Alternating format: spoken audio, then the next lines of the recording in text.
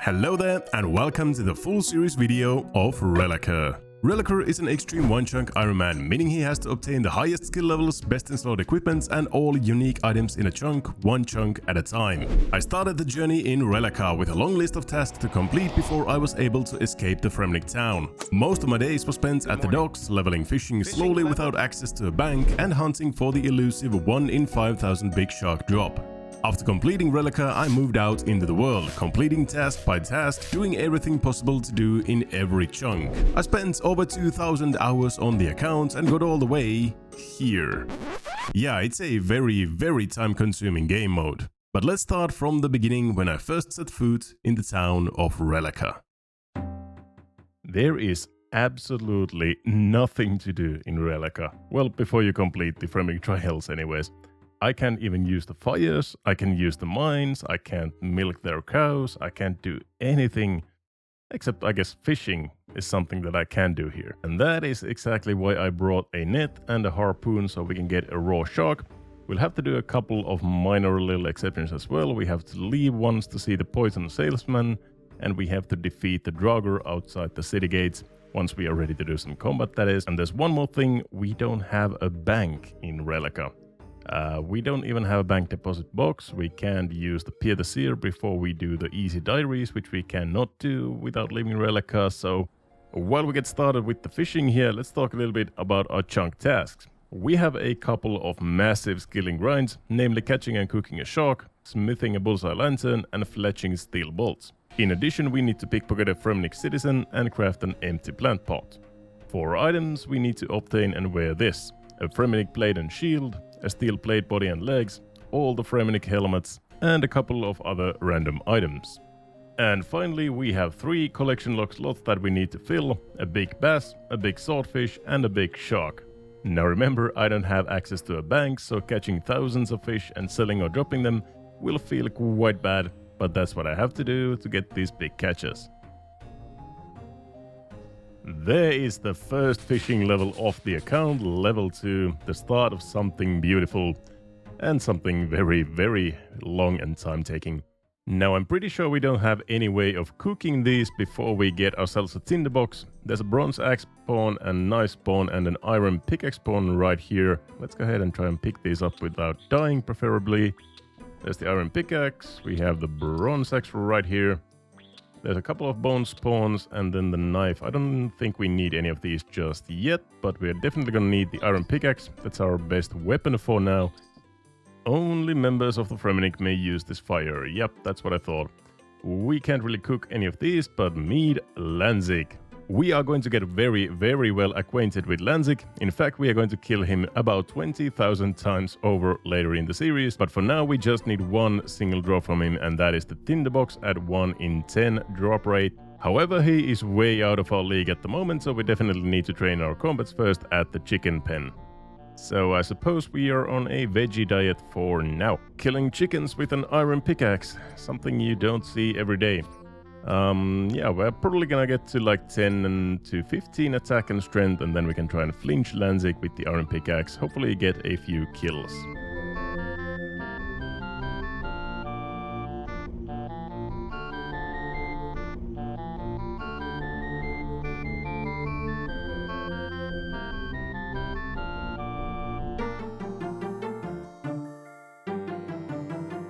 There we go with level 15 attack, level 15 combat and 75 total level. Beautiful. Let's try and flinch Lanzik for a while. Lanzik also can drop us a couple of weapon upgrades. He can drop the bronze warhammer and the iron warhammer at a pretty low drop rate, so we can definitely expect to get a weapon upgrade here hopefully.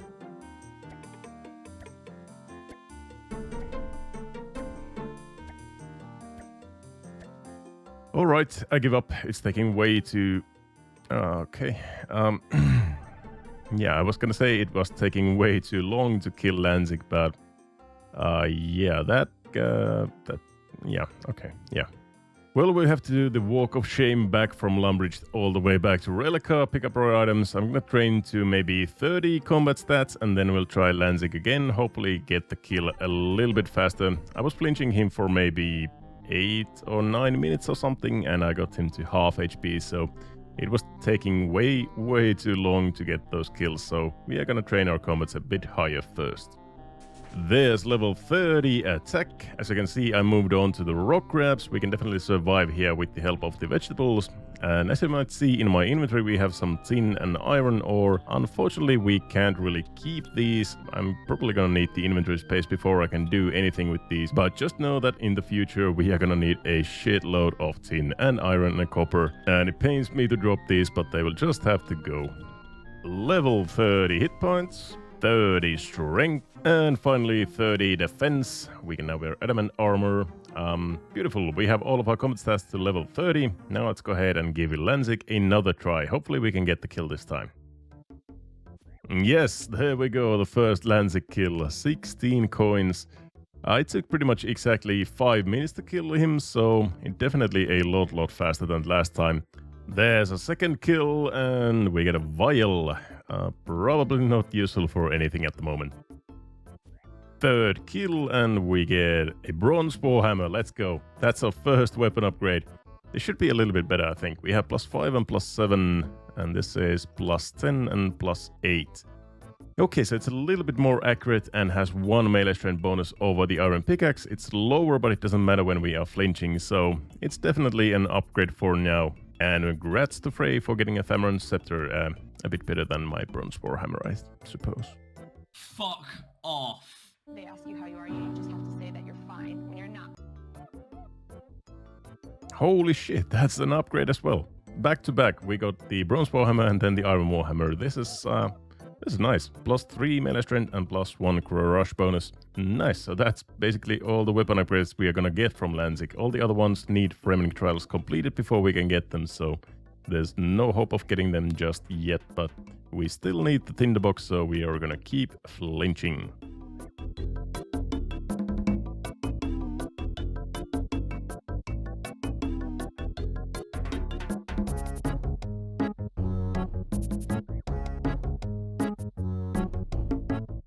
Is that it?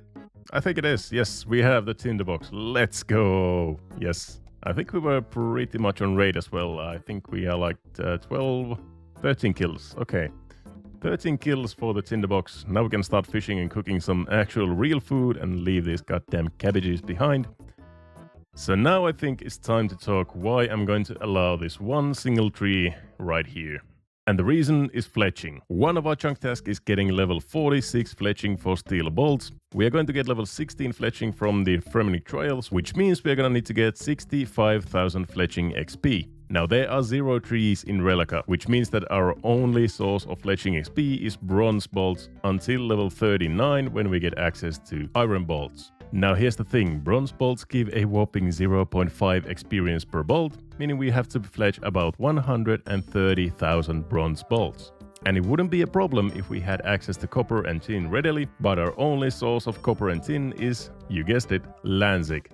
Lanzik drops the materials for a bronze bar at about a rate of 1 in 10, so just to get to level 39 when we could fletch iron bolts, we would need to kill 60,000 Lanziks, and to go from 39 to 46 we would have to kill probably another 30 or 40,000. With no access to equipment and no access to a bank, I'm estimating this would take maybe around 1,000 hours, and yeah, that's not something I'm looking forward to. Time to do some cleanup on the inventory. I'm gonna drop everything that we don't need to make as much room for fishing as I can. We have to get to level 76 fishing, so I definitely need as many inventory spaces as I can have. I'm only gonna keep the tools and the coins and the feathers, I think. And the tinderbox, of course. And yeah, this should do pretty nicely. So let's go ahead and start fishing. So I had a little conversation with my clanmates, and they think that I should be able to deposit everything at Pier the Seer multiple times over if I don't continue the quest. I think the wiki says that it's only a one-time thing. So we are starting the Fremling trials right here, and I'm gonna see if I can deposit. I know I can deposit at least one inventory of things, but I think it's only one, and I don't think it is repeatable. So let's see, I'm gonna drop everything that I want to keep. The Warhammer as well, of course. There we go. So let's see if we can deposit all of these anchovies. Drop a couple of them here. I can store all the weapons, armor, and items that you have upon you directly to a bank. We have to travel back to a bank to withdraw. Yeah, I know. Do it for me. Put these 8 anchovies, no, I mean shrimps, into the bank. Now let's see if we can do this again. You will need to go back to the bank. Okay. Damn, we can do this. We can do this multiple times. This is huge. We can actually bank stuff. As long as we don't continue framing trials, that is. So, okay, we can do this as long as we don't continue the quest. That is actually huge. So this is going to be my life for now. Fishing a full inventory of fish, dropping all of my items, go to Pier the Seer, deposit all of this into the bank, pick up my items again, go and get a log from that one single tree, go back to fishing, get another inventory, rinse and repeat. And yeah, we're gonna do this until level 76 fishing basically. Probably gonna sprinkle some combat and something else in there as well. We're up to level 5 fishing and 8 cooking, so yeah, it's gonna take a little while. Hey, look at that. Perfect timing, Evil Bob. Let's get some fishing XP. Let's see the drops. 650 fishing XP, 13 fishing. Nice, getting us closer to anchovies. And there is level 15 fishing. We can now catch anchovies. This is gonna speed up this grind a lot. Unfortunately, we don't have a fishing rod or bait or anything like that, so we have to net fish until level 30, which is when we can start fishing for tunas. I think. No, it's 35. Oh my god, what? Ugh. Yeah, so 35 fishing until we can catch some tunas. And at level 50, we can finally start getting some decent XP rates with the swordfish. Professional YouTuber just missed the level 20 cooking and 200 total level. There's 25 fishing. And level 30 fishing. Not gonna do anything with that level just yet. Usually people would go for salmon at this point, but we are still waiting for 35 to get tunas with the harpoon. And finally 35 fishing. We can now try harpooning tuna, finally, and there should be level 35 cooking as well. Perfectly in sync. We have another very big hurdle before the framing trials, and that is getting 5250 GP. I'm probably going to do some combat now that we have access to a decent food source, because hobgoblins are our best source of GP at the moment at around 9 to 10 GP per kill, alongside random events. Of course, if we can get some mystery box random events, I'm going to take the 1000 coins for sure. We can get some mysterious mans that can give us money, and so on and so on. But we definitely need to do some combat at the hobgoblins. We can also get a couple of weapon upgrades there. I think they drop steel longswords and steel daggers and stuff like that, so... There's level 40 cooking, and I just got level 40 fishing as well. Only 10 more levels until we can catch some swordfish, but now I'm gonna do some combat, go kill some hobgoblins. These guys are ruthless, they're kind of kicking my ass at the moment, so we are getting maybe 1 to 2 kills per inventory of tuna, so it's gonna be quite slow to get the kills here, but everything helps. Dude, that is huge! The steel dagger, that is such a good upgrade. Let's go. Oh my god, that is a big upgrade over the iron warhammer. So the dagger has 8 stab bonus, 7 melee strength, and 4 attack speed, and the hammer has a little bit more crush bonus, 11 melee strength, but 6 attack speed. So this should definitely be a lot better for killing the hobgoblins and the rock crabs as well. I will keep the warhammer around if we need to do some more flinching at Lansing, but the steel dagger is definitely a big upgrade for normal combat here. There's 40 strength. I gotta say the steel dagger is working wonders. That was the 4th kill of... Oh, that was the 4th kill of the trip, and we got an iron sword. I think this is basically exactly the same as the steel dagger. Let's take a look. So +8, +7, +6, and +7. Okay, so it's actually worse than the steel dagger. Huh. The more you know. Mysterious Old Man, 320 coins. That is probably one of the best random events I can get. Maybe the mystery event where I could get 1000 coins would be better. But that is huge. We still need like for 3500 coins or something. And it's really hard to come by.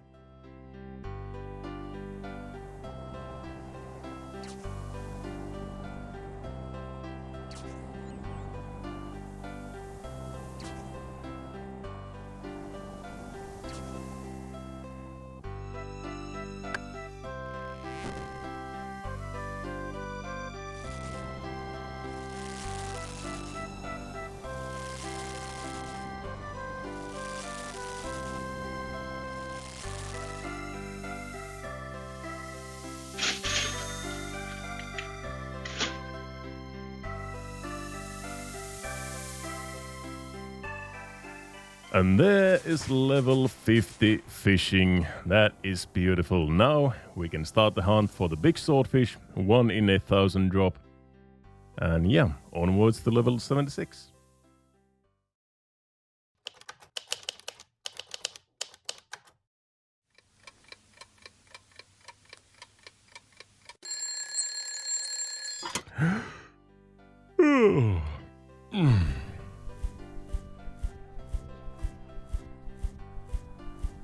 Good morning, Tom. How you doing? Good morning. Fishing levels? 69. Lol noob, can't even do Vorkath, get a life, ha ha. Nice. So, Rellekka, did you get any good catches today? Not much, just the plain old tuna and swordfish.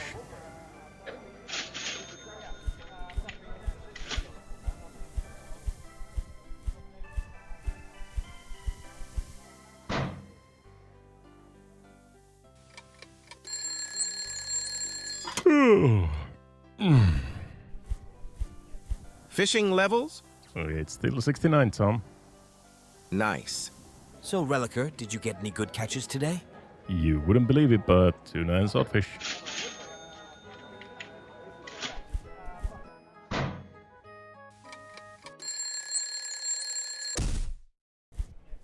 Fishing LVLS? It's still 69, Tom. Nice. So, Rellekka, did you...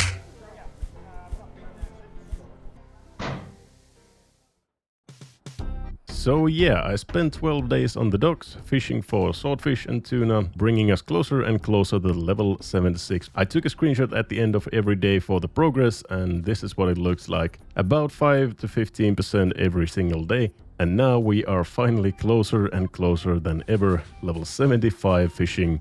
One more to go. I have been cooking almost every single fish that we have caught. I think we're up to level 77 at the moment. And if you're curious, it's about 15k per hour fishing and cooking both. So yeah, it has been a little while. Just one more fish. One more fish. There it is. Beautiful. 76 fishing. Members can now try harpooning sharks. Oh, that is such a beautiful message. And the complete in this little goal that I set, that's actually the first time I've ever seen that. I've never used these goals before, but yeah, that's very nice. So here are the stats: 76 fishing, 77 cooking, pretty close to 78 already, a little bit of fire making, wood cutting, and the time played at the moment is 4 days and 16 hours. So that's, 112 hours, if I can do my math, something like that.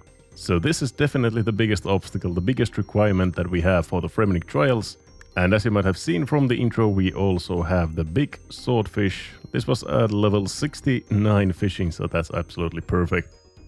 We still need the big shark, the big bass. Those are 1 in 5,000 and 1 in 1,000, so we're still going to be fishing for a while. And as you might see in my inventory, we also have the GP requirement, the 5,250 GP, almost solely from random events, Quizmasters, Mysterious Old Men, stuff like that. We have gotten a lot of GP, and this is everything we have accumulated over 100 hours into the game. So now let's get that shark. Maybe we can get a big shark on our first one.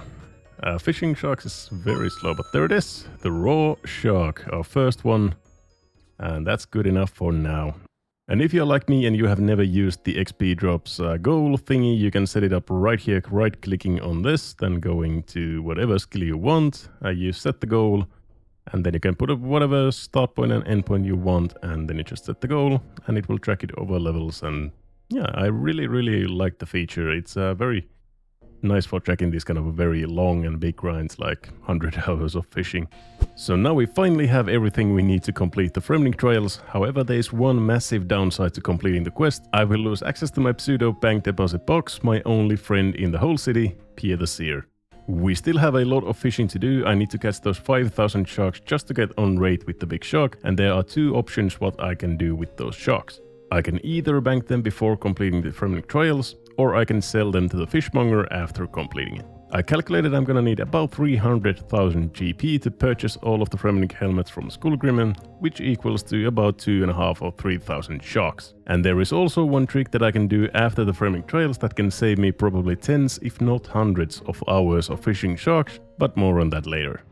The Fremnik Trial is a quest about becoming an honorary member of the Fremnik people of Rellekka. It is all about gathering 7 votes from different council members around the town. Manny the Reveler, Olaf the Bard, Sigli the Huntsman, Sigmund the Merchant, Swenson the Navigator, Thorvald the Warrior and Pia the Seer. At this point I just want to say a big thank you to everyone for the massive support on the first episode. If you're enjoying the series, the best way to support me is to like the video and subscribe. Now back to the video.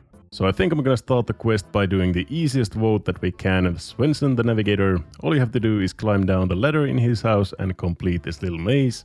And it's basically just following the name Swenson. You go south, west, east, north, south again, east again, and north again, and we are done.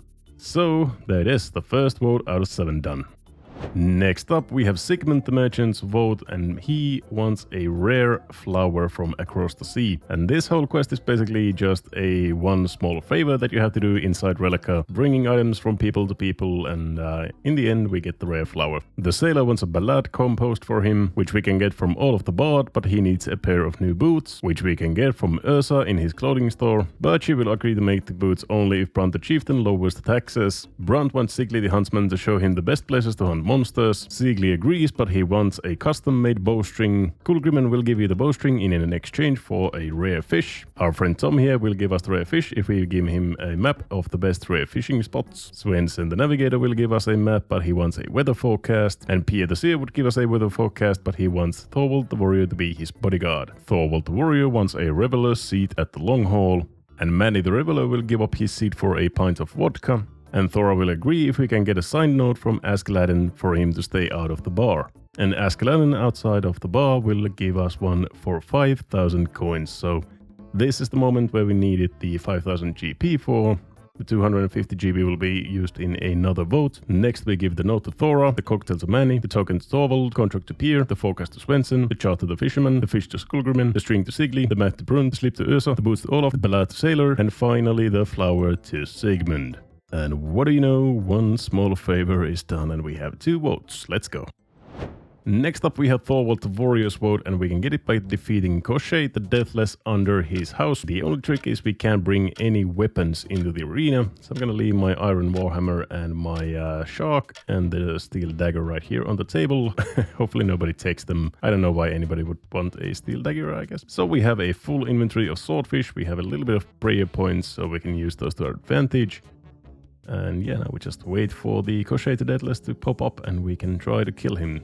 Koshchei the Deathless has 4 different forms. One of them is very easy, the second one is pretty easy, the third one is doable, and the fourth one basically needs a dram and staff or something similar so that you can kill him.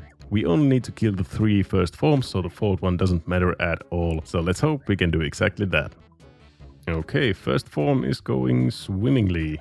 He's taking a lot of damage. I think we have a max hit of 6 with the prayers on.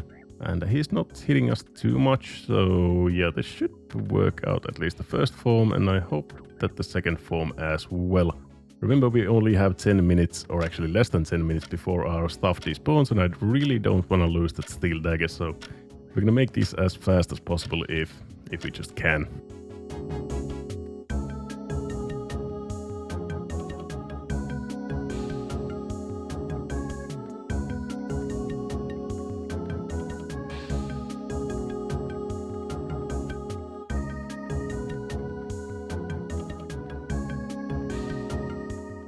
Oh, finally the second form is done. I don't think we have time for the third form. I'm gonna try, we still have a lot of food to go through and we still have prayer points, so no problem there, but I think we have only like 5 minutes or something, so this might be a little close.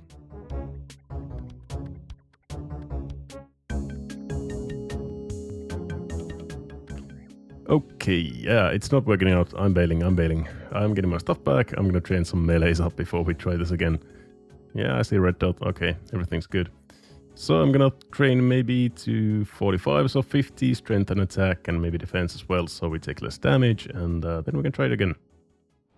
There's 45 strength. I'm still trying to kill some hobgoblins. Whoop. Nope. In the hopes of a 1 in 128 steel longsword drop. We'll see if we get one. Just missed it, but that was level 40 attack. And there's level 40 defense as well. Level 44 attack. And there we have level 45 attack. And 50 strength. That is a pretty good stopping point, I think. Alrighty, time for round 2. I'm gonna leave everything unnecessary here on the table. I'm just gonna keep the harpoon and the tinderbox. I really don't want to lose those. And bring everything else is swordfish. And I got a strength potion from a random event, from the Jekyll random event, very luckily, so we have that as well. Our stats at the moment are 45 attack, 50 strength and 40 defense, so hopefully that will be enough.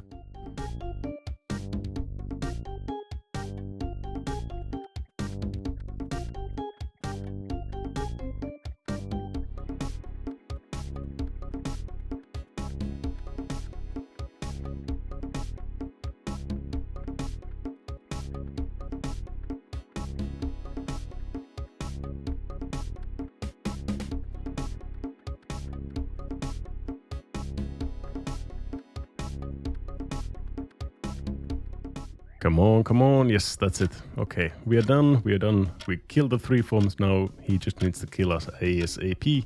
I think we still have a couple of minutes, so we should be fine, and we should have all of our stuff still there, so... Okay, just kill me.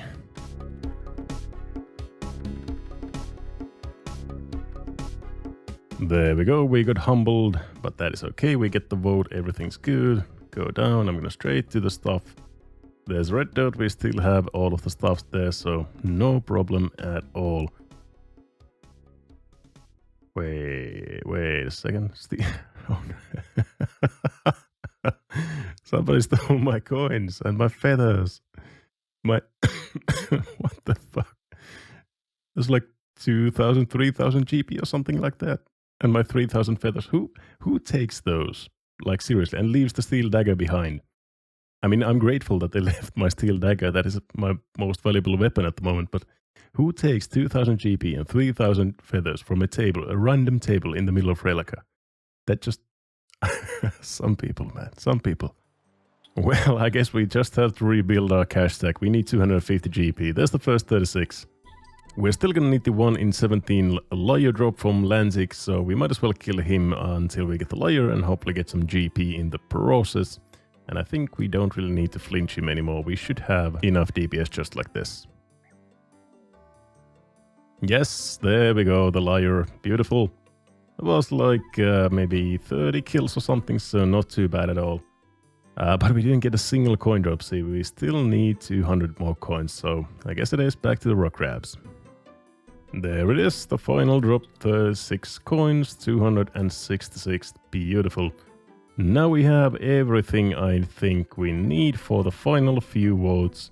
We're gonna start it off right here with Manny the Reveler. We got the beer tankard and the beer keg from the table right over there.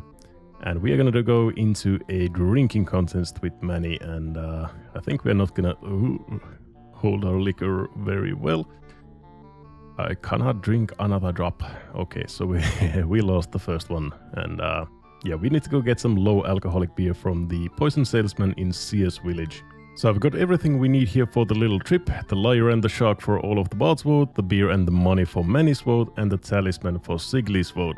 What I'm gonna do is first go to the POS agreement to enchant the lyre with the shark, then hunt down the dragon with the talisman and end his life, and then finally go to CS Village and buy the low alcoholic beer and get the little firework rocket from the workman on the way back. And you might be asking, why do the exception? Why not just backlog the quest? Well, take a quick look at the task in Rellekka without the framing trials done and compare it to this massive list of tasks with the trials done. I wanted to capture that big first chunk feeling similar to Limpward's Lumbridge or Werf's Current Castle or Josh's Yanil, and that simply requires the framing trials done. However, I'm gonna make only one trip outside of the walls, get everything done at once and make it as fast as possible, let's say under 15 minutes maybe.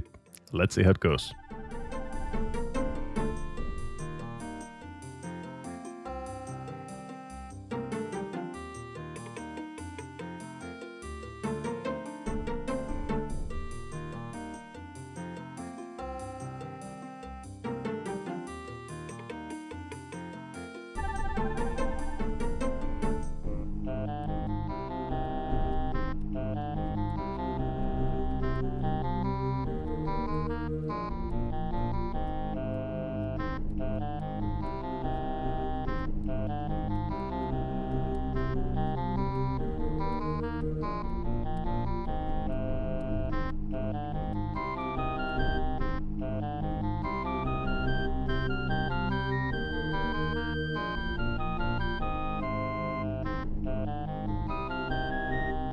Sprint to the finish. Go, go, go, go, go, go, go. And there we go. So that was, let's see, 11 minutes and 57 seconds if I'm not mistaken. Okay, pretty good. So now we have everything done outside of the city walls. Now we can just complete the quest. So light up the little firework, stuff it into the pipe right here. And then I'm gonna help myself to another keg of beer. Wait, what? No, that's not. Okay, yeah, so we use the low alcohol keg on the normal. Okay, and there we go. So now we have the low alcoholic beer in the keg, and now we can challenge Manny again to a little drinking contest. I am ready to go. First you drink. It's, by the way, it's a little bit unfair that he has a tankard and I have a keg, but whatever. You don't feel drunk at all. Lovely stuff. Yeah, that's probably Finnish beer, I think. Well, anyways, we have also completed the Siglis trail. I saw the entire hunt. Yeah, that was probably a sight to see. And finally, for all of the bards vote, we have the Enchanted Lyre, enchanted with our organically caught shark that we spent over 100 hours on. So we just need to go up the stage, go up here and play the lyre. Rellekka is my name. I haven't much to say. But since I have to sing this song, I'll just go ahead and play. Wow, that was awesome. You're one of the greatest bards ever. Really? Okay, Peter, it has been good going. You banked over 15,000 fish for me, but it is all coming to an end. We cannot use the bank after we complete Peter's trial, so basically after this one we are going to be an ultimate Ironman until we roll a chunk with a usable bank. So now if somebody's going to steal my 16 GP from this table, I'm going to be absolutely pissed. Oh, we can't use the lyre. Okay, so we're going to actually lose the lyre here, but that's okay. We're going to get like probably hundreds of those when we kill Lanzik over and over and over and over and over and over and over again. And everything else is on the table. We have 10 minutes. Let's complete the final vote. So to enter the house, there is a metal plaque on the door. My first is in fish, not in the sea, birds, but on the tree. So this is fire, I think. F-I-R-E. You have solved the riddle, let's go. So the first little mini quest in the vote is to get 4/5 full of a bucket and use that bucket on the chest that we have right there. So basically you just play around with the buckets and fuck around until it works. And there we go. So we get a vase from the chest. Let's cook the red herring. That's not actually a red herring. It's a real red herring. There we go. We're going to use the stick red goop on this and we get 2 similar looking red discs. Slap the discs right into this mural here. Fill the vase with water. Use the lid on the vase. And then we're just going to freeze it and it's going to shatter and we get a frozen key. Use the frozen key in the range and we have a molten key, I guess. A thawed key maybe. And that's it. That's the last vote. Moment of truth. Do we have a 16 GP? Yes, we do. Beautiful. It's time to get ready for some fireworks. We are basically level 1 in every single skill that we're going to get some XP in, and we're going to get to level 16 in all of those skills. 5 days and 8 hours to get up to this point just in Rellekka. We have the big swordfish and everything else is in the random tab right here. And otherwise, yeah, that's basically everything. So let's complete the quest. We are now a Fremenic. 2800 in strength, defense, attack, hit points, fishing, thieving, agility, crafting, fletching, and woodcutting. And we will be known as Thor. That's a horrible name. Oh my god. Okay, let the fireworks roll.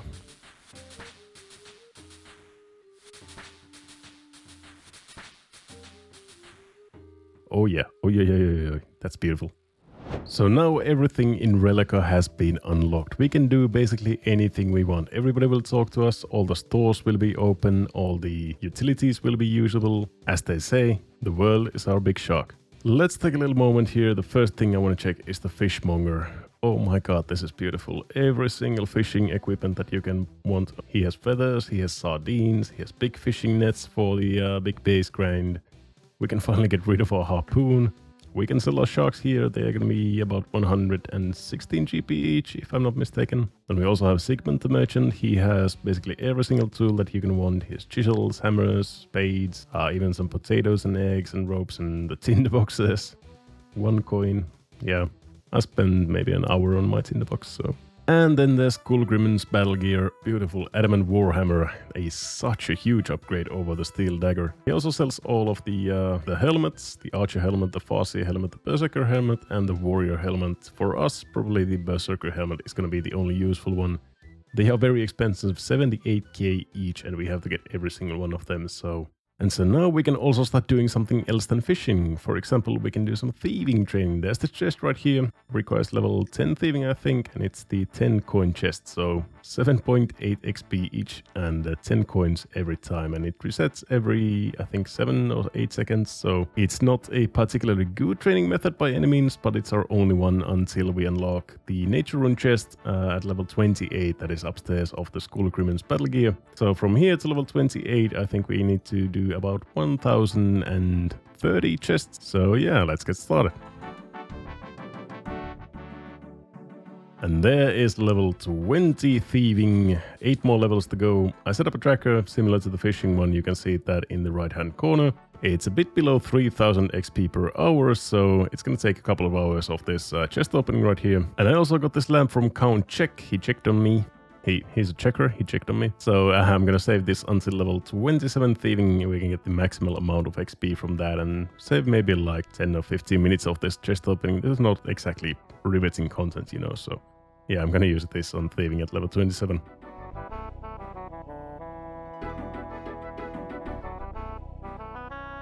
(27) thieving. Now we can use the lamp.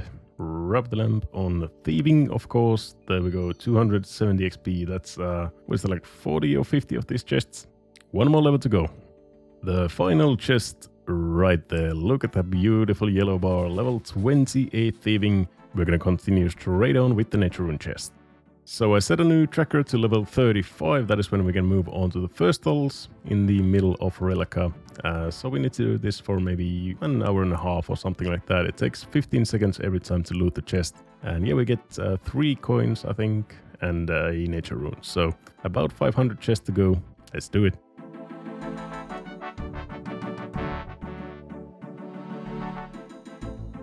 And the last chest opening of the nature rune chest. 464 nature runes. Thieving goal complete, level 35. You can now steal from the first stalls. Let's go. Unfortunately, we can't do really anything with the nature runes. We can't train magic in Rellekka at all, so we're just gonna sell these all to Skullgrimmon, Sigmund, because as you know, we can't use the bank anymore, so we can't even bank these, but luckily they sell for a decent amount, 90 coins each. So now we can steal from the first stalls, except that there's these market guards that are guarding these stalls all the time and kind of wrecking me. Let's see, can I juke him? Oh no, there's another guard. Oh no, I'm a criminal. Alright, I enlisted the help of my friend Kachunk. If you haven't seen him, go watch the series, it's very good. So yeah, he's keeping all of the guards busy right there, and we can do this as much as we want and the guards won't notice us. So we can just do this over and over again. We have 2 stalls, 36 XP each. So yeah, this is a lot faster than the chests were. It's gonna be a very short breeze to 42. And I guess we can also sell all of the fur that we get, 25 coins each. Not gonna make a huge profit of this, but everything helps.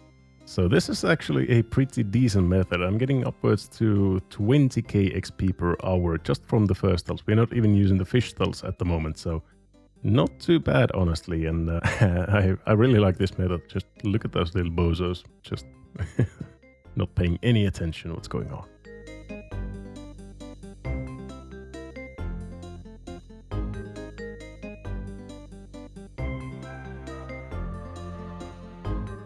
(37) thieving. There's 38 thieving. And level 39 thieving. Imagine missing a shoutout for a level. Like, who does that really? Mr. Count Check. He's the MVP. He's always checking on me. So every lamp from now on is gonna go on agility. We are level 16, so we're gonna get a decent XP drop from this lamp, 160 XP. And yeah, agility is gonna be extremely painful in the future if we roll the wrong chunks. So yeah, everything is going agility. 41 thieving. And the last one of the first stalls, 42 thieving. We can now use the fish stalls as well. 512 fur in Sigmund's inventory at the moment. So we probably thieved maybe like 550 or something of them. But now we can use the fish stalls as well. Oh, that's also a medium task. And it's actually a chunk task. Beautiful. So yeah, we can use the fish stalls. They are 42 XP, so basically almost the same as the first stalls, but we have 4 of the stalls now, so this is actually a really fast method of training. A quick little shout out to Josh Isn't Gaming. If you haven't seen his content, make sure to check it out. He does this little fun segments called Fun Yanil Facts, and I'm thinking I'll take a page out of his book and do interesting Rellekka intelligence, weird Rellekka wisdom, exciting Rellekka experiences. Nah, those all sound extremely stupid. Let's just go with Fun Rellekka Facts. So as we saw, the 4-star method is a pretty decent training method, especially if you have access to alts and stamina potions. But did you know it is actually the best method in the game to get the thieving skilling pet Rocky? There are different base chances for getting Rocky from different thieving activities, and it just so happens that the stalls are one of the best chances out there. Combine that with the fact that there are 4 fast regenerating stalls very close to each other, this makes the 4-stall 1 alt method the fastest way to get Rocky in the game, only an about 16-hour grind if you have staminas and go on rate. And that's level 43 thieving, 44 thieving, 1 more level to go. And that is 45 thieving. You can now pickpocket from the Fremenix, and that is our chunk goal or chunk task for thieving skill. You shame us, Thortor. Thortor is just... I can't get over the name. It's like you could have called me anything else than Thortor. Like my other accounts are called, I think, Yigdar and Thorlak or something like that. Hey! There we go. That is the coin pouch, we got the task done. But yeah, the guys could have called me anything, but why Thortor? That's so stupid. Okay, but that ends the thieving grind. We have 21,000 and we still have a lot of nature runes to sell. Yeah, that is the first big skilling goal. Well, okay, we have 76 fishing and 77 cooking, so not the first big, but the first milestone after completing the Fremenix trials. We'll take a closer look at the task list. I have divided the list into 3 different categories: skilling, best in slot and unique, and we have already completed a couple of these goals, namely catching a shark, catching a big swordfish, pickpocketing a citizen and completing the Fremenix trials. But I assure you there's still a lot of grinding to do. Most of the grinding is still ahead of us. The biggest goal on this list is smithing a bullseye lantern at 49 smithing, and I'm estimating it's gonna take about 300 hours of grinding, but more on that later in the video. Then we have fletching a steel bolts. It's also a pretty long task, but not that bad. And then finally crafting a plant pot. Not bad at all. We are already 16 crafting. For the best in slot items, all of the helmets are buyable. They cost 78k a pop. The best in slot melee weapon, the Fremenix blade, and the best in slot shield, the Fremenix shield, are both obtainable from guards and warriors at a 1 in 128 rate. And finally, our best in slot melee armor is steel armor, also smithable at 49 smithing. For the uniques, we have the Big Bass, 1 in 1000 drop, and the Big Shark, 1 in 5000 drop.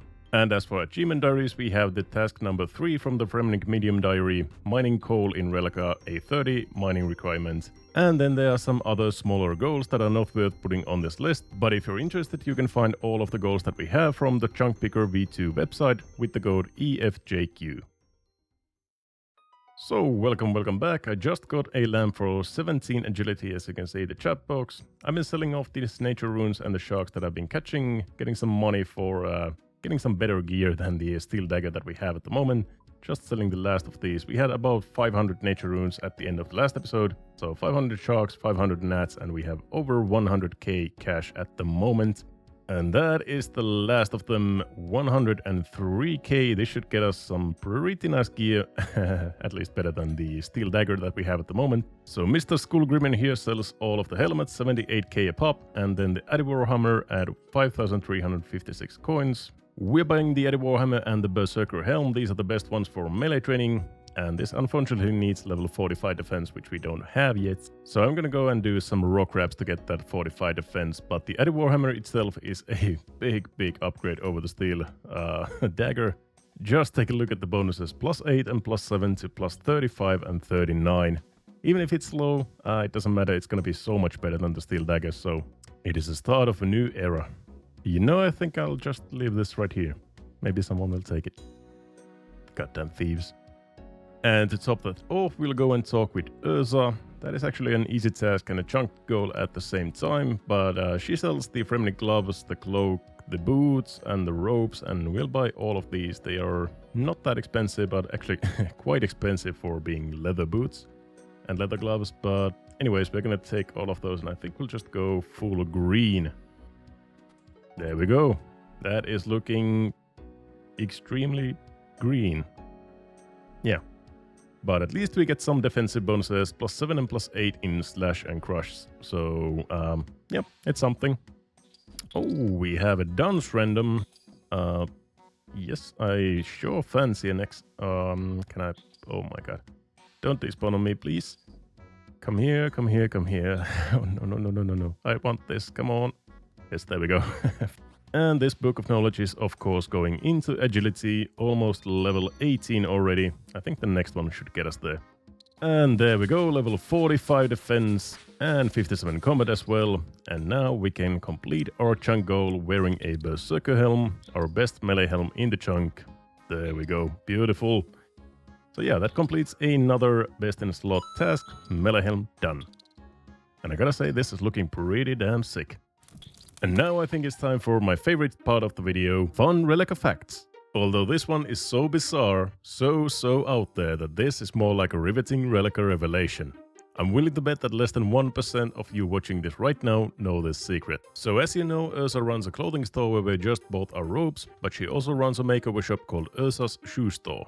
Here you can change your default boots look to any of these options, similar to the hairdresser in Falador or the makeover mage near the crafting guild. But get this, if you equip the lyre, the strings of the lyre actually match the color of your boots. I have absolutely no explanation why this is in the game, or what does the color of the strings of the lyre have to do with your boots, but it's such a cool little secret in the otherwise very brown and barren landscape of Rellekka. Another related fun fact is that the boot store is the only default clothing changing store outside of the boundaries of the free-to-play area, making your boots the only thing that you cannot change in free-to-play. I suppose this is because of the interaction between your boots and the lyre, which makes sense for the store to be based in Rellekka. Comment down below your guesses as to why on earth is the strings of the lyre and your boots color related to each other. Oh, and if you didn't know this fun fact, you are legally obliged to subscribe. That's just how it is, I don't make the rules. We have so many goals to pursue and so many training methods, and I'm kind of lost at what to start doing next. I think I'm gonna start killing some gods, maybe thieving fish from the fish stalls for the rocket chance, and for the food obviously for the god killing, and also getting towards level 80 cooking so that we can cook some sharks in the future. So I just started killing the gods. I killed 3 of them, and I got the Fremnik shield. 3 market gods is what it takes to get the Fremnik shield. 1 in 128 drop, and this is an amazing upgrade. As you can see, the stats are pretty damn good actually. It's comparable to an adamant kite shield, so plus 30 in almost all of the defensive stats. And yeah, this is definitely gonna help in killing more gods, killing Lanziks in the future. And that is also one of our best in slot items, so a best in slot melee shield crossed off the list. The MVP himself, Count Check, always coming through with the lamps. Thank you so much. And this should be level 18 agility. Beautiful, getting closer and closer to some higher levels.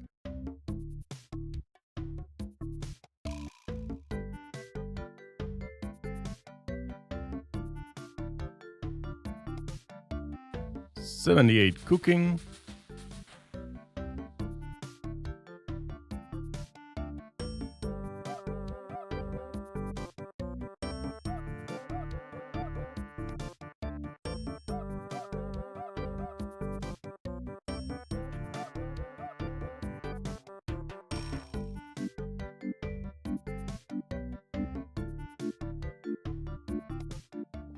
And 50 thieving. Oh my god, this guy is relentless. Another Count Check lamp. This is back to back. Yeah, I'll take it. More agility. Thank you, thank you. So far I've been mostly thieving and cooking, but I just got another Fremnik shield from a warrior with 2 KC. So I have 5 kills at the moment and 2 Fremnik shields. That is kind of crazy. Unfortunately, we can't really do anything with these. We can't sell them, we can't obviously high elk or anything. So this is either go into the ground or I can keep it until we get a Leo random and then we could bank it. It doesn't really have any use to have a dupe of this, but I guess I'll just keep it around. Maybe we get a Leo random in the future. I thought of a more efficient use for my time, big net fishing for the big bass while I'm working towards that level 80 cooking requirement. There's only about, I think it's a 1 in 8 chance to get one bass while you are a bass, not a bass, bass. So to get the bass, and that means we have a 1 in 8,000 chance to get the big bass while we are big net fishing. So yeah, it's gonna be quite a while and we're probably gonna get to level 80 cooking before that. So I'm gonna keep killing the gods while I'm on PC, trying to get that blade drop. And on mobile, I'm gonna keep a big net fishing and getting that level 80 cooking requirement.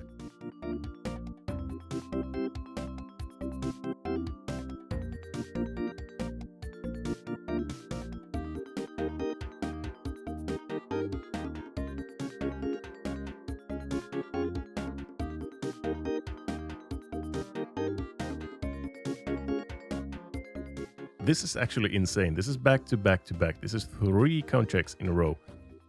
I don't get any other random events than count checks anymore. But yeah, I'll take the agility XP for sure. Oh. Oh. Oh. Oh. Oh. Okay, so... Okay. I didn't know you can get any diamonds from this. Okay. This is gonna change things. This is gonna change a lot of things.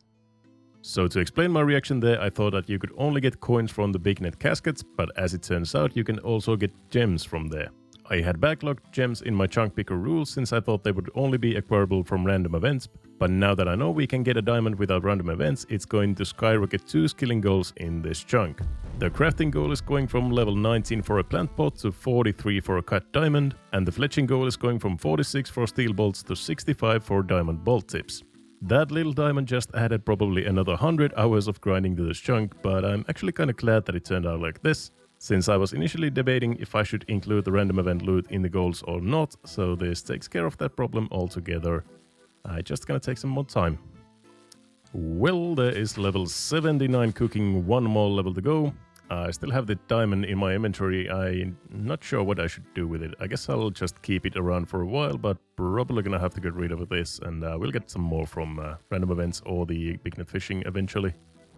Time for a little progress update. I have caught about 660 bass on mobile, and I think at least the same amount on PC, so we're going a little bit dry for the big bass. And it seems to be actually a more like a 1 in 6 drop, more than a 1 in 8 drop that I read on the wiki, but that's okay. Here we are finally getting level 80 cooking, so that is our chunk goal. We can now cook a shark. Just need to go and catch one and then we can cook it.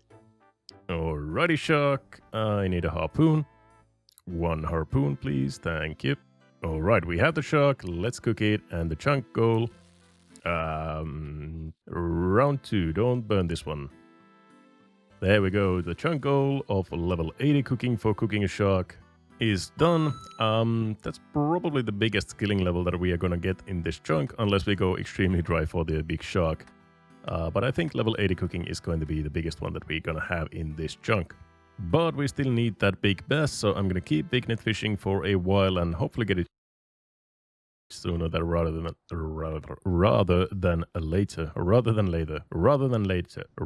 later. And then I got a couple of very weird things happen to me on mobile.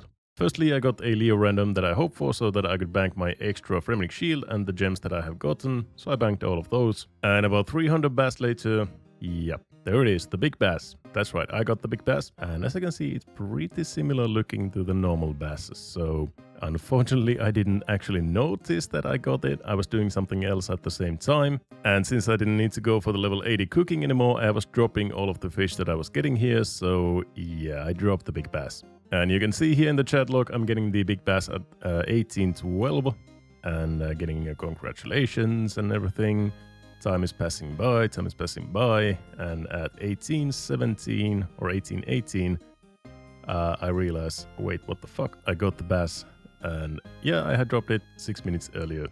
So yeah, the big bass was in our inventory for a very brief while until I dropped it and despawned it. So luckily we do have the collection lot to show for. So we have gotten the big bass, we have gotten the big swordfish, we still have the big shark to go for, but I'm not going for it right now. I'm just gonna try to get it passively while I'm fishing for food anyways. And if I don't get it passively, there is that one trick I mentioned in the previous video. The trick is to get flags from a beekeeper random event, use that to make a short bow which enables 2-tick fishing with an alt account on a PvP world. 2-tick fishing is only possible while holding a weapon with an attack speed of 3 or lower, since your retaliation timer is half of your attack speed rounded down, and we need the timer to be 1 tick long. So on 1 tick you are retaliating, and the next tick you are fishing, hence the name 2-tick fishing. This speeds up fishing by quite a damn lot, probably shaving tens if not hundreds of hours from the big shark grind. But anyways, now it is time to move on from fishing for a while and pursue our best in slot weapon, the Fremenic Blade. The Fremenic Blade is basically an adamant scimitar, just a lot cooler looking and a little bit lighter. And yeah, it's gonna be a very big upgrade over the adamant warhammer, so let's go ahead and kill some market guards. The market guards and warriors in Rellekka have an attack speed of 3, which is a very fast attack speed in RuneScape, and my adamant warhammer is only a 6-tick weapon, so basically I'm 2 times as slow as they are. So what I'm doing here is kind of a 1-to-1 damage trade, so I'm only attacking them every 6 ticks so that they can also attack me only every 6 ticks, and yeah, that's gonna lower the amount of damage that we are taking. Yeah, let's see how long it takes. We got the 2 shields in 5 kc, so maybe we can get as lucky with the blade.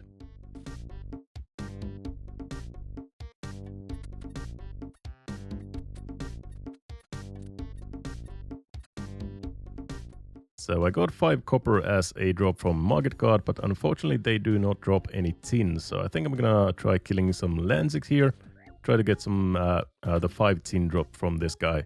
It's a 1 in 50 drop, same as the copper and iron as well. So hopefully we get the tin and we can make our first bronze bars, because I really hate to waste any more of these tin and copper and iron ore drops, since we are going to need a lot of these. Oh, the perfect timing! A Dunce random event. Again, we are just getting XP randoms left and right. That's actually very, very nice. I'm kind of hoping I would get some more beekeeper randoms so that I could get the beekeeper outfit so that I can eventually get the flags for 2-tick fishing, but I'm not going to turn my nose at any Dunce randoms either. Yeah, there we go, another book of knowledge. Let's put it straight into agility. And that is, I think, level 20 agility already. That's very, very nice. Yes, there we go, 5 tin ore, that is perfect. We also have a lot of warhammers, as you can see, and a couple of iron ores, but I unfortunately probably can't keep these, because we still need 15 smithing levels before we can use iron for anything, so my inventory would just clog up with these if I just try to keep them. So let's go ahead and sell all of the warhammers and the iron ore, and I guess that 1 Terramin as well. And now let's go ahead and get our first smithing levels, our first bronze bars made. Oh, but I need a hammer first. Alrighty, let's smelt these bad boys up, and while we are smelting, let's talk a little bit about the numbers. So, from level 1 to 15, until we can use iron ore, we're gonna need 129 bronze bars. We are getting 5 tin and 5 copper at a 1 in 51.2 rate from Lanziks, so that means 1,316 Lanziks for 15 smithing. Then from level 15 to 30, we need 292 bronze bars plus 146 iron bars, which means 2,990 Lanziks. And finally from level 30 to 49, we need 964 bronze bars and 1157 steel bars, meaning 9,875 Lanziks plus 1,500 coal mined. So in a total about 15,000 Lanzik kills. Yeah, it's gonna take quite a while, but there we go, we have our first smithing levels done. Just about 15,000 more to go. Oh shit, the Fremenic helmet. Nice. That's actually not a junk goal, and it's not even a best in slot item. It's basically worse in every single fashion than the berserker helmet that we have, and it even looks a little bit worse, but I look just like this guy. Huh. There we go, level 50 attack, and I think that is a combat level as well. Yeah, 58 combat level. Nice. Oh, yes, let's go. Bring it on, come on, the Fremenic Blade. Nice, that is so beautiful and such a good weapon. Basically an Addis scimitar, just a little bit lighter and a lot cooler looking, I think. This was, let's see, 94 kills. Yeah, 94 kills for 2 Fremnik shields, 1 Fremnik blade, and 1 Fremnik helmet. All of them are 1 in 128, so quite lucky, I think. And we are looking pretty damn good. This is a really, really good, like a real Fremnik setup. I really like this setup. Okay, so that is basically the last best in slot item from the gods. So we don't really have to kill the gods anymore for anything, I think. And now we just have to kill a shitload of Lanziks and Freyrdis and Borokars and Lensas and whatever that they are. I'm just gonna keep calling them Lanziks. Everyone is just a Lanzik to me. And just look at the blade slapping, like, oh, there's 9. So that's our max hit with the blade, 9. I think we had a 10 with the Addy Warhammer, so not that much worse. And it's 50% faster than the Warhammer, so definitely a big upgrade. And yeah, it slaps, man. It really slaps these guys around. So I don't think we're gonna need the Addy Warhammer for anything anymore. We're gonna sell it back 2.8k. You served me very well for the time that you did. But we have the best in slot items, the Fremi blade, the Fremi shield, and the Berserker helm. Now I'm gonna complete the few very easy diary tasks that we have left. One of them is filling a bucket from this well. And have we completed that already at some point? It seems we have. Fill a bucket with water. Okay, I don't have any recollection of doing that, but I suppose I have done it at some point. And the other task is to change your boots to something else at Ursa's shoe store. And we are gonna go with 11 khaki, although I have already done this, I think, for the intro. Yeah, so we have already done that one as well. So that was the last easy diary requirement that we have done. We have now completed all of the diary tasks except for the medium diary level 30 mining for mining coal in Rellekka.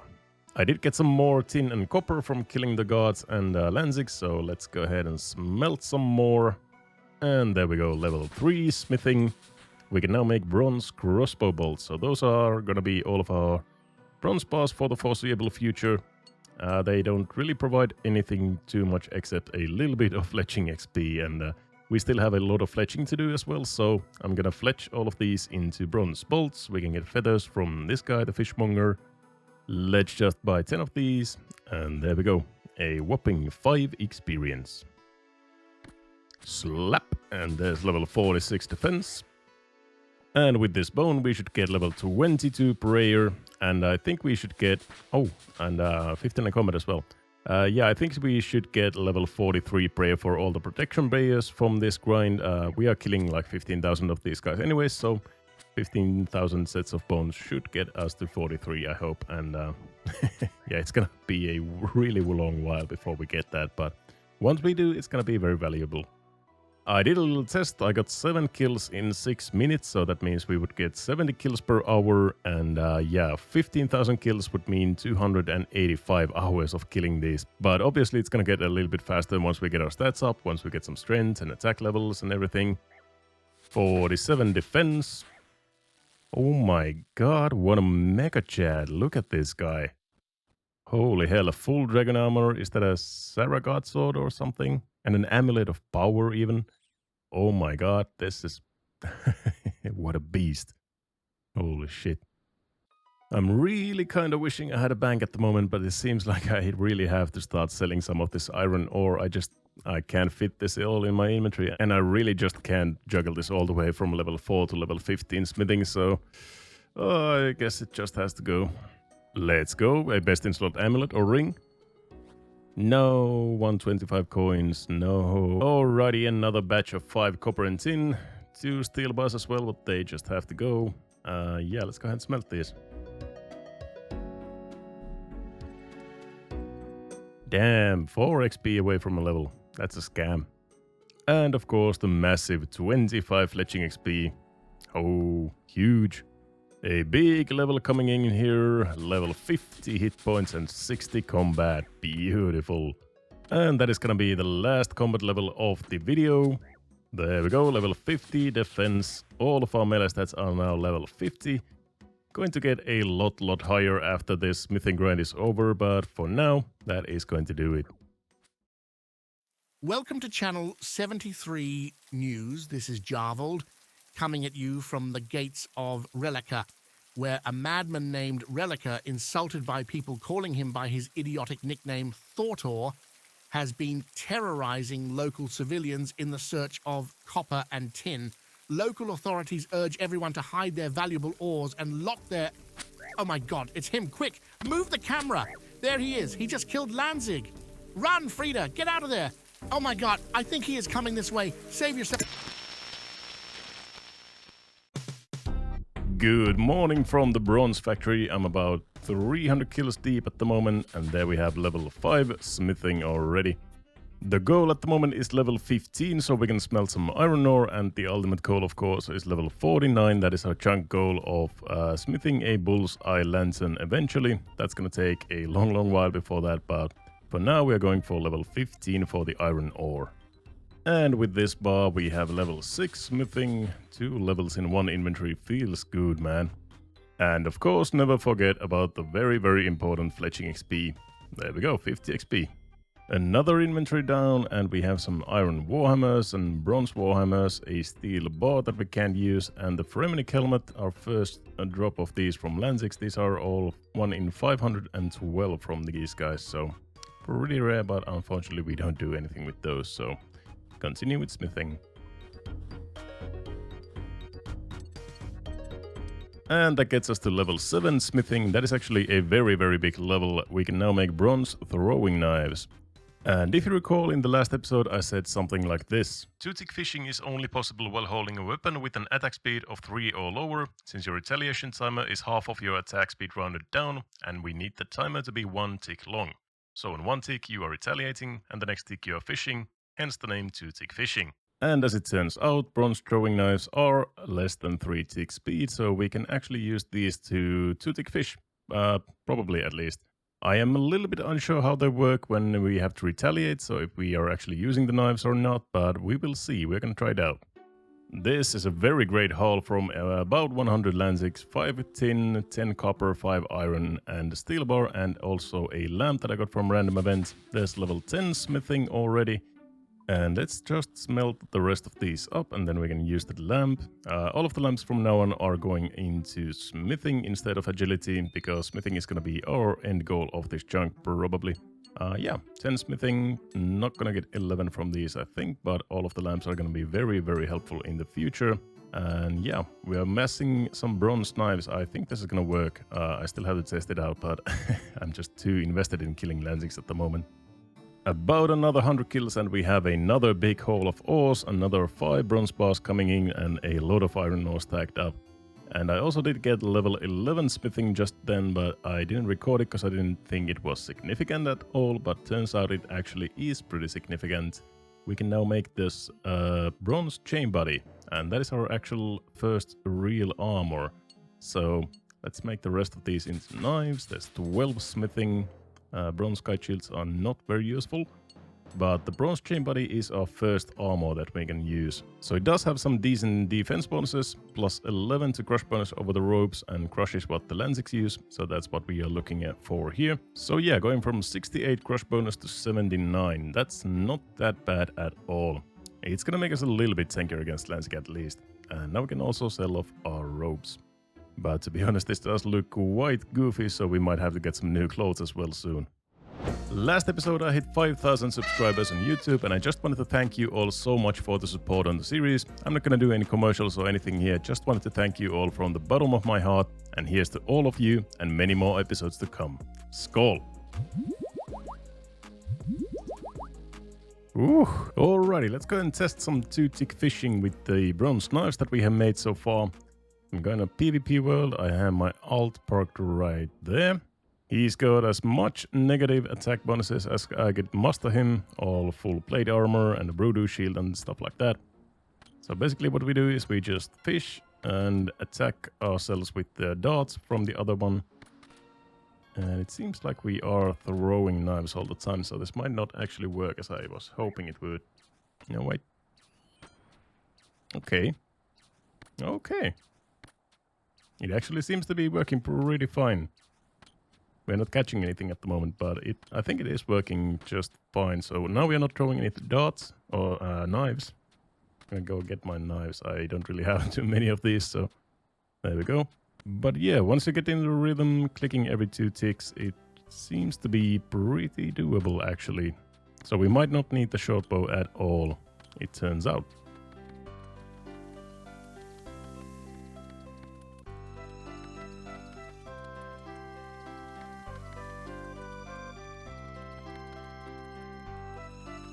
Okay, 2.5 minutes later we have 15 sharks in our inventory, so this is working very, very fine, I think. And I don't think we have used almost any of our knives. We have basically all of them still, so yeah, it seems to be working and we don't really need the short bow. I'm gonna do a real test, maybe like an hour of AFK fishing, an hour of toothpick fishing, and see what the rates are like.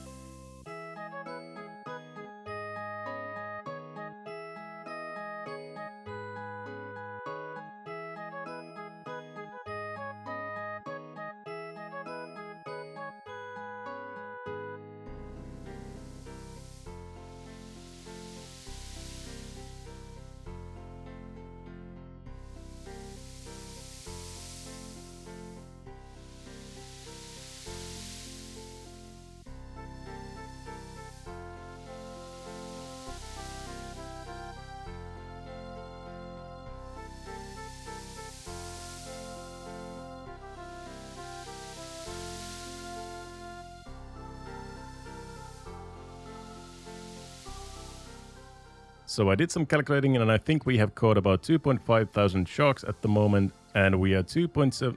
No, I will not be in Yanil, that is Josh's game. So yeah, we are 2.7k sharks away from level 80 fishing at the moment, so if we reach level 80 fishing just with the sharks, I'm not catching anything else anymore, we will be dry for the big shark, which is 1 in a 5,000, and we have caught 5.2 thousand at that point, so hopefully we don't go that far. If we do, well, then we just have to see how dry we are actually going to go. But that is enough fishing for now. I'm gonna do this passively, AFK on mobile, and two-ticking whenever I'm on the PC and have the right kind of mindset for two-tick fishing. It is kind of, you know, stressful to do it for long times. We are back at it with the Lanzigs. We have enough copper and tin to make 5 more bronze bars, and this should be level 13 smithing right there. It doesn't unlock anything? That's weird. Level 13 smithing. Oh, okay, so it unlocks bronze claws, and we don't have the quest requirement, whatever it is. The troll stronghold, I think. And just missed the level, but there was 58 strength and 64 combat. More copper, that is always beautiful. I just wish we had some tin as well. I'm kind of drowning in copper at the moment. And with these bones, we're gonna get 28 prayer. This is our first one of the good prayers, the steel skin. Very nice. I got a little bit desperate for tin. I was just getting copper left and right, so I did some rock crabs. They cannot drop copper at all. They can only drop tin. So now we have 9 bronze bars coming in, and I think there should be a level as well.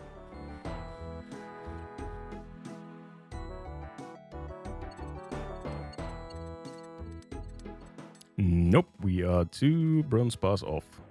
A full inventory of fresh 2-tick killed sharks for a tireless Lanzig killer. Alright, that's what I'm talking about. That is the best ratio we have ever seen. 10 copper, 10 tin. This is gonna be a level for sure. There we go, level 14 smithing. Bronze 200 swords, not really impactful for us.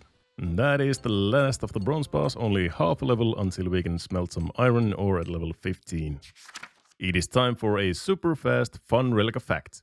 There are 3 NPCs that sell fish in the Fremnik region, 1 in Rellekka, 1 in Miscellanea and 1 in Etcetera, but for whatever reason the ones in Miscellanea and Etcetera are called fishmongers, while the one in Rellekka is called a fishmonger. Yep, that's it. Back to the video. A maze random or a mime or neither one of those, and 320 coins. That kind of sucks.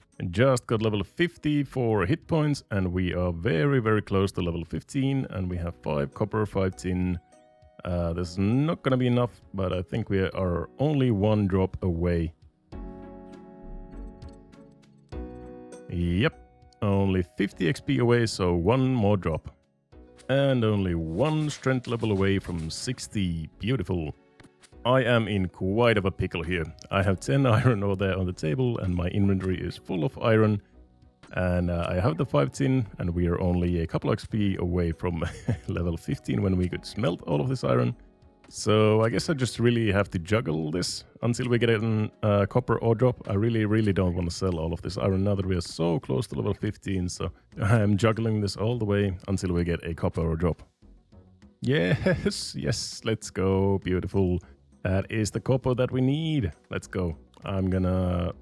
actually, I probably should reset all of this. Take the copper. That is going to be level 15 smithing. We can finally start using the iron that we are getting. Not need to sell it anymore. So drop everything, juggle everything back, and we are golden.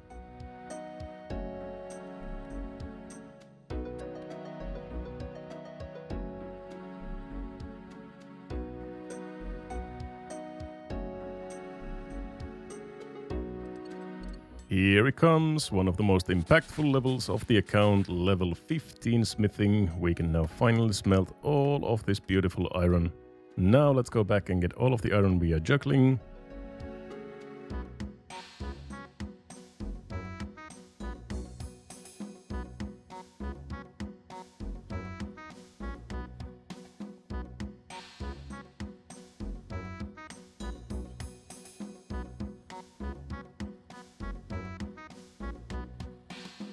Oh, there we go. Just look at all of the iron bars. That's so nice. So when we get to level 20, I'm gonna smelt all of these into arrow tips. But for now, I think we're just making daggers. That's the only thing we can really make. But after level 20, everything is going into arrow tips so that we can make some fletching XP for real.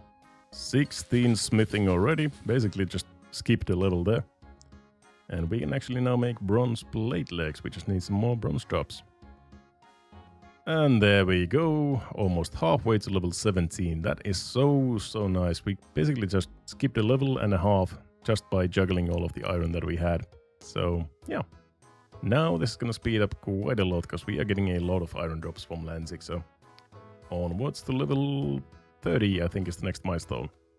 And if you were wondering what kind of XP rates we are getting, this is about 300 XP per hour. So, yeah, this is kind of masochistic, isn't it? Oh, Mr. Blue Boy Genie himself. Haven't seen those in a long while. This is gonna go into smithing, obviously. Not gonna be a level, but very close. There we go, 160 XP. Thank you. Booyah! 60 strength, 65 combat, and 600 total level. What a nice triple level there. I have a lot of ores in my inventory. This has been about 2 hours of Lanziking. That is a completely valid new term. Yeah, so it has been a little while. Let's go and smelt this all up. There's level 17 smithing. We can now make iron maces. Not really impactful. And that is all of them done. 17 and a half smithing basically. And I made myself some bronze plate legs finally. So these are giving +4 crush bonus. Not super good over the ropes, but it's something at least, and it definitely looks a little bit better. But now everything else we have is looking completely ridiculous, so I'm trying to picnic fish some normal looking boots and gloves, and oh, perfect timing, there we go. So yeah, now we have the normal boots, normal gloves. We are gonna get rid of this green look, and let's go and top that off with a normal looking cape from Urza. The green season is over, and we are going for, I think, the brown cloak. We are basically brown all around. Brown cloak, brown boots and gloves. Oh, I dropped them. Yeah, I had them do left click drop. Where are those? There we go. And that is looking pretty good. We are looking like a kind of a real-ish warrior at least. And actually I do need to keep the beekeeper gloves on. It's okay, they're great. I need to keep them on if I want to get the full set so we can get some flash in the future.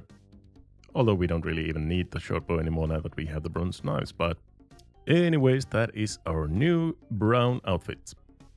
And there we have level 29 prayer. And we have another 5 iron, 5 copper and 5 tin. The perfect ratios. Let's go and smelt these up. Now I just realized we could actually make ourselves a bronze plate body. There's level 19 smithing. We can now make nothing too much.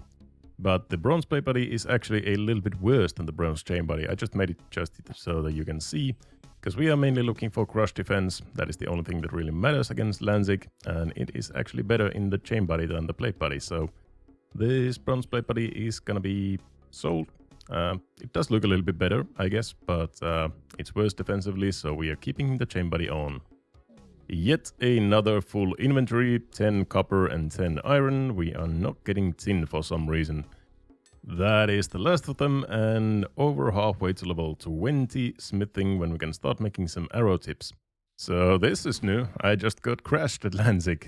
This guy just came around with his fire strike, started casting it. Didn't really care that I was killing it, but okay, I guess. I'm gonna snipe this Lanzig from him. Yes! There we go. This is my Lanzig, get the hell out of here. Oh, but what the Lanzig just reincarnated as Captain Aronov. Yeah, I'll unlock your chest. Maybe we can get a necklace or a ring. Oh, yes, we do. Our best in slot necklace, I guess. Gold necklace. That is at least Fashionscape. That's something. And the guy is just killing my Lanzig again. I'm pretty sure this guy might be botting. He's not responding to random events. He's not responding to my messages. And every time Lanzig pops up, he just starts fire striking him. So it's kind of weird. But I'm just gonna keep killing Lanzig here. I'm gonna snipe the Lanzig from him. So he's not gonna get any kills here. Just waste his time. He's just gonna watch.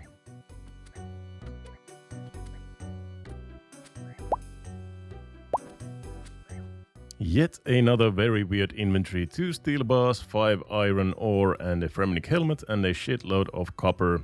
The tin is somehow just very, very scarce from these guys. I don't know why. I guess I have to go and kill some rock crabs again to get some more tin. I do have to say, you just meet the weirdest guys in Rellekka. Like, look at this guy. Granite sword, full red d'hide and amulet of glory. What is that gear? I mean, just think for a second. What is he doing with that gear? Killing trolls or killing Lanzigs? What the hell does he do with that? I just missed it, but there was 61 strength and the tin has finally caught up. We have 10 tin, 10 copper and an additional 5 copper on the table right there. That should be level 20 smithing banked, so let's go ahead and smelt all of this up. Remember when I said level 15 smithing was probably one of the most impactful levels on the account? Well, that was a lie. This is going to be the most impactful level. Level 20 smithing, we can now smelt silver ore. This is something I really haven't talked about yet, but there is 3 silver rocks in the Rellekka mines and we can mine them at level 20 mining and smelt them in the bars for 13.7 XP each, which should be quite a bit faster than killing Lanzigs over and over again. At least from level 20 to 30 until we unlock steel bars, it's gonna be way faster. So that is something that we might give a go later on. But if we want to mine silver, we are gonna need level 20 mining first, and there is a iron pickaxe right here that we can pick up and use. But for that level 20 mining, I'm gonna mine clay all the way from 1 to 20. It's gonna be extremely slow. But this is also a very good opportunity for us to get our crafting level up. We're gonna need 43 crafting to cut a diamond at some point. And yeah, clay is gonna be the way to go. We're gonna make plant pots all the way from level 19 crafting to 43. And I think that's gonna be like 1,270 plant pots. So it's gonna take a while, but it shouldn't be too bad, I think. And that grind should probably get us to level 20 mining if I had to guess. There's the first one of many, level 2 mining. Oh my god, this is so goddamn slow. I think I have to get some more buckets. One by one filling the bucket and wetting 1 clay at a time is a very slow method, so I think I'm gonna get like 5 buckets and do this again. Should be a bit faster. Alright, and the potter's wheel, we can only, at this level, I think we can make bowls is the best one. Let's see, pottery, yeah, bowls, and level 19 is going to be plant pots. So those are going to be the kind of the meat and potatoes that we are going to do for the rest of the grind. But for now, we are doing unfired bowls and then firing them right there in the clay oven. This is actually not too bad of crafting XP. There's level 17 already. We only have like half an inventory of these shaped and not even fired yet, so not too shabby. Now, for whatever reason, I guess pottery is just too OP of a crafting method, but firing anything in the clay oven takes 8 ticks instead of the normal 4 ticks that basically anything else takes, like smelting bars or smithing items or shaping the pottery items or anything. Everything usually takes 4 ticks, but this, for some reason, is 8 ticks per one. Please, Jagex, fix it. Still the same inventory going and 18 crafting, only one more inventory probably, and we get 19 crafting, and we're gonna start making some plant pots for some more XP. There's level 3 mining. Oh yes, the coveted 5 bucket tech is so much better. This is going much faster than the 1 bucket. And there's level 19 crafting, so now we can make the plant pots, and those are gonna be what we are gonna be making from here all the way to level 43 crafting. 1,270 plant pots to go. Level 4 mining, 20 crafting, that is our nice milestone. We can now cut sapphires, so whenever we get some from mining or big net fishing or anything like that, we can actually cut them and make them into sapphires and sell them for a more profit. And there is level 5 mining. So this is what the crafting method looks like. I'm mining a full inventory of clay here at the mines. Run to the well in the center of Rellekka, use some water buckets in there and wet all of the clay into soft clay. Then run into the factory building where we have our potter's wheel and the clay oven. I shape all of it in the plant pots and then fire all of them in the oven. And then sell all of the plant pots and rinse and repeat. And it takes about 5 minutes per inventory, so not too bad of a method.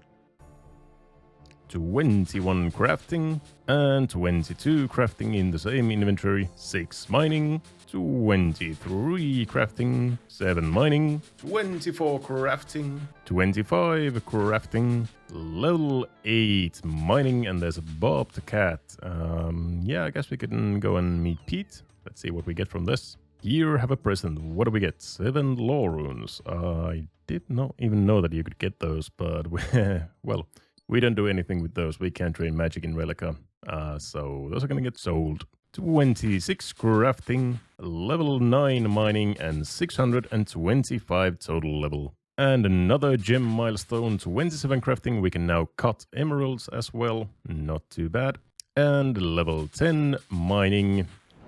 Let's break up the mining and crafting grind a little bit with a quick, fun Rellekka fact. So as you know, when you complete the Fremnik trials, you are assigned a Fremnik name. Mine is Thortor, which I still hate quite a lot, but you can also change your name with the Ring of Caros, and if you get the name Jawald or Bardur, you can have some pretty fun dialogue with NPCs that have the same name as you. But there is also apparently a bug in the name acquisition process where your name can be a part of any script in the game, like a random string of characters or even a sentence of some NPC's dialogue. I tried resetting my name with the Ring of Caros for about 30 minutes on my main, but couldn't trigger the bug, so I'm going to ask your help on this one. If you want to try it and do get the bug to trigger, please send me a screenshot at lunitarosrs@gmail.com or just message me in-game and I will highlight it in the next episode.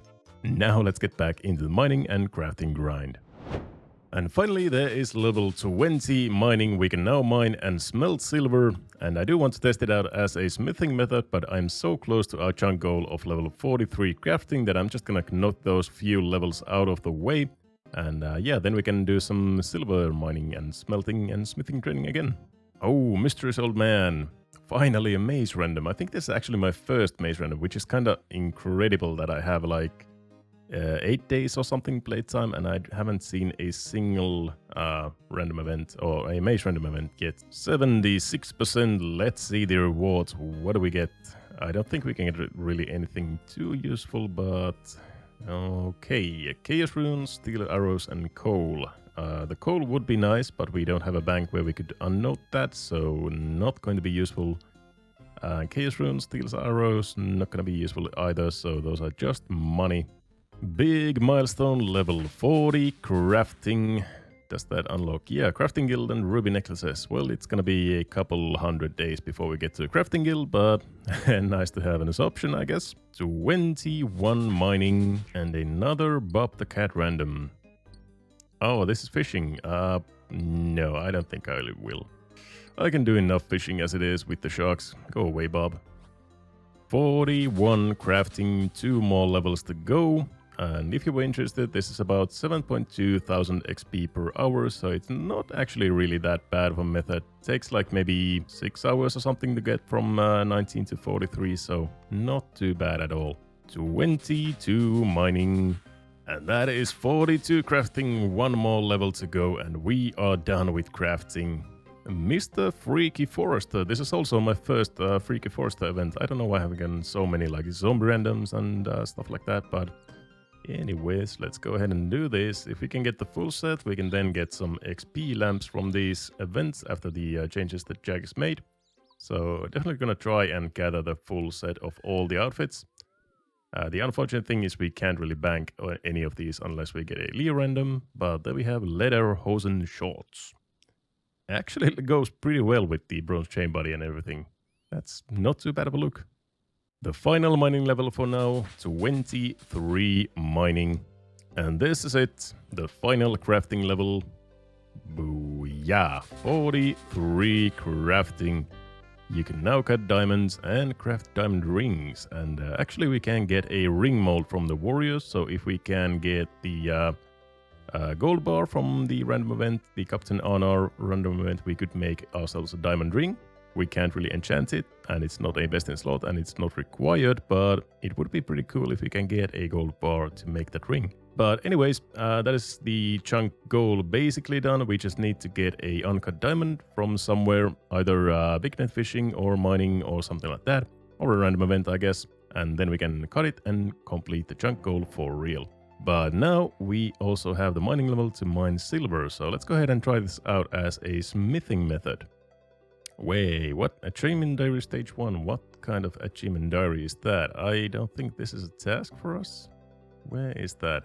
Oh, craft a tiara from scratch in Rellekka. Okay, yeah, that's why it's not a achievement diary task for us, because we can't get a tiara mold. There's level 24 mining. Holy moly, the XP. This is like 40 XP per silver ore, which is 8 times more than a single clay rock. So we are really gonna swimming mining levels if we go this route with the smithing. Look at that, a full inventory of silver ore without killing a single Lanzik. It's actually a pretty nice thing that we can mine and smelt something without doing any PVM. But these are 13.7 XP each, a lot less than iron or steel bars would get us, so I'm not really sure which one is faster, killing Lanziks or mining and smelting silver, but this does feel quite a bit faster. I'm gonna do some more testing in the future. There's 21 smithing, and yeah, I think I'm gonna do this from level 20 to 30 at least, so that we can skip the iron altogether and go straight into the steel tier. Because making all of the iron ore into steel bars is so much more worth XP wise than making all of them into iron bars. Since coal is not really the limiting step that we have, it's the iron ore that is the limiting step, unlike some usual chunkers have. So, yeah.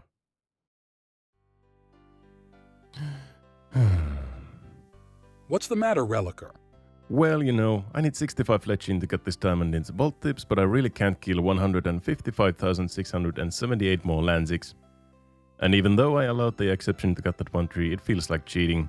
I just wish there was even a single tree inside Rellekka. What happened to all of them? We, used them.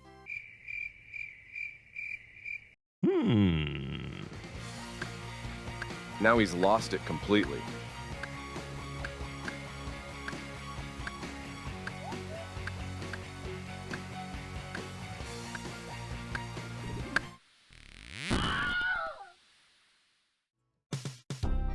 One of the biggest grinds that we have is 65 fletching, and I'm gonna make headless arrows all the way from 16 to 65, which means I'm gonna need 335,000 headless arrows that I'll have to make, minus whatever amount of XP I get from arrow tips from the smithing grind. I'm going to buy all the feathers from the fishmonger for 2 GP each, which means we're gonna need 670k cash, plus whatever we need for the rest of the Fremenic helmets. And at the moment I am theming from the nature rune chest here. I am 21 smithing, so going from 21 to 30, which is our goal for the moment, is 600 silver bars. So I'll grind the same amount of natures here to sell at the same time, 600 silver bars and 600 natures. Sigmund the merchant buys the nature runes for about 90 coins each and silver bars for 75 coins each, so this should make about a 100k profit. So that is gonna be a nice start at the least.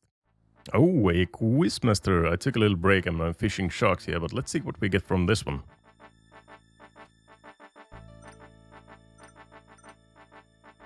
And obviously we take the mystery box here and we get... Wow! Okay, a steel plate body. I did not expect that at all. I was gonna smith this at like, what, 48 smithing? So this is kind of a little chunk goal for us to wear this. So... yeah, it's a lot better than the bronze chain body that we have at the moment, plus 11 crush bonus. And looks f***ing sick. But I did not expect that at all. That was very weird. We were gonna get this anyways, but yeah, it's pretty nice to have it already. Another random event already, the Freaky Forester. We have the legs. Let's get another piece for sure. A two-tail pheasant. There you go. That was fast. Probably the fastest I've ever done a random event, but there we go. What do we get? The hat or the top? We get the hat. That is beautiful.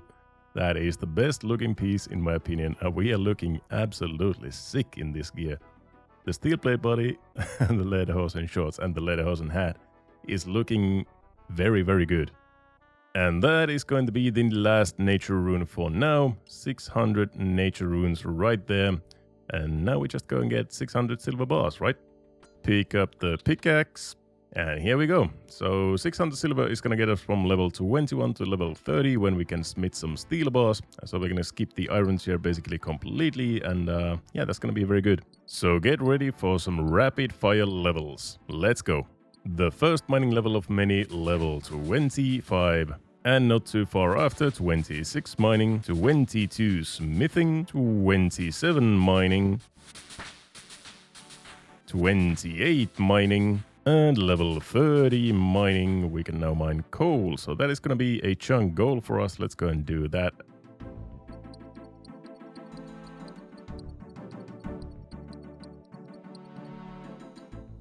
Well, that took its time, but there it is, a medium task in Fremnik area, and that is the last achievement diary task that we have. All of those chunk goals are now completed. Just some bigger goals to go for now. 24 smithing and 31 mining. 25 smithing and 32 mining. And there's 26 smithing. You can now make iron chainmail bodies, so that would have been our best in slot for now, but luckily we got the steel plate body, so we don't need that. It is time for today's fun Rellekka facts, and a flashback to last episode's fun fact as well. I asked for your help in discovering the bug in the Fremnik name acquisition, and a viewer by the name of Femme Metale came through and succeeded in getting their name replaced with an empty string as shown in this screenshot. So that is pretty cool. A big thank you to Femme Metale for doing the work and providing the screenshot.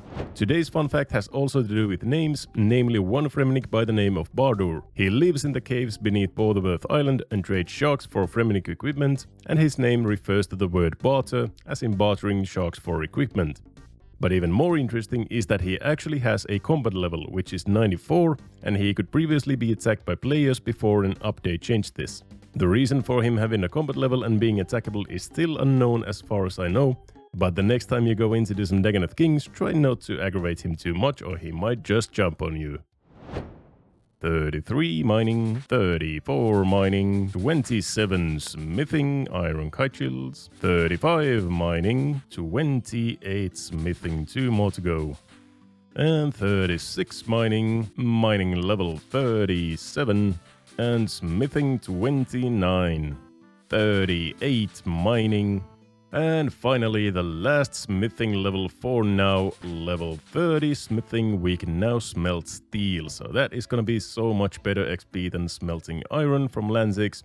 And as for the money, we have 5 nature runes left, so we have smelted and sold about 595 silver bars and nature runes. And I am up to 238k, so not too shabby at all. But I think I'm gonna go to level 35 smithing now instead of level 30, because at level 35 we can actually smelt these into something useful, and that is the steel arrowheads. So we can get some more fletching XP from the steel bars if we go with that route. But I do have to say that silver smelting is probably quite a bit faster than Lanzix killing. I'm gonna do some testing in the future, but yeah, I really kind of like this method, not too bad. Couple more levels coming in. There's 31 smithing. We can now make iron plate legs, so that is our new best in slot leg armors. Big level 40 mining. We could now mine gold if there was any in here. And 41 mining. We could now mine with rune pickaxes if we had one. There is one in Keldagrim, so maybe in the future. And level 32 smithing. We can now make steel maces. That is a mini chunk goal that we have, the best prayer bonus available. And we just passed 300k, so 302k at the moment. That's gonna get us maybe about halfway to our fletching goal, so still a lot of money to gather here. 42 mining, 33 smithing. We can now make iron plate bodies that are completely redundant because we have the steel plate body, but that is every single iron item that we can now do if we so wish. Just the steel ones to go. 43 mining. I got a ruby from the mining, and now that we have the crafting level, we can actually cut and sell these. 500 extra GP. Well, everything helps at this point, dude. And I didn't even notice, but we just passed 5 million XP. That is some beautiful progression on the account. 34 smithing, one more, and we can smelt the steel bars into arrow tips. One more level.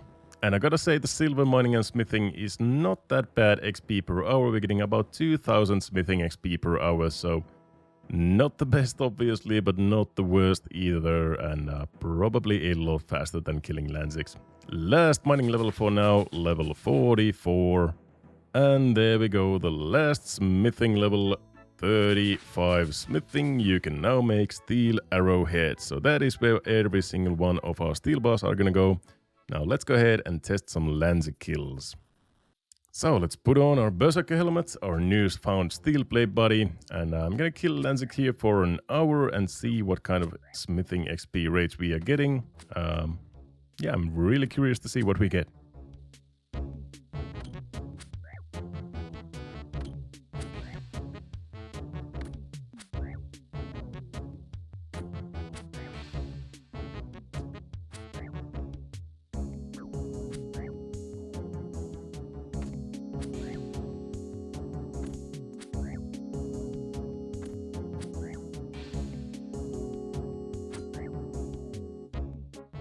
So there we go, almost on the dot, 1 hour of killing Lanzix. And oh, we got tin ore on our last one, that is perfect. So we got basically one of every single of the ore drops, or the smithing supply drops, except we got 4 coal drops, which is kind of weird. And I spent about 20 minutes of the hour fishing for food and got 53 kills in the rest of this hour, which is pretty much on the dot to get one of each smithing supply drop from Lanzix. So at this rate we could expect 5 bronze bars and 6 steel bars per hour.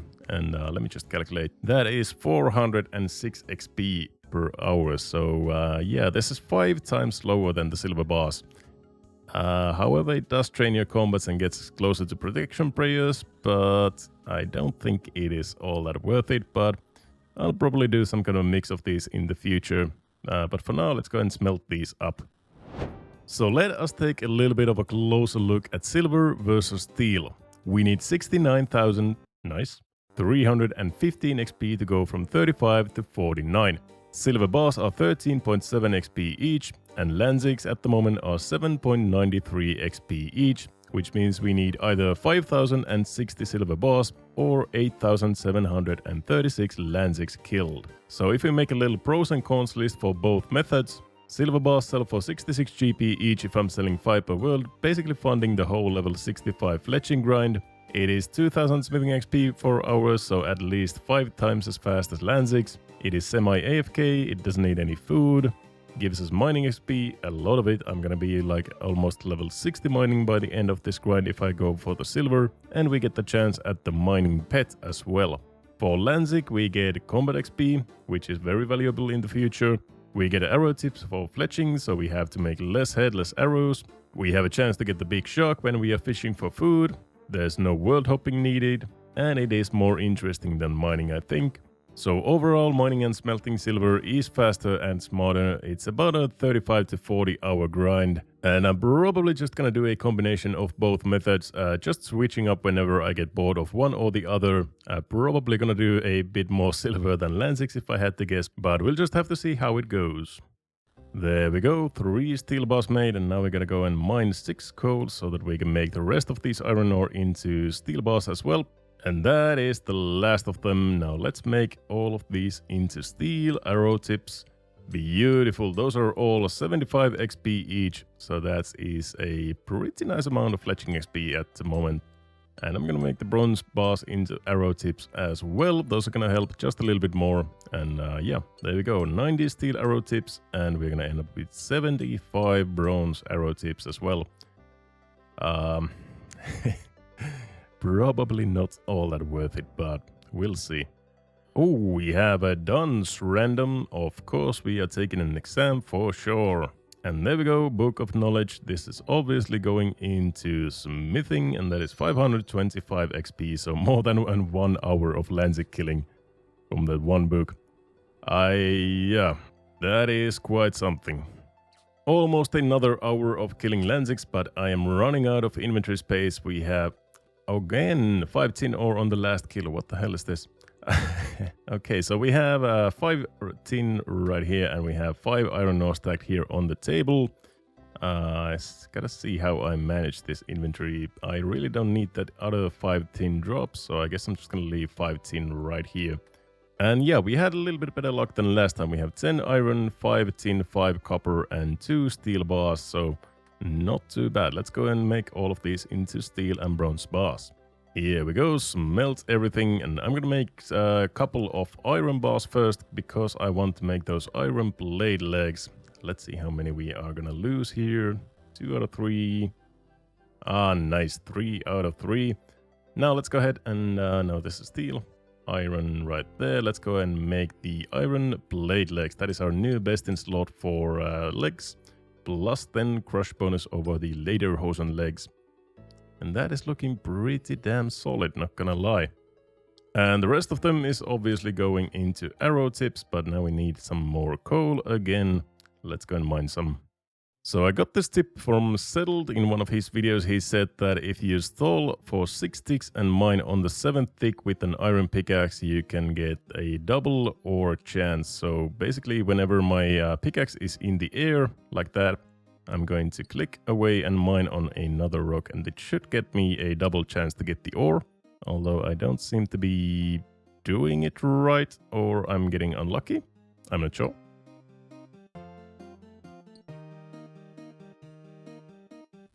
Oh, there we go. Okay, I think it worked there, maybe? I don't know, I'm too dumb for this. Well, that is all of the steel bars and bronze bars again made into tips. I'm gonna drop my bronze bolts here, I'm not gonna need them for anything, and now we are gonna make all of these steel arrows and bronze arrowheads into arrows, make some more fletching XP. And I made myself a steel axe so we can cut some wood from the palisade, of course, not from outside of the Rellekka. I misclicked, don't kill me, please. Okay, so what I was gonna say is that we are gonna buy all of the feathers right here from the fishmonger. The feather packs are 260 coins and the normal feathers are 2 coins, so I guess we are buying the normal feathers, although I'm not sure how fast they are gonna... Oh, that is kind of bad, so we have to, I guess, buy 5 at a time. Yeah, 5 at a time, and they are costing 2 coins. If we buy 10, they are going up to 3 coins, so that is not too great. So if we buy 5 at a time, we could get like 180, 160, 170k feathers or something like that.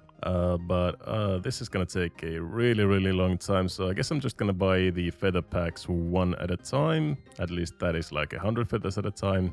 And we should get like 140k or something like that feathers. I can't do maths on video. Just don't add me, okay? 2 hours later.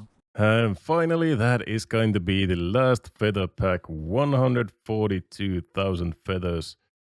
Holy hell, that took a long time. Okay, but we have all of the money is spent and we have a lot of feathers. Now we just go ahead and start cutting down some palisade walls. Obviously, not trees or anything like that. Nope, just palisade walls. And oh my god. Fishing levels. 69. Lol noob, can't even do Vorkath, get a life, ha ha. It's him. And just like that, he's gone. Okay, let's get to work.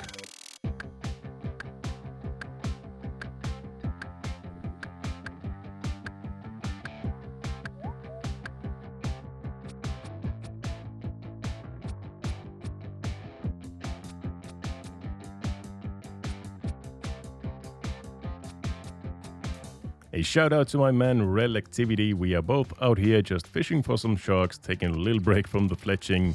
It's nice to have some friends in here.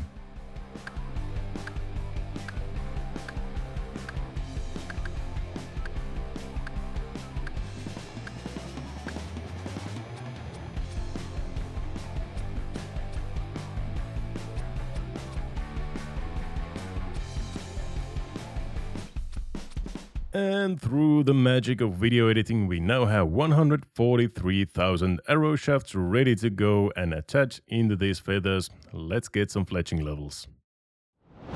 And since it's gonna take a little bit of time to make all of these into arrow shafts, I think I'm gonna do some nature rune thieving at the same time. Every 15 seconds I can theme from the chest, get a nature rune and fletch a set of arrows meanwhile. Because this is just a little portion of our fletching grind, we still need like 200,000 more feathers and arrow shafts and everything, so we still have a lot of money to make. Yeah, I think this is gonna be the best method to get some money that we have at the moment. The first level of many coming in: 45 fletching, 46 fletching, 47 fletching. You're gonna make a light ballista. Yeah, you wish. Level 48 fletching.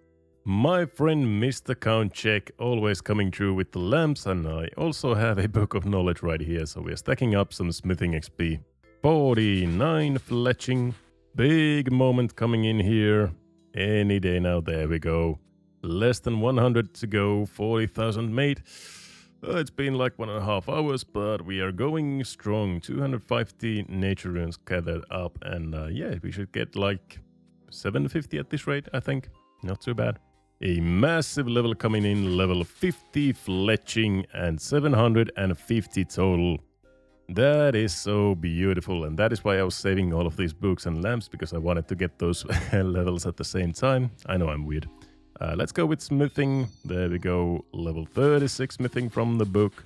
Nothing too much in the unlocks, and the lamp as well in the smithing. 360 XP.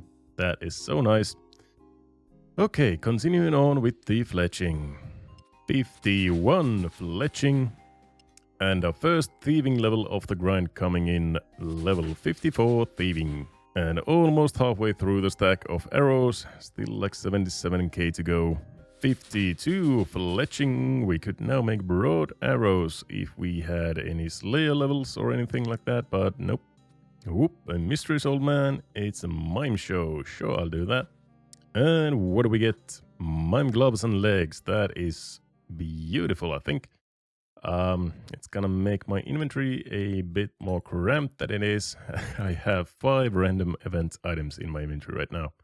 And I really can't bank these until I get a Leo random, but I think that is the full set. Let me take a look. Yeah, full mime set acquired, so I really don't want to drop these now that I'm gonna get some lamps from mimes as well. So yeah, keep them around, I guess, until we get some Leo randoms. Oh, that is looking good. Ooh. Ooh. Okay, back to fletching. And level 53 fletching. You can now make a toxic blowpipe. Yeah, sure. Just in time before the system update. Time to take a shower. 54 fletching and less than 50,000 more to go. Ooh, a mysterious old man. What do we get? Another mime show, back to back. There we go, and we should get a lamp for this now. Yep, that is so nice. That is obviously going... Whoa, I almost put in the fletching. Put it in the smithing. 360 XP more.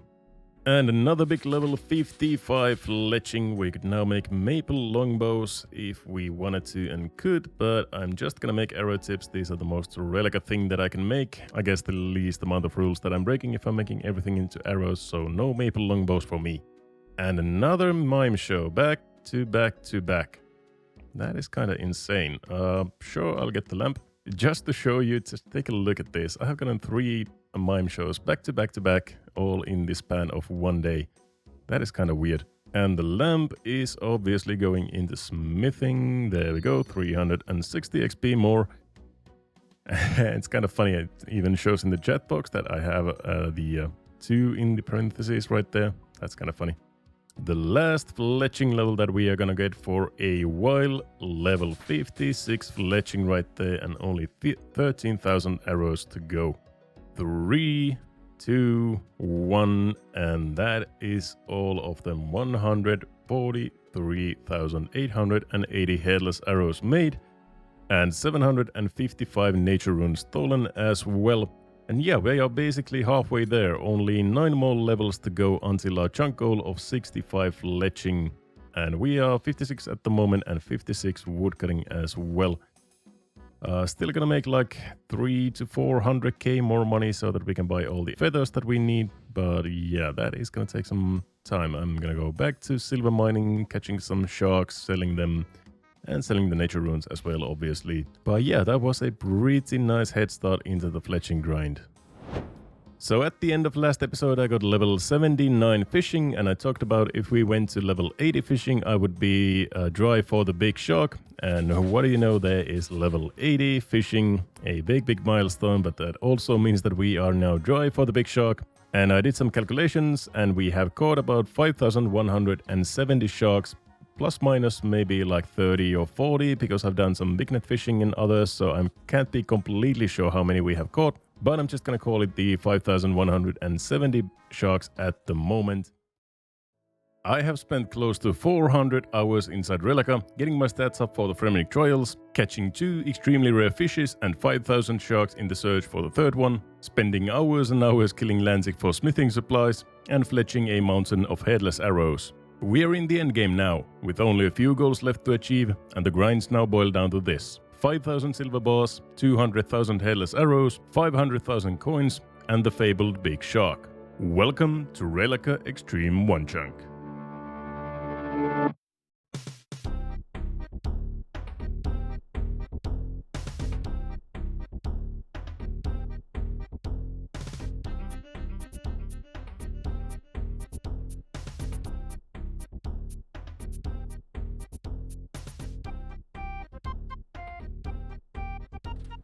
We are picking back right where we left off, which is the big shark grind. I'm about 70% of the way to level 81 fishing, and that is about 6,300 sharks caught. And I made this little graph for you, which is called a cumulative distribution function of geometric distribution, which is a very fancy and nerdy way of saying it's a drag calculator. So at the moment on the calculator we are right about here. All of these little dots you see are levels. There's level 80, 81, 82, 83, 84 and 85. And on the horizontal axis you can see the amount of sharks that I have caught, and on the left side you can see the probability of me getting a big shark at some point of that grind. And yeah, I guess we'll just see how far we go until we get the big shark. We are a little bit dry at the moment, so not too bad just yet. Hopefully not too many left to go, but we'll just see. I have been doing most of this as 2-tick fishing. It's actually quite chill once you get into the rhythm, not too bad at all. And the nice thing is that I'm selling all of these sharks. We already have over 200k, and we are gonna need at least 500 or 600k for the fletching grind in the future. So yeah, it is going good. I'll check back with you once we have the big shark or some levels or something else interesting to see. Oh, and also between the episodes I did get a Leo random, so I got to bank all of my random event stuff, and now we have the Leo random green logged. So if you go here into other and random events, you can see we have every single Leo item there is, and we have the emotes as well. So now we are getting lamps from the Leo random as well, which is a very nice thing. Just a couple more random event items to go. For some reason I don't have like any camo items. I haven't got a single Sergeant Damien random. But yeah, it's nice to have some more inventory space at least. Whoa, what is this? A golden bull, a clue bull elite. This is the first time I'm getting an elite clue free. I'm here and Letia seamstress shop in Ledia. Yeah, that is gonna take a little while before we get there, I suppose. Yeah, we are probably dropping this one. But I am getting quite a lot of medium glues and others, so maybe at some point we get a Rellekka step. I think there's 2 medium steps in Rellekka and nothing else. So far I haven't got any, but we'll see if we get one in the future. Well, there we go. Level 81 fishing. Members can now catch manta rays, and yeah, we do not have the big shark yet. So at the moment on the graph we are right around this little diamond. Yeah, going a little bit dry. I guess I'll just keep on going. I really want the big shark this episode.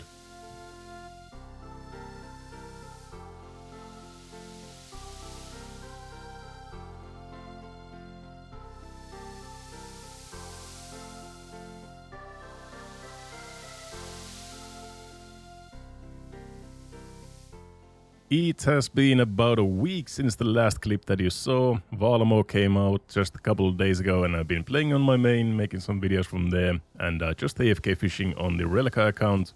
And as you can see, we are almost halfway to level 82 and over 330k cash at the moment. No big sharks yet, but we do have this lamp, and obviously this lamp is going into smithing as everything else.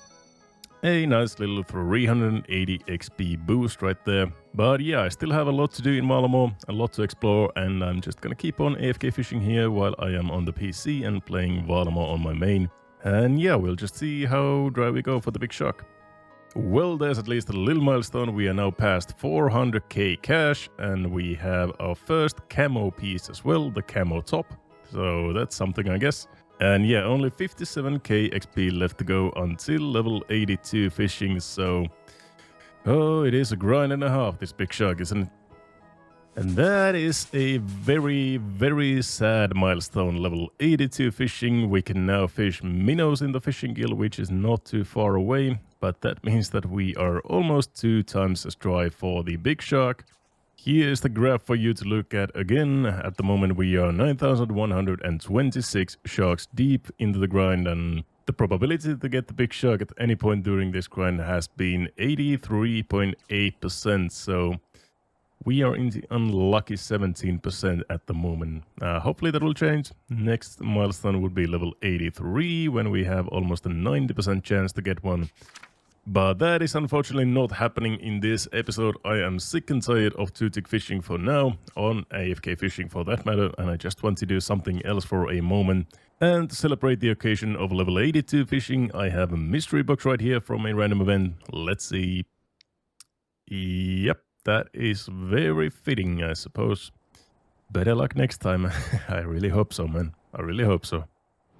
So the next grind we are getting into is smithing once again. We still need level 49 smithing. We are at 38 at the moment, and 49 we need for the bullseye lantern frame.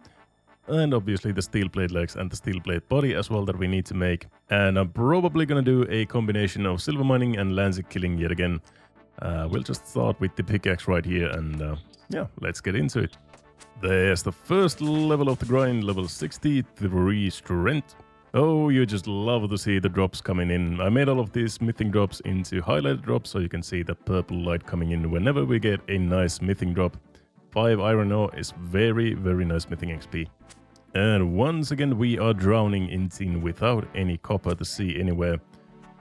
I guess I'll have to start juggling these on the table once again. Oh boy.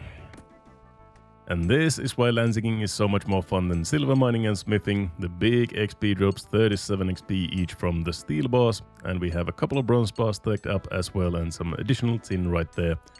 But yeah, getting the big XP drops at a time is like a very nice dopamine rush. It really pays off when you stack these up. There we go, 105 steel arrowheads. We are gonna attach them right there. 75 fletching XP each from the 15 sets of these. You'll love to see it. There we go. And some bronze bars as well. These are going into knives, so we can do some more 2-tick fishing with the bronze knives. I haven't used too many of those. I still have like over 200, so they last for a very long time when you are 2-tick fishing. If you don't, f*** up at any point. One of the best ones, the steel bar right away from Lanzik. And we have a beekeeper's hat. A nice little random event reward. Still need a couple more of those to finish the set off, but it's nice to have one of them. And actually, now that I look at it, we only need one more, the beekeeper's top, and then we are completely done with the beekeeper random. So then we could get flax, and we could make a short bow at some point. Probably not going to be all that useful for now, but in the future, it might be useful, I suppose. So I'm saving this hat. A Fremenic shield. A 1 in 512 drop from Lanzik. Unfortunately, very useless at the moment, but it's always pretty cool to see these very rare drops coming in. And with that kill, we get some bones, bury them for level 30. Prayer, not a... Oh, 67 combat as well. Not a new prayer, but a nice little milestone. And another 5 iron ore coming in. And running out of inventory space again, so I guess we have to go and smelt these up. But I just squeezed level 64 strength in there beforehand. Now let's go ahead and smelt these up. We are eating good tonight, folks. But I think that is going to do it for landscaping for now, and I'm going to move into some silversmithing for a while, put on our skilling gear, looking like an absolute Chad, of course. Yeah, let's go and get some silver ore. Today's fun Rellekka facts is going to be a little bit different since it has all to do with cows and lies. As we all know, there is nothing to do in Rellekka before completing the Fremennik trials, and even the wiki states that all features can only be used by players who have completed the Fremennik trials. However, this is a lie, as there is one exception to this rule: the cow. The cow can be accessed and milked by anyone, and maybe for that reason the dairy churn is also free to use before completing the trials, making it the only interactable feature in Rellekka that can be accessed before the completion of the trials. So in addition to the vegetable fields and fishing spots, you can churn your own butter and cheese and enjoy a healthy and nutritious meal before taking on the trials. The first mining level of this one, 46, there we go. According to this, we need 4,370 silver bars to level 49, so this is gonna be quite a lot of grinding to get that level, but it's still gonna be a lot faster than Lanzigin, so I guess we are mining and smelting 4,000 silver bars. That should get us to like 600 and something thousand gold, at least, so yeah, the silver bars sell for 75 coins each, and the nature runes that we have stacked up sell for 90 coins each. And after selling 5 of them, they are dropping to 52 and 63 coins each. So I think I'm gonna sell 10 per world, hop world, sell another 10, mine another 20, smelt them up, sell them up, you know the deal. The first smithing level of the video, 39, 10 more to go. It is a Friday evening and the chat is going crazy, as usually on Friday evenings. We are trying to do AQPWs, but everyone keeps interrupting us, so I'm gonna get my revenge and do it here in the public chat. You cannot stop me here. I'm alone in Rellekka. There we go. Don't include this clip, maybe. Level 48 mining. Oh, there's a crushed star right there. I wonder what the guys are thinking, like everybody's just mining the crushed star with dragon pickaxes. I'm just mining here for silver hopping worlds. Big level 40 smithing, and we could now smelt gold ore and make steel battle axes. Unfortunately, we do not have gold in Rellekka, but oh, that's 775 total level as well. But yeah, that is big level 40 smithing. And with that, just a couple more natures and we are over 500k, so that should be enough for the fletching grind if my calculations are correct. And we still need a couple 100,000 or like 100,000 more for the Archer's helmet and the Farseer helmet. So I think about 600,000 should be enough for both the level 65 fletching and the Farseer and Archer's helmet. And we probably should have all of that money at the end of this smithing grind. If we do the silver bars all the way, we are gonna get like at least 100k, I expect. And that is going to be the last of the nature runes. We're up to 518k, and now the money is gonna slow down a lot. We are getting about like 50 GP each from the silver bars if I'm selling everything in one world. And hopping world just makes the whole thing a lot slower, so I think I'm just gonna sell 20 per world, and we should still get to 600k, no problem. And if we don't, I can still pickpocket and I can steal nature runes and sell those and anything like that. 49 mining. And a big level 50 mining. Nothing really new there, for me at least. And there we have level 42 smithing. Steel kite shields. Not as good as the Fremennik shield, my boy. 51 mining. And level 43 smithing. Nothing new there, so I think that is the steel claws level again. And we have 6 levels to go, but at this point I think I'm gonna go and kill some Lanziks yet again, because at level 41 we had the ability to make steel chain bodies, and that is actually our best in slot armor for Lanzik killing, at least. It's not a chunk task, the steel plate body is the chunk task because it is the best melee armor overall that we can get, but let's go ahead and kill a few Lanziks, get some steel bars and make that steel chain body.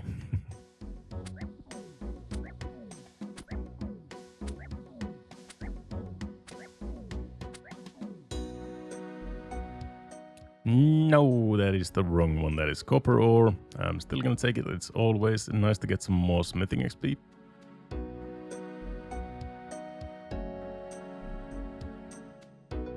There we go. That's what we're looking for. 5 iron ore right there. Now let's go ahead and mine some coal and make this steel bars.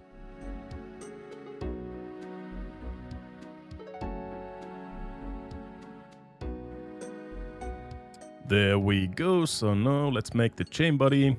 Our best in slot for crush defense. Plus 6 crush defense over the steel chain body. So not amazing at all, but it's decent. And we have 2 steel bars left over, and we can actually make another best in slot, which is the steel mace.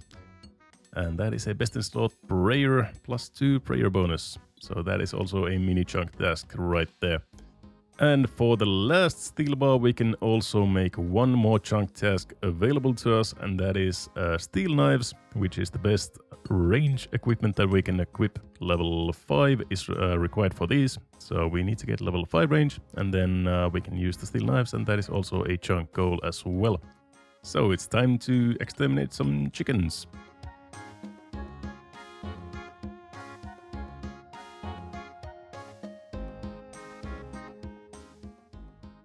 That's it, level 5 range. Let's go ahead and equip the steel knives, and that is a mini chunk goal as well done. Let's see these in action. Nice damage right there. And we are out. That's it. Okay. Okay, so a couple of little chunk goals done. The steel mace, the steel knives, and the steel chain body all done and dusted. Alrighty, I will see you back at the silver mines. A moly random, that is always money. Let's go ahead and do it. And what do we get? 2 uncut rubies. Unfortunately, we cannot unnote these. Otherwise, I would cut them up and sell them, but we just have to sell them noted like this. They're still like 100 coins or something, so not too bad. Back at the silver mines, that is level 53 mining. And level 45 smithing, only 4 more levels to go. That is beautiful. Level 54 mining, and that is going to be level 46 smithing. We could now make the steel plate legs, but I'm gonna save them until I get level 49 so we can make everything at once. And yeah, closing in on that 600k mark. We have 577k at the moment, so the silver bar mining is going pretty nicely. I am happy to announce you that I have perfected the tick mining technique of silver. Basically, all you have to do is click on the ore, click back once, click back on the ore, and there you go. So easy. I have no idea if this is even working or doing anything, but it seems to be kind of making this a little bit faster, I suppose. So there we go. And as you can see, it doesn't always work. It just gives you a double roll at the ore chance, if I'm correct. So yeah, I suppose it makes it a little bit faster.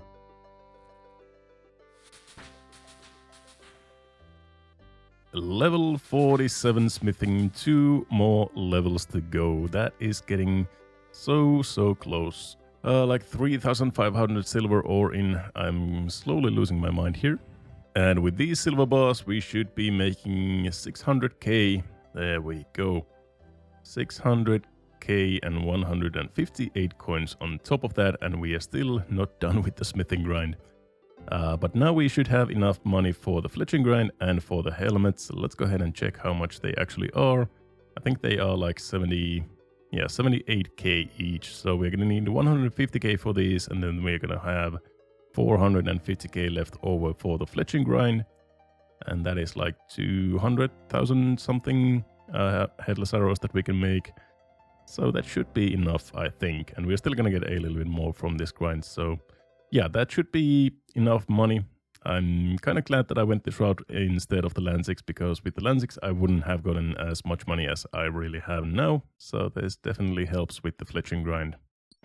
And this might be the final mining level of this grind, level 56 mining. I might get one more, but yeah, we are getting very close to the end. And I also finally got the last piece of the beekeeper outfit, so the beekeeper top is the final one. We have the full set now. And here's the random event log, so we have everything else except the steel baguette and the 2 camo pieces for whatever reason, but yeah, we have the full beekeeper outfit, so next time we might get some flax if we want to. 48 smithing. You can now make steel plate bodies. And we already had one, so that chunk task is already done. But I sold it because I needed some inventory space. I'm holding the camo outfit at the moment. But just one more smithing level to go, and then we can make all the steel items that we need. The steel plate body, the steel plate legs, and the bullseye lantern frame. And then we are finally done with smithing in this chunk. I can't wait to go back to hunting sharks. And this is going to be the final mining level 57. And just about a half level of smithing to go, and we are done. Just a few more hours of silver mining. As I said earlier, I am slowly losing my mind here, and now it is completely lost. I found a way of mining silver without ever taking a pickaxe out. Look at this. That is so cool. Instant mining. I just click, instantly move 2 tiles away, and then click back at the rock, and it will mine it without ever showing the pickaxe in my hand. That is a very, very weird and fun interaction. If you ever want to hold like a quiz night or something for your friends about RuneScape. Who the hell does that, by the way? But yeah, that is something that's possible. You can mine stuff without ever showing your pickaxe. Let's see it one more time. So start like this, click away, 2 tiles, click back, and it works. That is so weird. RuneScape is just weird, dude. 3, 2, 1... and 49 smithing. You can now make bullseye lantern frames. That has taken me probably close to 100 hours. From level 1 to 15 only killing Lanziks, from level 15 to 49 killing Lanziks, and mining about 4,500 silver ores and smelting them and selling them.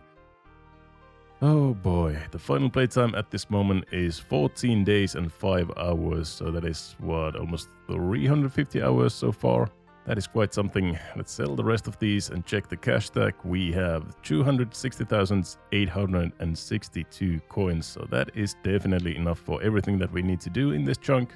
So now it is just a matter of completing the chunk tasks. Let's get a harpoon, get some sharks, and pay one final visit to our friend Lanzik.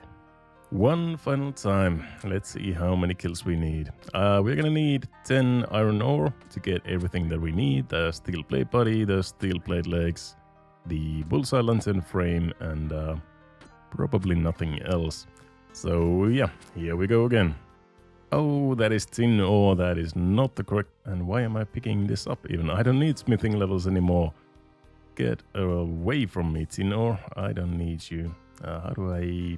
Yeah, here we go. Yep, we don't need tin ore anymore. We need only 10 iron ore, and that is everything. So the tin is going to the ground. Feels extremely weird leaving the tin on the ground, because these are 1 in 51 drops, and I've been hunting these for the past like 100 hours. So yeah, just leaving that here kind of pains me a little bit, but that is what it is. That's the stuff. 5 iron ore, just 5 more to go, and we are done. That was pretty fast, maybe like 10 kills or something. Not too bad. Yes, we are done. Oh my god, that was like 4 kills later or something, maybe like 15 kills in total. And we have our 10 iron ore. Now we just need to go and get some coal, turn all of these into steel bars, and that is smithing done. Feels unbelievable, dude. Okay, moment of truth. Does this work here? Oop, no. So, no. I think it might work. It just is a chance-based thing. It gives like a double roll of the ore. So it's not like a guaranteed success or anything like that. Oh, you joker, you game. You're giving me an uncut emerald. I was really hoping I would get the uncut diamond back from this grind, from the 4,000, 5,000 silver and all of the coal that we are mining. But nope, we don't have an uncut diamond, so we still need to get that back to get our fletching and crafting goals done at some point. And I suppose it will have to be either mining or big net fishing for caskets. So that emerald is like a kick in the balls. First 10 coal acquired. Now we're gonna go and smelt these so we get some more inventory space. first 5 steel bars are done. Let's go and get 10 more coal and then we are completely done. That is it. The last coal. Oh my god, that feels surreal. Oh, I don't need to mine anything anymore. This iron pickaxe has gone through some stuff, I gotta say. Oh, you served me well, old friend. You're gonna stay there forever now. I don't think I really have to mine anything else in this chunk anymore. And the last steel bars are coming through right now. 10 steel bars are ready to go. Let's go ahead and make the final stuff. First of all, the bullseye lantern. The grind is finished. Level 49 smithing done. Bullseye lantern done. There's the steel plate body. And then the steel plate legs. Our best in slot armor in this chunk. All done. There we go. Let's put them on. Oh my god. He is an actual Chad. Look at that. Oh boy. We are looking like an actual champ right now. I love that look. It's like such a Viking Fremennik. Really like a very thematic look. And yeah, the bullseye lantern is just there. We can't really do anything with it. And the last steel bar I'm actually going to make into a steel axe. Since we still need that level 65 fletching. And I need to cut down some more palisades and docks and boats and stuff like that. So there we go. That is the smithing done. You now have my permission to subscribe to the channel. And this is what the defense bonuses are looking like with our best in-slot gear, the full steel armor, Fremennik shield, berserker helmet, and the capes and boots and stuff like that. Plus 107 to plus 110 in all of the styles. Actually not that bad, to be honest. That's a pretty decent gear setup for one chunk, to be honest. And we have the Fremennik blade as well, which is basically an adamant scimitar, so this is not that bad at all. I really can't cut down any more palisades or they will just kick me out of Rellekka. I just need some logs. I wonder if they'll notice.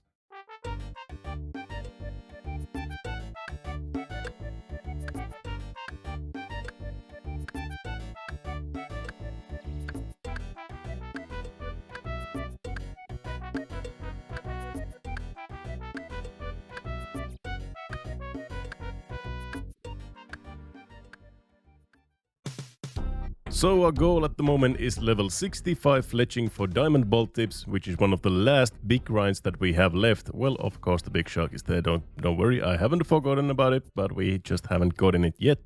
But as you can see, we have a level 59 at the moment and I have every single arrow shaft ready to go for level 65. I just need 187,000 feathers to attach into these arrow shafts to make headless arrows and then we are completely done with fletching. Now in hindsight, I should have just backlogged fletching because the only real training method in Rellekka is reliant on a 1 in 51.2 drop, which is the copper and tin drops from Lanzik. This is over the 1 in 16 limit that most people set for drop-based grinds such as this. But then again, whichever chunk I roll next would have the same grind anyways, and it's not like these 330,000 headless arrows are useful to me in any way at the moment. So there's really no harm done, nothing gained. I would have done this exact grind in a couple of episodes anyways, we just got it out of the way already. But before we get into spending all of my money on feathers, we have a couple of things from that little fletching grind that I did.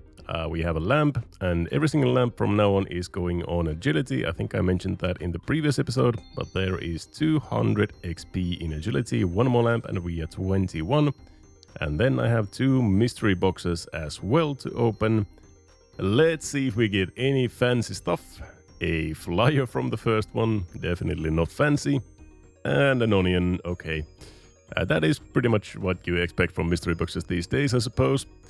But yeah, my inventory is looking pretty damn clean at the moment. That lamp was from a Leo random, so we have everything banked that we need. And don't click on that. So as I was saying, let's get into buying some feathers. I'm gonna buy maybe 1 or maybe 5 packs per world. Make it go a little bit faster. We'll see how much money we will have left after this. We still need that 150k-ish for the 2 helmets, the Archer helmet and the CS helmet. But we should have probably enough money, I think. 2 hours later.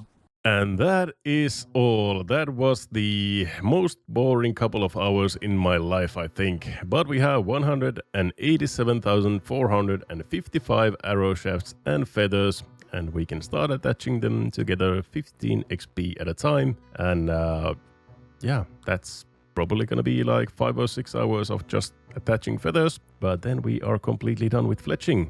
And I have 146k left, so that's not exactly enough for the Archer's helmet and the Seer's helmet, but it's gonna be quite close.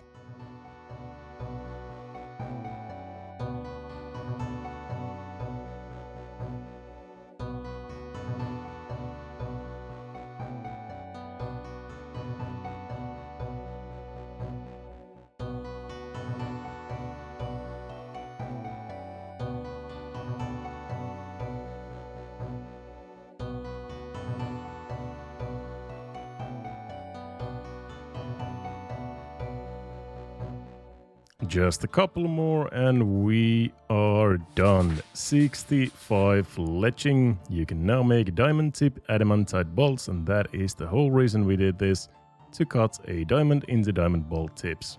So that is 330,870 headless arrows made. What a goddamn of a grind. Almost 3 mil in GE average. That is pretty cool. And we got a couple of lamps from the grind as well. Both of them obviously going into agility. 200 XP a pop, or 210 XP, and level 21 agility. Not too bad. So now all that we need is the diamond itself, the uncut diamond that we can then cut into a cut diamond and then make into diamond bolt tips. And the best way for us to get an uncut diamond is either random events or big net fishing for caskets. There's a 1 in 64 drop to get the diamond from a casket, and the casket seems to be about 1 in 50 to 1 in 60 in my experience. So in total that is maybe a 1 in 4,000 drop, so yet another big RNG grind ahead of us. But luckily big net fishing is a lot faster than catching sharks. I mean, you get maybe 3 or 4 times as fast as catching sharks or something like that, I think. But yeah, let's just hope for some good luck with the caskets, and maybe we'll get it fast, maybe not. I hope we don't go too dry. We still have a lot of sharks to catch. So yeah, we will just see how far we go. Oh, there we go. First casket. Let's go. That should be a diamond, right? Coins. God damn it. Never lucky. Never lucky, dude. Oh, we have a molly random. If we get diamonds from this, I'm gonna be extremely upset, because these are gonna be noted, and we cannot use noted diamonds, and we have no way of making them unnoted either. Please don't give me diamonds. Rubies. Oh, thank God. Okay.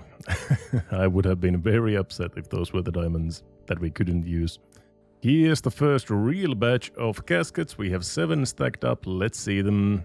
Coins, a ruby, a sapphire, coins, sapphire, sapphire, and a sapphire.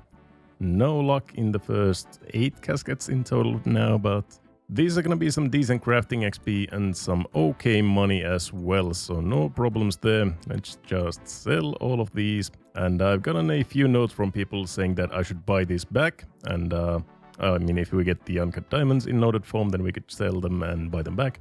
But as you can see, ironmen may not buy items from overstocked shop items. So that is not a possibility, unfortunately. So we do need to get it from the casket or a random event, possibly. Another 10 caskets. Let's go. Coins, coins, coins, coins. Oh my god, coins, sapphires, coins. And sapphires, nothing there. That is 18 caskets, so we are more than 4 to the drop rate for the uncut diamond. Maybe we'll get it soon. No way, dude. I got the big bass back. Let's go. And this time I'm gonna keep it. This time I'm not gonna accidentally drop it. Oh my god, we have the big bass back. Let's see that. Yes, 2 in the collection log. We are gonna have the full set of big bass, big swordfish, and the big shark. Now I want to see how big this actually is. That is huge, dude. Look at that. Let's go drop it somewhere here.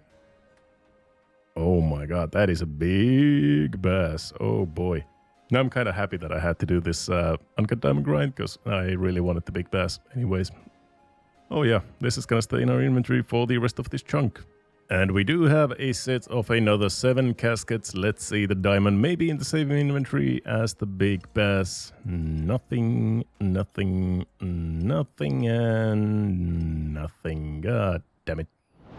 Today's fun Rellekka fact is one of, if not the last one, so we'll make it triple the usual size. In Rellekka we have these 3 guys that are references to popular culture or literature. Lokar Sea Runner, Askeladdin, and Maud Gunnarsson.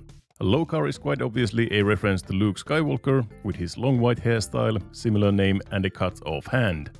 Askeladdin is a reference to Espen Askeladd, which is Norwegian for Ash Lad, a character in a number of Norwegian folktales. In the books he is a small man who succeeds in feats where everyone else fails, and one of these tales is about Ashlad pulling one over a stupid troll, similar to Askeladdin convincing Lally to take the Petrock in the Ferminic trials. The third and the last one, Maud Gunnarsson, is a reference to the film Shining, as Maud in Norwegian means murder, and Mord is holding a red rum bottle in his hand. Get it? Murder, red rum? Well, you will just have to watch The Shining if you didn't understand this one. Alrighty, we have a couple nice things. We have a book, which we are gonna use on agility, and that is gonna be level 22 agility already. And we have 5 caskets. Let's open them up. Nothing there, nothing there, nothing there, and nothing there. And that, I think, is about 30 caskets or something that we have opened now. We are 33.7% to our next level of fishing. And no diamond to be seen, so yeah, we are about halfway to the drop rate. Another 9 caskets, one I opened already accidentally. And in the other ones we have absolutely nothing. A cosmic talisman. I didn't even know that you can... Well, I actually did know that you can get them. I just didn't remember that, but... Okay, no diamond. I think the cosmic talisman is like 1 in 128, so... no, wait, that is the loop half of the key, I think. That is 1 in 128, so... Okay, no diamonds there. I know, the clips are getting repetitive. We have another lamp that is going into agility. And we have another 10 caskets. Now, can you please just give me the diamond so we can move on? Oh, god damn it, that's the half of the key. That is 1 in 128. Nothing there. Our first emerald. That is kind of weird that I haven't had one yet, but...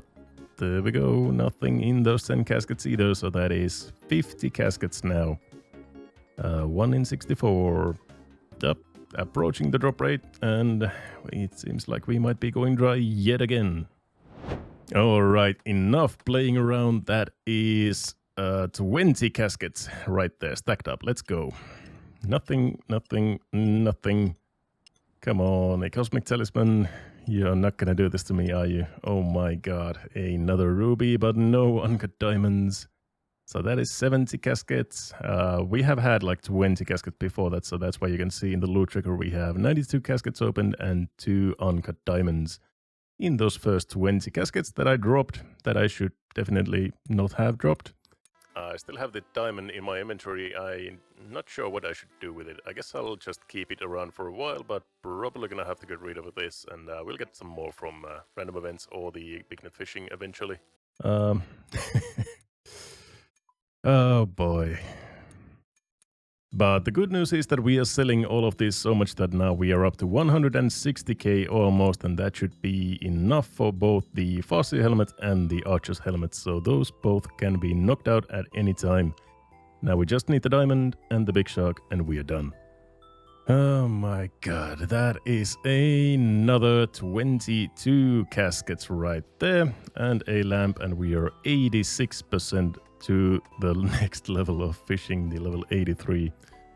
The lamp is going on agility. I'm getting tired of saying that, and I am getting tired of opening these caskets. Give me that diamond right now.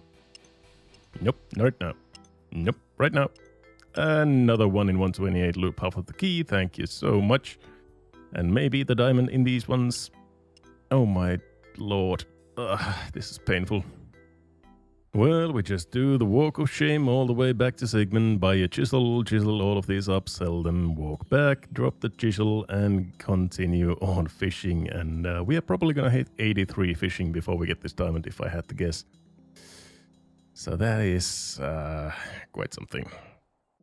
Oh, no way. And I didn't even get it on recording. God damn it. The very next casket that I opened, I accidentally opened it when I was dropping all of the fish.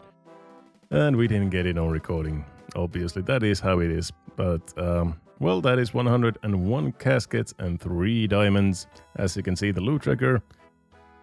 So, yeah, what now we finally have it. So let's go ahead and buy a chisel and chisel it up. And that is going to be our crafting goal of the chunk. Cut a diamond.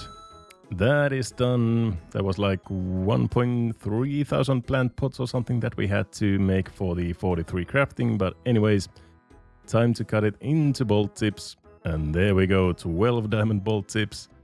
330,000 headless arrows made for this level just so that we could cut that diamond instantly when we got it into bolt tips that we can't even use. But that is it. That is both of those chunk goals done, crafting and fletching. And now we can just basically sell these. We don't do anything with this. We can sell our fishing net as well. The big bass we are obviously keeping. And we are going to buy our harpoon back because there is only a couple of more things to do. And before we go into sharking, let's go ahead here into Skullgrimmen shop. We have the coins now. Skullgrimmen Mister, give us your Farseer helmet and Archer's helmet. Both are 78k. So these are our best in slot magic and ranged gear. Let's go ahead and put it on. That is the Archer's helmet and the Farseer helmet. Both done. And they look basically exactly the same as the Berserker helmet. So, yeah. And we don't have magic and we don't have ranged, so these are basically useless to us, but they are the best in slots, so we have to get them. The warrior helmet, on the other hand, we do not need to get because that is not a best in slot, as the Berserker helmet that we have is the best in slot melee helmet with +3 melee strength, so we don't need to get the warrior helmet for anything. So now we have done every single chunk task that we have, except for that one big shark.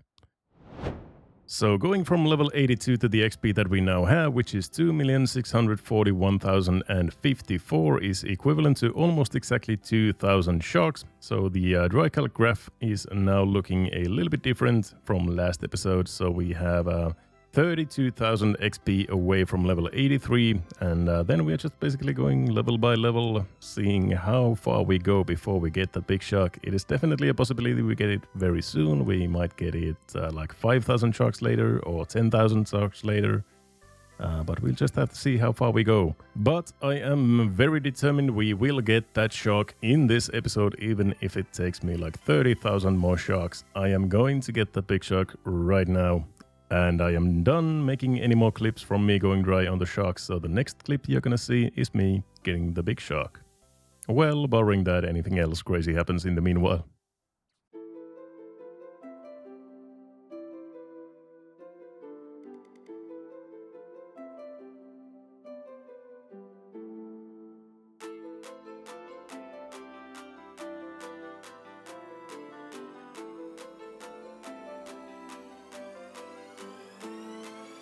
Yes! Yes, yes, yes, dude, yes. Oh my god. Yes! I'm free! I'm done! Oh my god, I'm actually done. I can leave Rellekka. And I got it on recording. Oh my god. Oh, that is one big shark right there. Oh my god, just look at the size of that thing. Oh my. I'm so happy right now. Oh my god, I need to cool down a little bit. So the final task is done. The final number is 10,582 sharks, so it wasn't even all that long after that last clip. And yeah, we are basically done. Let's do a little checkup on the account, see what we have achieved and progressed in this one chunk, starting off with our playtime, which is 16 days and 9 hours. So that is 393 hours inside Rellekka. Yeah, didn't get to 400. That is disappointing. For the collection logs, we have basically nothing in here except for in miscellaneous. We have a big swordfish, a big shark, and 2 big bass. And in the random events tab, we have everything else except for the stale baguette and the 2 camo pieces. For whatever reason, 400 hours is not enough to get to 2 camo pieces. And then looking at the stats, we have 819 total level. Obviously, fishing and cooking are our biggest ones, 83 fishing and 80 cooking. In the equipment tab, we have our best in slot set up right here with the steel armor, the berserker helmet and the Fremenic equipment, the blade and the shield. And in our inventory, we have 67k from selling all of those sharks, 330,000 headless arrows, the big bass, the big shark, the 2 Fremenic helmets and a harpoon and some bronze knives that we don't need anymore. But yeah, we are basically ready to leave the chunk for the first time. And let's go and see the chunk picker for the first time ever. Alrighty, welcome to the chunk picker. EFJQ is the code if you wanted to see it for yourself. We are gonna cross over the last one from our list, obtain a big shark from the collection log. There we go, 37 out of 37 tasks done. So let's go through all of the tasks once more just to see that we have everything done. Level 30 attack for a Fremenic blade, that is done. 80 cooking for a shark, that is done. 43 crafting for a cut diamond. 45 defense for a berserker helmet, which we are wearing at the moment. Fire making for burning logs. 76 fishing for a raw shark. A couple of those done, yeah. 65 fletching for cutting diamond bolt tips, done. 30 mining for coal for a diary task, that is done. 49 smithing for a bullseye lantern. That took a while, but it is done as well. 30 strength for an Eddie Warhammer and 45 thieving for pickpocketing a Fremenic citizen, all done. Then in the best in slot tasks we have the berserker helmet, Fremenic blade, steel plate body, a cloak, Fremenic shield, steel plate legs, all of those we are wearing at the moment. Then we have boots, gloves, a chain body, a skirt, which we bought earlier, steel knives, which we have used, steel square shield, which we have used as well, an archer helmet, yes, we have that, and the Farsi helmet both as well. A Fremenic shirt, not a brown shirt, we used a green shirt in earlier in the series. And then an iron dagger and a steel mace. Everything has been obtained. Quests, the Fremenic trials obviously is complete. For dairy task we have task number 2. Change your boots, yeah, we did that a couple of times. Number 3, killing 5 rock crabs, that is done. Number 8, fill a bucket with water. And medium task number 3, mining some coal in Rellekka. And finally medium task number 4, stealing at the Rellekka fish stalls, also done. And then the collection log slots, a big swordfish, a big shark and a big bass. Everything is done. 37 out of 37. So now before we do our first ever roll on the chunk map, let's talk a little bit about our options. What are these symbols and everything you can see, and where we are possibly heading on the map. So what I have marked on the map are these little icons on all of these chunks that we have that might have some difficult tasks. Looking at you, Waterbirth Island. We have a farming icon on its area, and that is because there is only 2 farming patches right here. This is a spirit tree patch right here, and there's a bush patch right here, or maybe they are other way around. But anyways, there are 2 patches, and the highest level bush that we can plant is level 70 for a poison ivy, I think. So that is going to be a level 70 farming requirement with only raking these 2 patches and gathering berries from one bush. So that's why there's a kind of a grind farming icon right there. Then in here on north of Jertizo, there's a single runite ore right here. So that is a 99 smithing grind for a rune plate body. So that is a death chunk, literally. Especially if we get it very early. We have an iron pickaxe at the moment. And I don't think we can get a better one in anywhere here. Maybe we can get in Kellegrim, but not in Yetizo, or it is not. So 99 smithing with a iron pickaxe, and no shops or anything would be quite brutal. Luckily, to get into this chunk, we have to get this and this. We have to get both of these chunks first, 2 and 3. Because the only way into this runite rock is through Natus Knot here and then through this little section here on Yetizo. So we do need to get a bank and there is a ore shop or something on Yetizo here. It sells like iron and coal and gold and something else as well. So we might get those, or we are going to get those before we get the Rune Rock, luckily, and it is quite close to the bank, so it might not be as bad as I'm thinking, but still it's a 99 smithing grind, so it is quite horrendous. Then let's see what else we have. Well, we have the Waterbath Island. So let's talk a little bit about that. Obviously, there's the 3 Dagonet Kings. They have a lot of collection lock thoughts. They are pretty hard to kill. We don't have an altar. We can't restore our prayer. And if we're going for the pets, those are 1 in 5,000, and there's 3 of them. So that is a grind and a half right there. But luckily they are barred behind the doors, which require a rune throne axe to access. So we really can't get to those just yet. But in the future, if we get a ranging guild chunk, which is not that far away, it's right here, we could get some rune throne access and get in, and then we would have a really, really long grind with the Dagonet Kings right here. So that is kind of a dead chunk. And also I think we have to train some magic by killing Walasalkis for runes and something like that. So that is a pretty long chunk right there. Nadis Node, I don't think there's really too much in here. There's a bank right next to a stove and a furnace, so that is pretty handy. Although I'm not sure if we can use those before Fremenic Isles. But yeah, so that's not too bad. There are some ice trolls up here, I think, so that is a 1 in 5,000 curved bone grind. Shouldn't be too bad, but it's kind of a semi-long grind, but not a dead chunk worthy. And on Yetizo, I don't think there's any trolls or anything here, so there's probably not too much to do on Yetizo. The fun thing is that this is the closest location of a shark fishing spot into a bank in the whole game. This right here. So we could bank some sharks. I don't really want to bank any more sharks, but yep. And then we have number 1 right here, which has basically nothing. There's some oak trees, so we could get an oak short bow. There's some flax, so we could actually train some ranged. We have some arrows, and we could make our own short bow or longbow or anything. And I guess some fire making maybe, but not too much in here. And yeah, that's probably all of those. Then for the other death chunks that we have around us, there's Kellegrim right here, which otherwise wouldn't be too bad, but there is a single bike inside the blast furnace, and that is on level 80 agility requirement for us, because we have the whole Rellekka agility course, which is level 80, and we can train agility with that bike, so that is quite brutal. And then we have the Barbarian Outpost, which is the Penance Pet Queen grind if we go for pets.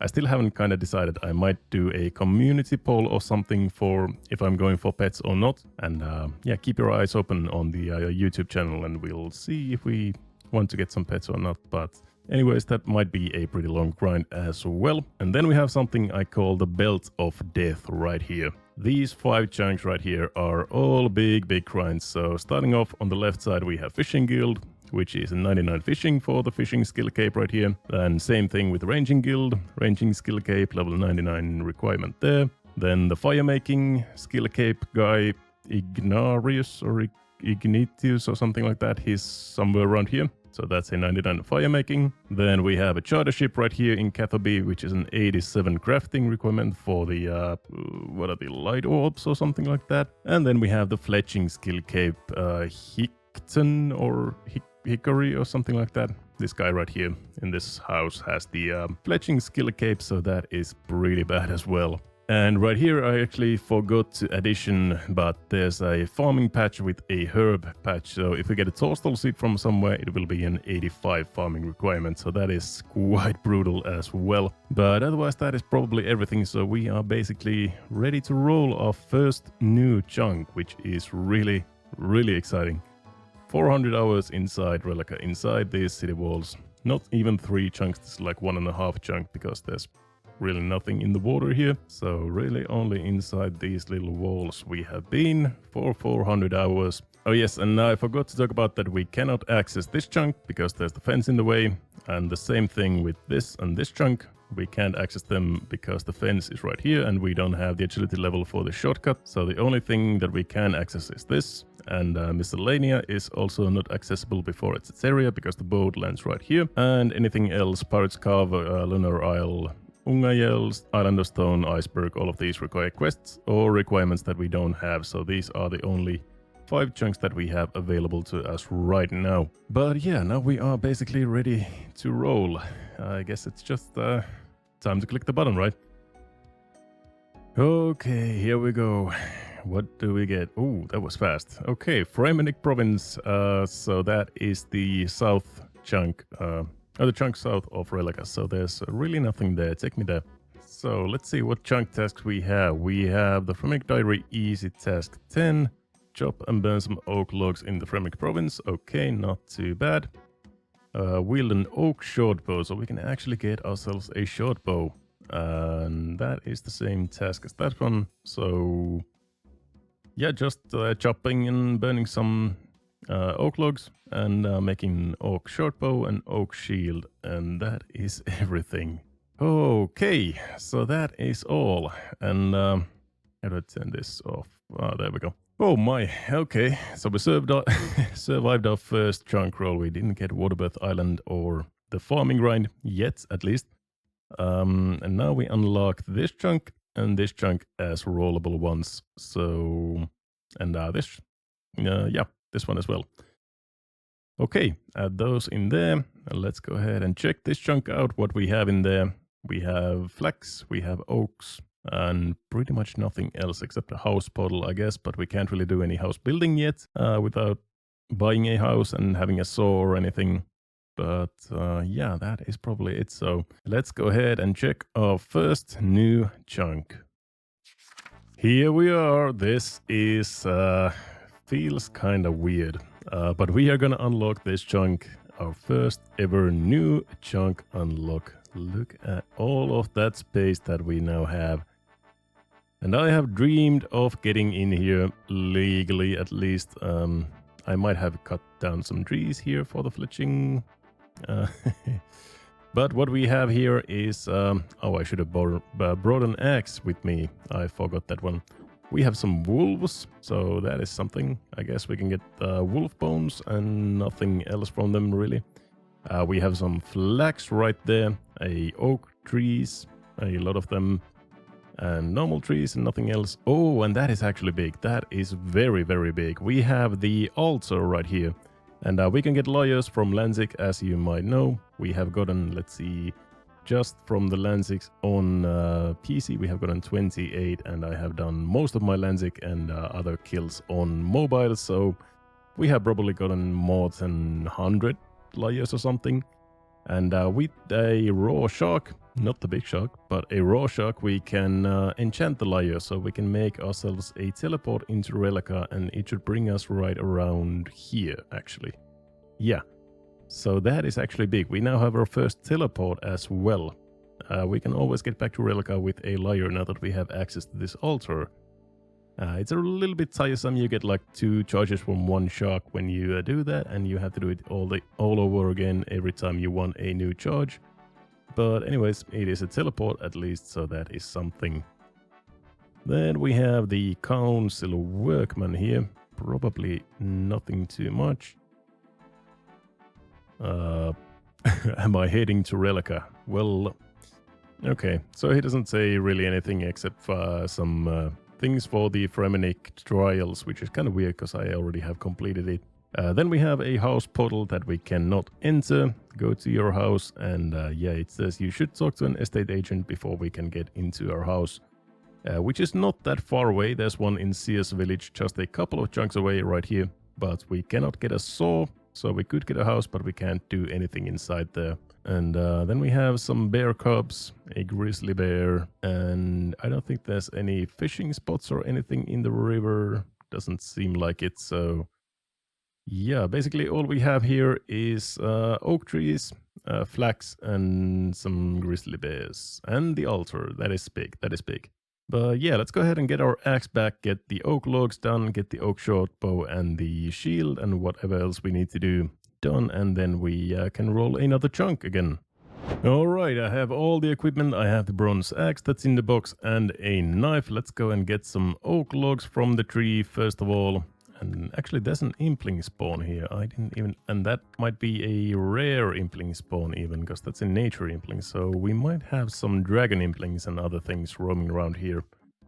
That is kind of interesting for the future. There are some puro opportunities for us elsewhere, like in Miscellanea, I think we have here in the wheeled fields. There's gonna be a puro entrance, and that is kind of scary, but it is what it is. Let's go ahead and make some of the achievements. So we have to chop and burn some logs in the Fremnik province, I think. So this should be a achievement right there, an easy task. Then we need to make an oak shield. That is our best in slot range shield that we can make. There we go. And equip it. Beautiful. Not as beautiful as the Fremnik shield is, but it is quote-unquote best in slot. And then we need to make the oak shortbow, and that is the last thing that we need to make. And yeah, then we are done with the chunks, so just give me a single oak log. Thank you. Let's go pick a flax, and we should have everything we need in Rellekka. There's a spinning wheel right there where we can spin that flax into bowstring, and then we just attach it and everything is good. So make our first oak shortbow. It's weird that I have cut like thousands and thousands, maybe tens of thousands of normal logs. Don't kill the wolf. Damn you.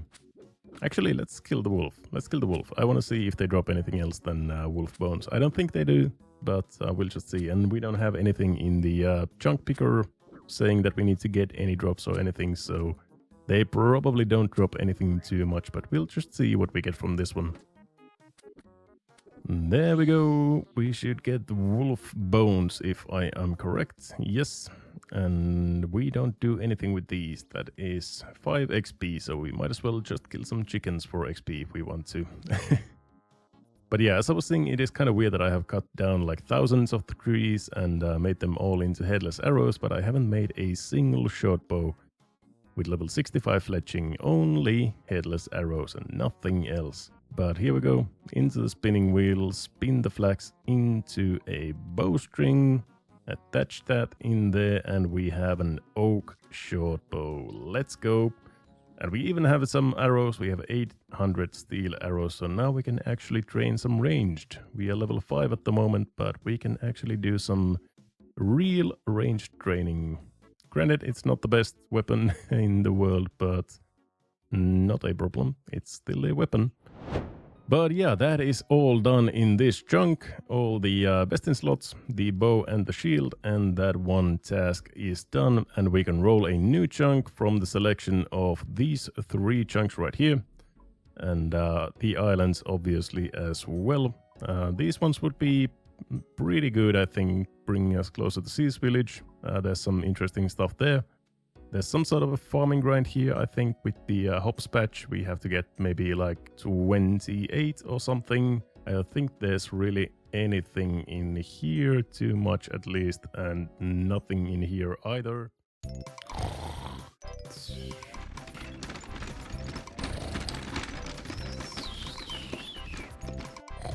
Bridge, okay.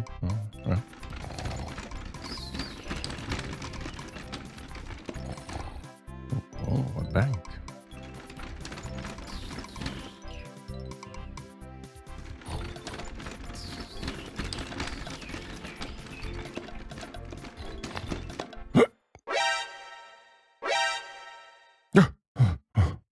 Oh, it was just a bad dream.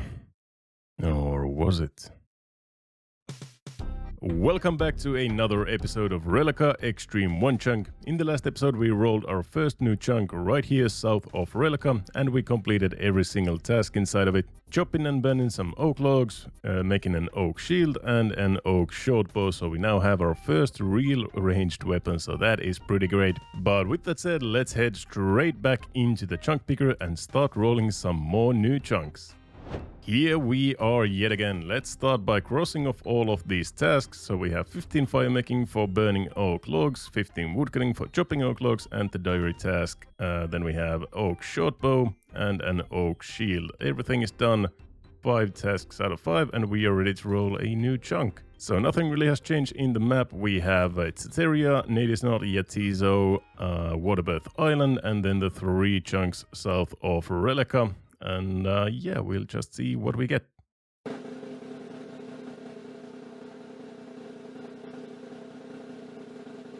And we get number 5, the Fremenic Road. Okay. Alrighty, so we do have a couple of tasks in here. We have 28 farming for wild blood hubs. I wonder where do we get the seeds for this? Hobgoblins, 1 in 134 drop rate. Okay, and we are gonna need 4 of those, and obviously we need the 28 farming, and that I suppose is just by raking, unless we can get some other hop seeds as well. Then we have 45 fire making for maple logs, not too bad. 30 range for a maple shortbow, so that is an upgrade, that is pretty nice. 45 woodcutting for maple logs and a maple shield, so pretty similar to our last chunk, except that we have that farming task as well. So yeah, okay, let's go ahead and check it out. Here we are south of the chunk that we unlocked last time, and we are still moving south, closer to Sea's village and closer to the belt of death. Let's see what we have here. So I don't think there's much of anything except for the maple trees and the patch. There doesn't seem to be any fishing spots or anything in the lake. I wonder if that Fallow is his name. Is he here? Or is he the chunk one over? I think he's on the other chunk, yeah. But there we have Ronan, the druid that is watching over the hops patch, and I think he can sell us all sorts of farming equipment, some plant cure, a rake, obviously, that's what we're gonna need for a while, I think. And I think we're gonna need a seed dipper for the seeds as well. Let's see, more items, seed dipper. Definitely yes, sounds like a fair price. And I guess we can just buy every single tool that we need from this guy for now. Some plant cure, a bucket of compost, a watering can, a gardening trowel, and that is all. So compost, definitely gonna need that. We can only use it one time, so I suppose we just start raking, the infamous raking content from level 1 to level 28 farming. So we are getting 4 XP per weed, and they grow 3 weeds at a time in the patch every 5 minutes, I think. So 12 XP every 15 minutes, I think. So that would be 48 XP per hour. And 28 farming, I think, is like about 10,000 XP, so you do the math. It's gonna take a while. But there's our first 3 weeds, our first 12 XP, and we can use the compost one time only, 18 XP. There we go, and now we cannot use any more compost until we have planted something, and I don't think we have any other seeds except for the wild blood hub seeds, so yeah. But we do have a 2 leprechaun storage, fortunately, so this is our first little storage unit that we have. We can store the spade and all the stuff there.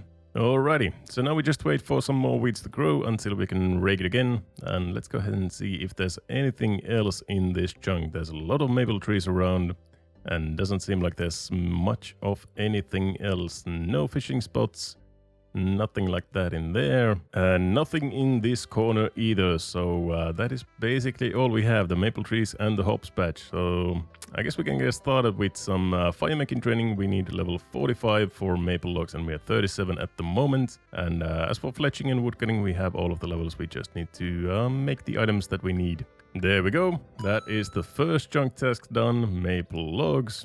And a second chunk task, making a maple shield, yet another quote-unquote upgrade, I suppose. It goes pretty well with the steel plate body, I think. That is it.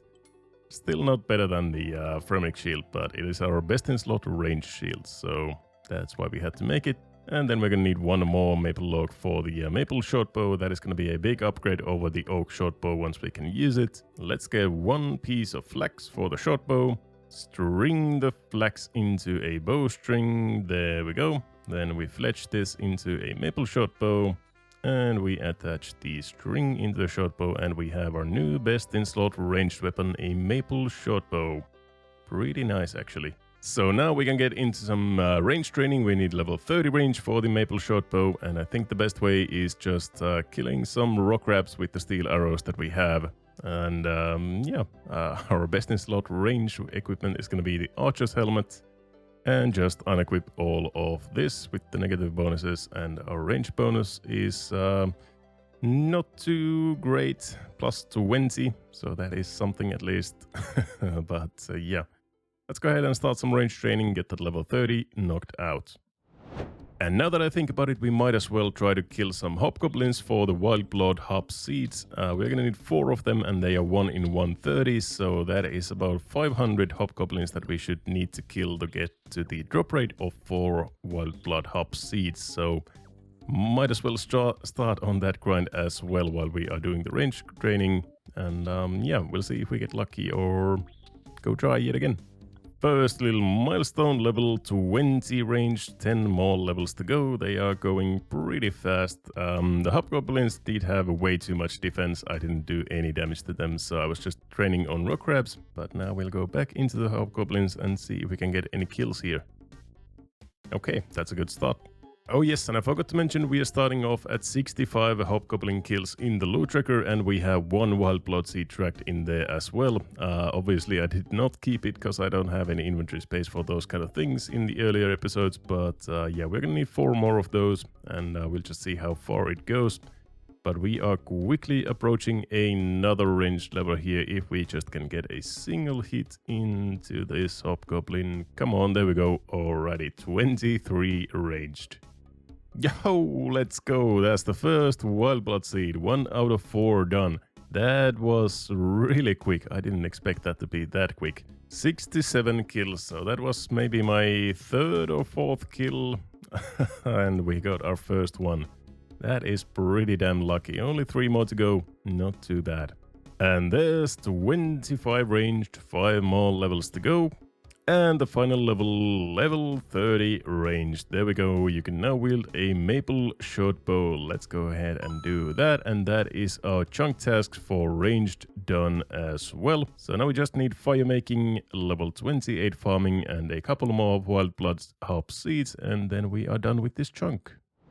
Alright, I got a few pieces of coal and an iron, made a steel bar, and now we are making a steel axe for ourselves that is gonna be so much faster than the bronze axe for woodcutting. And we're gonna go and start woodcutting some oaks, burning them, get that level 45 fire making done, and we can get some inventory space here, get rid of all of this stuff. And sandwiches, let's get a stale baguette. Nah, never lucky. I guess I'll take your kebab as well. There we go.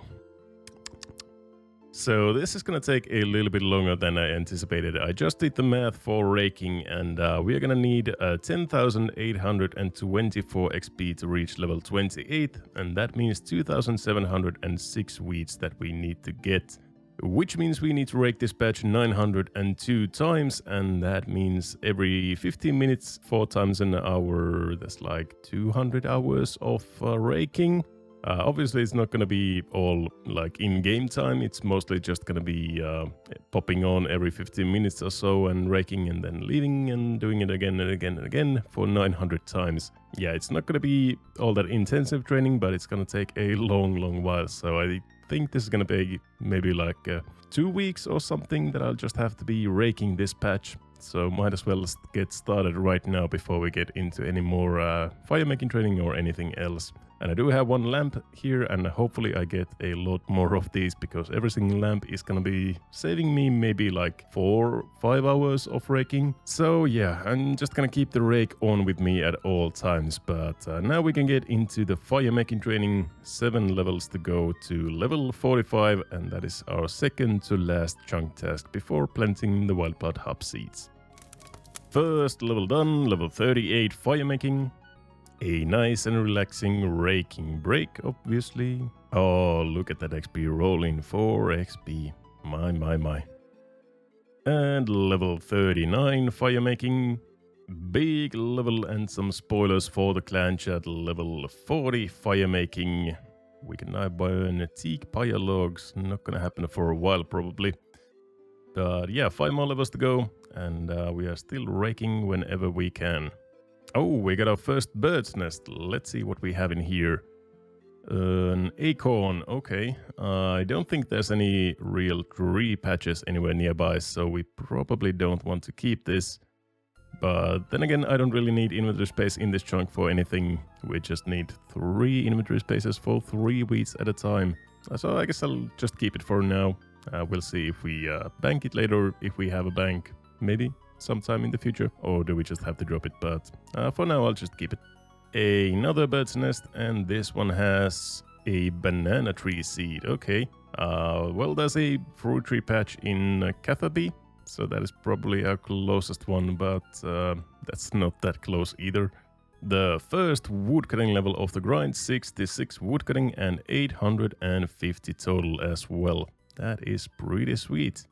And some raking content. We are getting close to our first level, 13 XP to go. So the next time we rake this patch, we are going to get level 2 farming. So that is going to be the start of a very long multi-week grind of just raking some weeds. And finally, it is time for the second to last task. Let's see it. There we go, level 45 fire making. You can now burn maple logs, and we have a maple log right here. Burn that, and that is the second to last chunk task done in this chunk. So now we just need to rake the patch 900 more times, and we are done. Rakety, rakety, rakety, rake, and there is level 2 farming. Let's go. I think I'm actually gonna start collecting these weeds. If we're gonna get like 2,500 of them, I really want to have that stack on me at all times, because it's gonna be a pretty nice flex to have 2,500 weeds, and maybe I can start my own weed shop after that. So yeah, as I said earlier, it takes 5 minutes for a weed to grow, and we get 4 XP per weed, so that is a maximum of 48 XP per hour, which is quite horrendous, to be honest. But we are doing some great progress already. We have 75... soon to be 78 weeds stacked up if we can ever rake this patch to the finish. There we go, level 5 farming already. We could now grow onions if we had a farming patch for that, but we don't, so we are just raking weeds. So yeah, it's gonna be a couple of weeks of just popping in and raking the patch every now and then, but luckily I just did get spooned on my main and got a BOFA at 160 kc, so I've got some nice and juicy BOFA content to grow through on the main Ironman. So I'll just keep raking every 15 minutes on this account, keep doing some other content on the main Ironman, and yeah, I'll just check in every now and then with some levels, and see you in 2 weeks with level 28 farming, I suppose.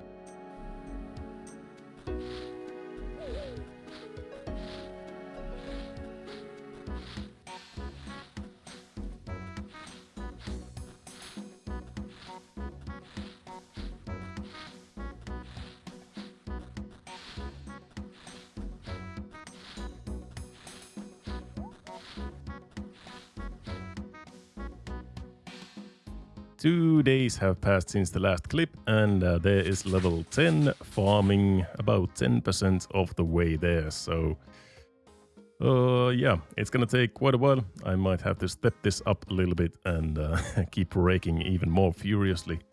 And we're up to 271 weeds already. That is a lot of joints to go through.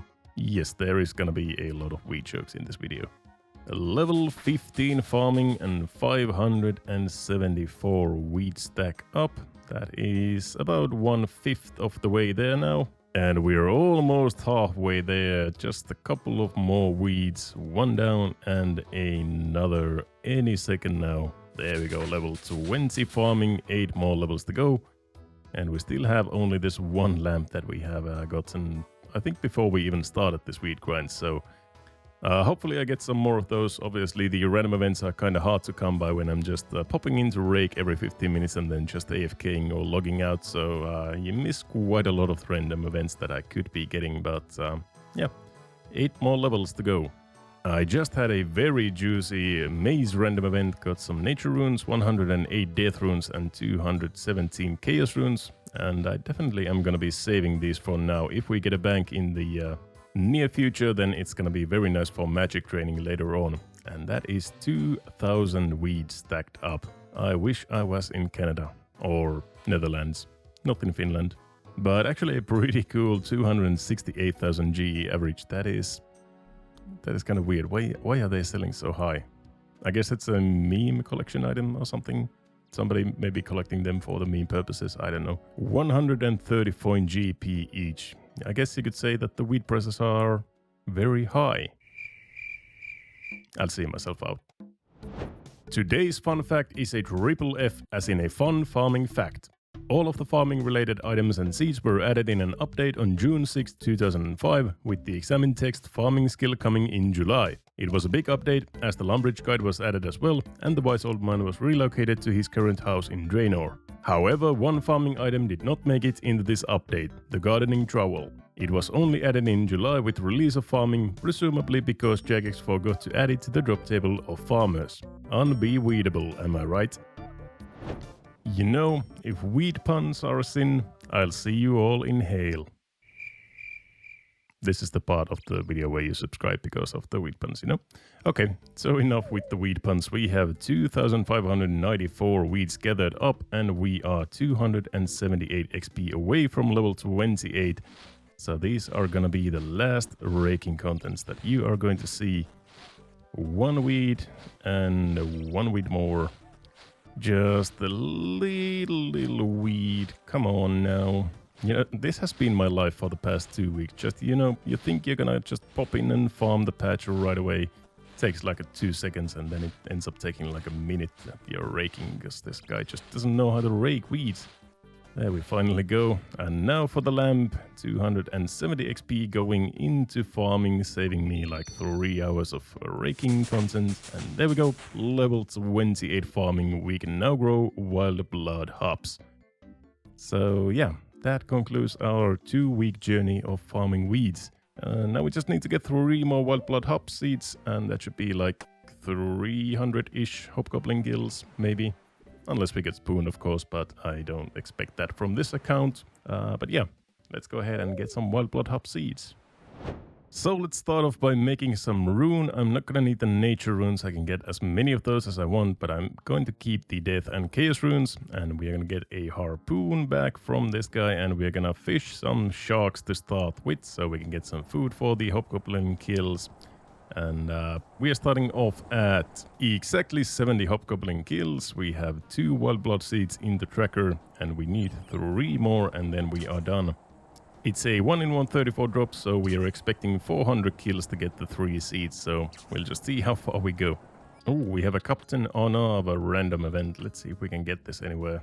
I'm constantly being harassed by the rock crabs, so this might be a little bit difficult, but if he can give us the gold bar, I would be very, very inclined to get that. Nope. Please, let me get it. Okay, there we go. Let's see if we get a gold ring, gold necklace, or a gold bar. We have everything else except the gold bar. Yes, nice. Let's go. We have a gold bar. That is pretty damn sick. We can get a ring mold from the warriors or the market cards in this centrum of Rellekka. So we could get ourselves a diamond ring, and that would be pretty damn cool. It's not a chunk task at all, but it would be pretty damn nice to have one. You know, just for the flex.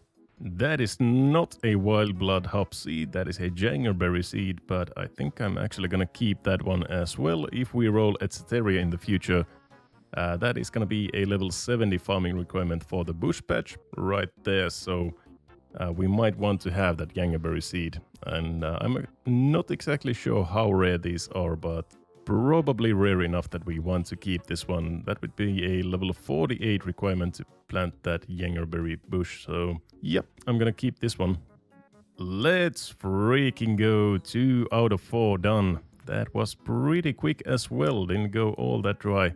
Let's see the kill count, 142, so we are at the drop rate for 1 of the seeds and we have received 3 already, so that is pretty damn nice.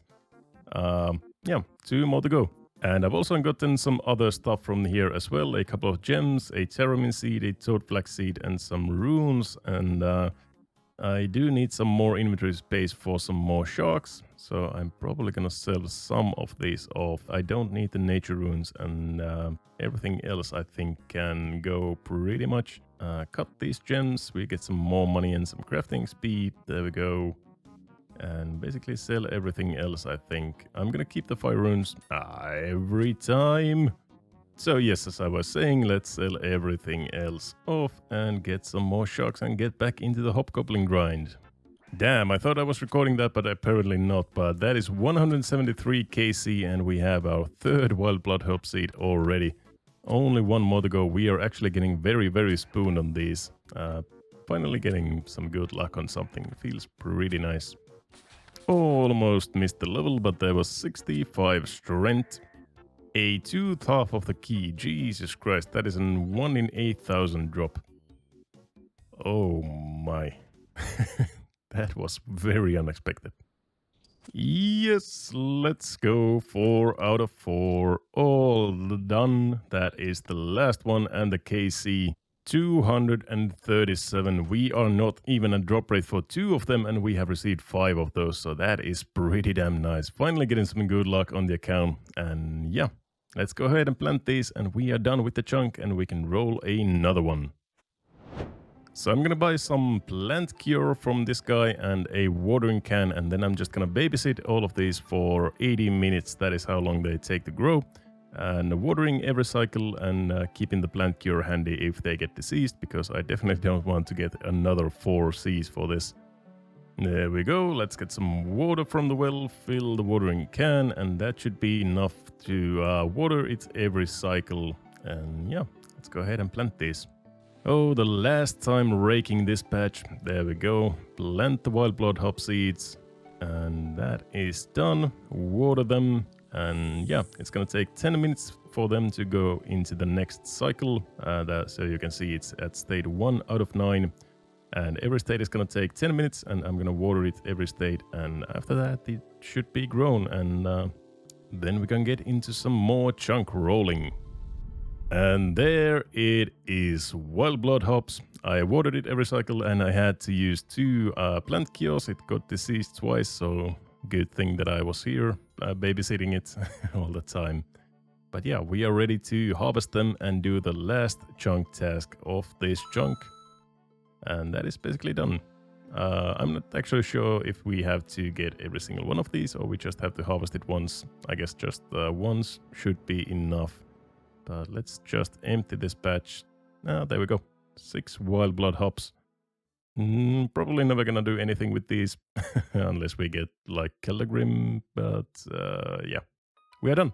Let's go back into the chunk picker. Alright, so welcome back to the chunk picker. First of all, let's cross off all of these tasks that we did. 45 fire making and burning maple logs. 30 range for wielding a maple shortbow. Cutting maple logs. Fletching a maple shield, and finally, after a couple of weeks of non-stop raking, 28 farming and growing wild blood hops. All 5 tasks are done, and I am very, very excited to roll a new chunk.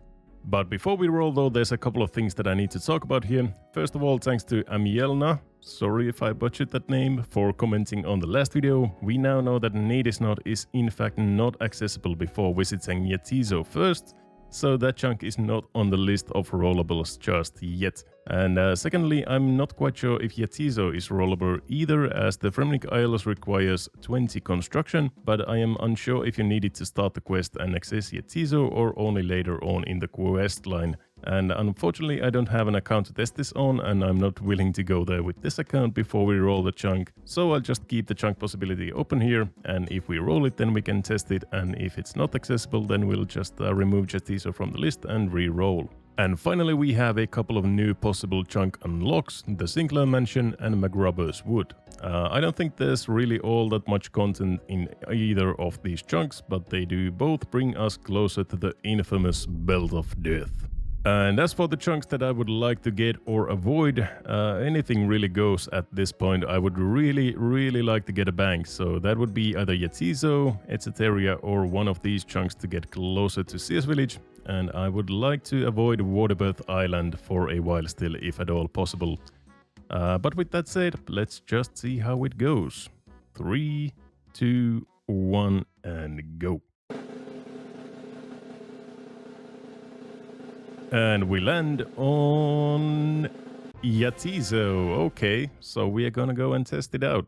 So according to the chunk picker, we only have a couple of best in slot tasks: the mithril plate body, mithril plate legs, chain body, and square shield. So I thought there should be some other things there as well, but maybe not. I guess we'll just see first of all if we can access the chunk or not, and if we can, then we'll see what we have in there. Alright, this is the moment of truth. So Maud Gunners is the guy that we need to talk to, and let's see if we can do this. Hello, are you Thoughtor? Well, my name is Rellekka, but I guess, yeah. He is Modgunners, he's from Yatizo, and Maria is from Nadisnod, and the King of Yatizo has requested that I take you to him. Before starting this quest, be aware that one or more of your skill levels are lower than what is required. But start the Fremnik Isles.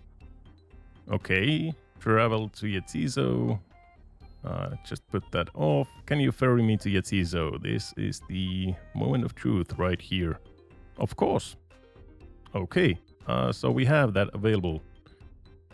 Nice. I actually didn't think that that would be possible, so let's go ahead and unlock the chunk first of all. There we go. So we have Yatizo as our next chunk, and as the chunk picker said, there's only a handful of tasks. Getting mithril equipment, I think, from the shop in Yatizo. And I thought there should be some more things, because I think there are some trolls in here, so that would be the 1 in 5,000 curved bone grind. But let's just see what we have in here. Welcome to Yatizo, first of all. And this is the biggest thing in the whole series so far. Oh my god, we have a bank.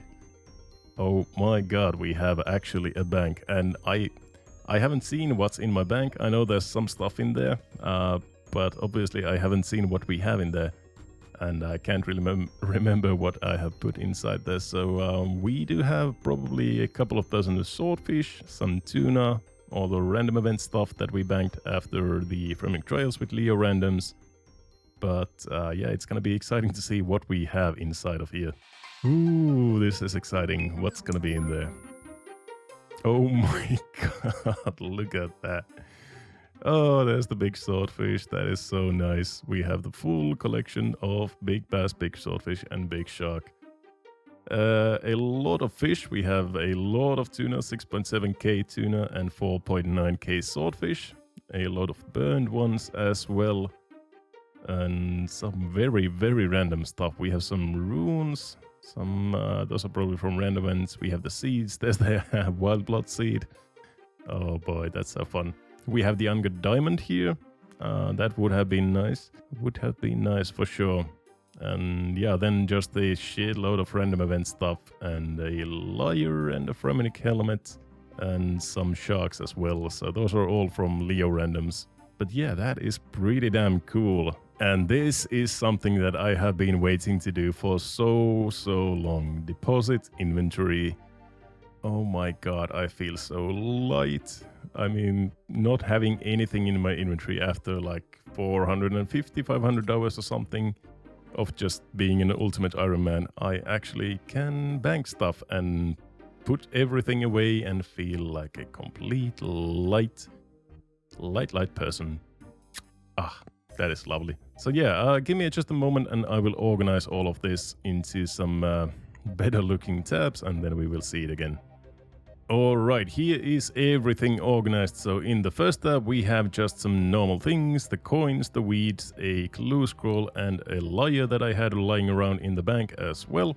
Then in the second tab we have all of the equipment. So our full melee set is here on the top row, then our ranging set, I guess you could call it, and our mage set. Pretty lacking, but anyways. Then we have all of our fish and food and our big fish collection as well in the third tab. That is actually a pretty nice amount of food right there. Then in the fourth tab we have all of the random event stuff. So we have the full beekeepers, full zombie and full mime outfit.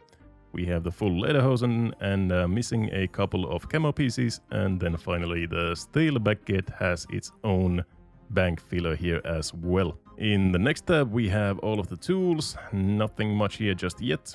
Next tab we have all of the farming things, so all of the seeds, herbs, products, stuff like that.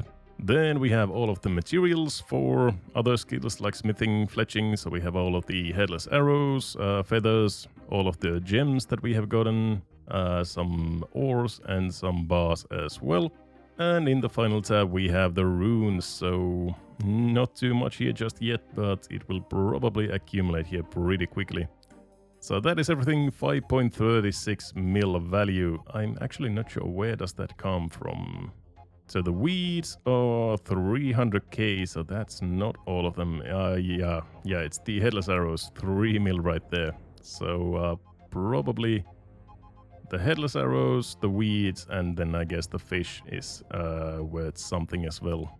Yeah, these are almost a mil each. So most of our bank value is just in a few stacks. The tuna, swordfish, the headless arrows, and the weeds. And our bank value drops to 300k. Yeah, so basically all of our bank is in these 4 stacks of very random and useless items. But yeah, that is all of that in the bank. Let's go ahead and explore Yetizo for the first time. See what we have in here. So here we have a Van Liga Gastifred. I think this is the person that sells the yak hides once you have completed the Fremenic Isles. So not just yet, but in the future that might be some crafting XP that we can get from there. Here we have all of the armor and weapon stores. So this is Kulki Murka or something like that. And he sells mithril equipment. Not very useful to us, to be honest.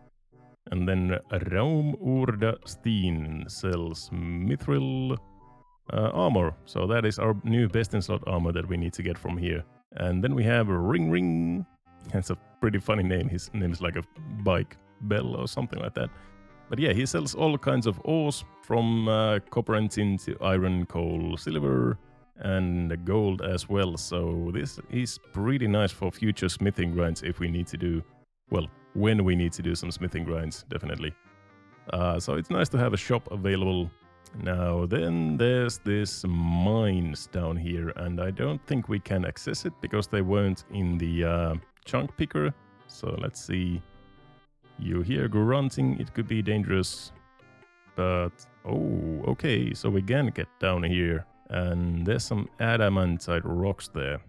That is a little bit worrying. Can we not mine these? Because if we can mine these, then they should be a chunk task to mine adamantite ore and smelt adamantite ore and do an adamant plate body, I think, which is level 88 smithing.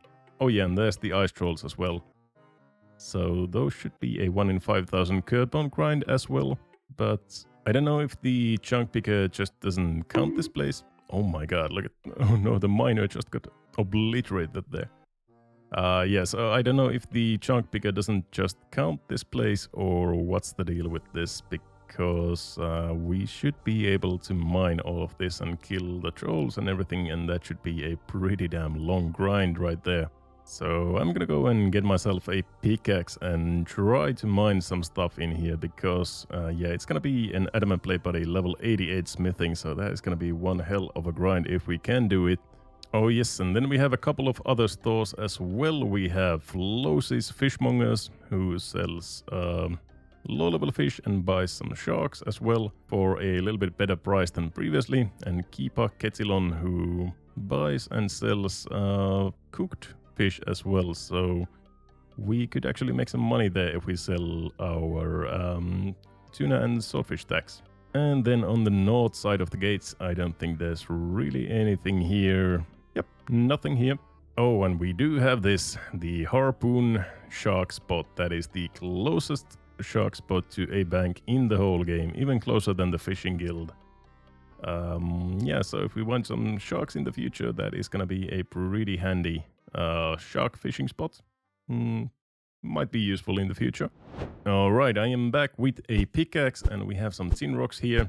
And yes, we can mine them. So the chunk picker is wrong in this regard. We can mine them, and I think we can punch these trolls as well. Yep. Alrighty, that is gonna be a long grind of 88 smithing and a curved bone. Oh, you adamantite rocks are gonna ruin my life.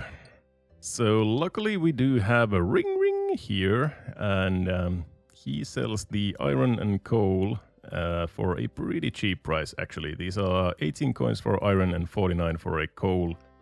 And we can buy these, smelt them in Rellekka, smith them here or in Rellekka into, I guess, steel plate bodies would be the best. Level our smithing that way so we don't have to mine everything ourselves. So it's not that bad, but I gotta do some maths. How long will 88 smithing take with this method? He does seem to stock the shop pretty fast. Oh, and somebody just bought it. Oh no, that is not a good sign at all. If we have bots here, yeah, that is definitely a bot, okay. Yeah, if we have bots buying out the stock in here, that's gonna be quite damn annoying to compete for the stock, but we'll see how long it takes. I gotta do some calculations and try some routes with smithing and see how long it takes. So it is 4,294,055 XP to go to level 88, which means I will need to get 78,000 iron and 150,000 coal to reach that level. So almost 230,000 ores that I need to buy from Ring and smelt all of them in Rellekka and smith them either here or in Rellekka into steel plate bodies and sell them. Ooh, my. 230,000 ores. That is gonna take a long time. A very long time. Ring. And I gotta say, these motherfuckers are not gonna make this grind any easier than it should be. Yatizo is a death chunk. Last episode I rolled this chunk without really knowing what I'm getting myself into because the chunk picker didn't realize that I can access the mines underneath Yatizo. However, after exploring the mines I discovered two things. Adamantite ore and ice trolls. These mean I need to get a 1 in 5,000 curd bone drop from the ice trolls and smith an adamantite plate body, two absolutely massive grinds without proper gear or training methods. I mean, my best in slot gear looks like this, and my best smithing method is competing with hundreds of bots for iron and coal stock. Previously I've spent 400 hours in Rellekka and another few hundred hours raking a single hops patch, but this Yatizo chunk is going to be something else. It is one of the saddest, greyest, most miserable and lifeless places in all of RuneScape, and I'm gonna be stuck here for a while. Can I get a curved bone from these ruthless trolls with just a maple shortbow and steel arrows? Will I reach level 88 smithing before I lose my mind and become one of these guys? Let's find out. Well, hello and welcome back. I have been committing landseeker yet again. I have gotten these 14 layers right here, as I think this will be quite handy in the upcoming smithing grind. So let's go ahead and charge all of these with sharks, and I will show you what I mean.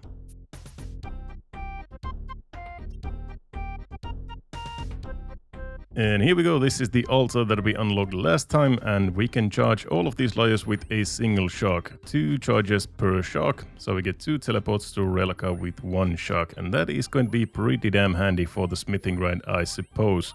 Because the way I'm gonna be training smithing is going to Rellekka for the furnace and the anvil, and then going back to the bank in Yatizo, or buying some ores from Yatizo. So we have to travel between Rellekka and Yatizo quite a lot for the next couple of months, I think. So yeah, I think this is gonna be very useful. Basically what I'm gonna do is take some ore from the bank on Yatizo, teleport right here, go to the furnace, smelt everything up, then smith them up on the anvil right next to the furnace, and then run back to the boat and go back to Yatizo to the bank and rinse and repeat. And getting the sharks for this shouldn't be too hard. We have this nice little fishing spot right here on Yatizo. So yeah, I think this is going to be pretty good for us going forward. I've also been buying quite a lot of ores from Ring, and I have gathered up quite a lot. By the way, if you don't want to hear me say that ever again, just tell me and I will not. But yeah, we have quite a lot of ores here. We have enough for about 700 steel bars. That is obviously not even close to enough what we are going to need, but I'm going to show you an example smithing trip. We start with using the layer, going to Rellekka. I have a hammer, 7 iron ore and 14 coal in my inventory.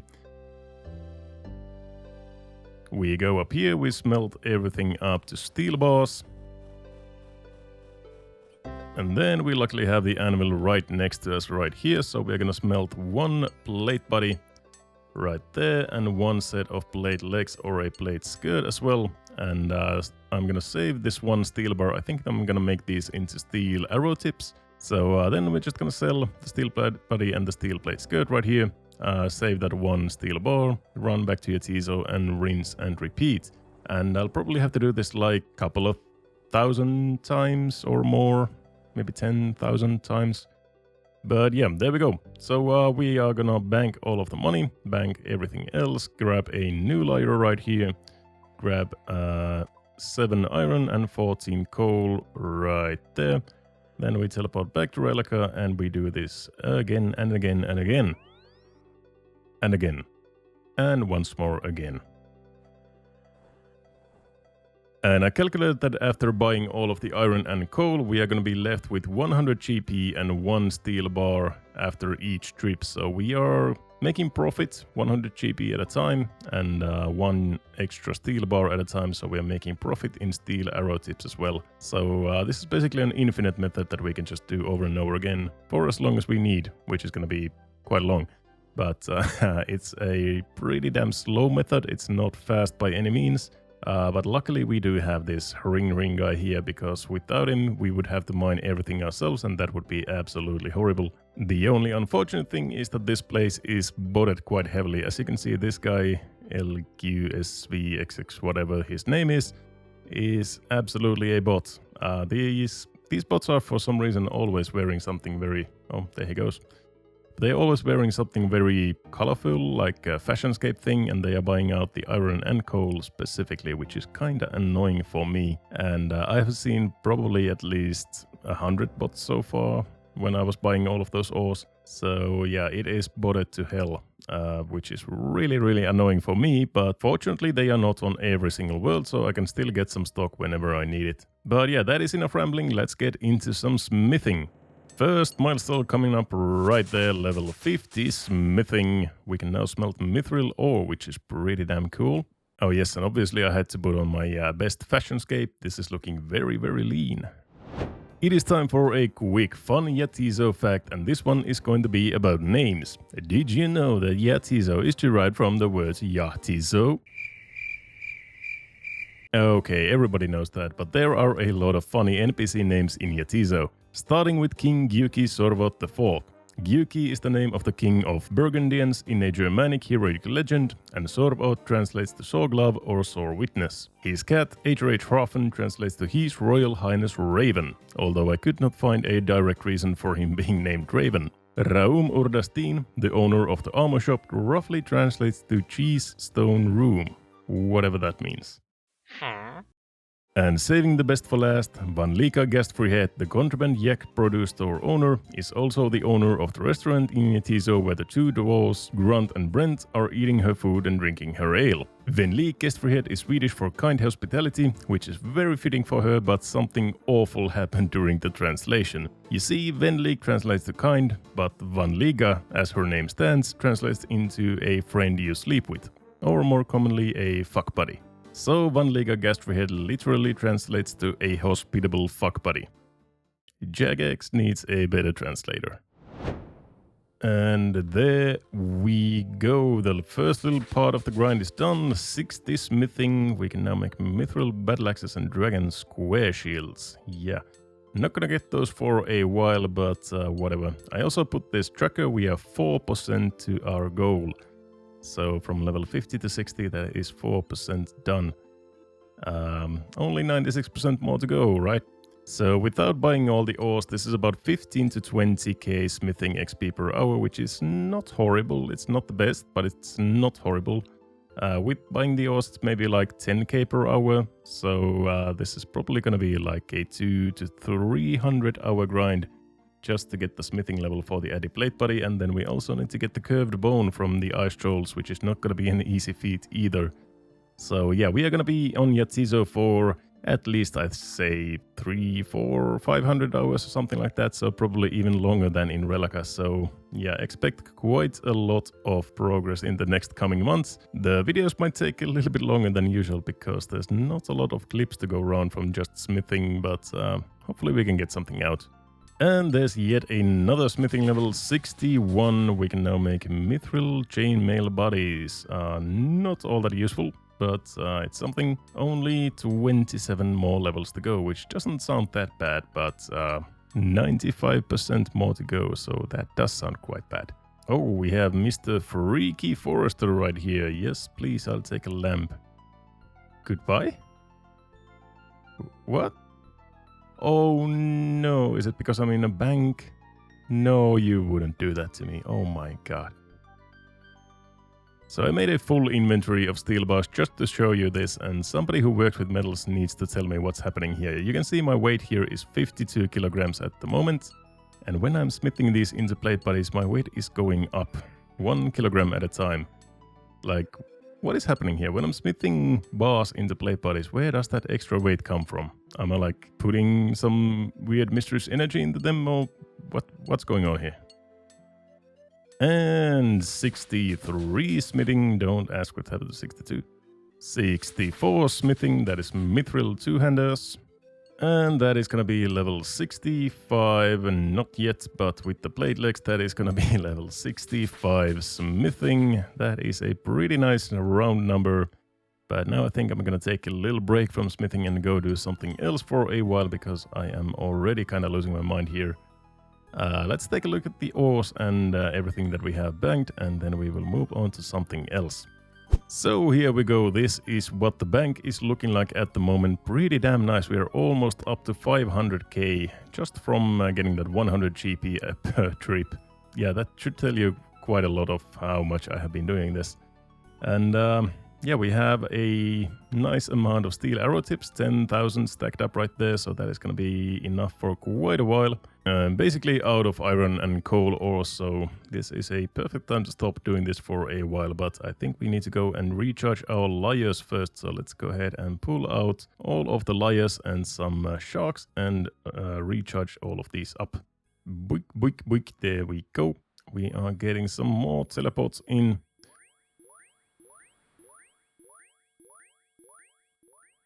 That is actually really satisfying. There we go. That's another 28 teleports to Rellekka. Now that we are going to start killing some ice trolls, let's take a look at the loot table first so we can see what to expect. According to the wiki, every ice troll kill is worth almost 2.4k, so that is actually pretty damn good for a mob that we can kill. Obviously they drop big bones, which is going to be extremely good for our prairie training. They also drop a lot of good alchables, starting from adamant full helm, steel plate bodies and mithril warhammers, all the way to rune kite shields, granite shields and rune warhammers. And they also drop adamant axes, which is a new best in slot axe for us for some wood cutting. As for runes, they only drop earth, nature and lore runes, but they drop those in pretty damn large quantities, so we are gonna stack up some real good earth runes here.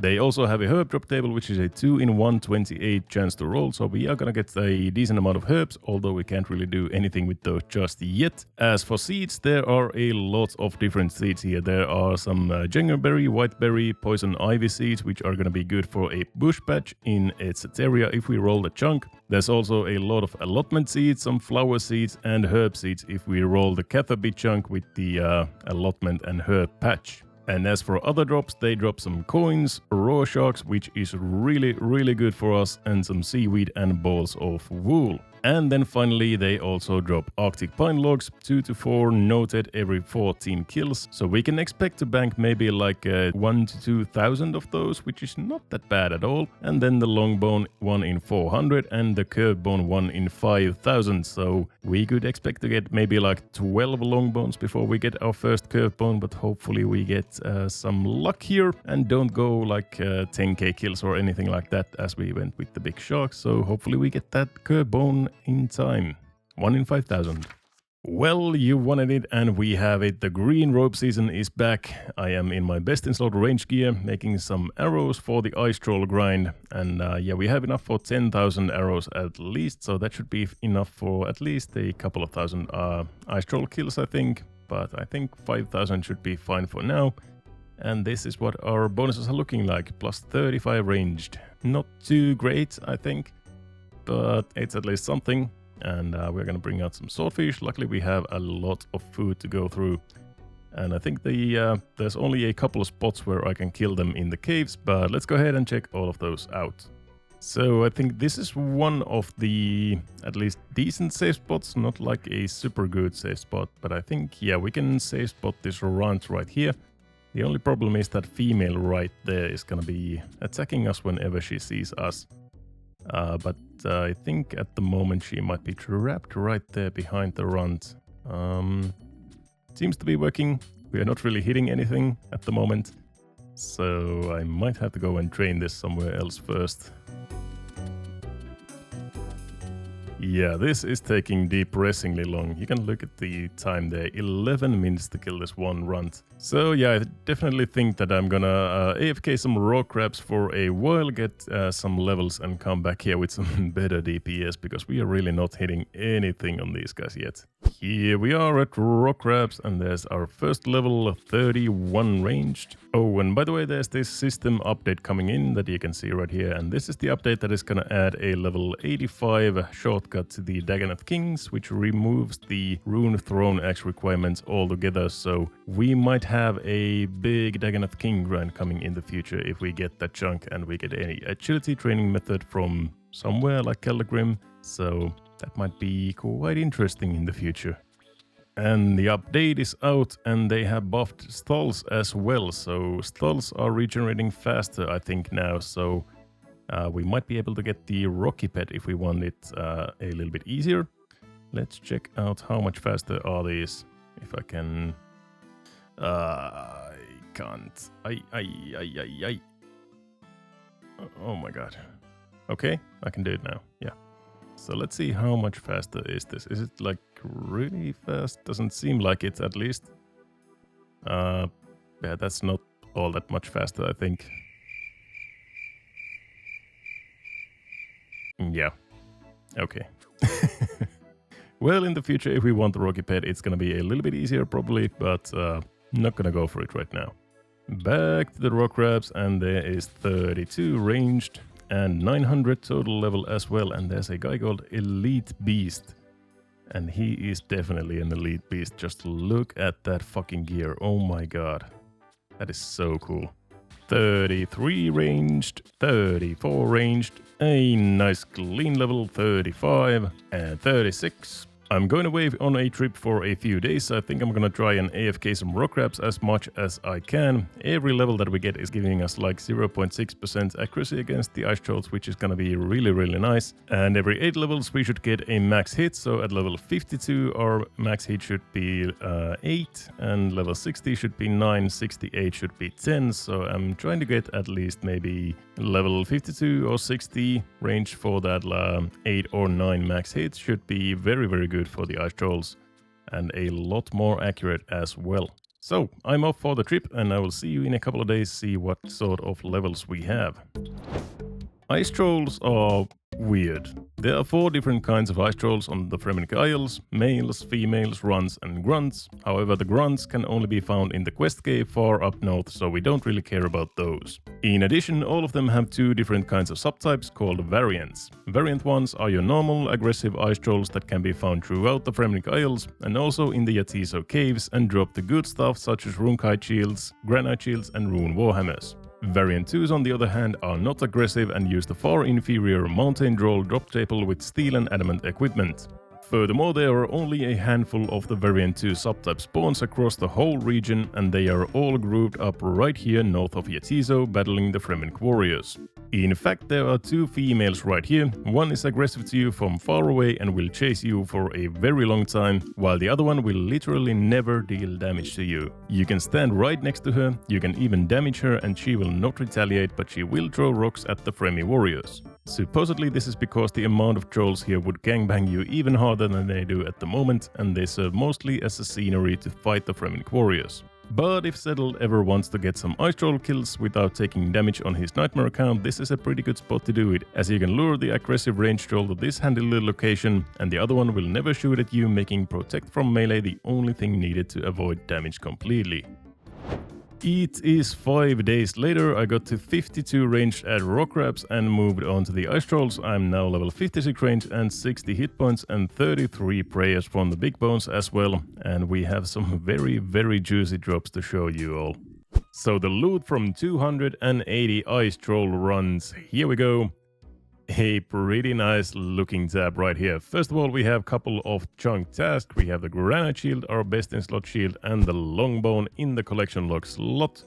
So yeah, those are both chunk tasks done. From that, we only need the curved bone now from the ice trolls, and then we are done with them. And as for some other stuff, first of all, we have a lot of alkables and armor slots and stuff like that. We have a lot of Addy full helm, steel plate bodies, 6 runite kite shields. So those are gonna make pretty nice money. And we also have a rune warhammer right here, and that is actually a pretty decent weapon if we compare it to the Fremenic blade. The Fremenic blade has 24 slash bonus and the rune warhammer has 48 crush bonus, so that is double the accuracy. And also it has plus 34 melee strength, so that is also pretty nice. So it might be nice in some flinching situations, but overall I think the Fremenic blade is still better as it has a base weapon speed of 2.4 and this is 3.6, so for example, for the ice trolls, I think this is the better weapon, but anyways, it's a nice flinching weapon if we ever need one. Then we have our new best in slot axe for some wood cutting. We have 11 adamant axes now, 80 lore runes, almost 80 nature runes, and 840 earth runes. So those are going to be nice for magic training later on. About 100 sharks. Those are going to be very nice for charging our lyres later on. We are still using a lot of lyre charges. Some seaweed, some arctic pine logs. Those are probably going to be used for fire making XP later on if we get the fire making cape chunk. 490 balls of wool. I don't know what I'm going to do with those. Probably nothing. Some herbs and a lot of seeds as well. So yeah, that is what the loot tab is looking like at the moment after 280 kills. So yeah, we still have a lot of ice trolls to go through before we get the curd bone most probably, but I'm pretty happy with the drops. We are getting a lot of money from these. Let's just take a look at all of these alkables. Take all of these. I'm gonna of course keep some of them, but just to see here, these are 400k already in Alex. So that is a pretty nice sum, to be honest. Let's go ahead and keep killing them. I'm still gonna keep ranging. I might try some melee at some point, but at the moment I think I'm still gonna keep on ranging because it's very easy and very simple to do, and I have a pretty nice safe spot that I'm gonna show you. So the best way I found to doing this is going to the west side of the cave right here. There's one single ice troll runt, this guy right here, that I'm killing over and over and hopping worlds in between kills. And you have these 2 adamantite rocks that I can use to save spot him very easily from any angle possible. There would be some more ice trolls in here, so we wouldn't need to world help, but we need to wait 10 minutes for the aggression timer to go away because there's some ranged trolls as well, and those hurt like a motherfucker. So yeah, what I'm doing is just save spotting this one guy, then hopping worlds and killing another one of them, and hopping and killing and hopping and killing, and every kill takes about 1 minute, so we are getting like 50 to 60 kills per hour, which means that the drop rate for the curd bone, 1 in 5,000, would take about 100 hours. And yeah, it's not ideal, obviously, but this is what we are doing with our gear setup. As you can see, it is not very good. But yeah, I'll just keep killing these, and I will let you know when we get something more interesting. There's 57 ranged, 3 more levels for another max hit.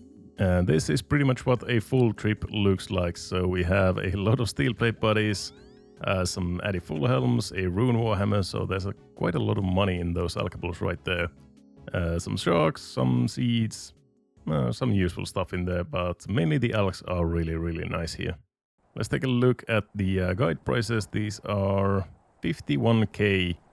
I think mostly in the Alex. We don't have really any valuable seeds or anything, so yeah, almost like 50k in Alex. Oh, look at this guy. Definitely a real player, right? JQ, whatever. I mean, the bots here are looking so weird. Just look at this guy. They're like a goblin helmet. I don't even know what the body is, like some sort of a yellow, whatever the hell. I don't, like, why are they looking so goddamn weird? That is just weird. Oh, another granite shield for the collections. Another 33k high elk. That is very nice. That's gonna be a lot of smithing XP for us. Oh my god, what a stack trip. This is another rune kite shield right there. So we have a granite shield and a rune kite shield. Very nice. There's 61 hit points, almost missed the level. Oh, and 69 combat. That is important and nice. Take a look at this 360 no-scope sniper right there. Oh, and there's 59 ranged. And another prayer level coming in right there, level 35. No new prayers, but pretty damn soon we are gonna have access to all of the protection prayers, and that is gonna be extremely good for us. And this is going to be a max hit right around now, please. Are you gonna hit? Not a 1, not a 0. Oh my god, I feel like a clown doing this clip at the moment. There we fucking go. 60 ranged, that is a very nice milestone and another max hit. So we have a max hit of 9 at the moment. Gonna make this thing a little bit faster, I hope. And slap all of that in there, and the loot tab is looking really nice, I gotta say. Let's take a look at all of the alcohols that we have at the moment. The price of these is, let's see it, 856k. That is really good, actually.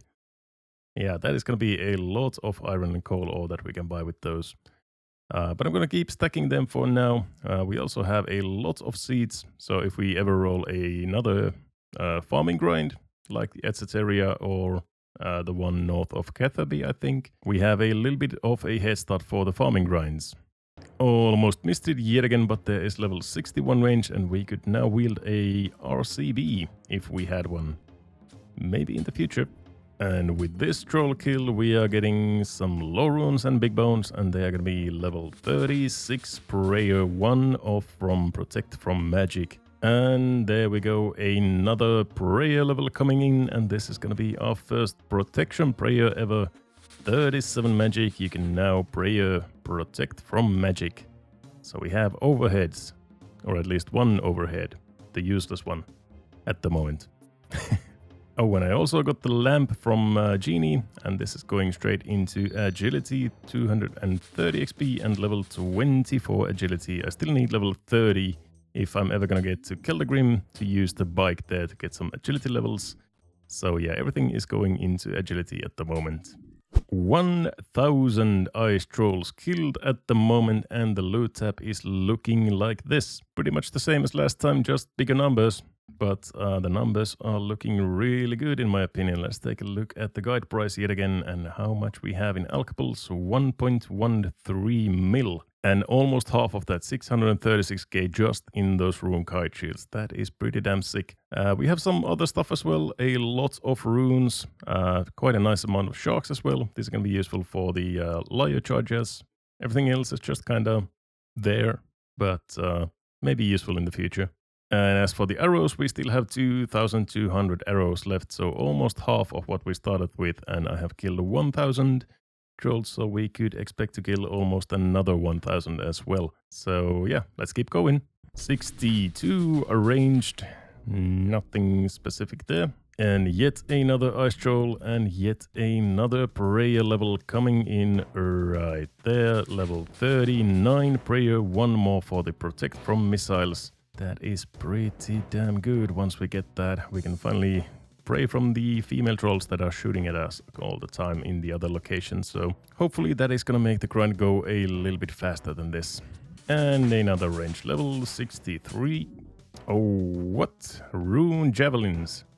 That is, I think, like a 1 in 2 or 1 in 3,000 rare drop, table drop.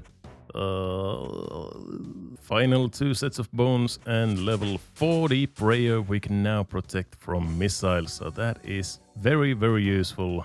We can maybe try the other spot now with the female ice trolls and hopefully not get blasted all the time with rocks. And this is the spot that I'm talking about. You can see there's a lot more trolls around, but the only problem is these female trolls that are shooting at us with ranged rocks. So this is going to be very helpful here. If we can last here for 10 minutes with the prayers by flicking this, then I think we could be able to run out the aggro timer, and then we can just kill these here forever if we want to. So yeah, that could be a pretty good strategy to get some faster kills per hour, I think. If I can just flick these and not die, that is... Yeah, seems to be working pretty good.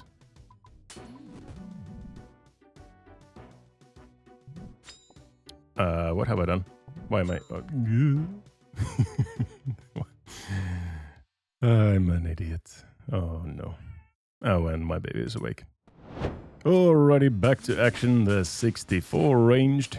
And as you might see in my inventory, I have yet another longbone. So now that is longbone number 3, I think, actually.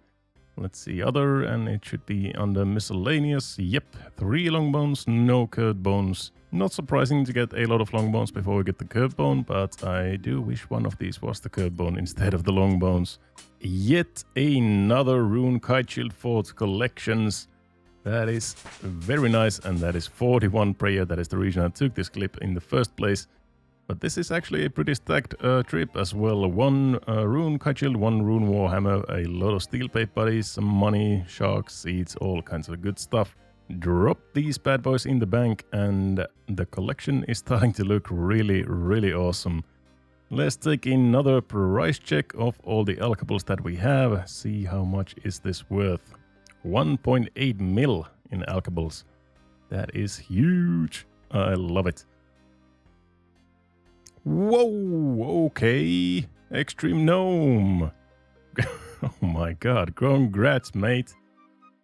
Extreme Gnome with the beaver pet. If you haven't seen Extreme Gnome, go and watch his videos. He is a very good content creator. One of those who inspired me to start this series as well. So definitely go give him a watch, and another big congratulations. But as for some other stuff that we have in the bank, we have 3,000 balls of wool. I have no idea what the hell I'm gonna do with this amount of balls of wool. Probably absolutely nothing, ever. They are like almost 200k in the GE, but I don't know what to do with this. And then we have like 600 seaweed, 500 almost Arctic pine logs, a lot of seeds, a decent amount of herbs, almost 5,000 earth runes. So these are going to be very useful later on when we start to do some magic training. And yeah, looking pretty damn nice. Oh, we have a beekeeper random that is going to be either flax or a lamp. So let's definitely do this and hope for a lamp, actually, because I can get flax anytime I want now. Previously, I would have wanted to get this before I didn't have access to flax, but right now I would like a lamp, please. And that is flax. Unfortunate. But actually, the reason I started taking this clip is because we are out of arrows. There goes the last one. We have a couple on the floor, but anyways, we are basically out of arrows at the moment. So 5,000 steel arrows have been shot and turned to dust. So that I think will do for the ice troll grind for now. We are a little bit over 2,000 kills, I think. I'll show you the loot and the kill count in just a second here. So the kill count at the moment is 2,108 ice trolls. Let's move the flax elsewhere. It doesn't belong in this tab. So here is everything we have gotten from a little bit over 2,000 ice trolls. A lot of stuff. So that's almost 2 million elks, I think. 300 laws, 600 natures, 5,000 earth runes, 3 long bones, you know, a lot of seaweed, some logs, 3.2k balls of wool, a lot of herbs, some seeds. Yeah, it's looking pretty damn good. Still no curved bone, but we are almost half of the way to the drop rate. So hopefully in the next episode we will get that, but that is enough curved bone hunting for this episode. Let's go and complete a chunk task that we actually can complete in this one. And that is, of course, completing the first 4 steps of the Fremenic Isles quest. So we first have to talk to King Gyuki Sorvot right here. Let's go and do that. Start the quest. And first of all, we have to appease the king's cat a little bit with some raw tuna before we can get on with the quest. So I have a raw tuna right here. He will out raw tuna. Yeah. Give the cat some tuna. There we go. Enjoy. Thank you. And now we can talk to the king, and he will ask us to deliver him some mithril ore, because our mining level is over 50, I think, is the requirement for the mithril ore. So we need to bring 6 mithril ore to the king before we can move on with the quest. Yep, there's the step. We need 6 pieces of mithril ore for the Kellegrims. And yeah, if I happen to have the ore in my bank, well, I don't. So I'll go and get some ore for you. Let's go and check the bank. I'm pretty sure we don't have mithril, but we have level 57 mining, which is definitely enough to mine some mithril. And let's just take an iron pickaxe and go out to the mines and get some mithril ore.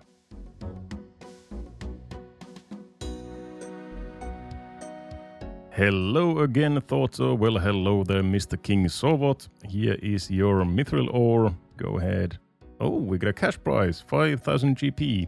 I actually wasn't aware of that. I'll take it.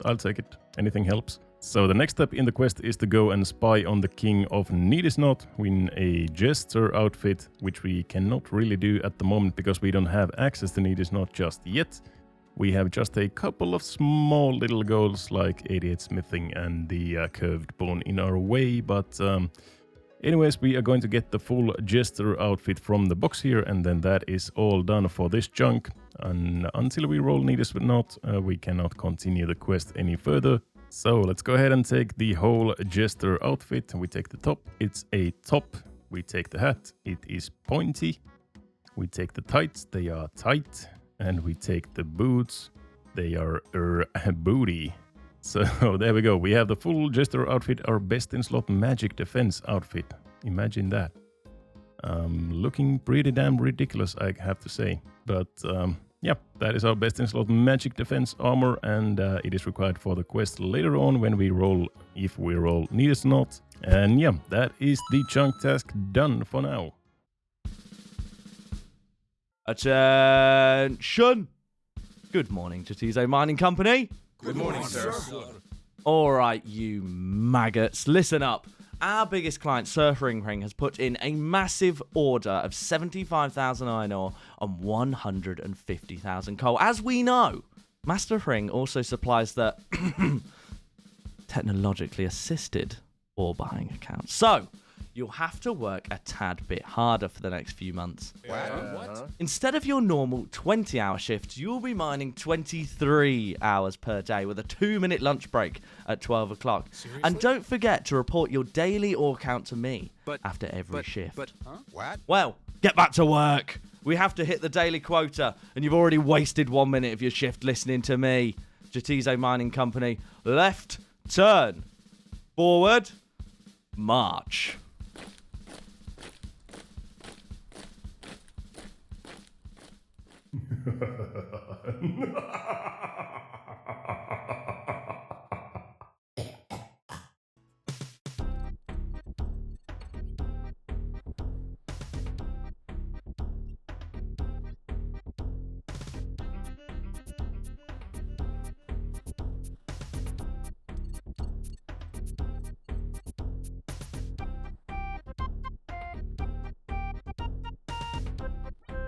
Welcome back to another episode. First of all, I want to say a massive thank you to Frey RS for the voice acting in the intro that you just saw. Frey is also doing an Xtreme Onechunk account, mainly in the wilderness at the moment, and is very exciting content. I highly recommend you check him out. The link is down in the description. Go ahead and watch his videos and tell him that I sent you. But now let's get on with the video. There we go, another 10,000 steel arrow tips ready to go for more ice troll slaughter, and I still have enough ore banked for another 1,300 bars, which is about 20,000 more arrow tips. Last episode I used about 10,000 arrows to get 2,000 kills, so these 10,000 tips and 20,000 banked in those ores should be enough for another maybe like 6,000 kills hopefully. And hopefully we do not go that dry on the curved bone, although the supplies are extremely nice, so I'm not complaining just yet. Oh, hello there, Mr. Demon Rage 48 with the purple pants, absolutely a real player, not a bot in the slightest. And that is the last of the arrow tips. Can I get a fletching level from this? Please? No, we are 500 XP away. I need to go and get this level.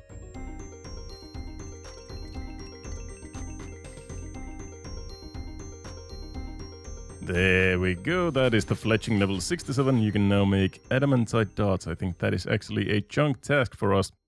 But yeah, I just couldn't leave the fletching level there, like 500 XP away. But now it is done. Let's go ahead and get all of our beautiful ranging gear out of the bank and go and slaughter some more ice trolls and hopefully get this curved bone knocked out. Let's take an emergency layer teleport and some food out of the bank, and we are ready to go. I'm aiming for that 5,000 kills. That is the drop rate for the curved bone. Hopefully we get it before that. Well, this is certainly a very interesting first trip. We have some big bones here, and that is going to be level 42. Prayer 1 away from Protect from Melee, the most important of the prayers. And we have some very interesting loot. We have a long bone right here, 2 rune kite shields, which is pretty damn nice. And some random events. We have a mystery box and a roll. I can't roll just yet, but we have a roll. But let's see what's in the mystery box. 20 nature runes. Okay, not too bad. And a big ranging level coming in, level 65 ranged. We could now use a 3rd age bow. Maybe one day. Yet another long bone. That is, no, well, I guess it's expected. And we have another mystery box as well. 20 nature runes yet again. I can't really complain. That is one of the better rewards from the mystery boxes, I guess. Jesus, 2 long bones in one trip. I think those are like only 10 kills apart or something, maybe 15 kills apart. Wow, okay. What? 3 long bones. 3 long bones in one trip. I previously said 2 long bones in one trip, but this is the 3rd long bone in the same trip. That's like 40 kills or something, and we have 3 long bones in this trip. Freaking 8 long bones so far, and I think we have only like 2,300 kills or something like that. So maybe curve one of those long bones and make it a curved bone, please? Alrighty, let's slap these in the bank, and there we go. 8 long bones in the bank. Oh yeah, and the stacks are looking pretty nice. We are getting up there all the time. Well, just continuing on. There's no stopping until we get that curved bone. Another ranging level 66 right there. We could now wield the Hunter Sunlight Crossbow, which is actually a pretty damn nice bow. If you're interested, there's a video link right there in the top right hand corner. Go ahead and check that video out. I know, absolutely shameless self-promotion. And this is the last ice troll for a very, very important level. We have some raw sharks. I always love those. But we have 5 big bones in the inventory. Let's bury all of these. 1, 2, 3, 4, and number 5, the last one. Boom. 43 prayer. Protect from melee unlocked. The most important prayer, I think, in the whole game. Yeah, this is a game changer for us and for everybody else as well. Because we can now actually train with melee if we want to, because well, previously it wasn't really possible to do any melee training here in the Ice Trolls without Protect from Melee, but now we have that option unlocked if we want to, and I think it is actually a little bit faster to kill these with melee. I did the DPS calculations, and it's like maybe 5 seconds faster per kill to do it with melee, but yeah, let's go ahead and try it out, see how it is. So grab our melee set right here. It is not anything fancy, but it's something at least. And I think should I use the Mithril Chain Body instead? It has better crush bonus, but then again we do have the ranging trolls in the caves as well, so the Plate Body would be better for that, but yeah, I think I'm gonna go with the Plate Body. It looks nicer as well, I think. Oh yeah, I look like a badass in this gear. So one of the nicest things about Protect from Melee and Melee training here is that I don't have to hop worlds constantly looking for that one ice troll that I have been ranging and safe spotting, because I can just use this spot, at least once I lose the aggro from the ranging trolls, I can just go ahead and kill these melee trolls with Protect from Melee, switch trolls all the time and no need to hop, and that will also result in a lot more random events. Speaking of random events, that is immaculate timing, Quizmaster. Come here, it's your lucky day. Yep, come on. I want your package, so to say. Yes, please, I'm so excited. Let's go ahead and see what we get from this one. And obviously we take the mystery box, and what do we have in there? Holy shit! A rune two-hander sword. I don't actually know how rare that is. I'm gonna put that on the screen probably, but that is very interesting. I was not expecting this at all, but I don't know if this is any better than any of our current gear. Maybe for flinching, but I gotta go ahead and check this out. So it seems that the Rune Warhammer is actually our best in slot for Ice Trolls because they are weak to Crush, and the Fremennik Blade is best for basically everything else that is not Crush weak, and then the Rune Two-Hander is just a flinching weapon if we ever need that. I don't really know where we would need a flinching weapon, but it's a pretty cool option to have. I mean, from a mystery box, that is really cool.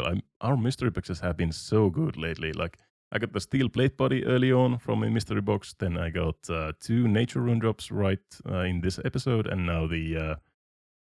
who are you? Alinity 39. You dirty, dirty boy. If I may be so bold, I'm gonna guess that they are going to buy all the iron and coal from here. Let's see it. What are you buying? Yep. Iron and coal. Oh, and there's 2 of them. There's another bot right there. 92 ashes, 94-7. Technology assisted or buying accounts, as I like to call them. So I am trying the melee set and the Rune Warhammer for the first time, and it's actually not too bad. It is very slow, but it's very nice to see those big hits like 12s, and I think our max hit is 16 or 17 with the prayers and everything. So yeah, it's very nice to see those big hits.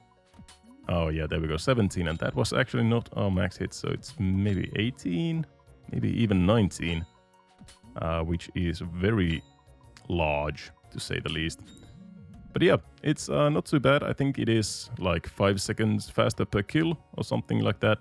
So I might be switching over to melee, although this is not AFK at all. I have to flick my prayers all the time because I don't have any prayer restoration method, as you know. There's nothing in the Fremennik region that restores your prayer except for Barbarian Assault, and CS Village has an altar.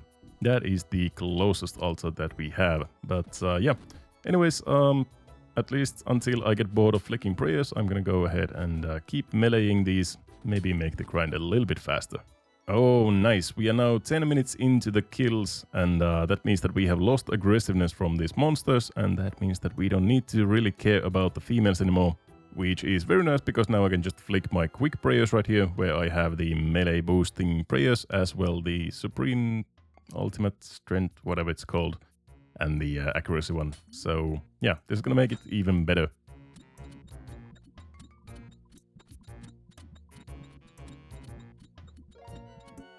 $69 prayer. It is the funny number. Everybody can clap and laugh now. Closing in on 3,000 kills soon, and there are 70 strengths, a big milestone, and we have yet another longbone in our inventory. A lot of longbones, no curved bones just yet. And I'm getting kind of bored of flicking, but well, it's going good. This is probably my favorite funny teaser fact of all time. I love all kinds of secrets and Easter eggs in video games. I even made a video about the Easter eggs in Valamore at launch while everyone else was sweating at the Colosseum or the Perilous Moons, and there are still so many secrets and Easter eggs in RuneScape that most people have never even heard about. As with all locations in RuneScape, there's always music playing in the background. Most locations have their unique music track, such as Rellekka having the track called Rellekka that plays when I first entered the chunk. There is absolutely nothing to do in Rellekka. Or Etceteria having the track Etceteria that you can hear after every intro in my videos. Yatizo is no different, and the track that plays here is called Norse Code, and there is actually a hidden message inside the track. The name of the track refers to the Norsemen, whom the Fremennik are based on, and Morse code, an old form of telecommunication. Now let's listen to the beginning of that music track.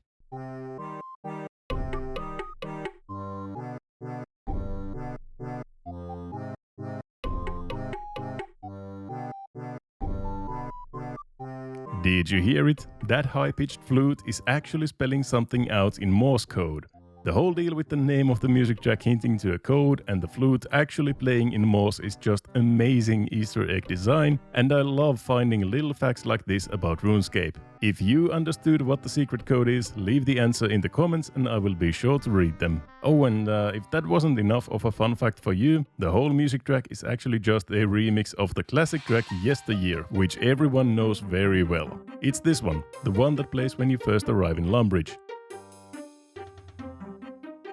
If you listen closely, the two tracks are in fact very similar.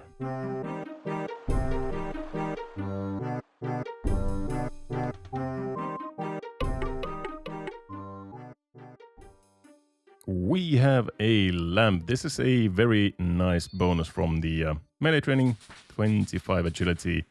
Yeah, that we can get some random events, because when you're hopping worlds, every 1 or 2 minutes you do not get any random events. So yeah, that is very nice. And that will do it. 3,000 ice trolls killed, and this is the loot. Our first loop half of the key as well, which is pretty damn rare. And we have 15 long bones and a shitload of very, very expensive stuff right here. Let's take a look at the price. Not there, but here. And the price is almost 2.5 mil. That is pretty nice. So yeah, 3,000 kills. We are closing in on the drop rate. Still no curve bones to be seen, but 15 long bones. Already way over drop rate for those, but yep, we keep going. It is time for my new favorite segment of the video, discussing the next 5 days of my life. I went on a rampage on the ice trolls. I killed them in the thousands. A strength lever here, a prayer lever there, a long bone every now and then, but still the curved bone just kept eluding me. I stopped picking up most of the useless loot, such as the herbs, the seaweeds, the low-value items, to prolong the trips to the cave as much as possible, and sold off all the rest of the valuable loot. The cash stack was ever-growing, levels were flowing in, I had more long bones to handle than Riley Reid in her latest video, and then it happened. Fuck off! Oh my god. What, did you actually think we would get the curve bone here? No. We are not going on raid in this series, we are only going dry.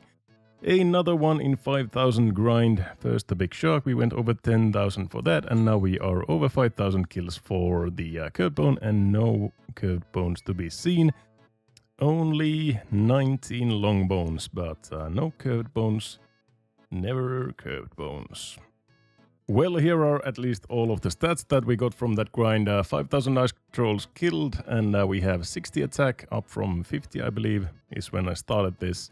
72 strength, can't even remember what it was before, but I'll put it on the screen. 68 HP, 51 defense, 66 range, and most importantly 47 prayer, which means that we have basically every useful prayer now unlocked. We have Mystic Might, Eagle Eye, and all the protection prayers. We only really need redemption, and that is basically the final kind of useful prayer, I guess.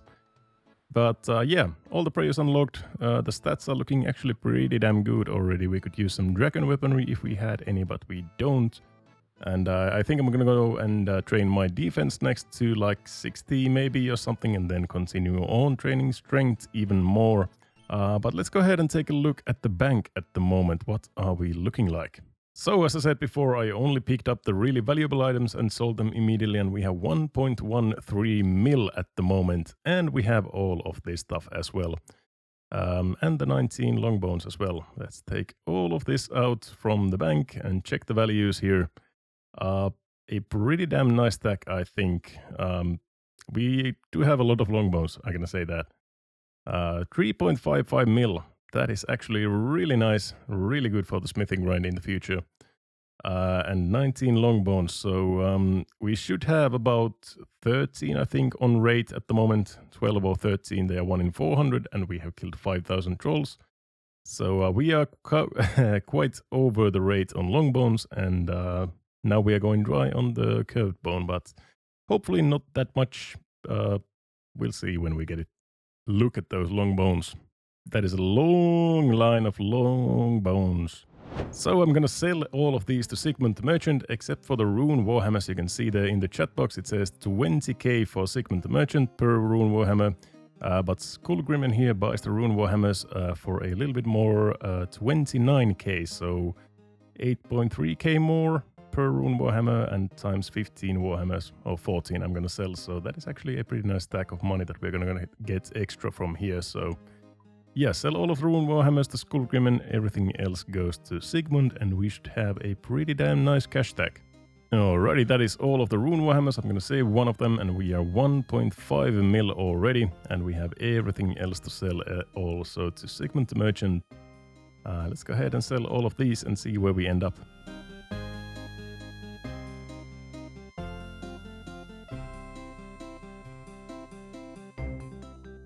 That's it, the last items, and I'm gonna save one of each of these, and we are up to 3,297,071 coins.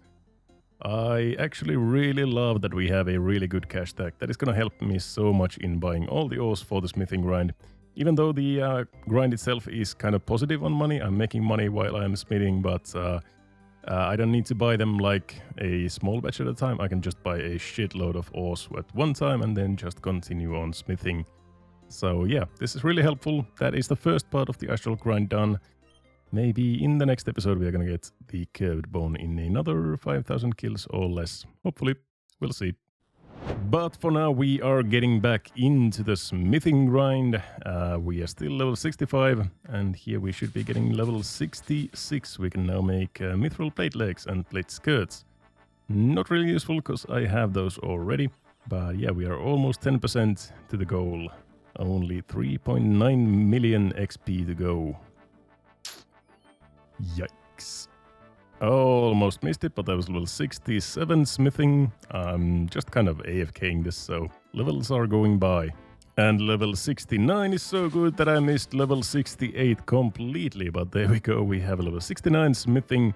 And that is actually a pretty big level. We can now smith mithril plate bodies, or we could already at 68. I'm not gonna really do anything with that either, but that is one level of adamant. As it turns out, bots do not go into PvP worlds at all, so that is actually pretty good, because Mr. Hring also stocks his shop so quickly that I only need these 2 or 3 worlds to buy all of the ores that I need without having any downtime at all. Yeah, so I can just use the PvP worlds, and there are no bots here. You can see the stock is already replenishing very quickly. So yeah, I can only use the PvP worlds. I will never have to see another bot. Obviously, I am risking my cash stack here, so hopefully nobody PKs me, but I don't know why anyone would be in a PvP world PvPing or PKing on Yatizo. Like, who the hell does that? It makes absolutely no sense. So probably not gonna happen anything like that, hopefully. But please don't use this against me. Don't come and PvP me. I will be very sad and angry if you do that. But yeah, there are no bots here. That is a very good news. And as you can see, just in a moment when we get back to Mr. Hring here, we are already probably back in stock. He stocks the shop like really quickly, so you only need these 2 or 3 worlds. Yep, you can see these are already full. So yeah, this is my new method of stocking ores or buying ores. And yeah, it's pretty good. And here we go, a big level 70 smithing. We can now smelt adamantite ore, make addy daggers, and repair zombie axes, and crystal helms, and celestial signets. But mostly the addy ore is the big one. We can now smelt addy. Only 18 more levels, and we can make that addy into adamantite plate bodies. So yeah. We are pretty much bang on 15% towards the goal, so 5% in these last couple of minutes of the video. Still 85% more to go. It is a very slow grind, but we will persevere, we will get through it. And in maybe a month or 2, we will have level 88 smithing, and we can smelt that adamantite into an addy plate.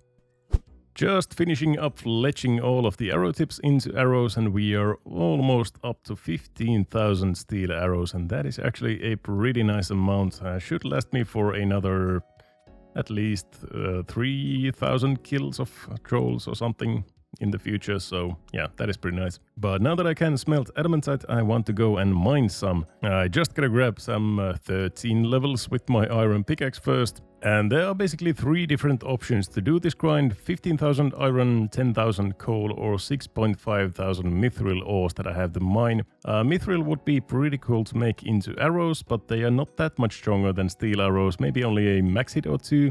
And both mithril and coal takes forever to mine and bank. So I think I will just power mine iron all the way to level 70 and not bank any of it, because GP and buying stock from Ring is not an issue anymore at all. So I think power mining iron is the best option here. Just make the mining grind go by really quickly and then we can get back into smithing.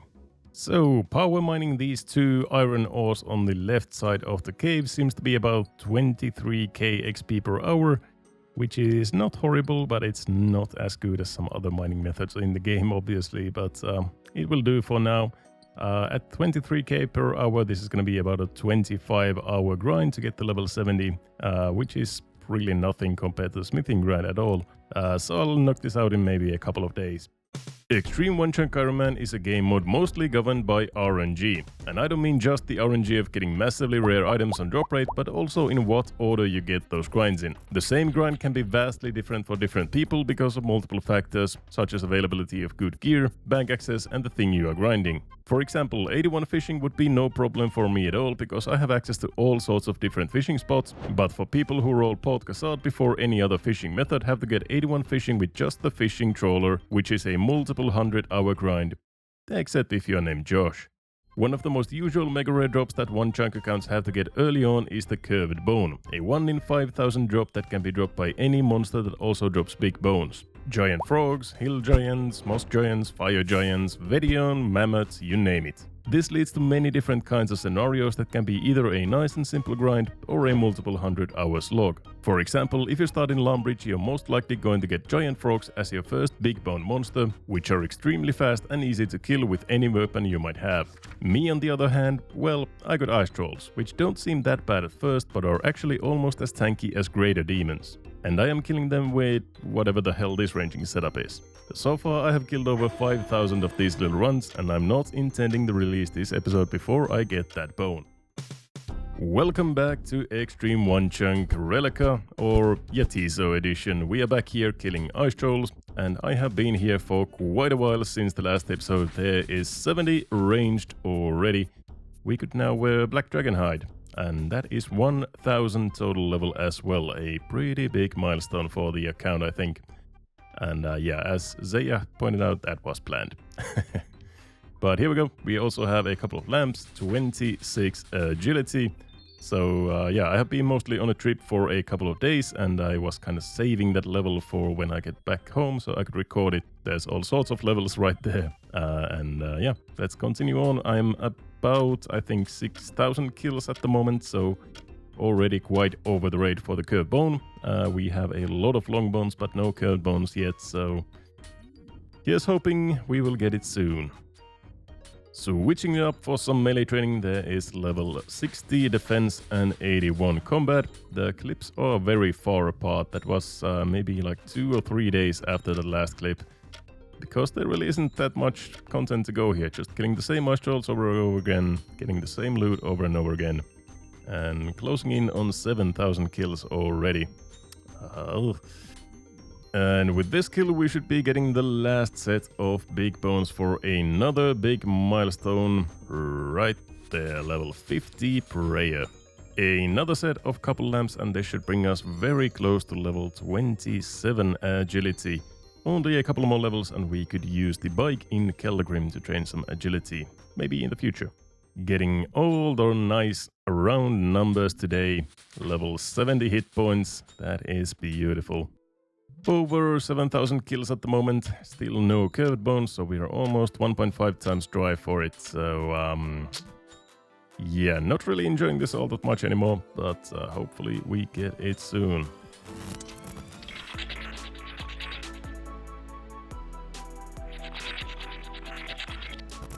$7,235 ice trolls for this little fucker right here. The curved bone, finally.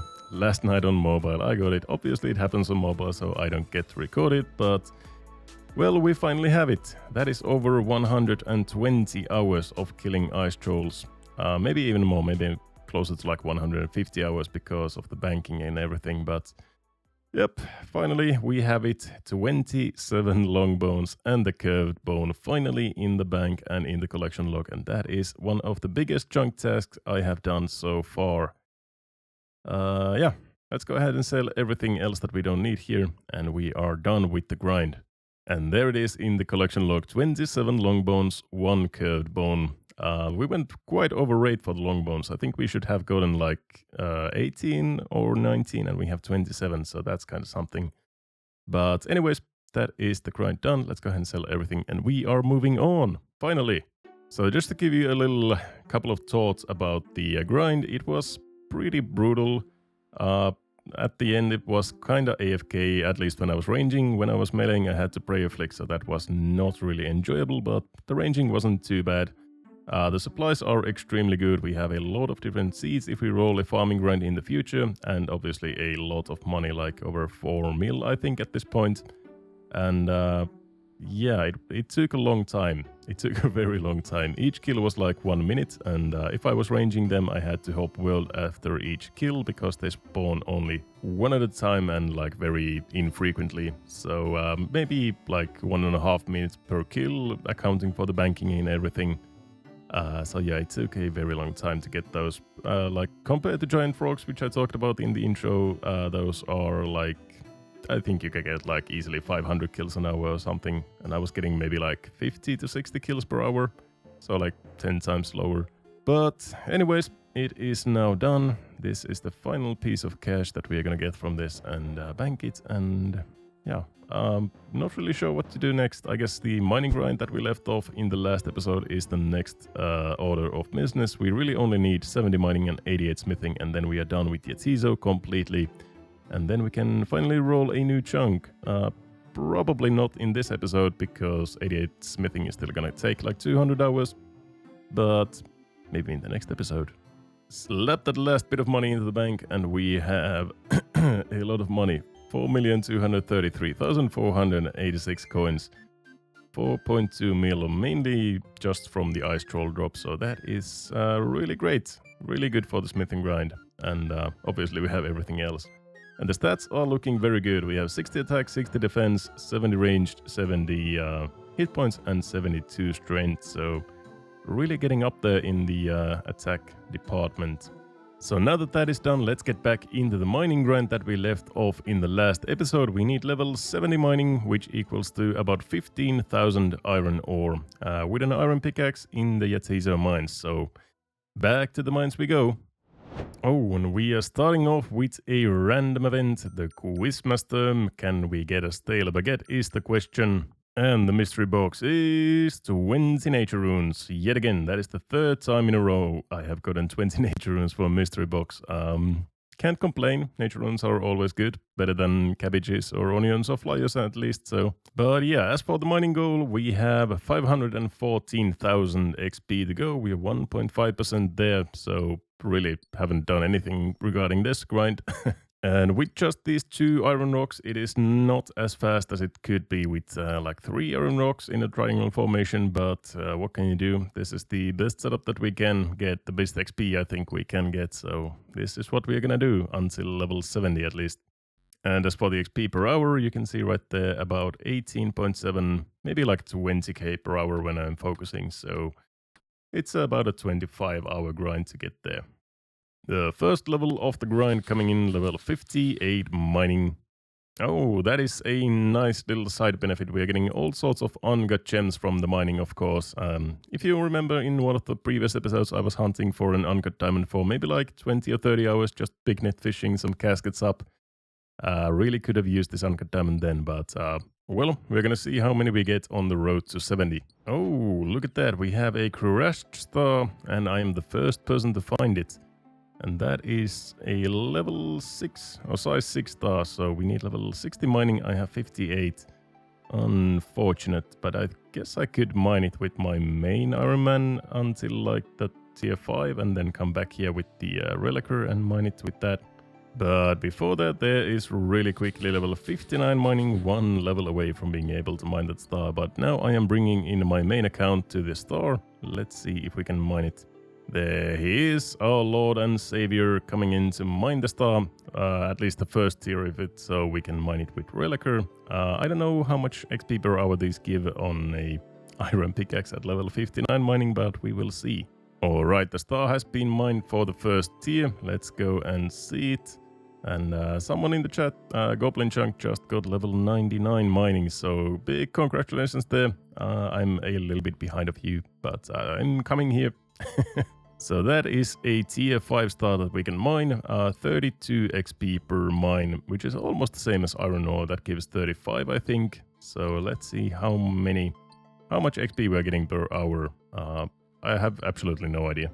Well, that is the first tier done. We are now down to a tier 4 star, and we got 80 stardust and 10k XP per hour. So this is actually completely ass. It's like twice as less XP as iron ore is, but obviously this is a very AFK, so that is a bonus, but yeah, not very good XP at all.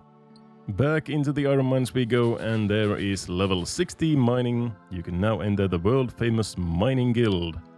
Well, not for a while. It's in Falador. So, yeah. But there we go, 60 mining. 61 mining. Members can now mine with the dragon pickaxe, if I had one. Level 62 mining. And 63 mining right there. 64 mining, 6 more levels to go. I can now mine tainted essence chunks within the abyssal scar. I don't even know what that means. But we are over a third of the way there, so only like 60% more to go and we are done. Another big milestone, 65. Members can now mine Lovakite. Alrighty, and this inventory is very stacked with gems and clues. Let's see the clues. We have 1 medium and 1 elite. I have no hopes of completing these. Edge will, yep, not gonna happen in a million years. Nope, definitely not. So drop that. And the elite clue is wise. That is actually pretty close, but I think you need some sort of quests. Yeah, we are not getting there in a long time. I think you need like My Arms Adventure and something else as well. So, yep, not happening either. Dropped it. 66 mining, and we have yet another elite clue. Let's see this one. Horatio in East Ardoin. I mean, it's kind of close by, only like 3 chunks. And that's not too bad, but we do have some elite steps in Rellekka as well, so yeah, this is going to the ground as well. And we are 53.8% of the way there, so over halfway done. Only a couple more levels to go, and then we can move on to some smithing grinds.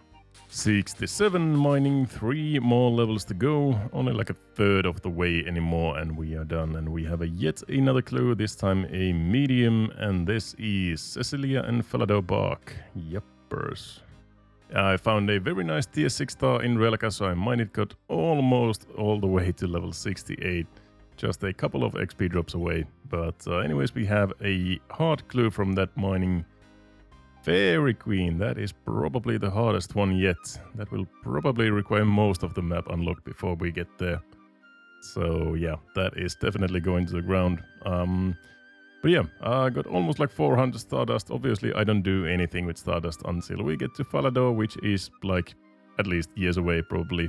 So it's kind of useless, but so is dropping iron, I guess.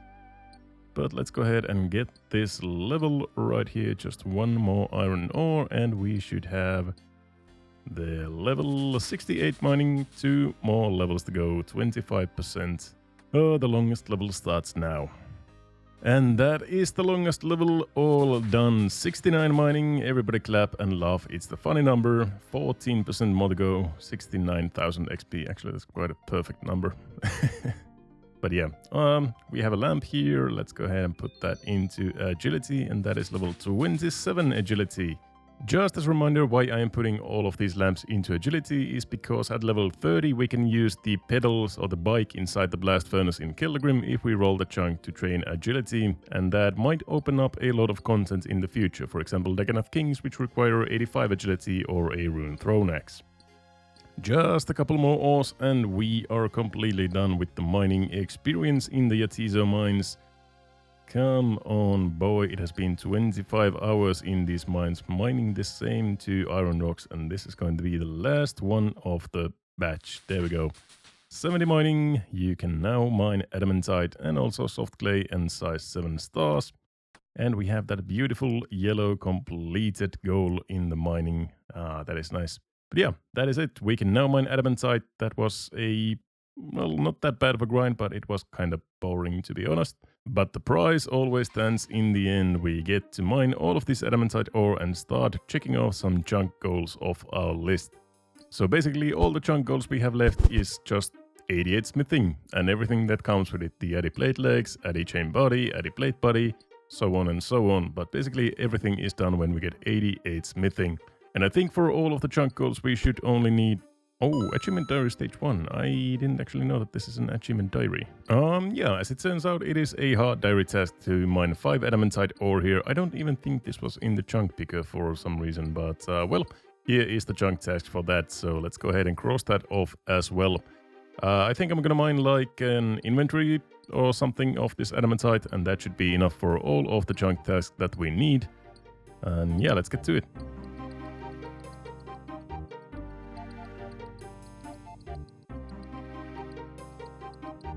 And these adamantite rocks are the prime example of doing some tick manipulation to get the double rolls on the ores. So you basically just mine these a lot faster. And I did this in an earlier episode in Rellekka with coal rocks, I think, so I'm not gonna explain it fully here, and I didn't think Josh just explained it in his video, and Settle has explained it in his video as well, so I'm not gonna completely explain it. But basically what you need to do if you're using an iron pickaxe like I am, you mine on 1 tick, then you wait for 6 ticks, and then you mine on the 7th tick. So you get 2 rolls on the 7th tick.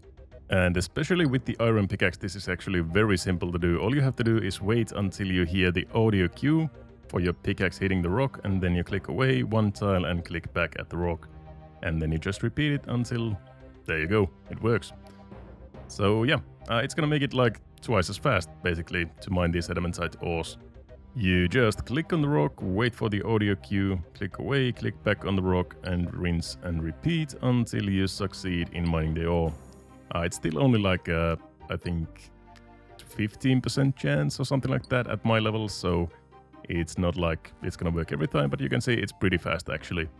And there we go, that is the hard task done in the Fremnik area, mining 5 adamantite ore in the Yatizo caves. So that is a chunk task done.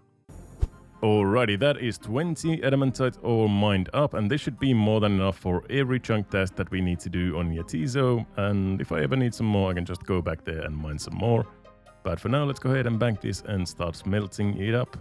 There we go, and there you can see all of the stardust. I did do some, like a few stars, maybe like 5 or 6 stars that I mined. So there's some stardust, even though it's not really useful for anything. But let's go ahead and smelt this. I don't actually know. Let's see. Adamantite is 6 coal and 1 addy ore. That is kinda expensive. And I don't think anybody does that without blast furnace normally, so let's go ahead and see. So 1, 2, 3, and 18 and okay, and we can do 1 more. Yeah, 4 times 6 is kind of elementary level math. I don't know why my brain just shut off there, but there we go. 4 adamantite ore at a time and 24 coal, and we can go ahead and smelt all of this up. Here we go, the first adamantite bar of the account. And by the way, for the smithing we are 18% towards our goal, so there's still a lot of smithing left to do before we can leave Yatizo. Don't get it twisted. But yeah, we are 71, so we can only make daggers and axes at the moment, so really no chunk tasks available just yet. But I think it'll take maybe like 2, maybe 3, even 4 weeks to get that 88 smithing with my method, so yeah, it's gonna take a while. But to be honest, weirdly enough, I am kinda enjoying smithing on Rellekka and Yatizo, even though it takes a lot of time. It's kind of like, I don't know, it's maybe like an ultimate ironman thing that you're kind of carrying that 9 iron and 18 coal and a lyre. You're smelting everything and then immediately smithing and selling them, so you're doing like a full trip all the time, instead of like, you know, smelting 1,000,000 bars and then smithing them at the animal. And yeah, I don't know, feels it's kind of like satisfying for some reason. Remind me to think again in 3 weeks if it's still satisfying or not.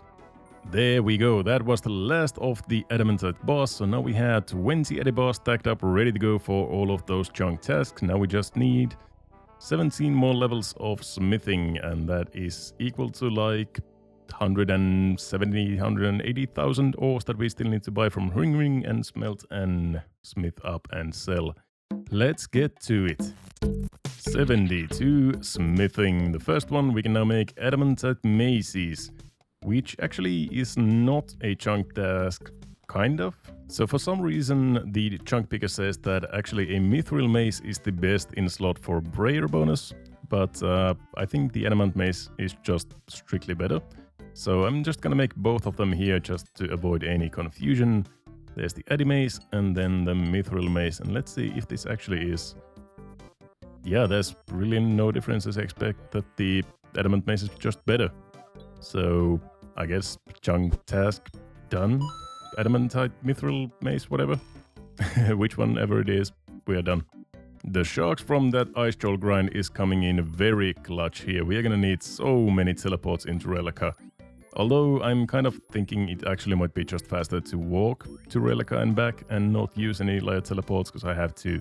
These only have 2 teleports, so I only have to like teleport twice, and then I have to change it up in the bank. I have to equip a new one, and you know, it's all this hassle, so I might just walk. Another real player in Rellekka. What is this? Oh my god, Sunzurk. Look at this boss.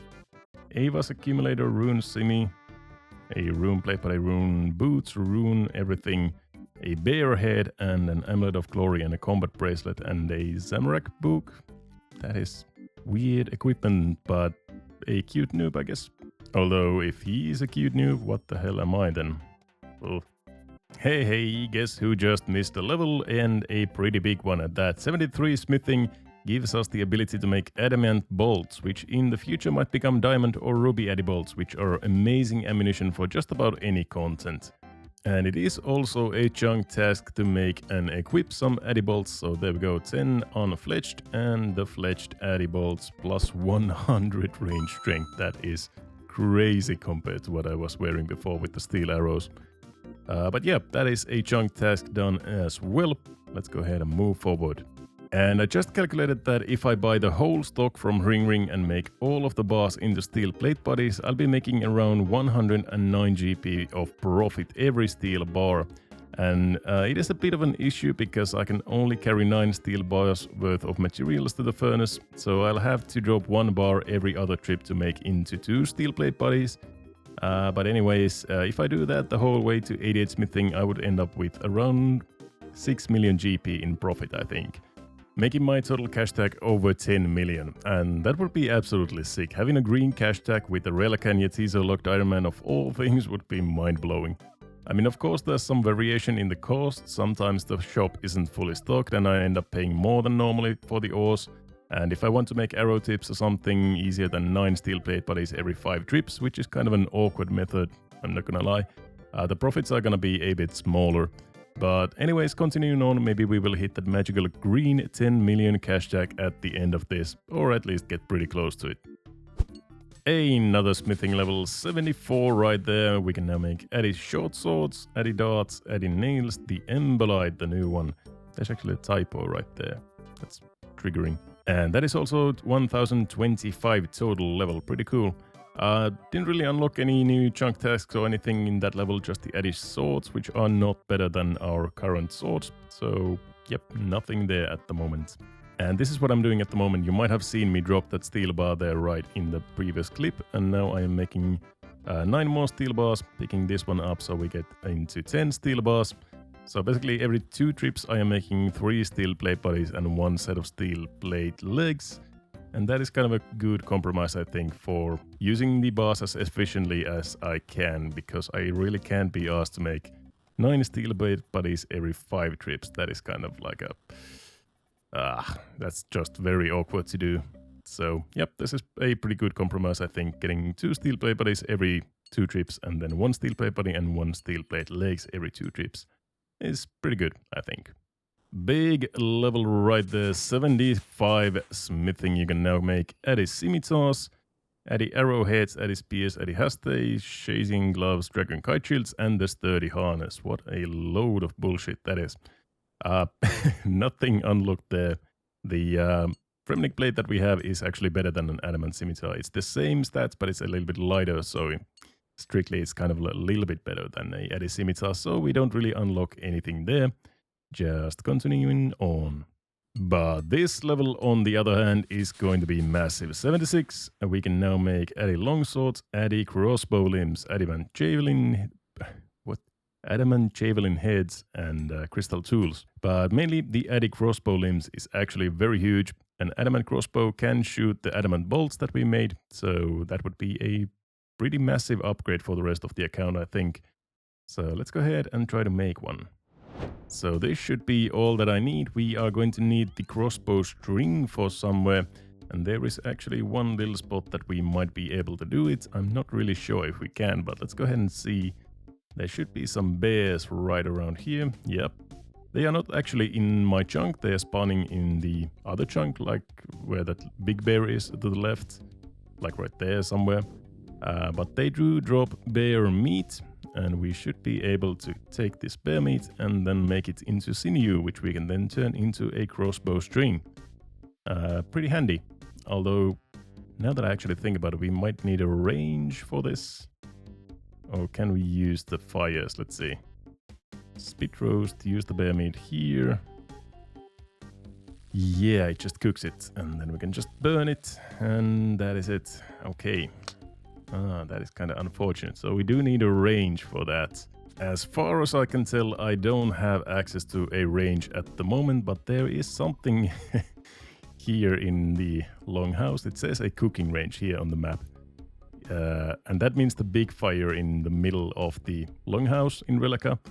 And there's not anything in Yetizo, as you can see, and nothing in Rellekka either. So I don't know if that fire works as a cooking range. It kind of feels weird that it would, but it says a cooking range on the map, so we're gonna go and test it out. We have a couple of more bear meats here. Let's go and see if it actually is a range or just a fire. So yeah, I think it does mean this fire here, this big bonfire in the middle. We are right next to it on the minimap, so yeah, I think this is a range, but it doesn't act like range. I don't know. Is that just like a bug or something, like an oversight? It isn't anything else here. The candles? No, that doesn't make any sense. Kegs? Bar pumps? No. No. It has to be the middle fire here. It's pointing right here, the icon is. So... yeah, there is one more range in Rellekka that I know of, and that is upstairs of Peter's house, where you cook something in the quest, the Fleming Trials. But I don't think we can get inside here. Yeah, I am a member of the Remnick already, so I don't want to go back up there. Although I would really like to use range there. No crossbow string for us at the moment. That is unfortunate. The closest range I can think of is either here in Sinclair Manor. Right there should be a cooking range. And I think there's one on Needisnot as well. And maybe in Kellergrim. Yeah, it seems like there is one in Needisnot. So yeah, maybe in the future we will roll a chunk that has an actual range and not just a fire that looks like a range or a range that looks like a fire. And we could maybe make this into a crossbow string and then make the Addy crossbow. But anyways, let's go ahead and make the Addy limbs. We are probably gonna need them in the future. So there we go, Addy limbs done. That is not a chunk task, but it's a, just nice to have. I am an actual complete idiot. You also need mahogany stalks for Addy crossbows. Right there, adamantite / mahogany crossbows. So yeah, disregard everything I said in the last like 3 minutes. We're gonna need a mahogany stock, and the only way is Kellergrim basically. So yeah.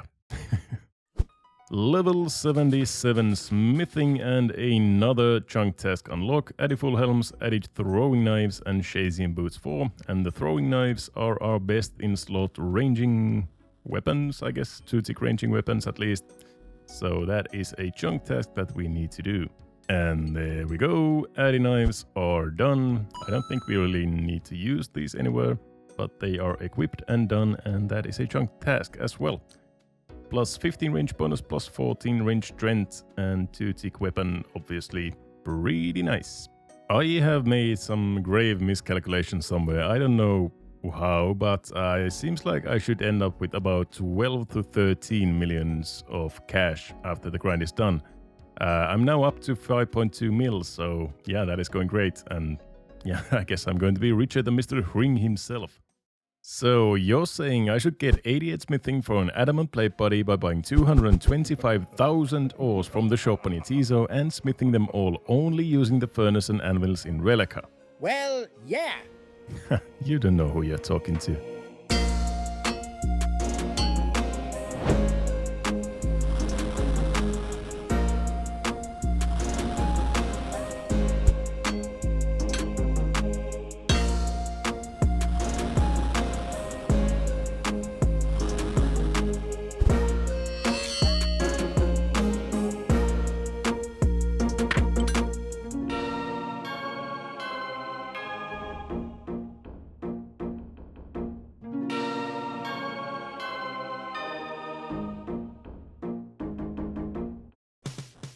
Welcome back to Rellekka Xtreme Onechunk, where we complete all the tasks in a chunk before randomly rolling a new one. Currently I am in Yetizo, and so far I have spent close to 300 hours here killing over 7,000 ice trolls, mining 15,000 iron ore with an iron pickaxe, and smithing close to 100,000 ores into steel plate bodies. Now there's really only one goal left to go for, and as you might have guessed from the intro, it is the adamant plate body at 88 smithing, which is another 150,000 ores away. So, let's get to it. By the way, I used maybe 4 days of my time and like at least 50% of my sanity and most of my editing and blender skills that I have to create that animation that you saw in the intro. So if you liked it, please click the like button, subscribe to the video, you know, all the YouTube stuff, so we can get that seen by as many people as we can. Because I really want people to see it, because I used a lot of time on it, I guess. But anyways, we are getting the first level of the video right around here. Maybe one steel plate body, not adamant, just steel. There we go. Steel plate body, level 78 smithing, 10 more levels to go. We can now make adamant square shields, crystal bows, crystal halberds and such. But the adamant square shield is our best in slot ranging shield, because it does not give a negative ranging bonus. Imagine that. But yeah, moving on to the next smithing level, 10 more to go and we are done here and can roll a new chunk. How exciting is that? As you can see here, my method is still making 2 steel plate bodies every 2 trips and 1 steel plate body, 1 steel plate legs, and dropping the 9th steel bar every 2 trips, so that we are getting 3 steel plate bodies and 1 set of steel plate legs every 2 trips, which is, I think, the perfect ratio to do this stuff. Here we go, 2 steel plate bodies done, and that is level 79 smithing. We can now make adamant warhammers and Shazian helms. No best in slot tasks updated there. But next level is gonna be 80, and that is gonna be a big one. And here we go, level 80 smithing, and can you imagine it is in the same day as the 79 smithing, which is quite rare from now on. I think these levels are taking like at least a day, maybe 2 days per level from now on. So yeah, it's quite slow going. 80 smithing, a beautiful milestone. Unfortunately, no chunk tasks here. The next one is going to be adamant chain body at 81. And then I think adamant plate legs and the addy plate body are the only ones that we have left after this. And here we are again, 9 more steel bars to go. And we have 81 smithing right there. Adamant chainmail bodies unlocked. That is a best in slot ranging body armor, because as with the square shield, it does not give a negative ranging bonus, unlike the plate mails do. So let's go ahead and make one, and that is another chunk task done. Here we go, on the anvil that shines the light, or the light shines onto the anvil, I suppose. But there we go, an adamant chainmail body, a chunk task done, and it looks absolutely fucking sick, I must say. And comparing to the mithril plate body that was our previous best in slot body armor, this is actually quite a bit better in a lot of different ways. Mainly the crush bonus, plus 23 defense in the crush department. As you know, I killed over 7,000 ice trolls, and those deal crush damage, so this would have been very nice for that. But then again, I needed the money from the trolls to make this smithing run happen, so you give some, you lose some. But anyways, we have a new best in slot ranging body slot, and it actually goes pretty well with the rest of our quote-unquote best in slot ranging gear, meaning the green Fremnik skirt and boots and gloves. But well, you know, it is not a green D-hat body or anything, but it will do for now. And with that steel plate body, that is 82 smithing, very nice level for other accounts, adamant kite shields, the salad plate and the bofa. For me, it is not impactful in any way. The adamant kite shield is not a best in slot even remotely close because we have the granite shield, which is our best in slot. But if I was a normal Ironman, I would be pretty happy about making a bofa. Obviously not on this account for another 25 years maybe. And we have a nice lamp here that is going, of course, into agility, 270 XP. Only 3 more levels, and we have the ability to use the bike in Kelgrim if we want to train some agility in the future.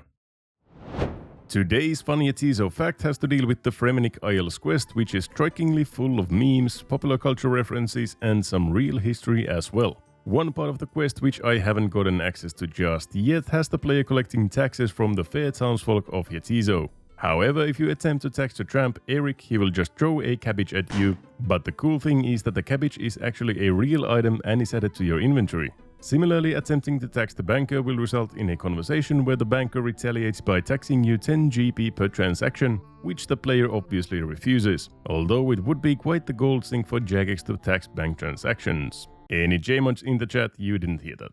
Lastly, some of the taxes you are collecting are based on real historical taxes, namely the window and the beard tax. The window tax was a real property tax based on the number of windows in 18th and 19th century England, France and Ireland, and some houses from the period can still be seen with bricked up window spaces to avoid the tax.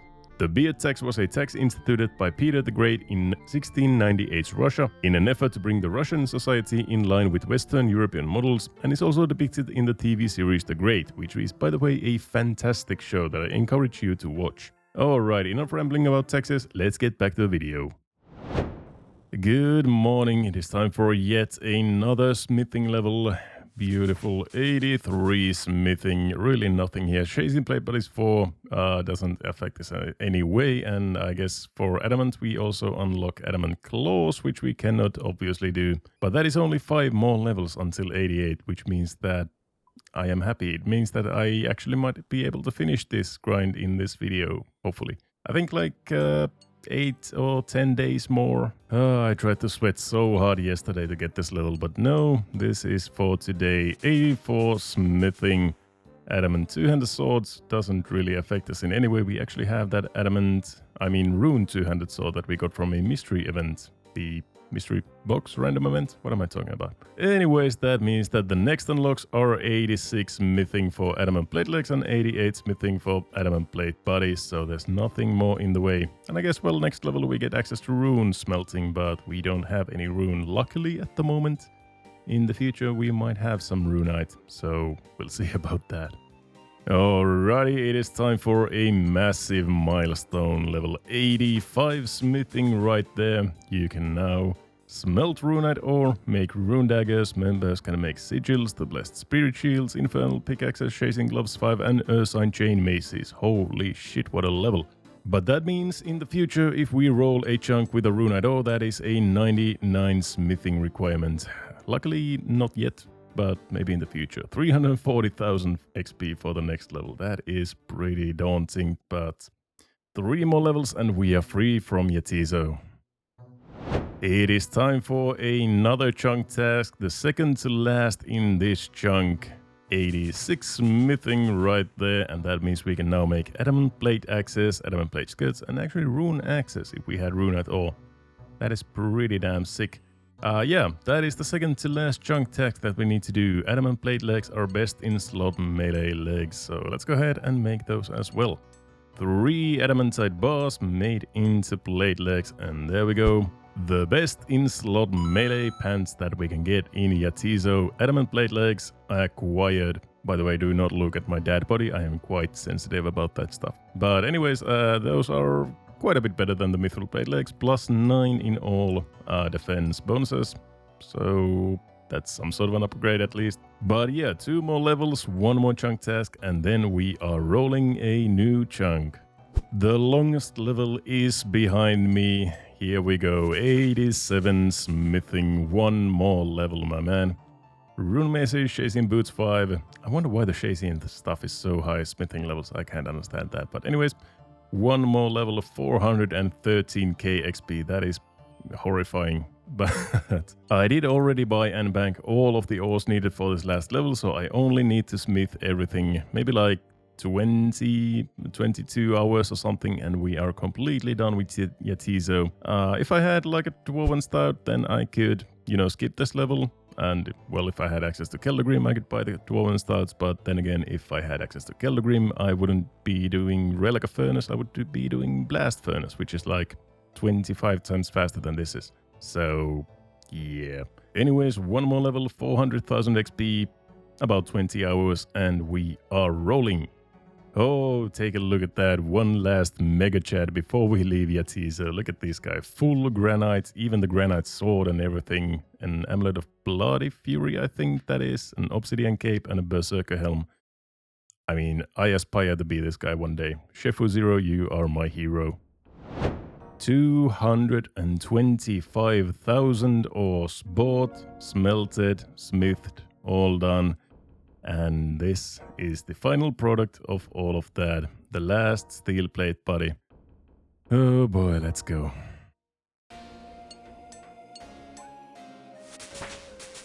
$88 smithing. Holy fucking hell, that took a long time. You can now make adamant plate bodies, rune medium helms, and runite crossbow bolts. And you know what? I have 5 adamantite bars right here. Let's go ahead and make that adamantite plate body. The last junk task on Yatizo. And we are rolling out of here. It's done. I can leave Yatizo. Look at that beautiful adamantite plate body. Oh my god, what a journey. I love it. This took even longer than Rellekka took in its entirety. I mean, I think it's around 400 hours, maybe closer to 500 hours that I've spent on Yatizo so far. Killing ice trolls, 7,000 of them, smithing for like, I don't even want to think about how long it took. But anyways, we have the adamantite plate body. It's actually quite a big upgrade, like 20 defense bonuses over the mithril one. And that is not even the best part. I purposefully haven't shown you my bank during this whole smithing grind because I wanted you to enjoy the sight as much as I will. Just take a look at this, 12 million coins, the green cash stack, only in Rellekka and Yatizo. I mean, that's just beautiful. I mean, like getting 88 smithing and making this much money off of it is just absolutely beautiful. But yeah, we have 12 mil cash. I don't know what the hell I'm going to use it on in the future. I guess if we get to Keldagrim, maybe I can just buy a shitload of gems or, I don't know, 12 million kebabs. I don't know. But anyways, this is all the adamant stuff that we have, all the chunk tasks. And for the first time, let's adorn ourselves in a full adamantite gear. Look at that. Mr. Green Rellekka himself. I love the look. And as for the other stuff, well, I am still missing 2 camo pieces. I don't know why Sergeant Damien hates me, but anyways, this is all the iron and coal I have left. Not really much at all.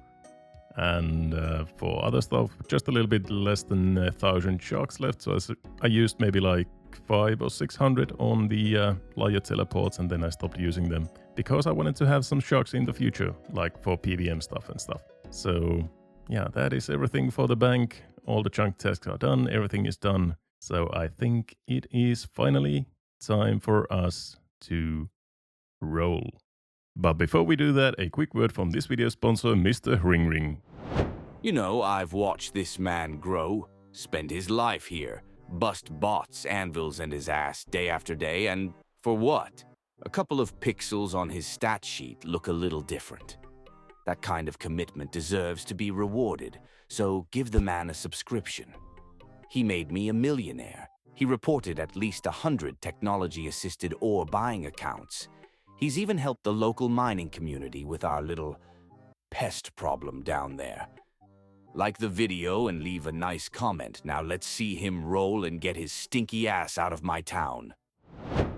Welcome back to the Chunk Picker. It has been quite a while since we have been here. Recently unlocked May 1st is when we unlocked Yetizo, so that is over 3 months ago. It is 7th of August at the moment.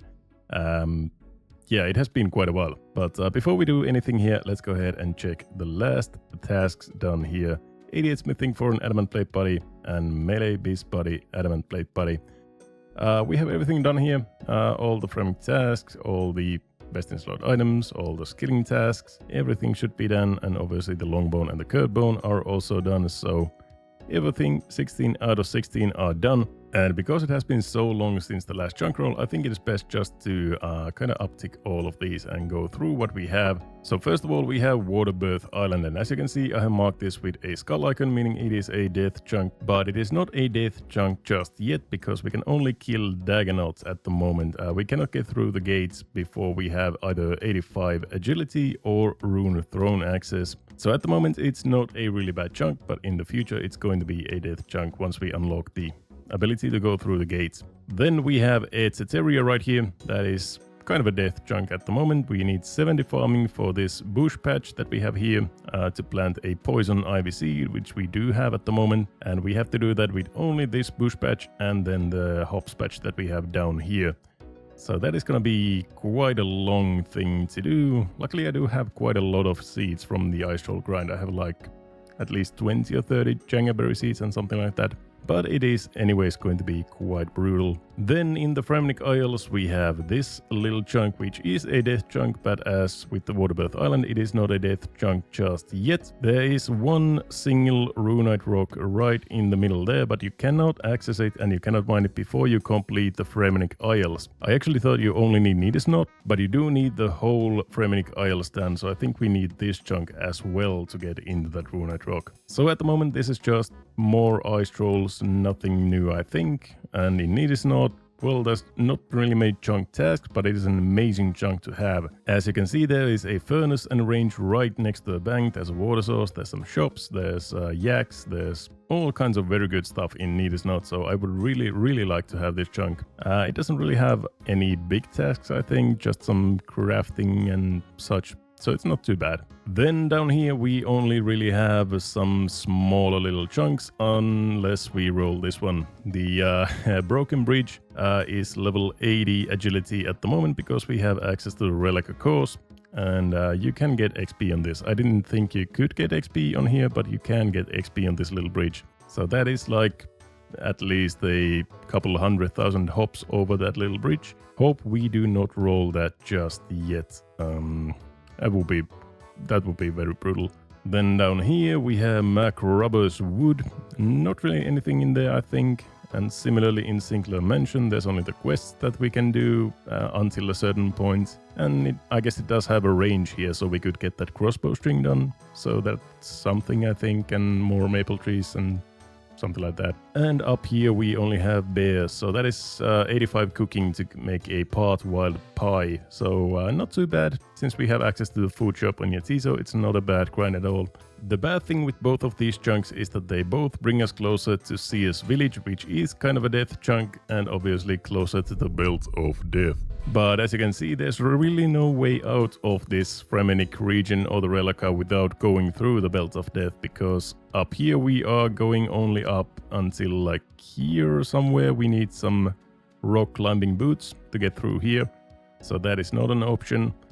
Up here there's really no way to go anywhere. We can't go through Keldagrim, and in the islands there's really nothing here. And through here, well, there's Barbarian Assault, so let's not talk about that at all. So yeah, we are gonna get one of these grinds pretty soon, probably. Either Fishing Cape, Ranging Cape, Firemaking Cape, 87 Crafting, or the Fletching Cape, or 85 Farming. So yeah, that is going to be in the future. I don't want to think about that just yet. Let's go ahead and roll our new chunk. First one in 3 months. Oh, this is nerve-wracking. Okay, please give me something good. Give me something good here. What are we going to get? Ooh, Macrobber's Wood. Okay, that's not bad. So it doesn't seem like there's anything really there. How do I get... Okay. Yeah, it doesn't seem like... Yep, nothing there. So the chunk picker doesn't give any tasks, so there's probably nothing there. But let's go ahead and check it out in the game anyways. Oh boy, it feels so good and so weird actually leaving Yatizo really for the first time in 3 months. I don't think I have been even down here except for the bears that I killed like maybe in last episode, I think. But yeah, I really haven't gone down here at all in the last 3 months because I really haven't had any reason.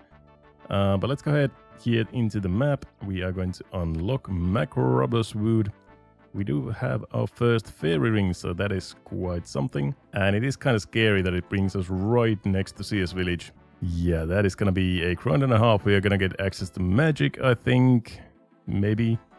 Hopefully. And also forestry and forestry kits and all sorts of things. But anyways, before we go too far ahead of ourselves, let's see what we have in Macrobus Wood. We have some guard dogs, I guess a slayer task possibility in the future. Some rotten tomatoes. Can I buy from the crate? Yes, we can.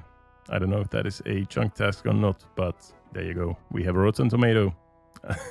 And then we seem to only have like oak trees and nothing too much. Dwell berries, that is a new item at least.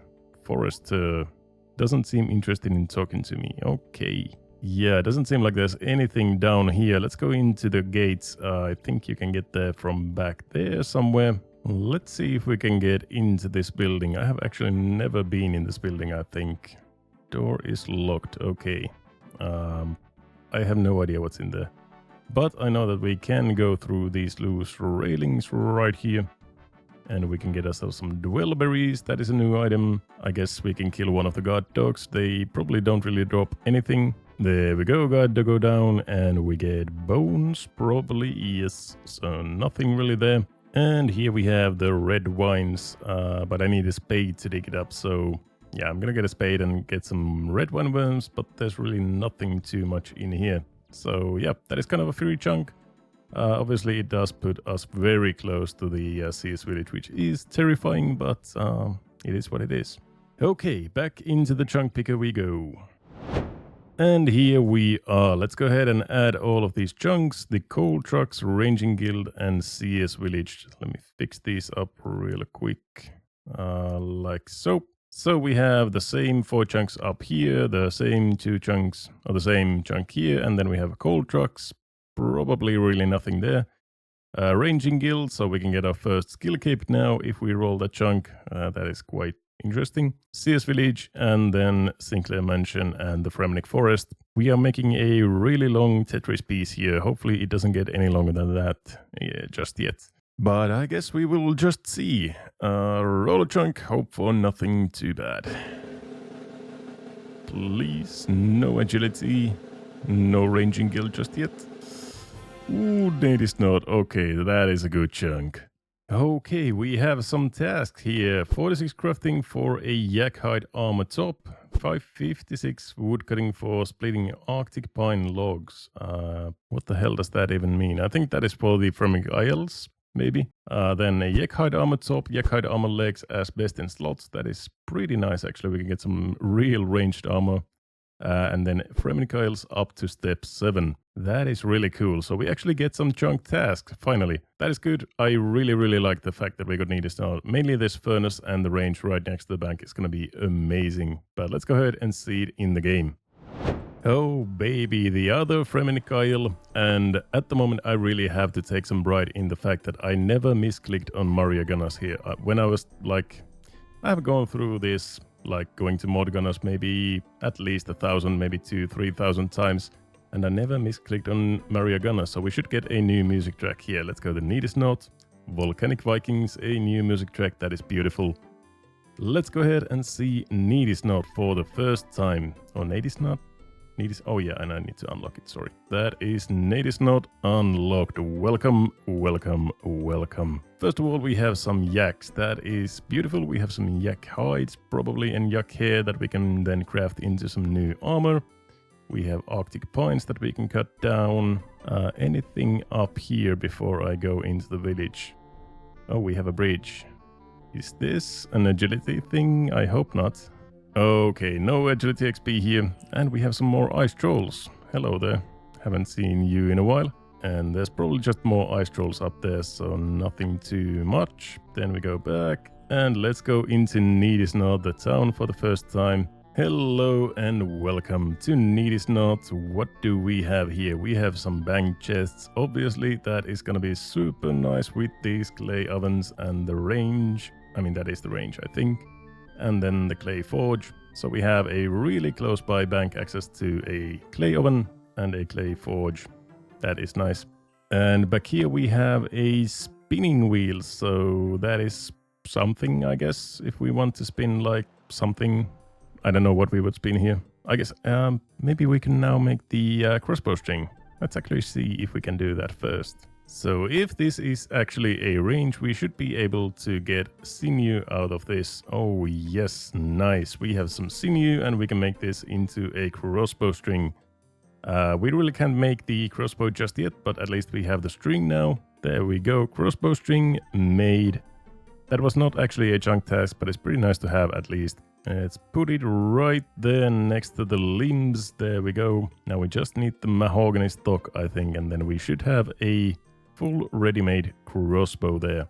So first of all, we are going to continue the Fremennik Isles quest, which is pretty cool. Slap on our beautiful jester outfit and talk to Slug. What is up with your arm, dude? So I think we need to give him the code word, which is free stuff, please, if I remember correctly. Operative budgie. So now I'm a Thorto, a Rellekka, and a budgie, I guess. Okay. Operative Nighthawk. You are one son of a bitch, aren't you? So what we need to do is go and spy on King Monis Burogar. Where is he located? Here. So we go and entertain him in the jester costume, and we need to spy on what they are talking about. Alright, let's see about this.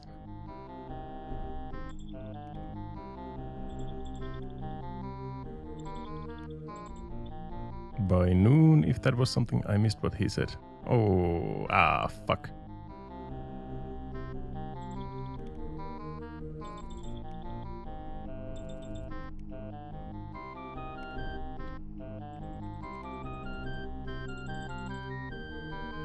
Okay, I think I have everything. So let's just write it to day 17 something.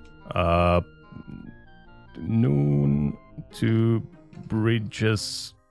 I can't remember. Okay, let's see if we did anything correctly here. How does Thakra think Needisnot troops can be ready? 2 days. How many militia? 17. And how many bridges need repairing? 2 bridges. Oh, that's it? Okay, nice. So we got everything done here. 2.5k gold. Thank you so much. That is going to be a big addition to my cash stack. Operation Big Daddy. I mean, can I be the Big Daddy? And the last step I think here is to talk to Monis Burogar without the jester costume. And this is the one that has been honored with a Fremennik name. Yes, a name indeed. Thought so by those in Rellekka. Look how sad he looked. So yeah, the next step is repairing these 2 bridges, which we cannot do before we, unlock the chunk. So the Fremennik Isles is done for now. That is the chunk task completed for now. And as for the other chunk tasks, we are going to need 46 crafting and 56 wood cutting. We can do the wood cutting already. I think we just need an axe, maybe. Where's my axe? And we need to split the pine logs on this wood cutting stump, I think. So is it just... Yep, make an Arctic pine split log. There we go. I didn't mean to make both of them, but there we go anyways. That is a chunk task done. And I saw that there was an option to do a shield. Can I do this? You don't know how to do this. Okay, so no. So now we just need 46 crafting for the yak hide top, I think. Let's see here. Armor at 46 is the yak hide body armor. We can already make the yak hide leg armor, but we're gonna need the body armor as well. So 46 crafting, 3 levels shouldn't be that bad. I do have some gems, I think, from the mining grind and others, so we can start with this.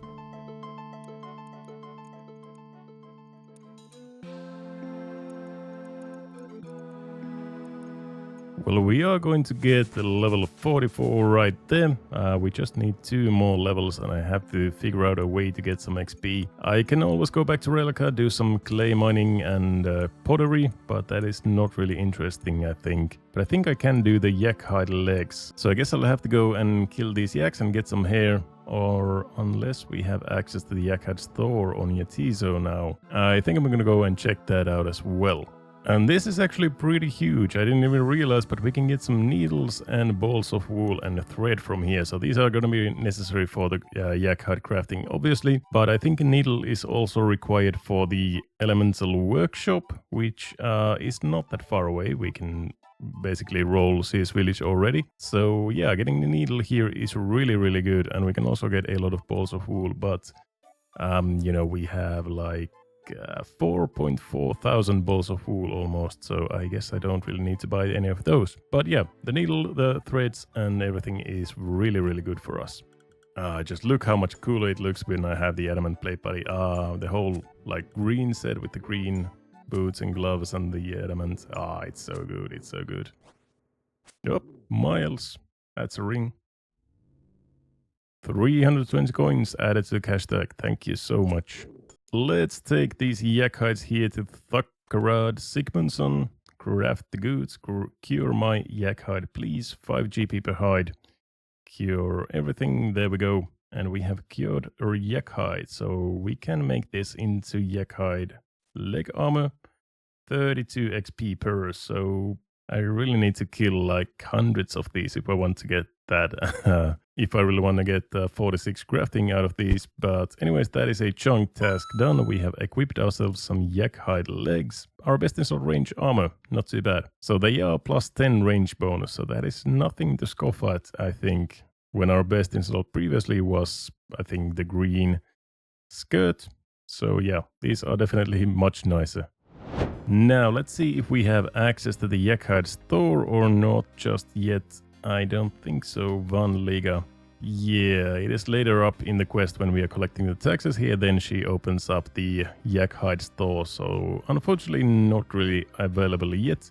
It is a decent crafting method in the future if we get that, but for now we don't really have access to that, so I guess I am going back to Rellekka doing some pottery to get ourselves to 46 crafting.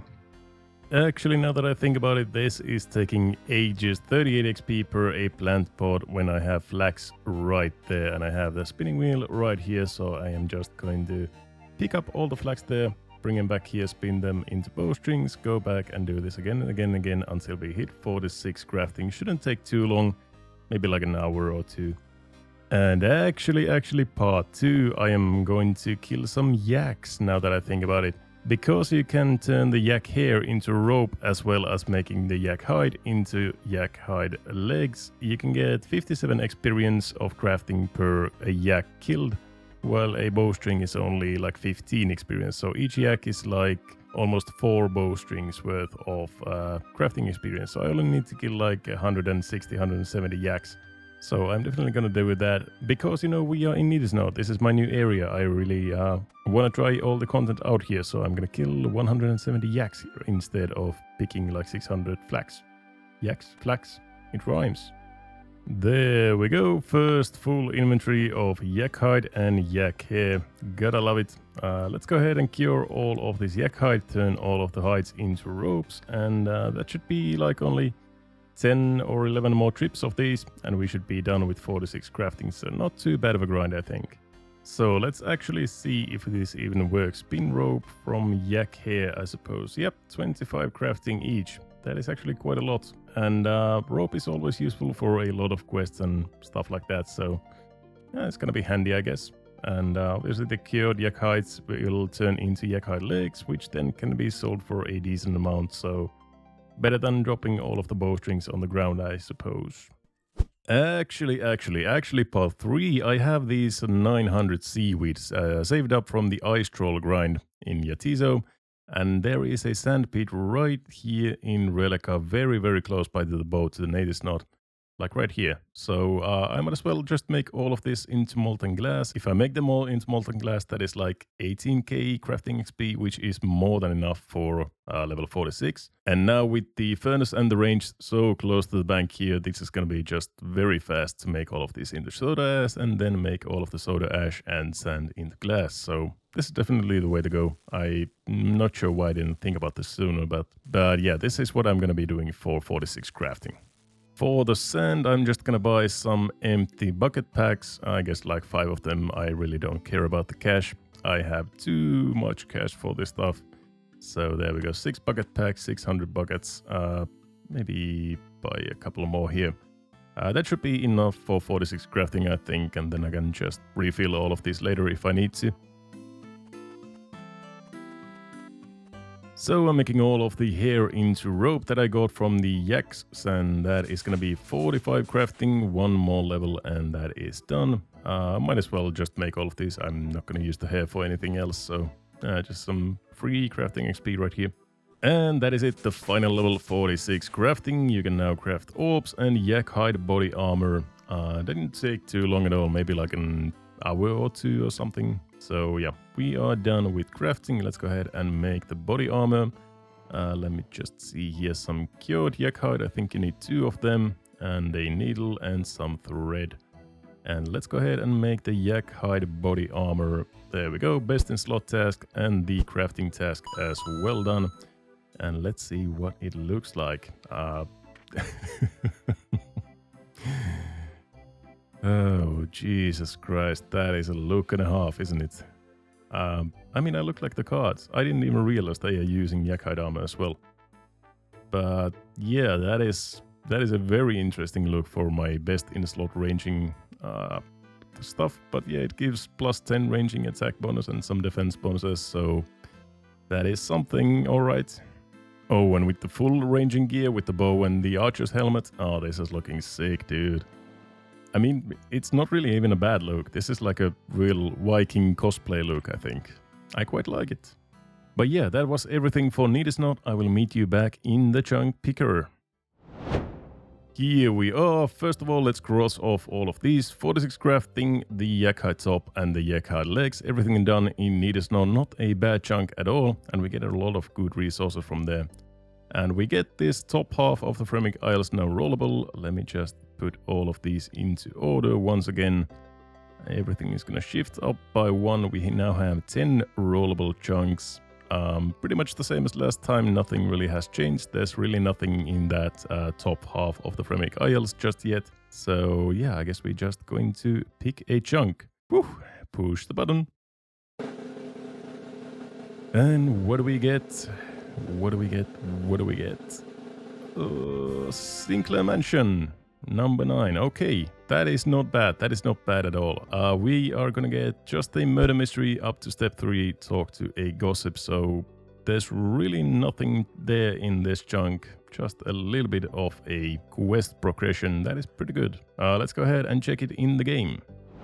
So here we are right next to the border of Sinclair Manor. Let's go ahead and unlock it. And first of all, we have Follow the Bard for master clues. If you have any master clue steps that require a specific item to show to Follow the Bard, that is a new thing that we can do. But obviously we don't have any master clues for a long time probably.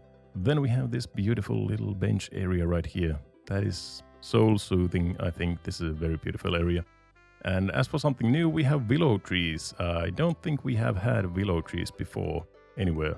Yeah, I don't really see any icons for willow trees. They show up as like those little droopy kind of trees on the map, as you can see here. So yeah, I think these are new for us. No chunk tasks because we have maple already. And then across the bridge we have the Sinclair Manor, and anything else in here. Well, there's a new fairy ring, obviously. Not really in any way significant to us just yet, but we do have a new fairy ring CJR right here, and we can access this little bit of land that we have unlocked previously, and there's exactly 2 wolves and a tree, and nothing else. As for this side of the chunk, we have the manor, we have some dairy cows, some normal cows, some chickens, a water source, some dead trees, and I think we have a couple of fishing spots down here. Yes, salmon fishing spots. Not too crazy. And then the manor itself. Let's go ahead and talk to the gossip. Is this where we start the quest? No, it's the guard that we need to talk to start the quest. Okay, some kind of a commotion up in Sinclair Manor. Yes, I can start this quest by talking to the guard outside of Sinclair Manor. Let's go ahead and do that and start murder mystery. Oh, it is terrible. Lord Sinclair has been murdered. We don't have any clues as to who or why. If you're gonna help us, we will be very grateful. Obviously, yes, sure, I will help and start the murder mystery quest. Look around and investigate who is responsible. I will do that, exactly. So I guess we are starting off by investigating the murder scene. Right here, there's a blood on the floor and a criminal's dagger. Doesn't seem sturdy enough to have killed Lord Sinclair. Then we have some bookcases. We have the pungent pot. Lord Sinclair was drinking from this before he died. Alrighty. And there should be one more clue in the smashed window. Some threads have been got on a loose nail. That is a blue kind of thread from the criminal's clothes. And that is all the clues in the murder scene itself. We have 6 different suspects here. All of them have some sort of a silver item that we need to collect and check if they match the fingerprints on the criminal's dagger. First of all, we take Anna's silver necklace right here. Here we have Bob's silver cup, Carol's silver bottle. Here we have David's silver book. That is a weird thing to be made out of silver. Here's Elizabeth's silver needle. And finally Frank's silver pot. So now we need to figure out which of these items match the fingerprints on the criminal's dagger. And this is, I think, different for all players. So let's go outside into the garden shed and get some fly paper from there. As you approach the gate, the guard dog starts barking loudly at you. There is no way an intruder could have gone through here. That is good to know, I suppose. That means that it has to be an inside job. And here in the gardener's shack, there is some fly paper in this sack, so we are taking a lot of it. And then we can get some flour here from the kitchen. And you need something to put the flour in, obviously. Back to Rellekka. Alrighty, I'm back with some pots, and we have some pots of flour. That is actually a new resource for us, which is pretty cool. That means we can make some pies maybe in the future for some boosting purposes.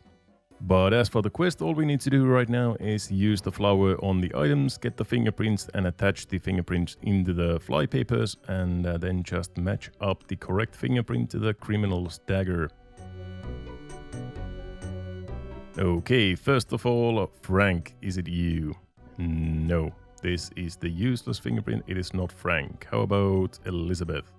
Ooh, second one. The fingerprints are an exact match to Elizabeth's. So Elizabeth is the murderer probably here. Okay, so it is Elizabeth. I guess we can drop everything else here except for Elizabeth's needle.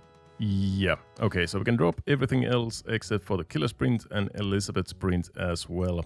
And I am actually gonna keep this silver necklace right here, because this is a unique kind of cosmetic that you cannot get after the quest. You can only get it during the quest, and if you want to keep it, then you have to keep it during the quest. And this is the final step of the quest so far for us. We need to talk to Gossip, and who do you think was responsible? I suspect it was someone closer to home, especially as I heard a poison salesman in CS Village. So now we need to go to the CS Village to talk to the poison salesman, which is here in the pub, and we obviously cannot do that, so that is it for the chunk task for us in this chunk. If we get to CS Village, then we can complete murder mystery, but for now it is done. But yeah, that was everything for Sinclair Manor for now. Let's go ahead back to the chunk picker and keep rolling more chunks. Alright, murder mystery up to step 3 is done, the only chunk task, and that enables us to roll the max cape chunk. Let's just see, yep, nothing else. So we get the ability to roll the max cape chunk right here. Obviously not the max cape part of it, just this little sliver of land here. But yeah, maybe in the near future of maybe 25 years later we can get a max cape, I don't know. But anyways, that is it, 10 chunks to roll. Let's go ahead and pick a new one, don't we? Everything else should be pretty much the same as before, so pick a chunk. And we land on the Fremenic Forest, number 10. Okay, that is not too bad. Only one chunk task, 85 cooking, make a pot wild pie from, oh, where did I go? From raw bear meat. That is interesting. I mean, I do have some raw bear meat in my bank, but I didn't really have access to those because they were not in my chunks before, but now they are. Yeah, so yeah, that's because we now have flour from the barrel as well. So we can make the pastry dough and we can self-make the pie dish as well. And now we can have some bear meat. So 85 cooking for a pot wild pie. Interesting. Let's go ahead and check it out in the game. Here's the chunk, Rellekka Forest, I think it was called. We have an agility shortcut, level 48 for a lock balance, and the swaying tree that is used in the Rellekka trials to make yourself a liar if you don't get it from land 6, which I did. But yep, we have these bears right here. This is the spawning place for them. And I guess there's really nothing else here, just some oak trees, some dead trees, the lock balance that we cannot use, and that is pretty much it. Well, we have a fox. That is new. And to nobody's surprise, the fox is going to drop only bones. Yep. So no new unlocks there. And there also is an unicorn spawn, so we can get some unicorn horns. Obviously can't really do anything with those because we don't have access to herblore just yet, but at least we can get some horns and some bunnies. I guess we can get some raw rabbit meat as well. And a dougal leaves spawn here under the swaying tree. There's the raw rabbit. None of these are really all that interesting or useful. And then we have the swaying tree, but we cannot get liars before we get that chunk over there, because we need the golden fleeces from Lolly to make into the strings. So yeah, nothing too interesting here, just the bear meat to make a pot wild pie at 85 cooking, right there. And I am at the moment 80 cooking, so that is 5 levels that I need to grind out. I do have a method planned out for this, so it shouldn't be too bad. Let's just get a couple of bear meats here and then we can start cooking. So first of all, I'm gonna need some pie shells. So I'm gonna hand make these from wet clay, shape them up and fire them up, and there's a pie dish. So then we just make a couple of pastry doughs right there, slap them in here, and that is a pie shell that we now need 85 cooking to make into a pot wild pie. And luckily I did not use all of the sharks for the liar teleports. I have 206k cooking XP stored up in here. Probably a little bit less because I'm gonna burn some and I don't really have any other uncooked fish, but this is gonna be like maybe 160, 150k XP or something, which we can obviously use the beautiful new furnace on the range that we have access to on Needisnot to cook all of them. 1,096,000 XP remaining until 85 cooking. I guess I will be cooking here for a while.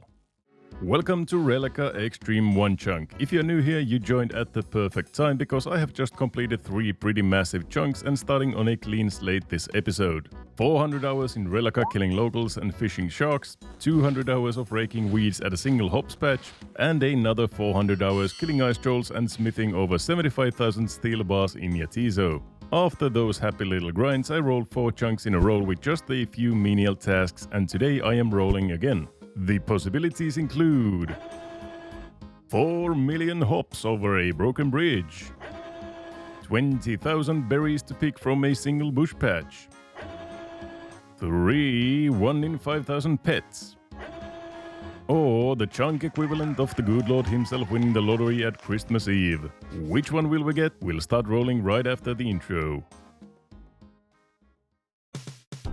Welcome back to Rellekka Xtreme Onechunk. At the moment my chunk is the Rellekka Forest and the only chunk goal is to make a pot wild pie at 85 cooking. Currently I am level 81 and I'm almost done with all of the sharks that I got from the ice troll grinds in the previous episodes. And yeah, I have to figure out something else for this remaining 900k XP. Alrighty, that is the last of the sharks. Let's go ahead and see what we have here. 13 sharks left, that's okay. 868 sharks cooked and 286 burned. Not too bad, that's gonna be a nice stack of food for some future PVM. But yeah, I do have a method planned out for the remaining 950k XP we need for level 85. And I think the best way is to just buy 10,000 tunas right here from the Flowsies Fishmongers. 44 coins each, not bad at all, and the shop restocks very quickly, as you can see there. So I can just buy all of the tuna, maybe even some salmon or lobsters or something else if I need to. Buy all the fish, cooking them all, and I guess save them or sell them back to this Kipaketilon right here. Let's see, yeah, he stocks all of the fish, so we could sell them right here. Unfortunately, there doesn't seem to be any sort of range or anything on Yatizo. The closest one is on Needisnot, so I would have to bank all of these and then go to Needisnot and cook them. Or I guess I could go the old-fashioned way and just start a fire here, buy them, cook them, sell them, so on and so on.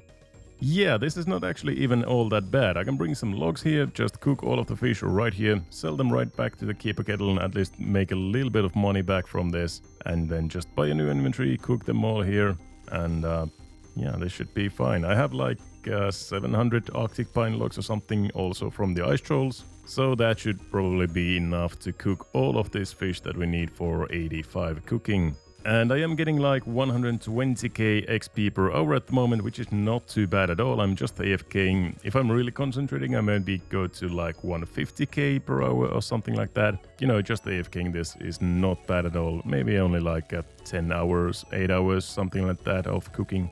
But thinking back, it does kind of hurt that I sold 10,000 raw sharks to Sigmund way back in like episode 6 or 7 or something like that. But anyways, yeah, that would have been a pretty massive amount of cooking XP if I have cooked all of those. Well, different times. So I've done about an hour of this, and as you can see, the XP has kind of stabilized at around like 115k per hour, which is not that bad at all. Still, like anything over 100k is just very good here. And we are getting our first cooking level of this little mini grind right here. Just 5 levels, and then we can start rolling yet again. We got really lucky in the last episode, but there's 82 cooking, 3 levels more. Yeah, nice. But yeah, we got really lucky with our rolls last episode. Not bad grinds at all, so hopefully we avoid all those death chunks in this episode as well. A random event, the beehive. I think you can get some lamps from this. Let's see. Yep, a lamp and some flax. That is beautiful. That is of course going into agility, and that should be 28 agility. Only 2 more levels for the bike in Kellegrim, if we ever roll Kellegrim, that is. I'm kind of hoping we do at some point. Lovely fires. People from these islands accused me of witchcraft. Oh. This is so wrong. Could you stop being busy? Oh, wow, Roberto88. Thank you so much for the bone, my man. That is very, very generous. Thank you. 83 cooking, 2 more levels to go. And a couple hours later, there's 84 cooking as well. Members can now cook anglerfish. And 1050 total as well. Pretty nice. Yeah, 1 more level and we are free. Here we go, the last level is coming in very soon. This has been a nice little AFK grind. I did most of this while editing the last episode. So yeah, it has been pretty nice just AFKing, buying fish and cooking and selling. And I haven't used like almost any money, maybe like 100k or something. So if anybody wants to get some free cooking XP, this is well, at least a decent way to get some cooking XP, I guess. It's not the best in the game, but anyways, there is 85 cooking. Members can now cook wild pie and create the infernal harpoon. And I also did get to 49 fire making, and I'm really close to level 50, so I'm just gonna get a couple of logs here and spam the clan chat with some achievements real quick. There we go, level 50 fire making as well. Mahogany logs, maple pyre logs, and a winter sword, maybe one day. But yeah, that was the level that we need. Now let's go ahead and create the pot wild pie. As somebody mentioned in the previous episode, RuneScape is the only game where you're gonna need 85 cooking to lazily slap a piece of meat into a pie shell. That is pretty interesting indeed. But we are done here. Let's go into the chunk picker and start picking up some more chunks. Here we are, let's cross off our only task, 85 cooking for a pot wild pie, and just calculate to make sure that we don't have anything else in here. Yep, all done, and we are ready to roll. All the chunks are pretty much the same as in last episode, except we have this chunk right here, the Rellekka Mines, and this chunk to the east, the Golden Apple Tree. Either of them don't have any task, I think, so those are pretty much free chunks. But let's go ahead and see what we get. 3, 2, 1, and pick a chunk. And we land on the Fremennik Mine. Okay, nice. Yeah, as I said, there doesn't seem to be any chunk task in here, just the mines and some trees probably, but we'll go ahead and check it in the game anyways. Alrighty, this is the chunk, the Rellekka or the Fremennik Mine. Doesn't seem like there's really anything in here. Black unicorns, I suppose, those are kinda new. We have Svidi, a new NPC. None of your business, leave me alone. Okay, he is not a friendly man. So up north here we have the mine that the chunk is named after. Just some iron and coal, nothing too fancy, and there's no banks nearby, so this is not a really good mine, I think. We are like 2 or 3 tiles away from Keldegrim's entrance, so that is pretty exciting and terrifying at the same time. Keldegrim has a lot of tasks, but it's also a really good place to get. Yeah, we have the Rellekka fence in this chunk. Obviously, we need like 57 agility to go through here. So, yeah, that's not an option just yet, but it's pretty cool to have it as an option. But yeah, that is everything in this chunk. Let's go back to the chunk picker and pick some more chunks.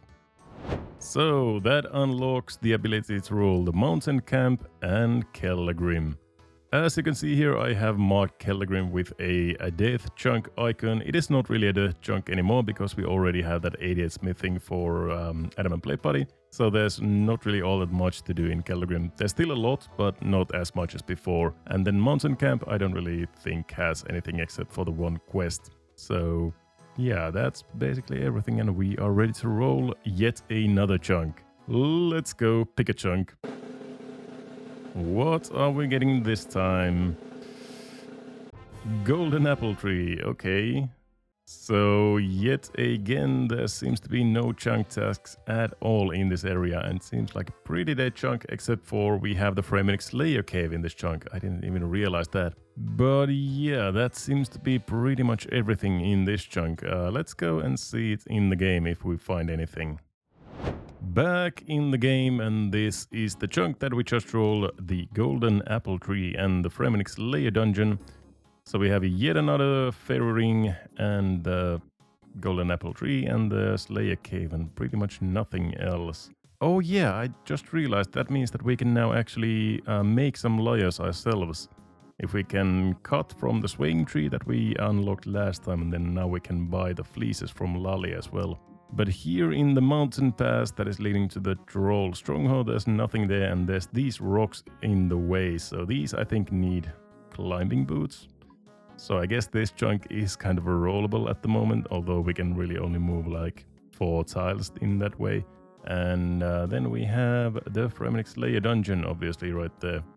A new fairy ring, AJR, I think, and the Golden Apple Tree and the Golden Sheep. Cave entrance. Okay, that's Lali's house. We don't go in there. But I think Lali will sell us some golden fleece now, so we can make our own lyres if we want to. Gonna have some more golden wool. I have never bought golden wool from you, but okay, 1,000 coins. Yeah, I'll do that. Yeah, golden fleece. That's it. Not golden wool. Golden fleece. That's the thing that we can make into some new strings for lyres. Warning, this area contains very dangerous creatures. Do not pass unless properly prepared. Absolutely. Yeah, a new music track, The Slayer. This is the Slayer cave. There's a lot of Slayer monsters in here, but obviously our Slayer level is 1 at the moment, and we have no way of training it except for lamps.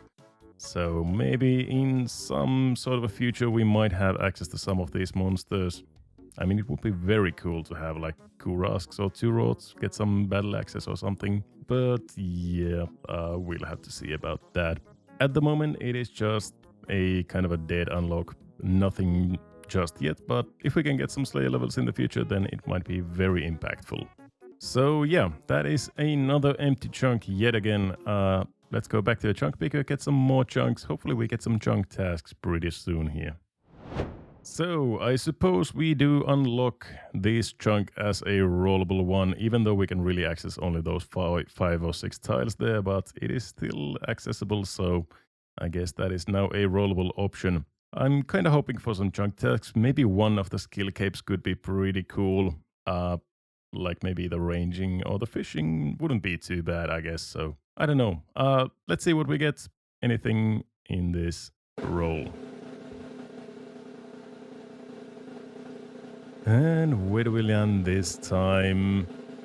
Ooh, that's Kilgrim. Oh yes, that is Kilgrim, boys. Wow, that is a lot of chunk tasks right there. Oh my lord. Let's just pause it right there for a second. You might be asking, hey Looney, I thought Kilgrim was supposed to be a death chunk. Why do you sound so excited? Well, Kilgrim is going to take a while, but it's not all that bad anymore after I got 88 smithing already, and even though I told myself I wouldn't quote Swampletics in my series, I'm just gonna say it, this chunk changes everything. There are so many immediate upgrades I can get from here, such as the rune longsword, the addy crossbow, diamond and ruby bolts, and all the crafting molds for jewelry. But the best part of Kilgrim is that it future-proofs multiple massive grinds for future chunk rolls. 99 smithing is not even a big deal with access to the blast furnace. 80 agility would have taken 4 million hops over the broken bridge, and now I can just AFK on the bike once I land to level 30.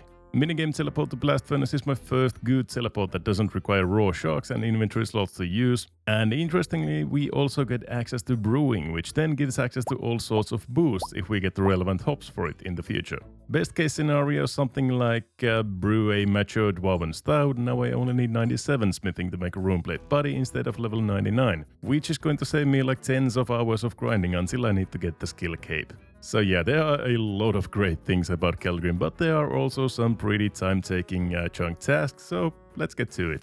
Taking a look at all of the chunk tasks that we have in the skilling task, we have 40 attack for a rune weapon, not a problem at all, 70 crafting for a diamond amulet, and 75 thieving for thieving from a gem stall, a diary task.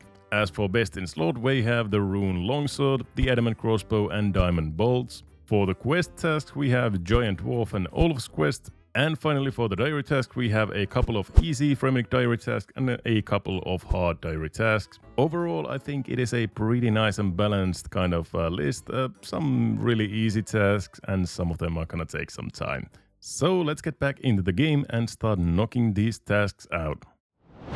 Alrighty, here we are, Kilgrim. Oh boy, this is going to be so cool. And obviously we get a lot more than Kilgrim as well. We have the ship to Wise, a new fairy ring, we have Olaf's quest, and a little bit of the Polar Hunter area as well. First of all, something very, very nice actually is going to be these double rock crab spots. You don't have any of these in Rellekka. So here we have 2 rock crabs that can attack you. Yeah, I know. I mean, Chunkmen can get very happy about very small things, but that is actually pretty big for me. Then we have Larry, doesn't have time for me. Okay, so that is just the penguin quest, which we do not have access to just yet. And then we have Olaf Hradson, the Olaf's quest giver. Identify yourself. I'm gonna do this later, I think. I don't have time for you just now. And then up here we have a little part of the Kebit Hunter or the Polar Hunter area. We have Sabertooth Kebits, some Sapphire Glacialis, Snowy Knights, and these birds as well. Obviously we can't really catch any of these just yet. Polar Kebits we could, they are level 1, but they need, I think, a noose wand or something. So that is not an option, but maybe in the future if we get a butterfly net from Puro or something, then we could come back here and start doing some hunter training maybe. And up here on top of the mountain we only have yet another fairy ring. We are unlocking quite a lot of fairy rings, that is actually pretty interesting, and I think we don't really have anything else. Just this one tree that is used in Olaf's quest as well, but as I said, we're gonna do that later. For now, let's see the main prize and get into Kilgrim for the very first time. And as you might know, Kilgrim starts with the Giant Dwarf cutscene, which is like 10 minutes long, so I'm just gonna cut it right around here. And here we are, we crashed with the boat into the king's statue, and now we are talking to Commander Veldaban and maybe not getting arrested, hopefully. The giant dwarf quest is all about getting a replacement for the statue that we just demolished, and we need to get a suitable modder for Placidar the sculptor to work with. He wants us to get clothes, an axe and boots fit for a king, and those 3 little sub-quests make up the bulk of the quest itself. As for me, I can get the clothes done completely, one of the 2 boots as the other one needs telekinetic grab, and a little part of the axe done as well since it needs to be repaired by Thurgo all the way back near Ports Rim, so we are not gonna do that in just a little while. But before we get too far ahead of ourselves, we are now in Kellegrim, and we have some amazing shops here. First of all, Santiri sells us the rune longsword. Oh baby, that is a massive upgrade over the last, I think, Fremenic blade, which is basically an adamant scimitar, was our best in slot previously. So yeah, this is a much better weapon. Down here we have the stonemason who sells all sorts of things for construction, and that is an easy task in the Fremenic area to browse his shop. So that is another chunk task done. These are quite expensive, even though I have a lot of gold. 10 million coins for the golden dense gold. Holy shit. Okay, I'm not buying that. Then we have access to this bar right here. I think they sell dwarven stouts. Yes, please, a dwarven stout. That is a +1 smithing and mining boost. So if we are going to get some sort of a mining or smithing task in the future, then we can skip 1 level, which is pretty nice. Sarrow here sells, well, kind of shitty armor, to be honest. Some anti-chain buddies and yeah, that's it. Then through here we have the Kelda Hops patch. I don't actually know how this works. I think we cannot really do anything with it before we start the quest, but we'll see in the future maybe. Down here we have a general store and some interesting items here. A pestle and mortar, a candle, a torch, and otherwise kind of standards. I'm gonna buy a torch here and a candle, I think, and maybe even a pestle and mortar. Even though I don't really have access to Herblore in like a year or 2. But yeah, that's okay. Gamundi here. I think she sells some sort of clothes. These are weird looking, to be honest. I guess we're gonna buy maybe the blue trousers or the shorts. Oh no.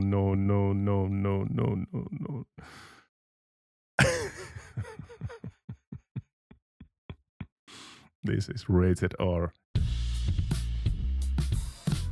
Okay, those are coming swiftly off. Okay, swiftly moving on. What else do we have in Kellegrim? Here we have Placidar the sculptor, who wants the battle axe, the clothes, and the boots fit for a king. So we are starting that right here, and now we can do all these 3 parts in like whatever order we want. And here's the kind of marketplace of Kellegrim. We have a bakery stall and a bakery merchant. Here is Hervey with his gemstones, 3 sapphires, a emerald, and a ruby in stock. That's pretty nice. And we can also steal from the gem stall at 75 thieving, which is our task. Then we have ring molds, amulet molds, and I think we can get all sorts of other molds as well by stealing from the stall. Herco right here, my man, he sells all sorts of stocks. The mahogany stock is the one we want for the adamant crossbow, obviously. Then Guldamar here basically sells just a silver bar, an ore, and a holy mold, or a holy symbol, I guess. And then we have another clothes stall. We have a mysterious old man. What is this? A maze. Sure, I'll do that.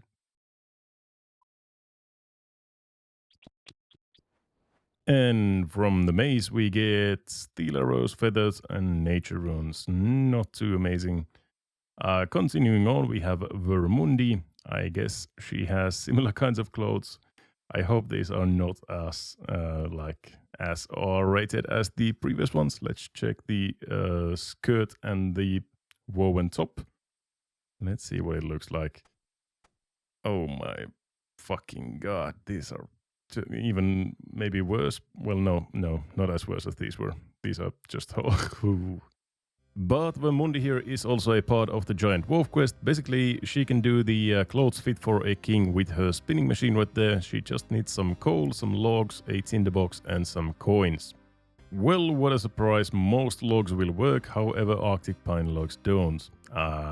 And those are the only logs I have in my bank, like 600 of them. So I'm getting some normal logs here. Use your coal on the spinning machine, light it with a tinderbox. There goes the coal. Talk to Wemmundi again and pay her 200 GP.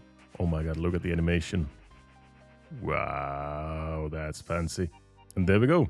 Look at those beautiful clothes. Are they beautiful? I guess they are. Can I wear them? Exquisite clothes. Too small for me. I might ruin them if I put them on. Okay, so I'm too big for that. But that is step 3A as in armor done for the giant dwarf quest. Let's move on to step B for boots.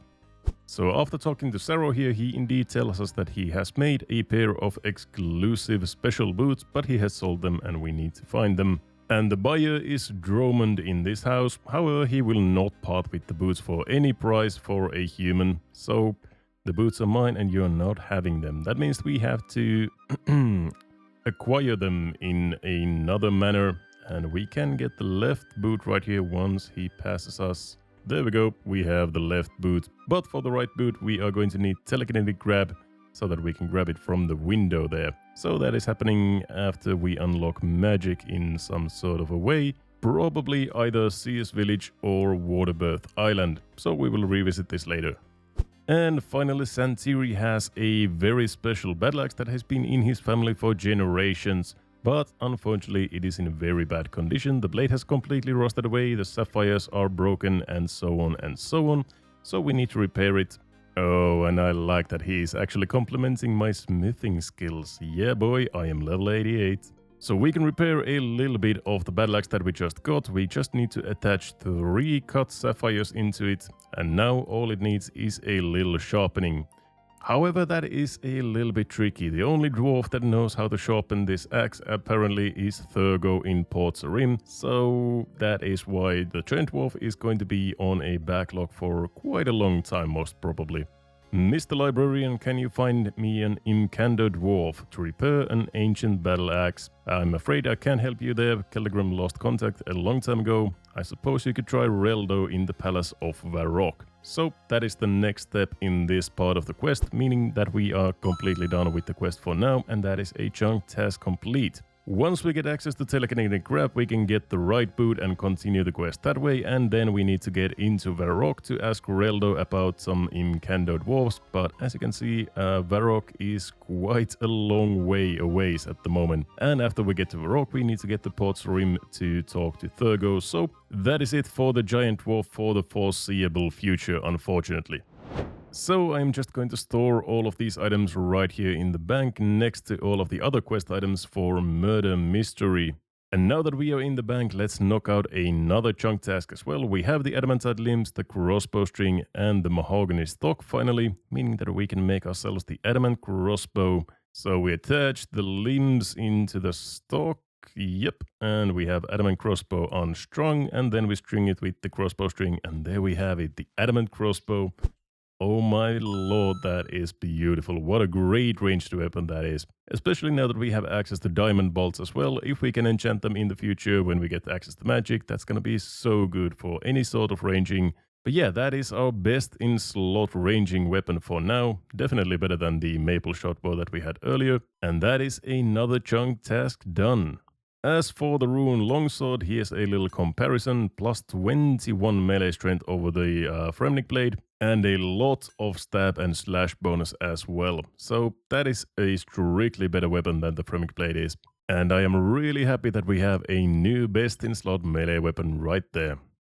Now let's knock out a few other tasks as well. The easy Fremnik diary to steal from the crafting stall or the bakery stall apparently works as well. So there's that achievement done. Very quick and easy.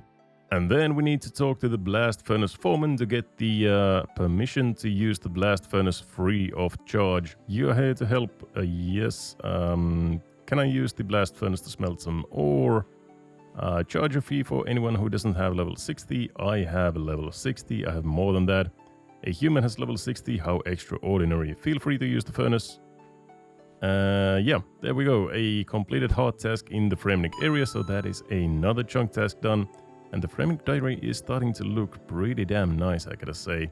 And to be honest, even though I just did 88 smithing, I'm kind of waiting that we get some access to a runite ore or rune bars or something, so we could get some more best in slots in the runite department. And just look at this shop. Oh my lord, is it so much better than rings. But yeah, we could get like rune scimitars, rune chain bodies, all that good runite stuff, so that is a big upgrade once we get some rune ores. And it's not gonna be that bad with blast furnace, even though, you know, it's gonna take some time and some money, but it's gonna be fine. And here we also have the coveted pedals. You need to have level 30 agility to pedal the conveyor belt. And that is 1 XP per game tick, if I'm not mistaken, and it takes a little bit of run energy. And I think you can get like a couple of thousand agility XP per hour. And you also have this pump that people use to get strength XP quite frequently. I am not getting any XP at the moment though. Oh yeah, I think you need to fill this thing with coke first. That is 5 fire making XP right there. Imagine doing this to 99 fire making. I know some people have done that, so that's quite amazing. What the hell just happened to my character?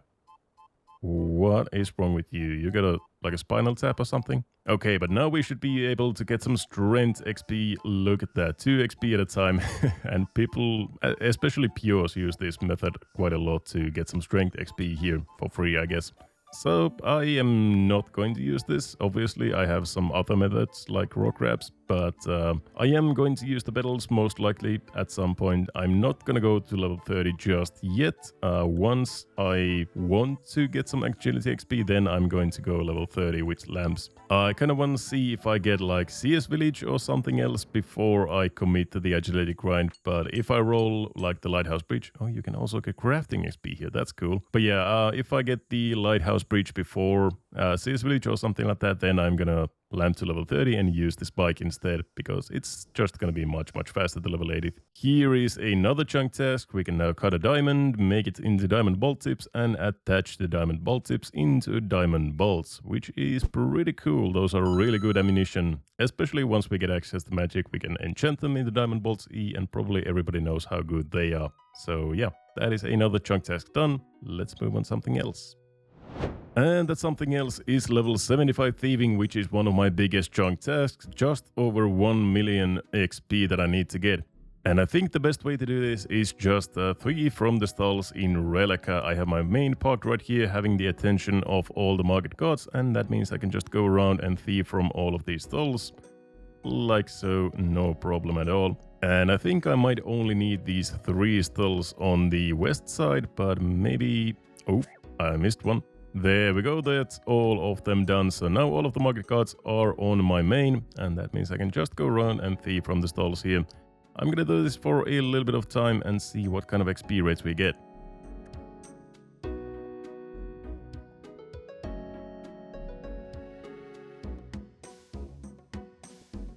So it seems like I'm getting about 42 to maybe 45k XP per hour, which is not bad for thieving, I guess. It's okay, but I do have some other methods as well that I'm gonna try out.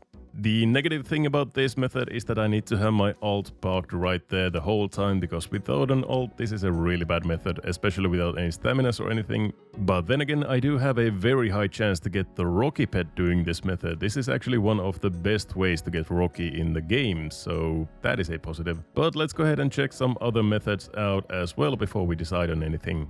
The other obvious thieving method for me is pickpocketing the Fremennik citizens. They give 65 XP per pickpocket and a decent amount of cash as well. They're like a mini Ardy Knight, I guess. And there are some pretty decent spots where you can trap these citizens in, so that is a positive. But let's see what sort of XP rates we are getting with this method. Well, I found a really good spot to do this. There are 2 citizens in this house and they can get trapped in between all of these beds. There's 56 thieving the first level of the grind, and I am getting pretty much the exact same rates, 43k at the moment. So yeah, this is maybe a little bit better than the stalls. It's really easy to do. I don't need any setup, I don't need an alt or anything. And I do have one more method that I want to try out.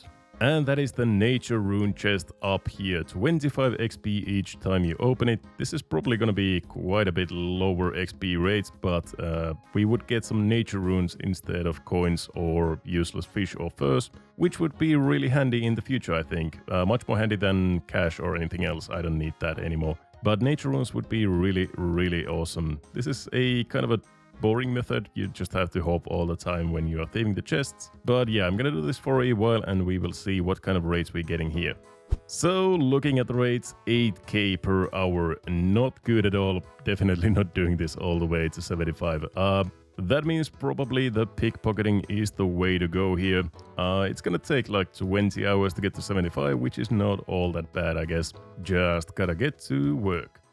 My latest chunk roll landed me on Kellagrim, which means I need to get 75 thieving to steal from the gem stalls to fulfill a hard Fremic diary task. The best thieving method in the game at level 75 thieving is blackjacking, which gets you about 200k XP per hour if you're using normal food, or about 220k per hour if you're willing to use Sardomi brews. In the previous episode I tested my 3 best thieving methods: stealing from fish and fur stalls, pickpocketing from Fremic citizens, and hopping between nature rune chests. Today, by abusing weird unintended game mechanics with the help of 9 alternative accounts, I managed to absolutely shatter these XP rates, and ultimately I found a new thieving method with the best XP per hour in the whole game for my level, located right here in Kellagrim. We are back with the thieving grind, and as you can see, I found a pretty nice save spot right here in Kellagrim. Thieving silver from this one stall. As you can see, I have both of these gods aggroed on me, and this spot is one where the merchant never comes nearby, so I can just thieve from this as long as I want, basically. And it is not too bad. It's like 40k per hour. Obviously, if I could hop worlds, it would be like double that, so maybe like 80k per hour. So I might try playing around with a few alts, maybe see if I can aggro these on the alts, and then I could hop as much as I want and maybe double my XP rates. And just as a little reminder, these are the chunk tasks in Kellagrim at the moment: 75 thieving, 70 crafting, and all of quests, so not that much to go. We are probably rolling at the end of this episode, or in the middle of it, who knows.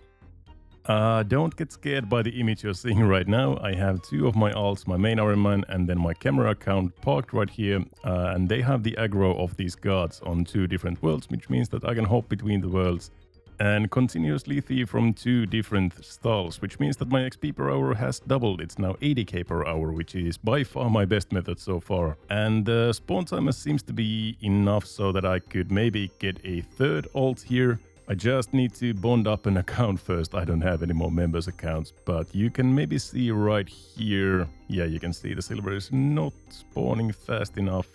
Yeah, so we definitely do want a 3rd account here. Okay, now we are seriously gaming. I have 3 different accounts here: my main ironman, my cam account, and Cut Chunk, which was my previous series account.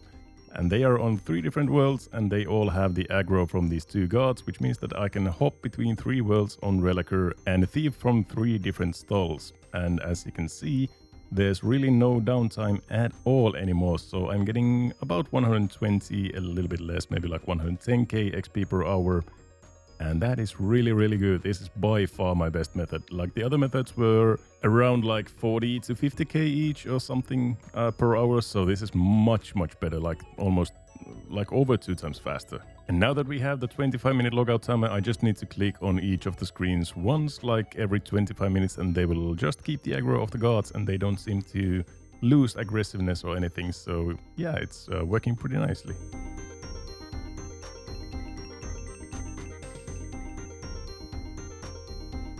There it is, the method is paying off. Level 60 thieving already. This is really going by pretty fast. And what do you know, there's already 65 thieving. Damn, this is a really good method, I gotta say. Yeah, only 10 more levels and we are done here. The only negative side about this is that while I am constantly hopping, I'm not getting any random events, but I'm making sure that I stop hopping every 1 hour for 5 minutes, because you need to wait 5 minutes in a world before you can, or you're eligible for a random event. And sometimes it does work and sometimes it doesn't, but as you can see, we just got a lamp and some flax from a beekeeper random. So as per usual, let's lap the lamp on agility, 280 agility XP, and we are getting pretty close to that level 30 for those pedals. Yeah, that is pretty cool.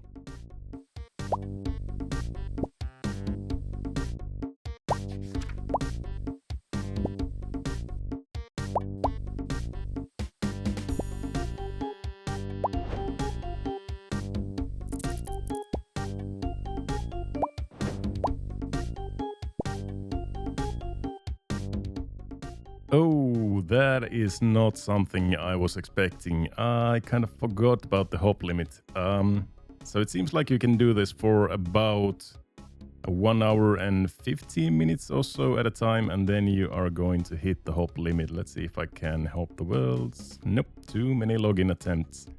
Oh, that's kind of shit. Yeah, and now it won't even let me back in the game anymore. So that's fun.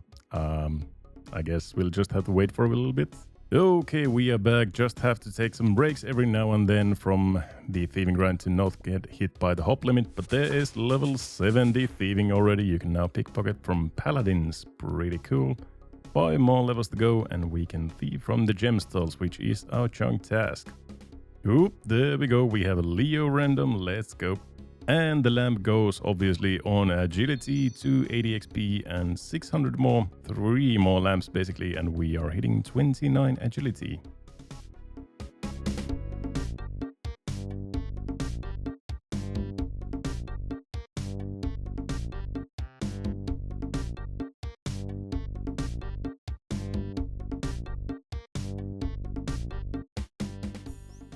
Well, I hit the hop limit yet again. I have hit it now maybe like 4 or 5 times, but in the meantime, when I cannot hop worlds, I just come here in Rellekka. Now that my thieving level is already so high, my success rate in thieving these citizens is very high actually.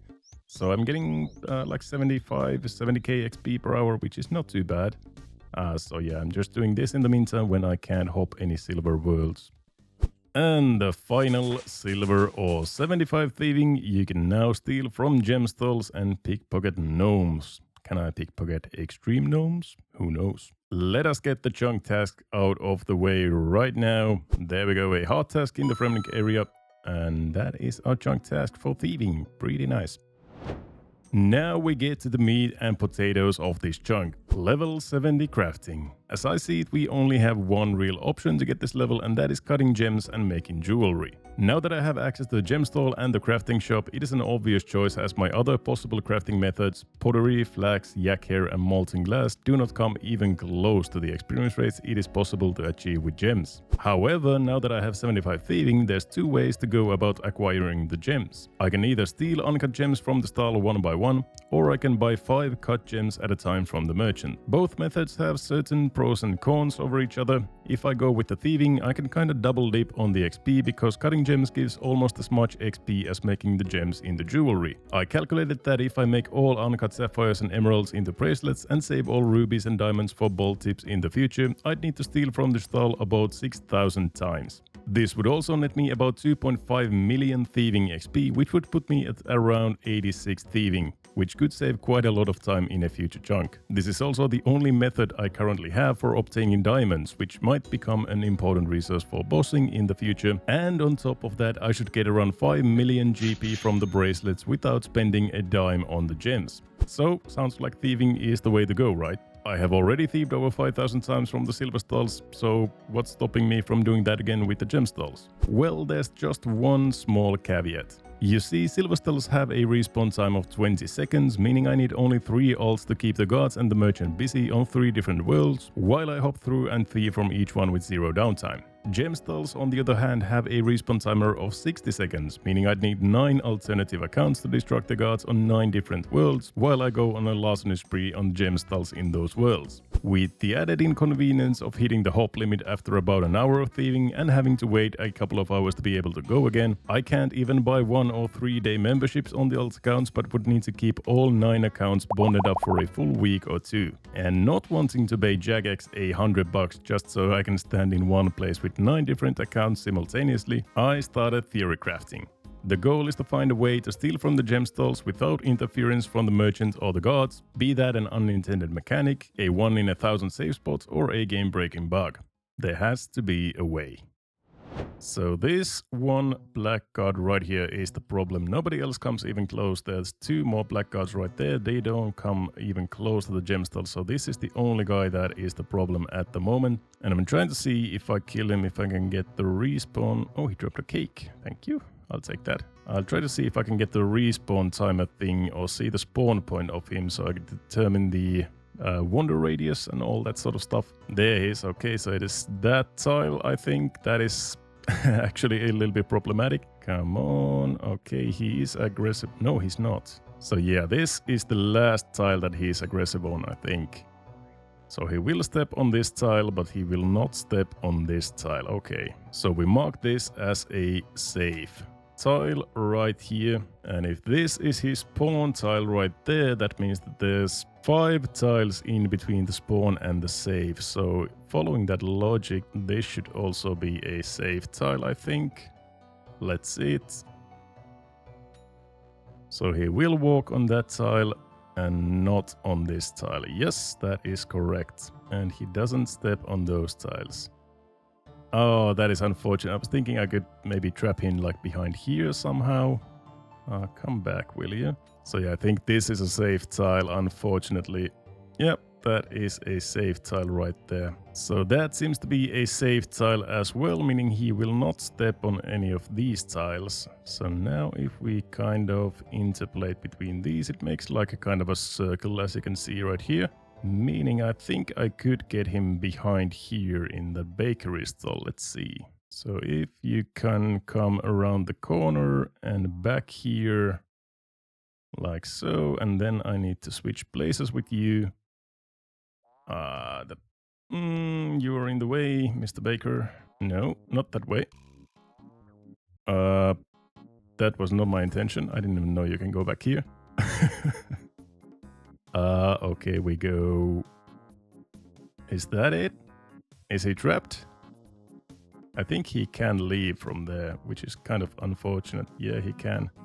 But if I can trap him behind the merchant, like on that tile, if I can get him right there and the merchant on right here, then that would be ideal. He would be trapped behind the merchant, I think. Which means it would be a safe spot for me. I could just be here, thief from the gem stalls. As you can see, he doesn't do anything, the merchant doesn't do anything. So this would be very ideal at the moment. Just gotta see if I can switch the places of these two guys somehow.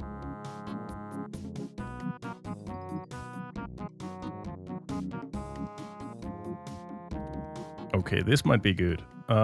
Please, come on. Not there. Come on. And he's dead. God damn it. Oh, there we go. Now, if I can just... Yes, that's it. No, what are you doing, Randy Boar? So like this, and then you move there. There we go. Okay. And now, how the hell do you move through that? What? Like now, this is a perfect situation. Just don't go through it. Oh, you did. Okay. But now he will not go through it. Like, what the hell is that? Something like aggro, move here, move out. Nope.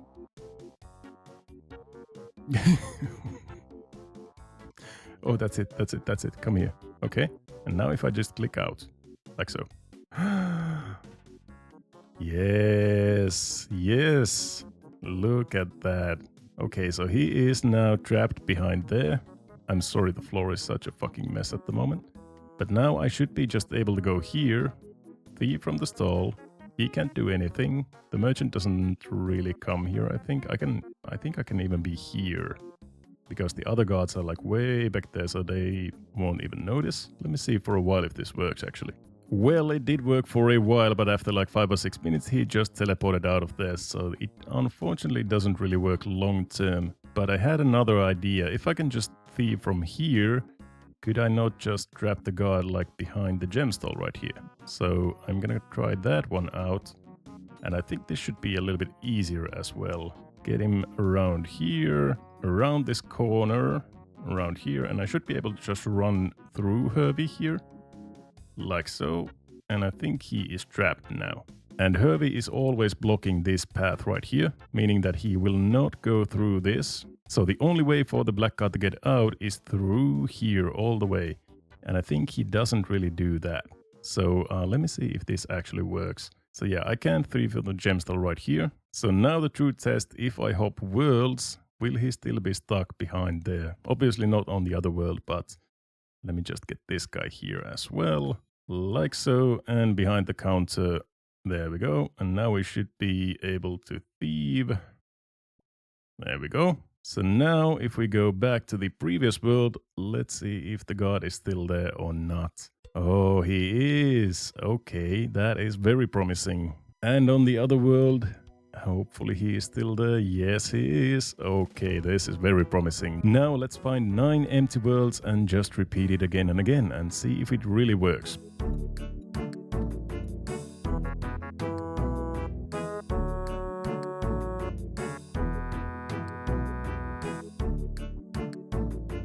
Okay, that is all 9 worlds set up. All of these worlds should have the dwarf or the black god trapped behind the counter right there. So now let's hop back into the first world and see if we actually worked or not.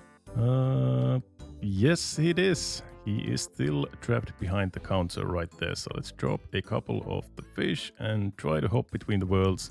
See if we can actually thieve from these continuously. Okay, so on this world, he was on the wrong side of Herbie, I think. He was on this side, and Herbie was on this side.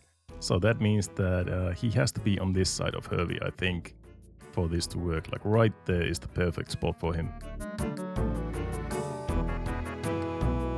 You know what, boys? I think we have a new thieving meta at hand right here. Trapping 9 black cards behind the gem stalls to thieve from the 9 gem stalls on different worlds, just hopping through. This should be good.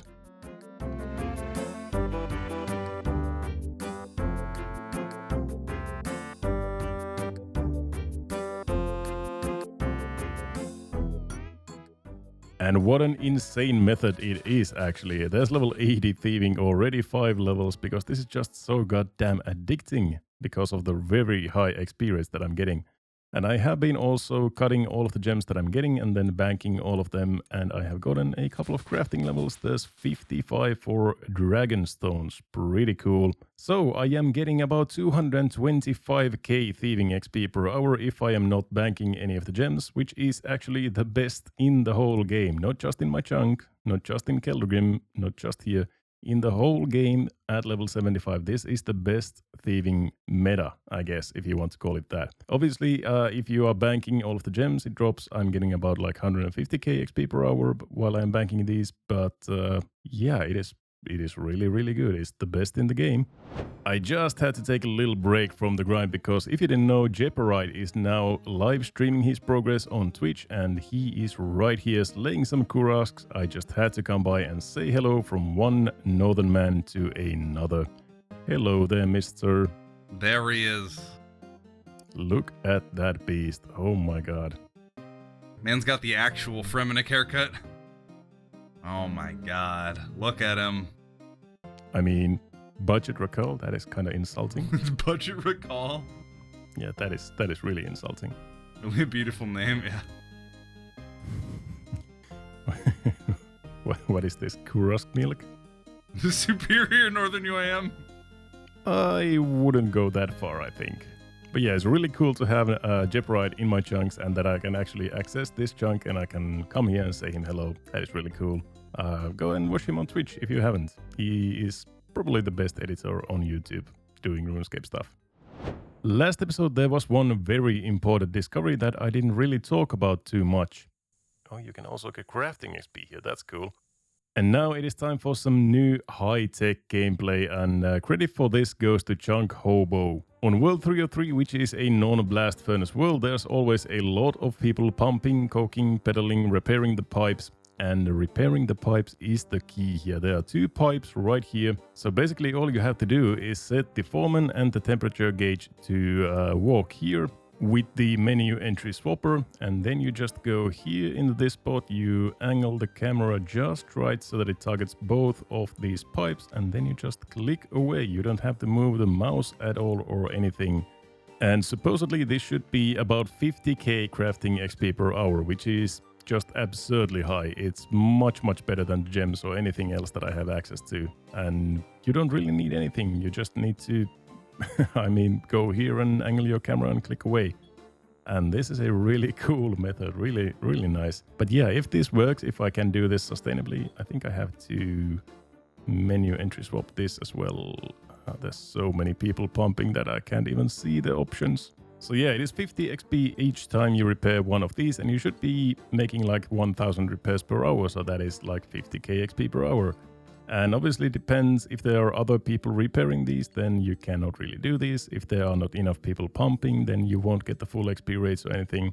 So it is kind of dependent on other people, which is a little bit scary for me. But anyways, if this works, it's gonna be by far my best method of crafting, I think.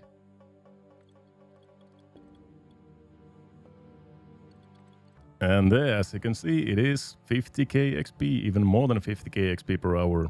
And even if you have only one set of pipes, that's also still like 40k XP, I think. So yeah, it's a really good method. So I think I'm gonna get level 70 crafting with that method, but I did bank all of these gems, over 2000 sapphires, 300 emeralds and such. So I'm just gonna make all of these into bracelets, I think, for almost the max amount of XP and the max amount of money as well. I just need to get like 3000 gold bars first. Luckily we are in the blast furnace, so that is really handy for me. It is time for a fun Keldogrim fact. There is a whole massive minigame in Keldogrim that most players probably have never even heard about, called Keldogrim Tasks. There are 7 dwarves in Keldogrim who can request bringing certain items to you. Santiri, Saro, Agmundi, Gunslick, Hervey, Tari and the Roady Dwarf. They usually ask between 1 and 6 items to bring them, always somehow related to their profession. For example, the clothing shop owner Agmundi can ask you for needles, thread, wool or oars. After receiving a task, you have 10 to 25 minutes to retrieve the items, and if successful you can choose your reward. Either a couple hundred coins or 150 to 500 XP in a skill corresponding to the items you retrieved. For example, pottery items are worth 100 crafting XP each for Gunslick, so bringing 5 bowls to him would net you 500 crafting XP. It's a really neat little system, kind of similar to the Wise Old Man tasks and the Gnome Restaurant, but probably just completely forgotten about by most of the player base. And now all I want from Jagex is some unique rewards added to this minigame and to see someone do a Keldogrim task locked Iron Man. There we go, 3000 gold bars are bought, and now we are on Needis Node, and it is very simple. I just make all of these into bracelets and bank them and sell them later into some general store, I guess. Or maybe save them for alking when I get access to magic. But yeah, I'm just gonna make all of these into bracelets, and then we are continuing with the pipes, and that should be level 70 crafting pretty easily, I think. There's 59 crafting, normally a pretty big level for the Trident of the Swamp, but obviously not for me. And a nice milestone 60 crafting, only 10 levels more to go, and I still have a couple of bracelets to go through. 61 crafting. And that is basically all of the gems done. 2000 sapphire bracelets, 300 emeralds and 130 rubies. To be honest, a little bit less XP than I thought. I got up to 63, so I still need 7 more levels from the pipes.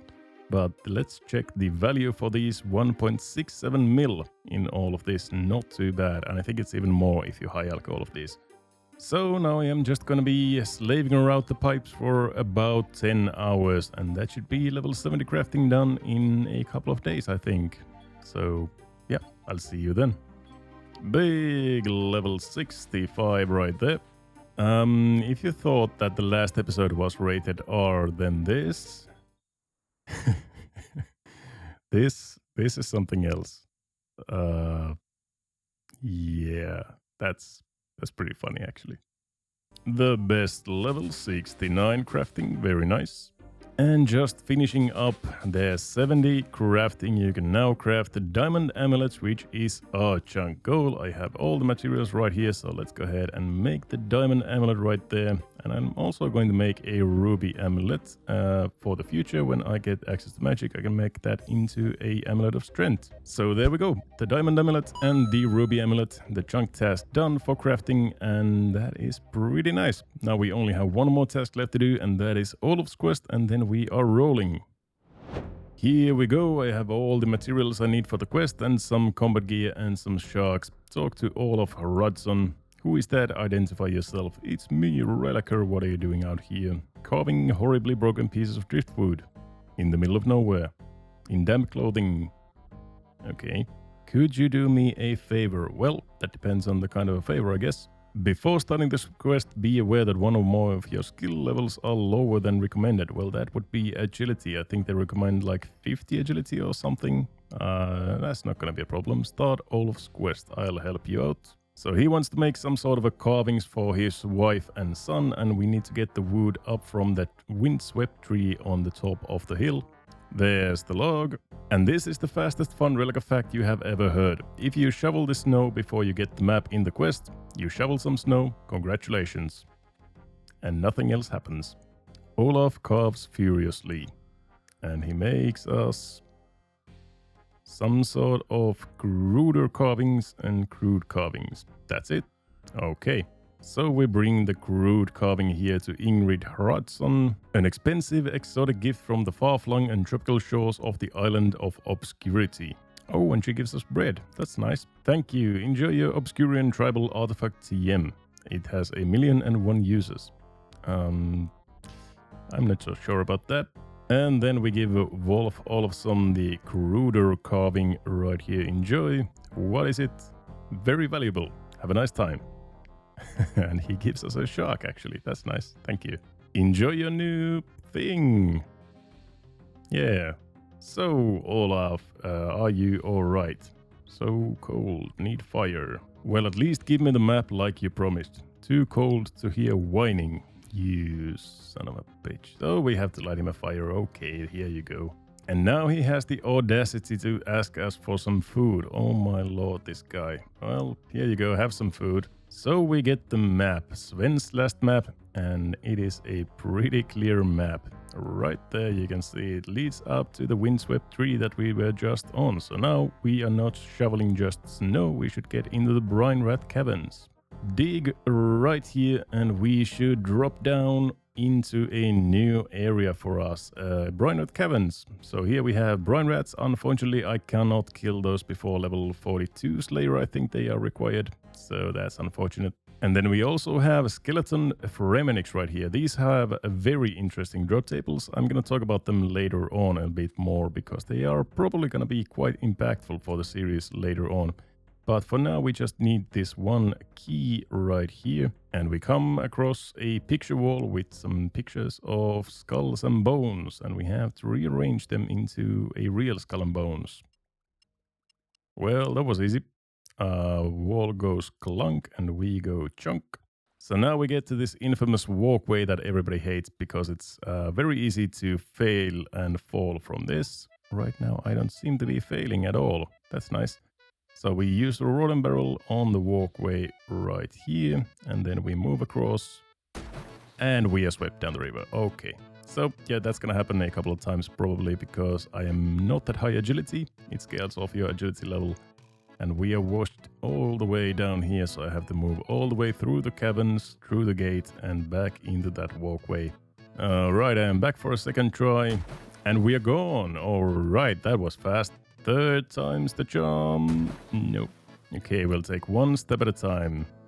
We're okay. We're okay. We're okay. No, we're not. We are dead. Okay, one step at a time. Here we... Fuck. How about a different camera angle? Looking from above. We're good. We're good. We're good. Oh my lord. Let's go. I was there already. No, why did I do that? I'm a fucking idiot. Oh, God. Fuck you. Oh, we can finally repair the other part of the walkway. Here we go. Can we move over it? Yes, we can. And the gate. Okay, we're here. Nice. So now you use the handle of the gate on the key. We have a square handle, so we use the square keyhole. And can we get through this? No, obviously not. Every time you get through the gate, you have to get another key if you fall down, because the key is for some reason washed away in the river or something. So yeah, every time we fail after the gate, we have to get another key, which is really fucking sucky. But let's see, how much are we gonna fail? I'm just gonna click on the gate. Holy fuck, okay, that was fine. So now we use the circle key. Just click on the ground, I guess. Go, go, go, go, go, go. Oh my god. No, the final step, you asshole. That's 12 times already. 12 times. Okay, we are through the gate. Come on. Let this be the one. Let this be the one. Yes, we are through. Oh my fucking god. 16 times I walked through that cave. Oh my lord. Oh, that is the worst thing I have done in a long time in RuneScape. That took me a full hour to get through that one walkway. Well, now it's done. We can finally fight the final boss of this quest. There he is. And he should be pretty easy. Ulfric is using only melee. We can protect from melee and should be no problem at all. You're so done, dude. There we go. He only drops bones, but we can open the chest and we get... Olaf's quest is done. And with that, our chunk goal is done. And with that, our whole chunk is also done. That was the second quest that I have completed. The one being Fremenic Trials before that, and now Olaf's quest. Pretty cool. So that was all of the tasks in Keldogrim. Everything is done. Now let's get back into the chunk map. Excuse me, sir. Huh? Let's take a look here. 75 thieving, 70 crafting. Yep. Olaf's quest done. Okay, seems like you have missed just a couple of tasks here. You know those rails over yonder? They go into the dwarven mines.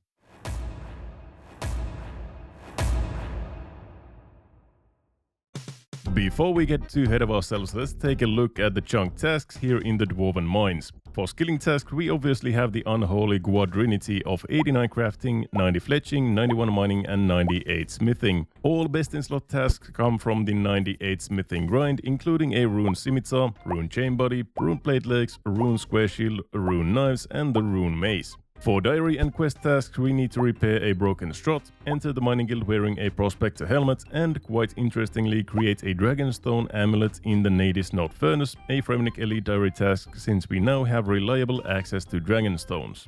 And for the collection log task, we need to get the full prospector outfit, the coal and gem bag, and all the mining gloves from the mining guild. That is exactly 40 tasks in the Keldogrim/Dwarven Mines chunk, so it's a pretty long list of things to do, but ultimately all of these tasks can be boiled down to the 4 big ones: crafting, fletching, mining and smithing. So without further ado, let's start with the first of these 4, mining.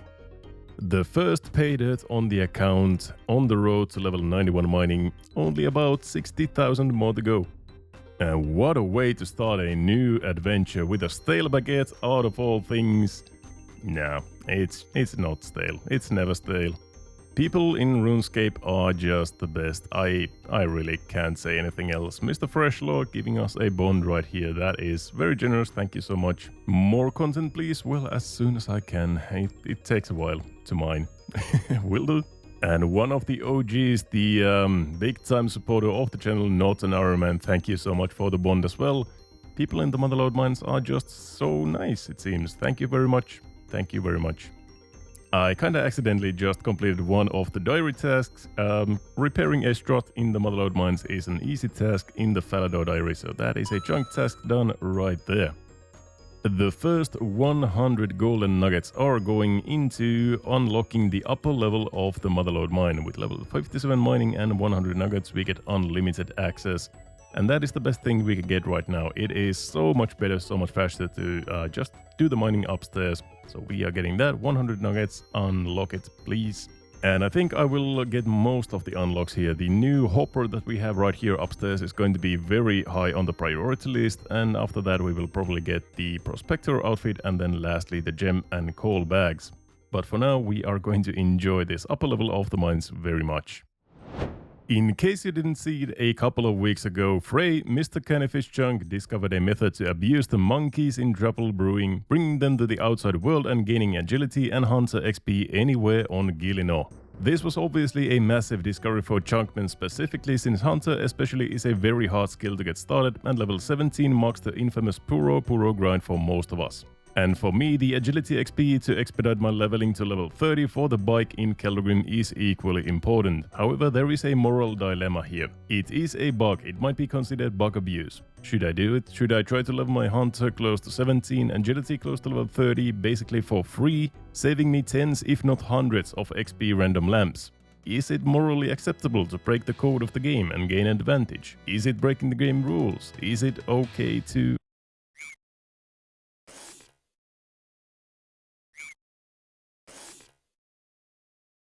Yeah, yeah, I'm doing it. So here we have it. There's my main account with the monkey. He is going to drop it, and I'm going to pick it up with Rellekka.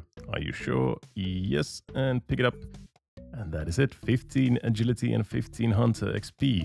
And now we are in possession of the monkey, and we should be able to drop this and pick it up as many times as we want, which is admittedly not that many times. I only need a couple more XP for that level 30 agility. But there we go. And I'm not going to trigger the level 30 agility just yet. I do want to... Ooh, I almost lost it. Ooh. But I do not want to trigger the level 30 agility thing just yet. I just want to get close to level 30. Which means I'm probably not going to get to level 17 hunter either. So we will see how far we get. Oh, the monkey gets away. Oh, so it can escape. So I got 60 XP, so well, that is like 6 lamps, so that is pretty good. To be honest, that is pretty good. But the monkey can get away. I need to get another one on the main. Alright, we have another monkey. Let's do some more catching. 15 XP, beautiful. Level 2 hunter as well. And the monkey gets away. Oh. Is that really that high of a fail rate? That's gonna be so annoying to get the monkeys every time from the trouble brewing. Oh boy. There he comes, my lord and savior. What the hell was that an animation? The monkey gets away. Okay, I didn't even catch it. Oh fuck, this is gonna be so annoying. These are my absolute last sharks. I gotta go back to fishing soon, I think, if I want to get some more teleports into Rellekka. Yeah, I'm really running low on sharks. Gimme the monkey. Thank you, thank you, thank you. Monkey, unleash, yes. And catch it, yes. And unleash it, and catch it. Oh, this is beautiful.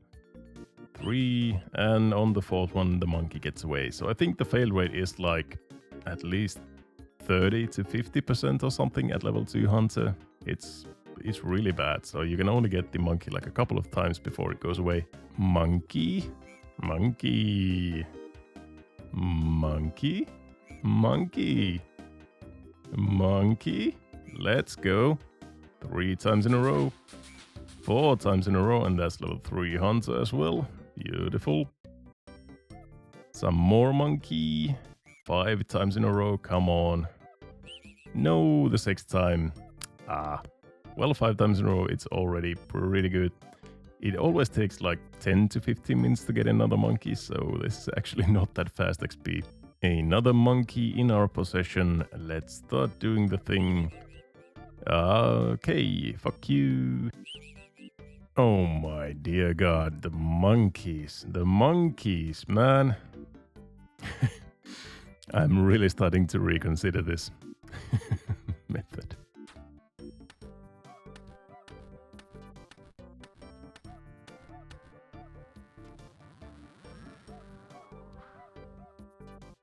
Here we go, that's a nice catch.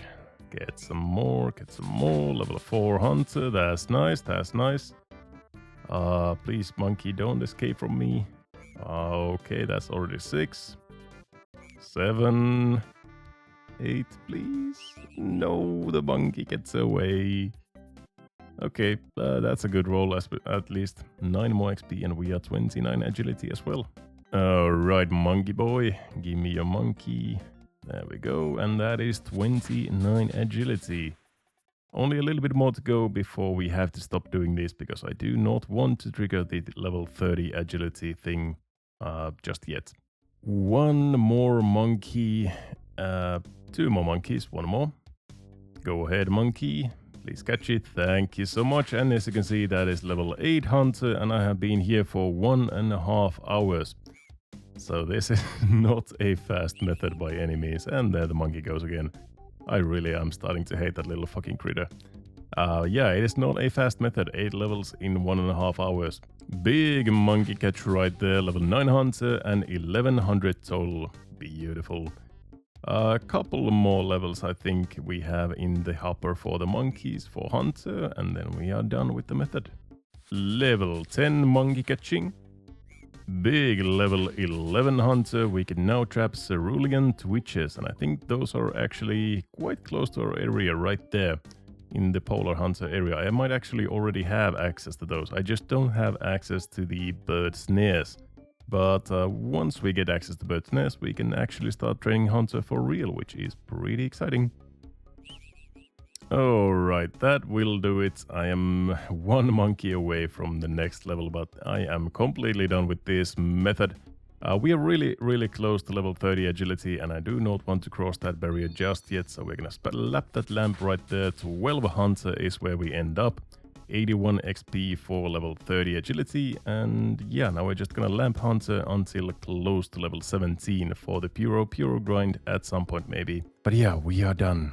We are done with the monkey method. That took me close to 3 hours actually for 12 hunters, so I do not recommend this method for anybody. So now that you know where that XP in my hunter level came from, we can finally show some XP random events yet again. This is going to go into hunter as per usual, and that's going to be level 15 hunter already.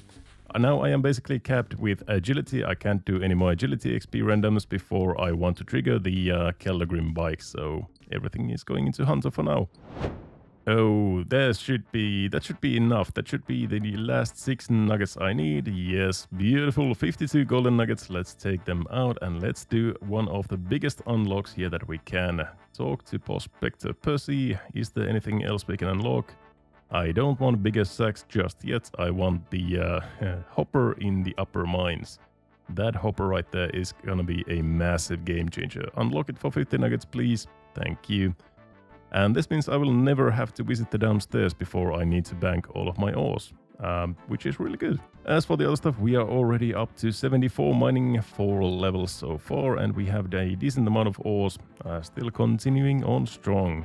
Almost missed it, but that's a big milestone, level 75 mining, 16 more levels to go, or 17 if we want to, but yeah. That's gonna be good. And we finally got our camo bottoms. I think this is the last piece of outfit that we need. Let's check the random event outfits. No, we still need the hat. I still miss one piece of the camo outfit. I cannot fathom how we haven't gotten any Sergeant Damon randoms, but well, soon enough we should have the full outfit there as well. Ooh, a mystery box. What do we have here? A body rune. And another mystery box. Are we gonna get a stale baguette this time? No, but a mithril scimitar. A lot of junkmen would kill for that. Not me, but a lot of people would really like that from a mystery box.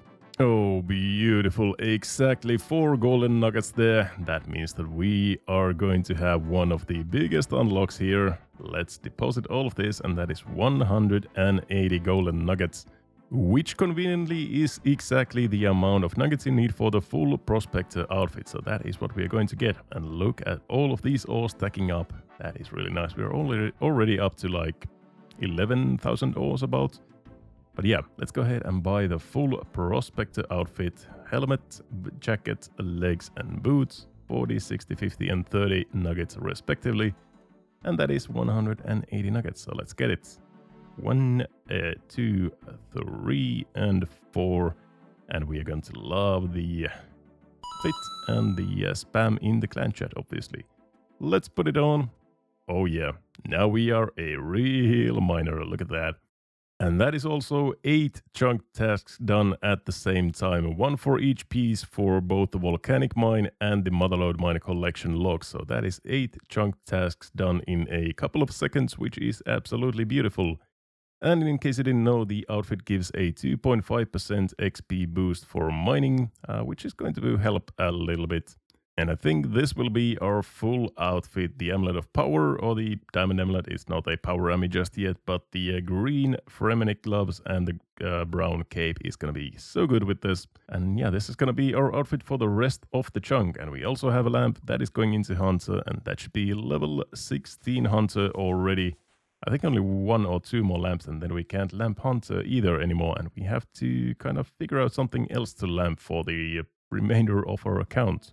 Oh boy, look at that. It has happened. Finally, Sergeant Damien. The 3rd time in this whole account that I have seen this random event. I don't know why he hates me so much. He never really visits me, and somebody got ranger boots right there. Nice. But yeah, we are finally getting the last piece of the camo outfit. Here we go. Look at that, the camo helmet, the last outfit piece from the random events. Let's go and slap it in the bank, and it's gonna look so clean once we have all of this. Right here. Put that right there, clean the bank filler and put it in its respective place, and that's it. The full collection log except for the stale baguette. Let's take a look also here in the collection log, and there you can see everything except for the stale baguette has been unlocked. So we are maybe at some point going to green log this if we get lucky with the stale baguette. There's a book random event, which means we probably have to start lamping something else. We can't really lamp any more Hunter, I think, because we don't really want to trigger the Puro grind just yet. And yeah, I'm not sure what I'm gonna start lamping. I suppose Slayer is the next one, the kind of untrainable skills. So yeah, we are starting to lamp Slayer, I suppose. Mystery box. Stale baguette.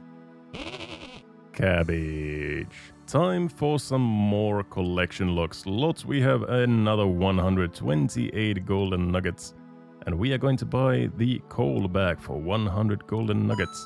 Because I want to start doing some mining in the mining guild as well, and I think I'm going to mine coal all the way for the mining gloves. And there is a hard task in the Falador area done, entering the mining guild with the prospector helmet, I believe it is now. And that is also a chunk task completed. So I am going to need 180 unidentified minerals to buy all of the mining gloves, and if we mine coal all the way, there's a 1 in 60 chance per coal that we mine, so we get a unidentified mineral, which means we would mine about 10,000 coal. And I really do want to bank all of that for the smithing grind. I might do some iron as well, but we are starting here with coal.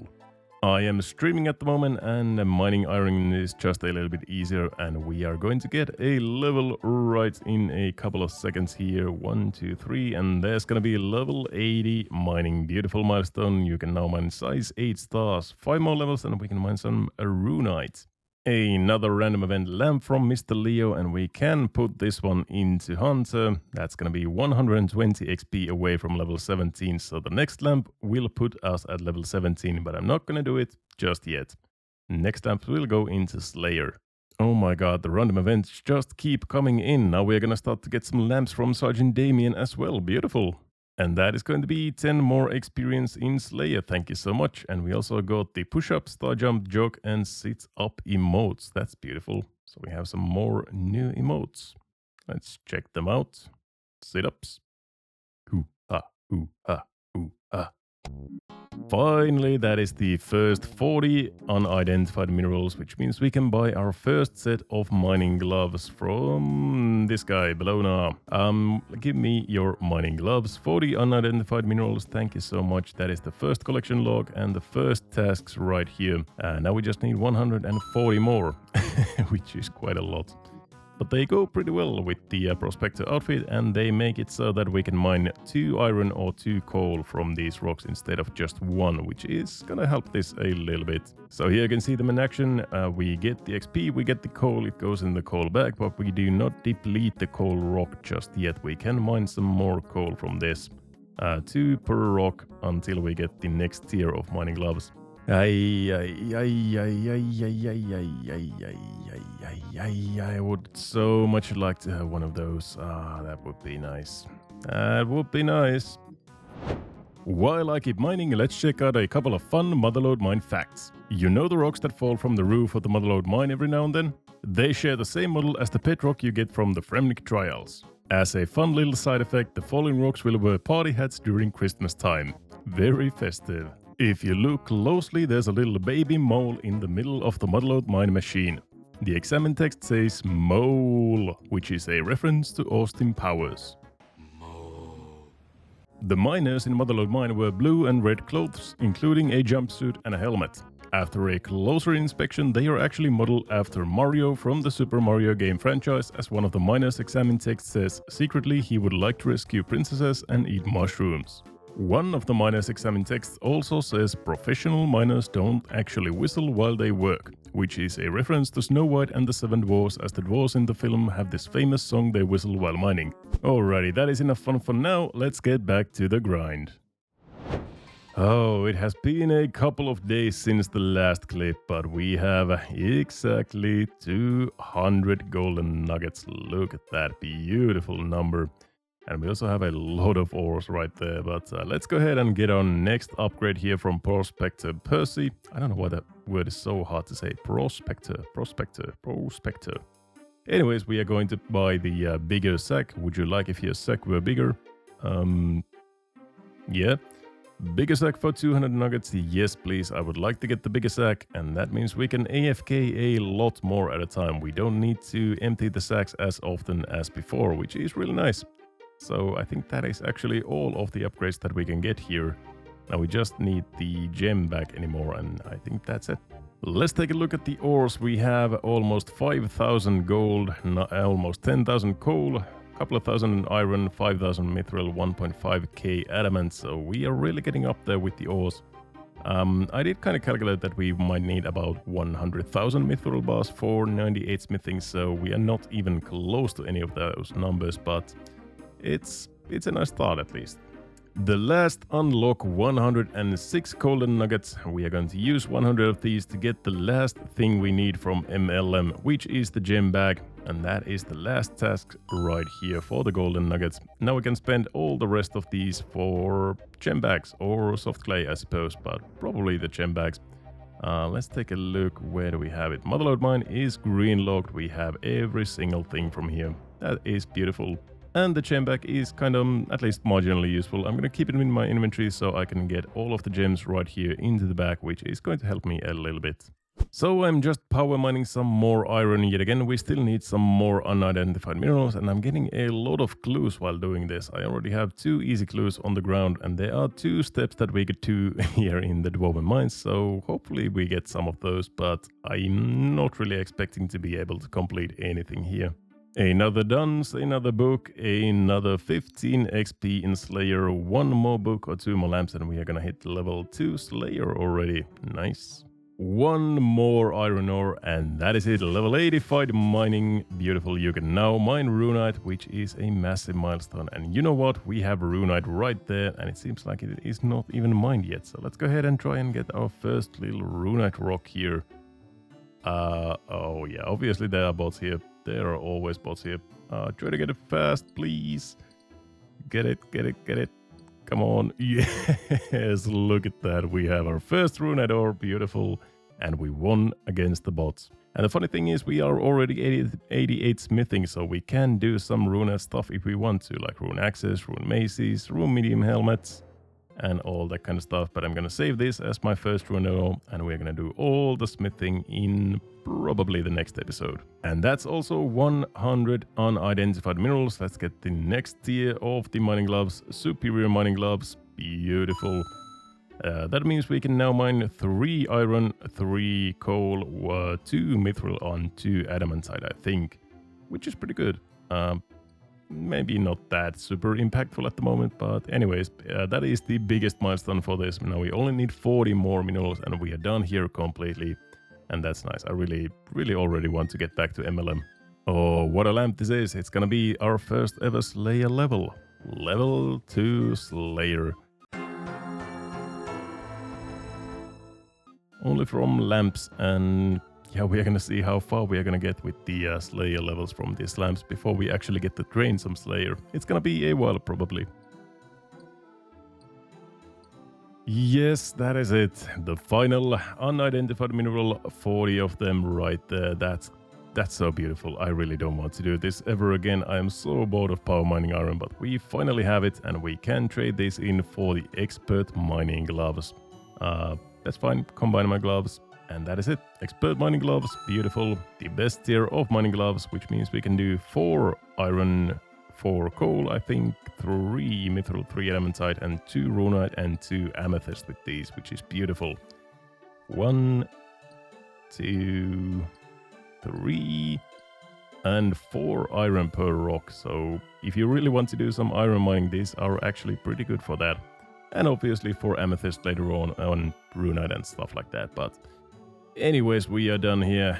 Also, the gem bag is coming in pretty handy. We have 21 sapphires, 9 emeralds, and a ruby in there, only from power mining some iron. So yeah, that's pretty nice. Now, let's get finally back into some MLM.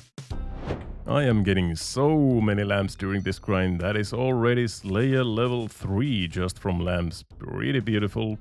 Big level also coming in, level 87 mining. 5 more to go for amethyst or 4 more to go with the boosts. 400,000 XP for the next level, so that's like about 10 hours of MLM. Oof. Look at the ore just going in there. And that's 89 mining. Beautiful. 2 more levels for the amethyst with the boost. Or 3 more levels if I want to do some actual mining with the amethyst. But 500,000 more XP for the next level. That's pretty brutal, to be honest. It takes a while to get these levels. It has been a really long grind so far, but shouldn't be more than a couple more days of MLM AFKing, and then we are completely done with mining for quite a while.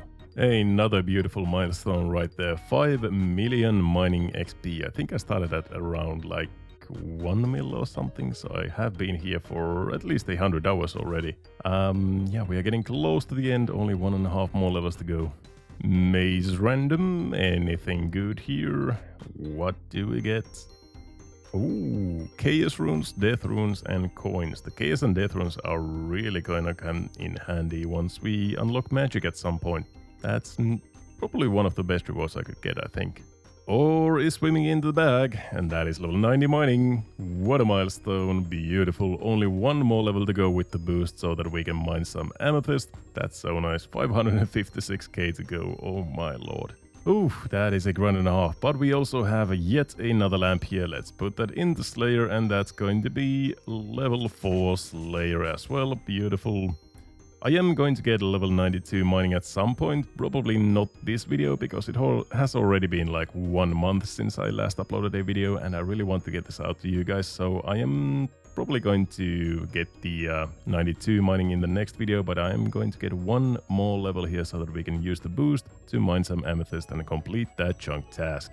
Another Sergeant Damien random, and that is also going into Slayer, obviously, and that's already level 5 Slayer. Is that a new monster? Yes, it is. Crawling Hands. Not gonna find those anywhere on Gillenop, for me at least. What's the first one that we can... Probably like Cave Crawlers, I think, at level 10 is the first one, and then Cockatrice at 25. So, yeah, we don't really have anything to expect for a long time. About 150 hours of mining, and it is finally time. We can see the beautiful pink rocks down there. 91 mining, and we have a boost, a Dwarven Stout right here in our inventory. We can get infinite amounts of these from Keldogrim, so that's not a big deal at all. And we can go in here. Oh, this is the wrong mine, sorry. This is the correct mine, so we drink the Dwarven Stout, we get to level 92 mining with the boost, and we start mining. Hopefully we can get at least 1 amethyst here so we can get the chunk task done. It takes quite a while to mine these, so I'm kind of hoping this is enough. Otherwise I have to go back to Keldogrim with the cards to get another Dwarven Stout, so please, just give me one piece. 1 piece. Ah, there we go, beautiful. That is a chunk task done. After 150 hours of mining, we are done, and there's another one. And an easy clue. What's going on?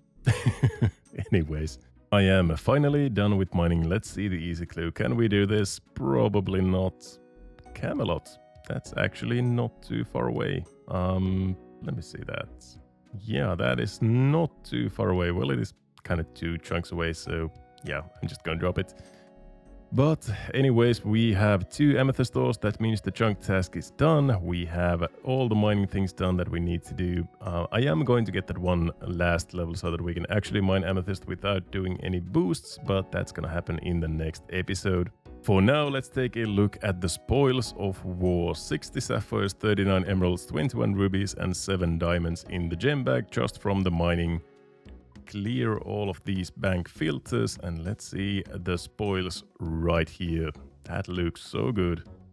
A nice amount of gems, not too bad at all, but the ores obviously are the best thing. 13k gold, 6.7 thousand iron, 25,000 coal, 13.5 thousand mithril, 6,000 adamantite, and 335 runite, and a clean 1,002 golden nuggets. That's so nice. So let me get 1,000 golden nuggets right here. We're gonna still have 2 more in the bank for reserves, and I'm gonna get 1,000 golden nuggets worth of gem bags, and we will see how many gems we get from that. So Prospector Percy, we have everything that we need from here. I'm gonna get maybe a couple of soft clay packs. You never know when you're gonna need those. I'm gonna get 4 of them. They are 10 each. And the gem bags are 40 each, so we're gonna get 400 clay. That's probably gonna be enough for quite a long time, and everything else is bags full of gems. That is exactly 24 of them. Not too bad. We have a 1 in, I think it's 100 million chance of getting the uncut onyx from these. So maybe we'll get lucky, we'll see. At least we should get some dragon stones, and that's gonna be good. You need more inventory spaces. Damn it. Okay, here we go. The first bag, nothing in there, and then we can get the other ones and start spam clicking. 1, 2, and 3 dragon stones. No onyxes, unfortunate, and actually a little bit less dragon stones than I thought I would get. But anyways, the amount of gems is pretty nice. It's nothing too much. It's gonna be maybe a 1 or 2 levels of crafting, but at least it's something. And money, obviously, from the bracelets, I guess. But yeah, that is it for the Motherlode Mine Adventures. All the nuggets have been spent, all the gems have been gotten, all the ores have been refined, and we are 91 mining. I need that 1 more level of mining, but that's gonna be in the next episode. Right now, I am going to take a rest from mining.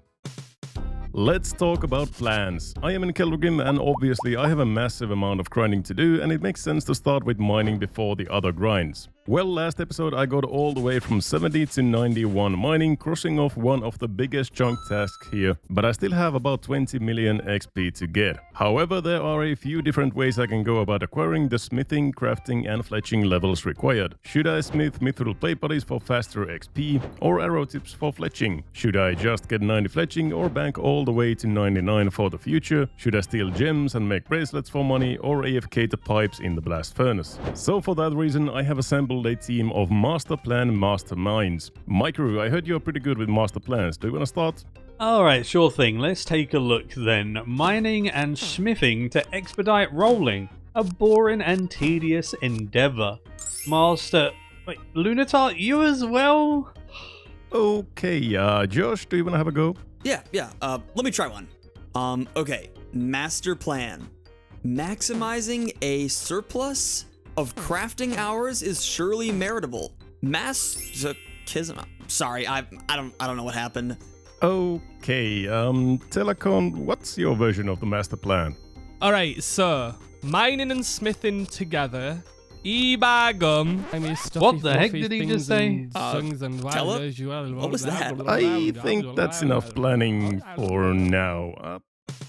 Okay, so seeing as I have to do all of this myself, here is the real master plan. Mining and smithing, then expect repairing pipes, lastly arrow notching. Although I am going to do crafting right now before I move on to smithing, so it's more like mobster slan? Maybe I'm not so good at this either. Anyways, the plan at the moment is to repair the pipes in the blast furnace all the way to level 89 for the amethyst dart tips, and then move on to the blast furnace and fletching. Repairing the pipes is about 50k XP per hour at peak efficiency using both of the pipes, or about 40k using one of the pipes if the other one is occupied, but realistically doing this for hundreds of hours while I AFK, I'm gonna miss a lot of repairs and the rate will be lower than that, but we'll just see how bad it is in just a second. As for the smithing, I banked about 2.4 million XP from the 70 to 91 mining grind at the Motherlode mine, which will land me at 92 smithing. And for the remaining 5 million XP, my best option will be to purchase fletchers mithril and coal from the blast furnace shop and smelt it to bars, then smith those bars into either mithril arrow tips or mithril plate bodies. This means buying and smelting 100,000 mithril and 200,000 coal and smithing those 100,000 bars to mithril products.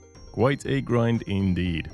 For the level 90 fletching requirement, I need a whopping 634,000 mithril arrow tips, which is about 43,000 mithril bars, leaving me with an extra 57,000 bars that I can make into either mithril arrow tips to bank 99 fletching for the future, or make into mithril plate bodies. A quick fun fact, the armor store on Yetizo buys mithril plate bodies for over the high alch value, which is extremely rare in RuneScape, so making mithril plate bodies this way and selling them to the armor store on Yetizo will net you 1,443 GP profit per plate body made. So making all 57,000 extra bars into plate bodies and selling them would net me a nice 20 mil profit. But it will take me a couple of 100 hours to get there anyway, so let's worry about the crafting and smelting goals first and then get into the nitty-gritty with the bars later on.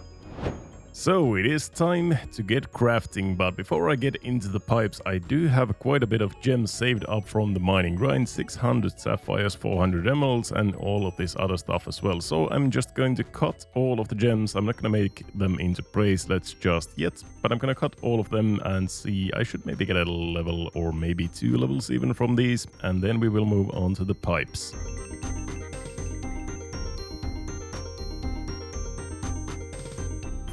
Here we go, 71 crafting, only 18 more levels to go, and I am basically out of gems already, so I'm just gonna get this one level, not 2 levels, but yeah, there's still a nice boost, I suppose. And that is the last of the diamonds, and let's cut the dragon stones as well. And there we go, that is all of the gems cut, and I did get 79k XP, so not too bad, not too bad. It is like a 2 hours of blast furnace pipe repairing, I suppose. Yeah, and that is a nice stack of gems. I don't know what I'm gonna use all these for, probably some jewelry later on, but right now I'm not gonna do anything with them. I do want to get into blast furnace pipe repairing.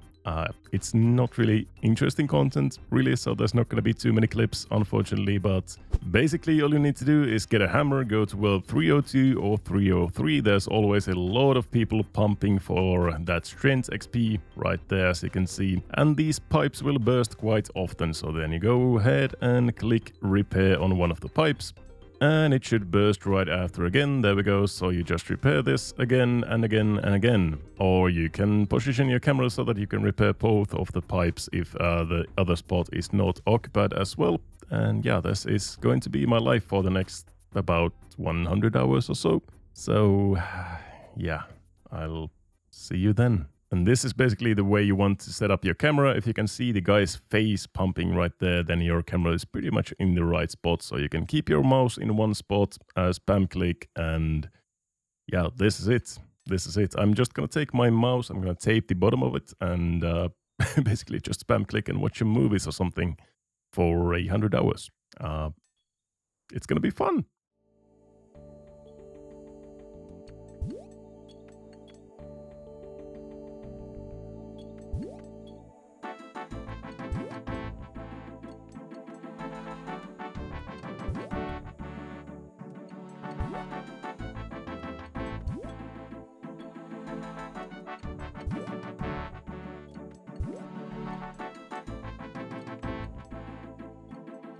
Well, it certainly has been a couple of days since the last clip, and as you can see, my XP per hour is about 28k per hour, so it's not too bad. 450k XP gained. And here is the first big milestone, level 80 crafting, and I cancelled the message. What do we even unlock at 80 crafting? I guess something useful, jewelry. Yes, you can now make dragonstone amulets. That is actually a chunk task for us, so we could go and do that, knock that out of our way. So basically what we need to do is create a dragonstone amulet in the Needist Knot Furnace. It is an elite Fremennik Diary achievement. Where is it? Right there. Create a dragonstone amulet in the Needist Knot Furnace. So now we have the level, we have all the materials, we have 2 dragonstones from the mining grind. So let's go ahead and knock this chunk task out of the way. It's gonna be a very nice one to get right there. Dragonstone amulet unstrung, done, an elite task in the Fremennik area. It's been a long time since I have completed a chunk task, but it feels good. Unfortunately, this Amulet of Glory is not going to be an Amulet of Glory for a while. I need 68 magic for the level 5 enchant, which is not happening in at least a couple hundred more hours before I roll a chunk with some magic possibilities like CS Village maybe, or something else. But yeah, at least we have the Amulet ready to go whenever we get access to magic. And then back into the prison we go. So one thing that I haven't talked all that much about is our best in slot equipment after this chunk is done. You see here we have the Keldergrim rolled, 103 days since the last roll already, oh my god. But anyways, taking a look at the current best in slot, these are actually looking pretty good. Like look at this melee set. Berserker helmet, full rune scimitar, obviously we're gonna get that as well, granite shield, that's not too bad. For the ranging, archer helmet, yak hide, rune knives, I guess. They are suggesting is the best one, and rune square shield, not too bad. Magic is a little bit lacking, but obviously we are going to get amethyst from this chunk as well, but we just can't use it, which is a little bit unfortunate. But if we check a couple of possible chunk rolls here, these are all the chunks that we have rollable at the moment. If we go, for example, to CS Village, let's unlock that. And then if we check our current best in slot, you can see we already have, in the melee set, we have an Amulet of Strength added here. Really good. Combat Bracelet, extremely good for combat. For ranged, we have an Amulet of Glory. I guess this is applicable for melee as well. The Combat Bracelet here as well. And the magic sees the biggest upgrades, I guess. Amulet of Glory, Staff of Air, Combat Bracelet, and obviously we get spells if we get into CS Village, which is really, really nice. And even further, if we get the Ranging Guild and Sorcerer's Tower, for example, just take a look at all of these upgrades that we're gonna get. The ranged especially is looking stacked. Archer helmet, Amulet of Glory, Ranging Cape trimmed, really good. We're gonna get the Ava's bonus, I think, from this. The Yakhide armor top, studded chaps, magic short bow, amethyst arrows, combat bracelet, and boots of lightness. This is like a real ranging setup already. This is good. For the melee, nothing really changes all that much. Obviously, we get the skill cape, which is the best in slot, and the boots of lightness. And for magic, well, a magic shield, and nothing really else. But for the ranging specifically, those two chunks will be massive. Amethyst arrows and magic shortbow is a huge buff to a ranged DPS. That is obviously all just hypothetical. We don't have these chunks yet, and well, we'll see if we roll them or not. We might also roll something else, something worse or horrible, or something like this, which would be a massive grind as well. But let's not worry about that just yet, and let's just do our tasks, see what we roll in the future. I'm kind of hoping that we get these, even though these are long grinds, like 99 range, 99 fire making and everything, but you know, they are really fun grinds. And Cathaby as well is not that bad of a chunk anymore, because we already have this crafting grind, so this is basically moot, I guess. And the fletching, we can maybe have 99 fletching banked if we wish, so this is not that bad either. So the infamous belt of death right here is not that bad anymore. We actually kind of want these chunks now. But yeah, I hope you enjoyed this kind of a little section of the current best in slots. TLDR, we are going to get really good equipment if we just get Ranging Guild and the Sorcerer's Tower, or any other way of getting magic short bows, so that we can use our amethyst arrows in the future. So one very nice quality of life thing that just came and actually raised my XP per hour by quite a bit is the recent update that you can now set your energy threshold to re-enable running. I set it to 20, so whenever my run energy is back to 20, it will re-enable running, which really does actually affect the XP per hour here. It's really nothing too major, but you know, any XP per hour boost that I can get when I have to repair like millions of pipes in here, I will take it.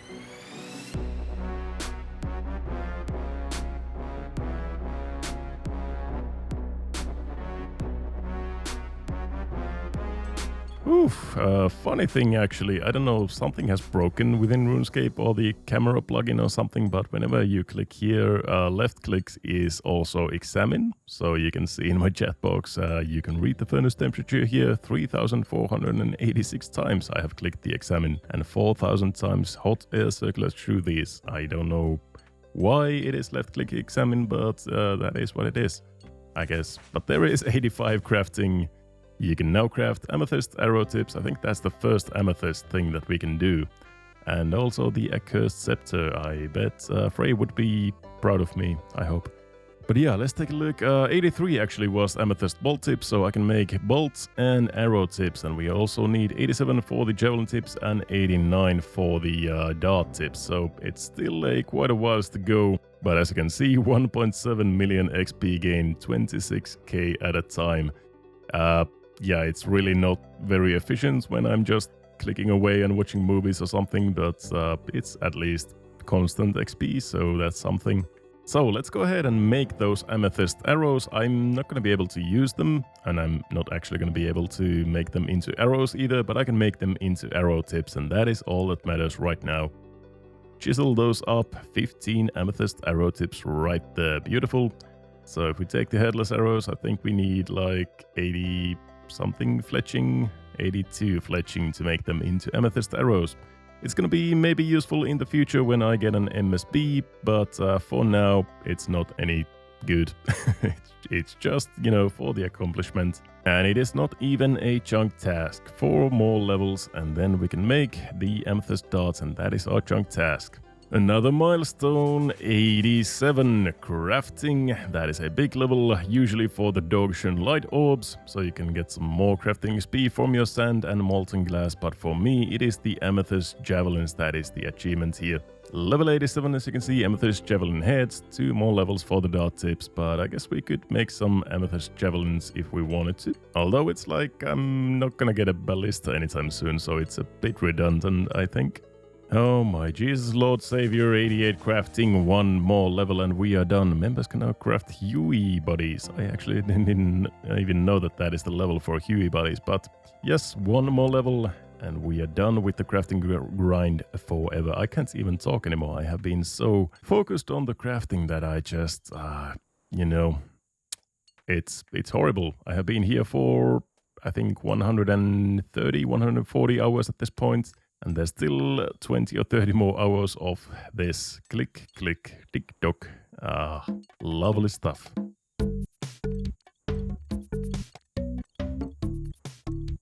It is kind of crazy that I have clicked these pipes like, I think 80,000 times or something now. To repair them, I mean, I have clicked probably like 400,000 times. So yeah, it has been quite a slogfest, but it is finally coming to an end. The last crafting level is upon us in just a couple more repairs. Is this it? No, 1 more.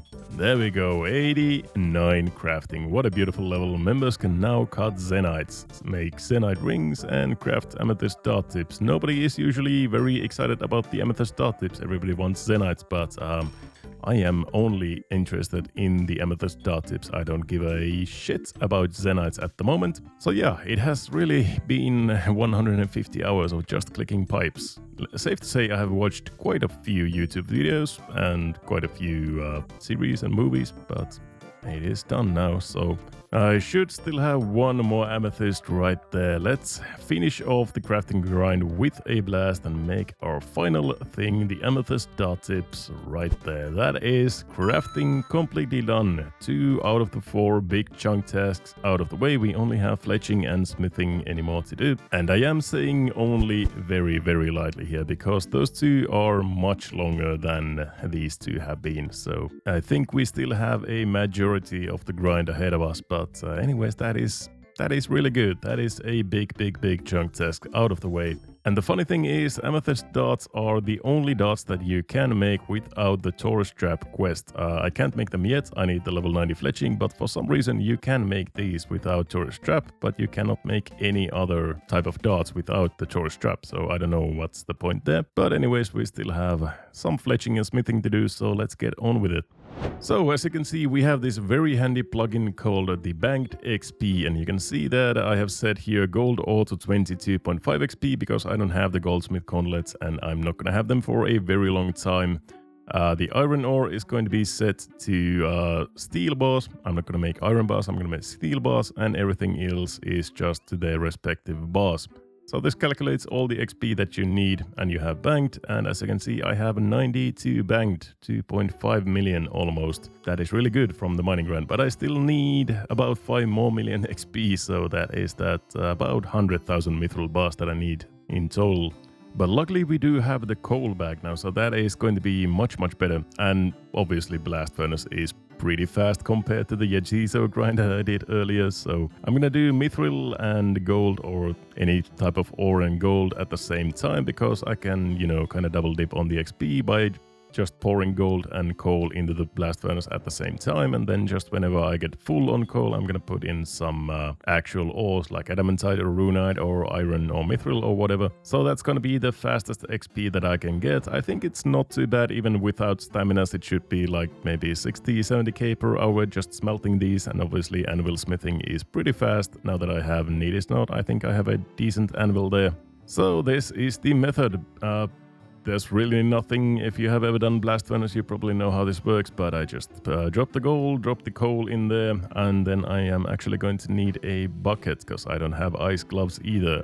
That's just so much more annoying than doing normal blast furnace, and even normal blast furnace is not exactly the most fun activity out there, but well, anyways, that's basically what we do.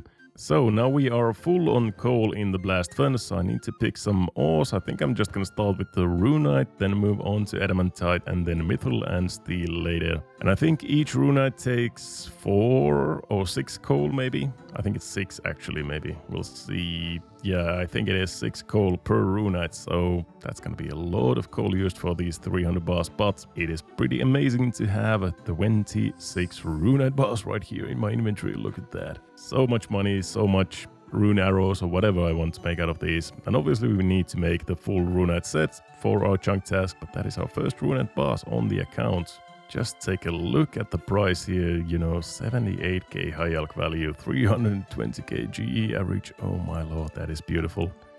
I'm gonna be rich. And that is the last of the runites, 334 runite bars.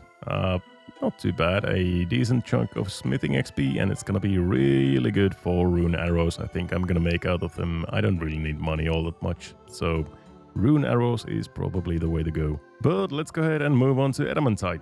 A quick little update. I am about 8 hours deep into the blast furnace at the moment. Now I'm using adamantite and gold at the same time, and it's a little bit slower XP than runite and gold, but it's still pretty good. And the coal bag is actually really good, really amazing for this. I'm really happy that I got motherlode mine and blast furnace in the same chunk. I guess that was kind of obvious that I'm going to get them in the same chunk, but anyways. And the XP per hour, as you can see here, is 82k with Addy and gold, so that's actually not too bad at all. It's actually pretty good. And there's our first level, 89 smithing. Only 9 more levels to go, or I guess 10 more levels if I want to get all the way to 99. I don't know, should I? Or should I not? Just tell me in the comments. Should I get 99 smithing in this chunk or leave it for a future chunk? But yeah, as I said, we are about halfway there. Only 4,000 gold more to go, 2,000 adamantite more to go, and then we are done completely with Addy as well. And then we just have mithril and iron to go, and then we need to start buying some mithril and coal from the blast furnace shop because I am gonna be running out of ores. Well, it is a sad but still a beautiful day. These are the last Addy bars that I am going to make in the blast furnace for quite a while because they don't sell Addy ore, and that is 6,004 Addy bars right there. 375k smithing XP banked right there, which should get me to level 90 smithing at least, so that's pretty good. Only a couple more gold ores to go, and then we are completely done with gold and Addy in the blast furnace. And that is the last of the gold ores as well. So now we just have mithril and iron to go. And that's going to be the long part. Even though I have done like, let's see, how many bars do I have? That's about like 20k bars or something. I still need to get like 80 or 90k more bars and then smith all of them and then fletch a lot of them into arrow tips and then fletch all those arrow tips into arrows actually. So I just did the math again. I just need to smelt and smith all of this up and we are going to be 92 smithing, and then I need to buy and smelt 62,000 mithril ore and 124 coal ore respectively. So that is a thing for the next episode, I think. This has already been a couple of 100 hours of progress right here. 12 rollable chunks, almost half of them death chunks, with exactly 1 lottery ticket mixed in. It has already been 124 days since my last chunk rolled, thanks to these massive skilling tasks in Keldergrim. And this. Yeah, I might have gotten a little bit addicted to leaks this year. However, we are getting closer and closer to the upcoming chunk roll, and there's almost a 50-50 chance for it to be completely non-consequential or the biggest single grind in the history of this series. So this is what the chunk map is looking like at the moment, and it is quite unique and interesting. There's a couple of chunks to the north and northeast, but once those chunks are done, the only ways forward are south, west and southeast. And as you can see, all of these directions are blocked off with death chunks, meaning that sooner rather than later I am going to roll a death chunk for certain. However, the order here is extremely important. There are a few ways I can avoid most of the big grinds if I roll certain key chunks first. Let's take a look at these options individually. Starting off with number 1, Etceteria. This is almost a death chunk, maybe not quite, but a really long chunk anyways. There is only one task, grow a poison ivy berry bush at level 70 farming, and my only ways of training farming are a single hops patch near Magrubber's Wood and the berry bush patch and raking the spirit tree patch next to it. Luckily, I can make garden pies, making the requirement actually only 67 farming, but that is still 536,000 XP away. To put that in perspective, that is about 9,000 Jenga berries plus another 12,000 white berries I would need to harvest from this one single bush patch, as I don't have very good methods of gathering new seeds. Maybe a few thousand berries less if I continuously rake all the patches, kill trolls all the time in hopes of wild blood hop seeds and berry bush seeds, and replant as often as I can, but it is still going to be a multiple month grind just picking some berries. Not ideal to say the least. I would give this chunk at the moment a score of 4 out of 10. Chunk number 2, East Ice Trolls. There's nothing here really. I would need 20 construction to continue the Fremenic Isles quest, and that is not happening for a while until I'll unlock a method to train construction. Mostly it is a free chunk, maybe a few more spots to kill Ice Trolls, but that's about it. I'd give it a score of maybe 5 or 6 out of 10. Chunk number 3, West Ice Trolls, same story, except here I think there's actually a pretty good spot to kill the Ice Trolls alongside the Fremenic Warriors, which would speed up the kills quite a bit, so it's an okay chunk to get at the moment, not too bad. I'll give it a score of 7 out of 10. Not great, not bad at all. Chunk number 4, the infamous Waterbirth Island. Right now, it is not too bad, as I cannot access the Dagon of Kings without a Rune Throne Axe or 85 agility for the shortcut that skips the Rune Throne Axe doors. However, I am very close to triggering that agility grind and thus getting access to the Kings, making this the ultimate death chunk. 85 agility, all unique Dagon of Kings items, 68 magic thanks to Velasalki rune drops, and the cherry on the top, not 1, not 2, but 3 1 in 5,000 pets. All this without access to anti-poisons or prey restoration, mind you. Now, to be completely honest, if I roll this chunk right now and trigger the agility grind with another chunk roll, I would probably just backlog the pets or make some sort of a compromise, like get one of the 3 pets. 15,000 Dagonoth King kills just to go on raid for the pet seems insane, and with my gear and access to supplies it would take well over a year or 2 most probably. But we will cross that bridge when we get to it. For now, I will give it a score of 1 out of 10. Please don't make me go here just yet. Chunk number 5, the first of the so-called baby death chunks. Not as in baby death, but like a small death chunk. Yep, you get it. There's an agility shortcut bridge here which would trigger the level 80 agility grind for the Rellekka rooftop course. Now I am level 29 agility at the moment and I have unlocked the bike in Keldrim, which is usable from level 30 onwards and is actually quite a chill agility training method. However, biking from level 30 to 80 agility would take me about 500 to 700 hours. So yeah, that is a fuck ton of biking. But it is just a click once every few minutes and that's it. I could knock that out in a couple of months, I think, while being able to play my main Ironman and make some other videos, so it's not the end of the world. However, there are better ways of training agility, which we will get to in just a second, so again, this is not exactly an ideal chunk to roll just yet. I'll give it a score of 3 out of 10. Chunk number 6, arguably even worse than number 5. It has the Coal Trucks agility shortcut, so it would trigger the same 500-hour biking grind, but with the added bonus of bringing me right next to another death chunk, the Baxtorian Falls, which houses the fabled 1 in 10,923 Dragon Fulham drop from the Mithril Dragons without access to Dragonfire protection. Oh yeah, and the Draconic Visage and a few Elite Dire Steps as well. Let's not go here, okay? Score 1 out of 10, thanks but no thanks.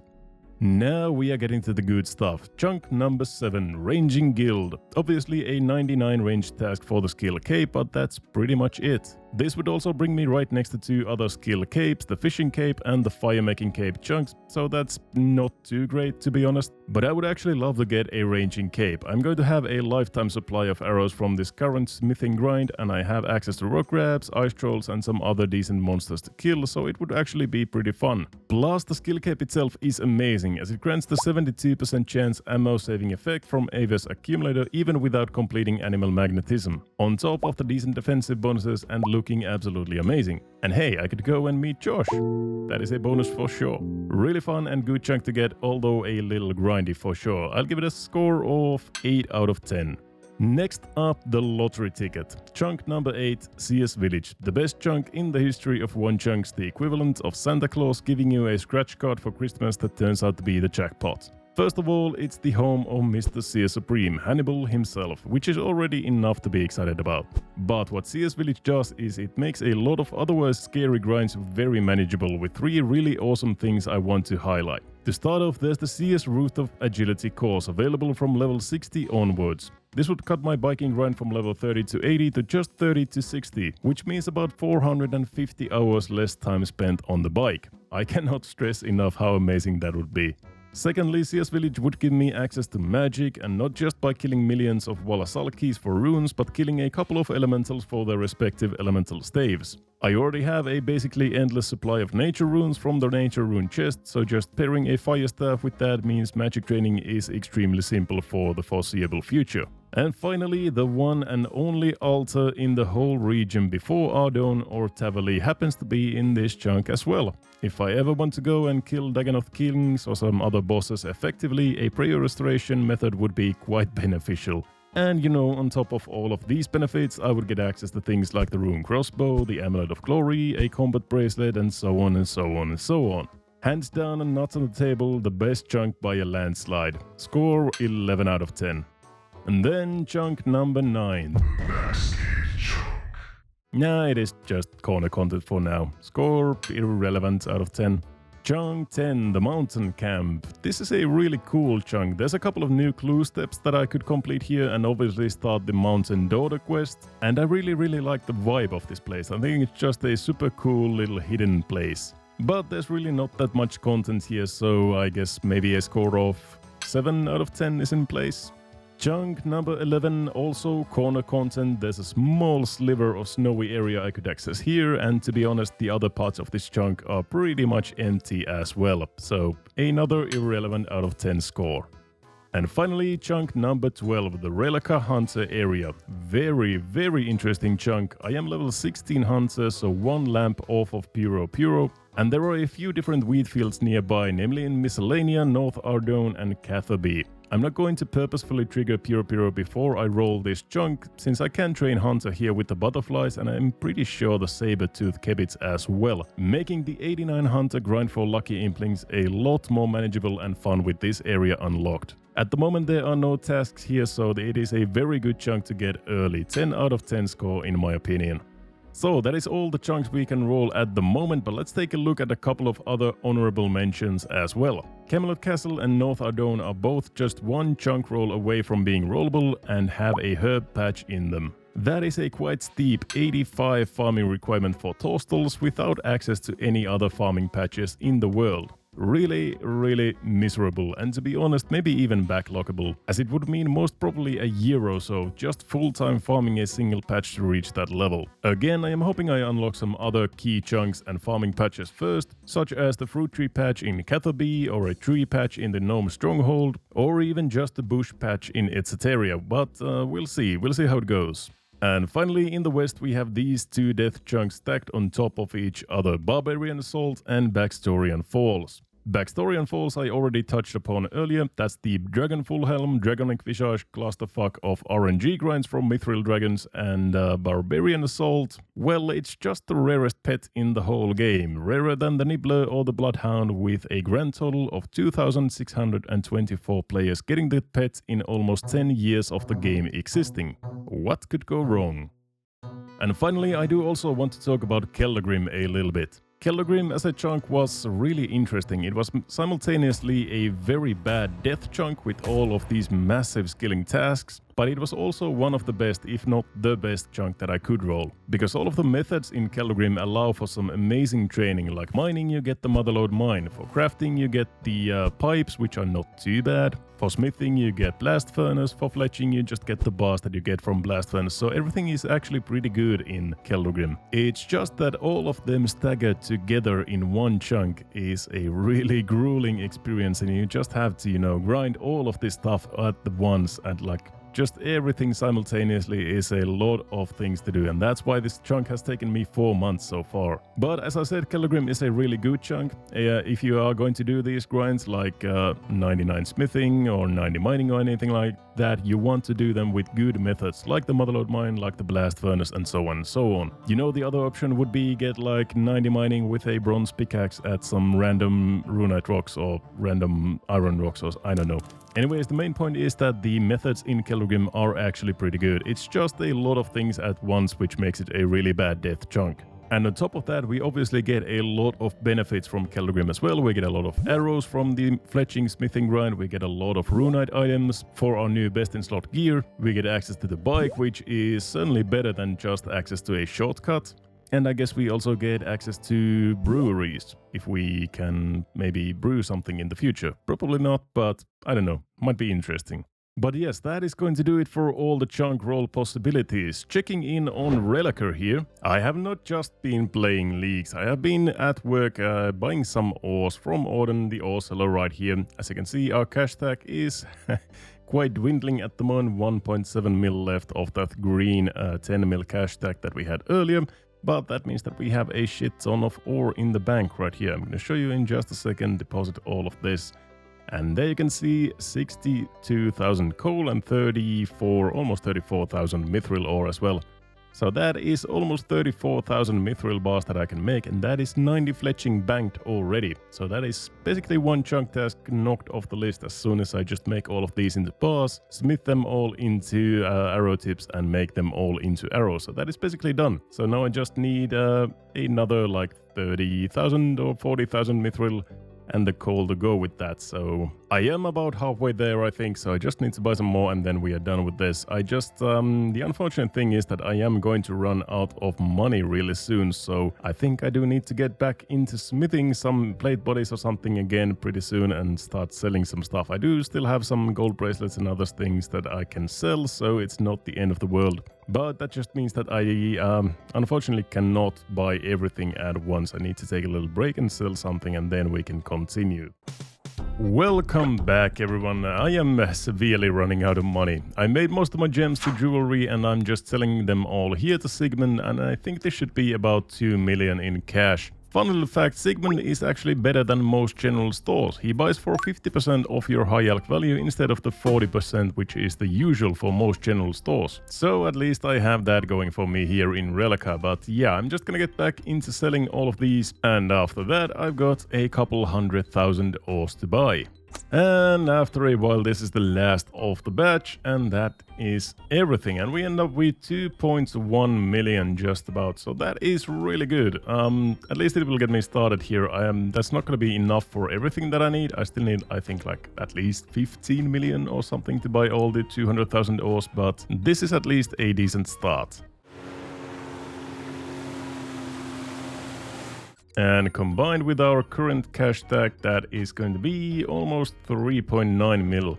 So yeah, that's about 25% way there. Yeah, I'm poor.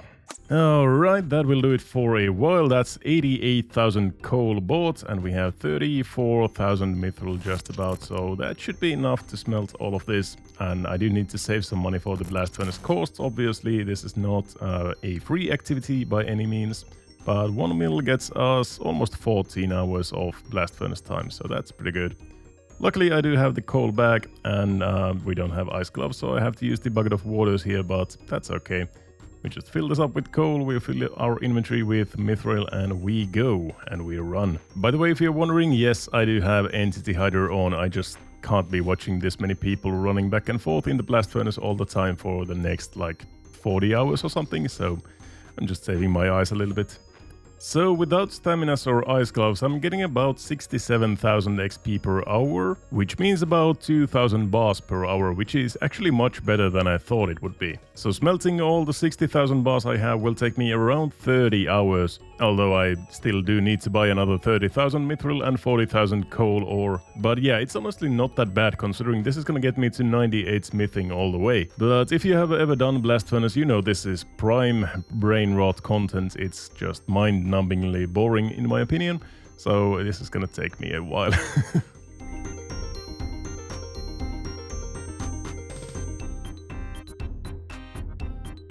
And this should be the first level of the grind, which is gonna be pretty big. Level 90 smithing. We get into the 90s. We can now make rune scimitars. Beautiful. Rune arrowheads, rune spears, rune haste, dragonfire shields, dragonfire wards, dragonplate bodies, and Torva armor. That is a lot of shit. But yeah, it is nice to be in the 90s. Only 8 more levels to go. And yeah, I have smelted all the iron into steel bars that we have and about 1/10 of the mithril bars that we have. So 9/10 more to go. It's going good, I think. And now that we can, let's go ahead and start the video off with a nice banger of a chunk task, which is going to be our best in slot weapon for the foreseeable future. First, that is the best in slot rare bonus that we can get, a rune mace. Basically the exact same as an adamant mace that we had before, just more attack, I suppose. And then the highlights of the whole chunk, I think. The rune scimitar, an amazing melee weapon. Look at that. I could not be happier to have this melee weapon at my hands, because you know how good rune scimitars are, you know how iconic they are. They are the best weapon in the game, for the early game at least, and for me for quite a while before I get something better from... I have no idea where I would get a better weapon than this. Maybe the Brine Saber from the Brine Rats after I reach level 42 Slayer, but that's gonna take a while. So, comparing it to the Rune Longsword that was our previous best in slot, it's just worse all around, except it is 1 tick faster.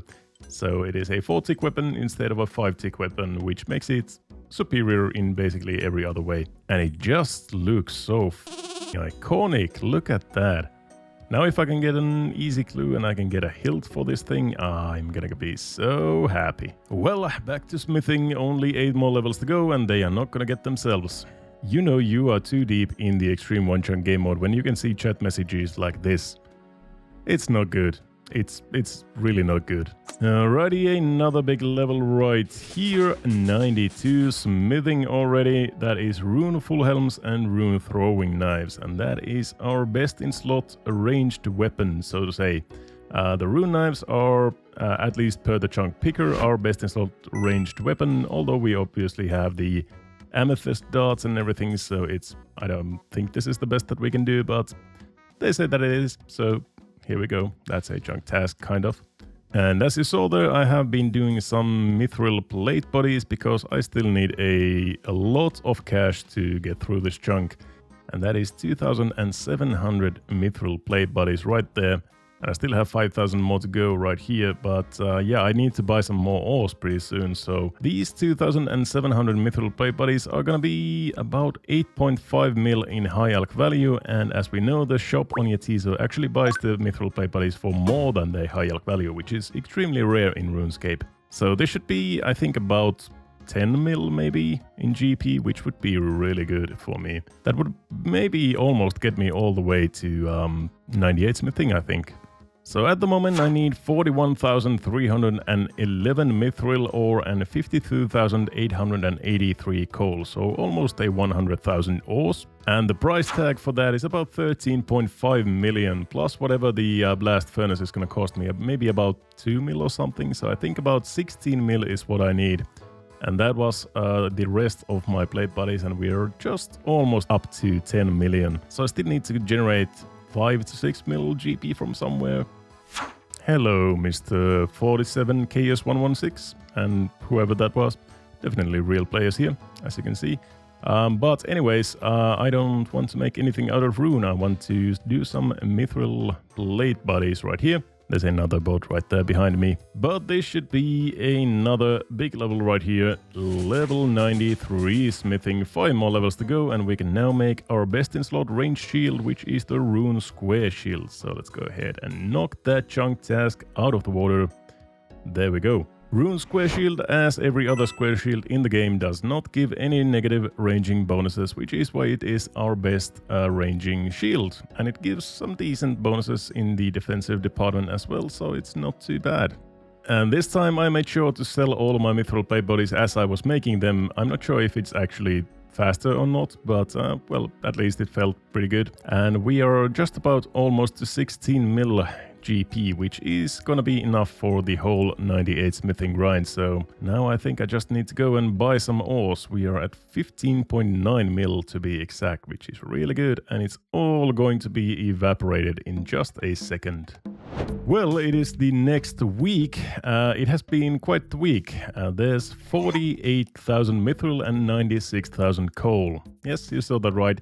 That is all the way to 98 smithing banked. Oh my god, look at that number. Yeah, Shopscape is not the funnest part of the game in my opinion, but it's done, and I'm not proud of it. So that's gonna be just a bit above 50,000 mithril bars, and 33,000 of those bars should be made into arrow tips, and as well with the adamantite bars and the runite bars should be made into arrow tips, and that will get us to our fletching goal of level 90, and everything rest of the mithril bars, about 17,000 of them, should go into plate bodies, and that should be enough for 98 smithing and 90 fletching, and the chunk is completed. And I do think I still need some more money for the blast furnace cost, because I am a little bit broke at the moment. So yeah, getting some more plate bodies from this should be pretty good. And that is all of the steel bars made into plate bodies. That is a nice 220k XP and 33% towards our level 94. Took me just a couple of hours, and now I gotta sell all of them to make enough money for the blast furnace costs. And I've got some other stuff to sell as well. All of these rune items from the ice trolls, granite shields, some weird Fremnik shields. I don't think I can even sell these, and some yak hide pants. I can't even remember why I have these. Yeah, I can't sell them. But I can sell the granite shields and the rune items and everything, and this should be a decent amount of money as well. So maybe we end up with about 4 mil or something in GP. Well, not exactly, but 3.778 million in GP, which is probably gonna be enough for the blast furnace. Now let's go ahead and make all the rest of those mithrils into mithril bars, and then we can get into some anvil smithing, which should only take me about 100 hours of AFKing, so expect a video maybe sometime in March. Today is a monumental occasion of a day. 40,000 mithril left to go, and that is under 40,000 anymore. Not too bad, I guess. Not too bad. Why the fuck am I kidding my audience? I don't know. Hey, look, it's a level and it doesn't mean anything. Woo! 94 smithing rune warhammers, and we only have, let's see how many ores we have to go through. 31,000. Oh, Lord. So there should be at least one more level. So we get to 95 smithing from this, and then we need to anvil smith all of them into 98 smithing, which is going to be about 100 hours. I think I said that already, but it's going to be quite a while.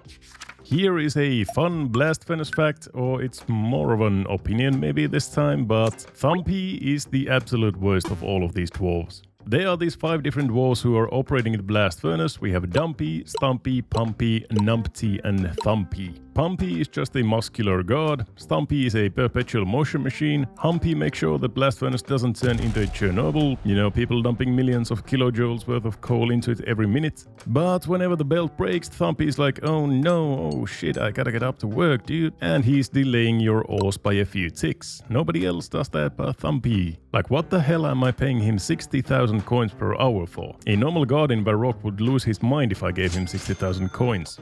Okay, maybe that was more of a rant than an opinion or a fun fact. But here's a actual fun fact. The blast furnace was supposed to be the smithing guild of Gillinor, which we still don't have, I think. So, where's the smithing guild, guys? Definitely not here. Oh lord, it is only 13,000 ores left to go, which is just a bit above 6 hours. I think I might just go ahead and 6-hour log this. Just, you know, raw dog it all the way to 0 mithril ore left.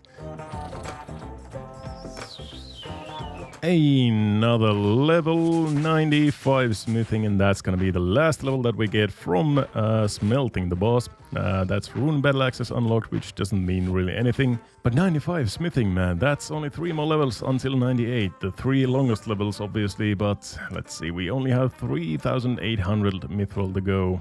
It should be done today. It should be done in a couple of hours. You, my lucky friend, are about to hear the loudest sigh of relief in your life, because these are the last mithril and coal ore that I'm ever going to deposit into this goddamn furnace. Throw some water on it and we are actually done. That is the last bit of mithril. Let's see, it's in the bank. Whew. 50,426 mithril bars ready to go. 6,000 addy, 300 rune, 10,000 of gold. We had a lot of steel. We had even more mithril before we made some plate buddies. So it's safe to say I have made maybe 100,000 bars here, and I don't have stamina. I don't have ice gloves. It's not good. Oh yeah, Tizo, my old friend, it is good to be back here. If you recall, I did all the way from 1 to 88 smithing in Yatizo and Rellekka, going back and forth between the furnace in Rellekka and the anvil in Yatizo. And now I can just sit here and go through these bars, make them into arrow tips, and go to the bank and get some more. And I can actually fucking recline my chair all the way back here. Oh yes. So regarding the level 90 fletching grind that I still have ahead of me, I have been doing a little bit of math while I have been AFKing here. I need to make an additional 258,000 arrow shafts, 474,000 mithril arrow tips, and 88,500 adamantite arrow tips. I'm not gonna touch the rune bars at all at the moment, I just kinda wanna save them for something maybe in the future. But that is exactly 31,600 mithril bars that I need to make into arrow tips, and all the rest I can make into plate bodies. And also 5,900 out of the 6,000 adamantite bars that I have, I'm gonna make into arrow tips as well. I'm gonna save 100 of those if I need addy for anything in the future. So I can make a total of 3,760 mithril plate bodies, which will be a massive amount of cash yet again. So I'm not actually that poor at the moment, which is good. But yeah, making almost 40,000 bars into arrow tips like this, one at a time. That's gonna be one hell of a AFK session, I tell you. That's gonna be maybe like 100 hours, I think. So let's get to it. Big boy levels, 96 smithing rune chainmail bodies unlocked. That is big. That is actually a really huge level. 2 more levels to go. They are the longest levels by far, but that's already a massive accomplishment. And as we do, let's make the rune chainmail body, which is our best in slot gear for the, I think just overall, it's our best in slot body at the moment. So yeah, there we go. Comparing it to our previous best in slot being the adamantite plate body, this is quite a bit better. No negative ranging bonuses yet again, a little bit of negative magic bonuses, but a lot of defense bonuses as well. Especially in the crush department, it's a lot better than the addy plate body, plus 23 in there. So yeah, that's a big upgrade and I'm really happy about it. Do it the honors and drag it into its respective place on the best in slot list right there. Oh yes, the melee set is looking pretty nice. We just need the legs anymore and we are done with that. Yeah, let's get back to smithing. Well, here's a milestone for you. 10 million smithing XP. Oh, it's a beautiful number. And yet another milestone. These are the last plate bodies that I'm gonna make. 3,760 exactly. So that's all the plate bodies that we're gonna have. And we still have 22,000 mithril bars to go, which is a lot, obviously. But yeah, that's not too bad. We already have a 140k stack of mithril arrow tips. We just need to make that triple the size of that, a little bit more. And I also have a couple of lamps right here, which we are going to put into Slayer, and that is going to be level 8. Yeah, level 8 Slayer, and 1175 total as well. Nice. So yeah, Slayer is climbing steadily whenever I am not too AFK and I can actually catch a random event, but that's not too bad. Look at the stare in his eyes. Look at the stare. 97 smithing. Oh boy, one more level to go. We can now make rune kite shields, which doesn't really mean anything because we already have rune kite shields and granite shields, so yeah, that's not really anything. But one more level to go, 1,011,000 XP to go. That is... it is what it is. One more level and we are done. And there's also a lamp in the Slayer, and that's gonna be level 9 Slayer already. Soon to be double digits in there as well. Pretty good. Another couple of lamps in the Slayer, and that's going to be level 10 Slayer, which, funnily enough, we can now kill cave crawlers. And we do have cave crawlers inside our chunks. We have them right here in the Fremennik Slayer dungeon, right here at the entrance. So those are a collection log and also our best in slot boots for the time being. We were kind of missing a boot upgrade in this chunk anyways, so it's nice to get an upgrade there as well. But before we go there, 10% more and we are done with the smithing grind. Let's get it. Alright fellas, it has been quite a while. I don't even know about the hours at this point. Let's just say it's been a long ass time coming, but we are finally going to be done. The last mithril bar into arrow tips. Let's do it. 3, 2, 1, and here we go. 98 smithing.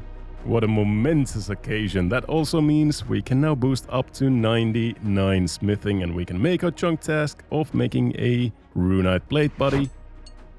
There we go, look at that. Obviously we cannot use it before we do Dragon Slayer, which is not going to happen for a long while, but we have a rune plate body that we smithed ourselves. And obviously we do get an upgrade as well. We can make ourselves some runite plate legs, and that's gonna be our best in slot plate legs. There we go, that's the rune plate legs done as well. 99 smithing, feels pretty good, man.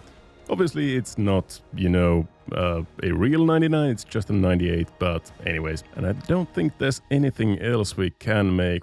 I guess we could make a rune two-hander, but we also have one already, and we don't really need a plate skirt for anything as we have the plate legs. So that is going to do it for the smithing grind. And this poor fella has gone through almost 100,000 bars, so it's maybe time to put you out of your misery. I'm sorry about everything. Alright, let's put them in their respective slot right here at the adamant plate legs. We don't need those anymore, and the melee set is looking pretty damn nice. It's unfortunate that we can't use the rune plate body just yet, but the rune chain body is going to do just fine for now. This is a moment I have been waiting for so long with this chunk. Look at all of those runite items. Oh, that's beautiful.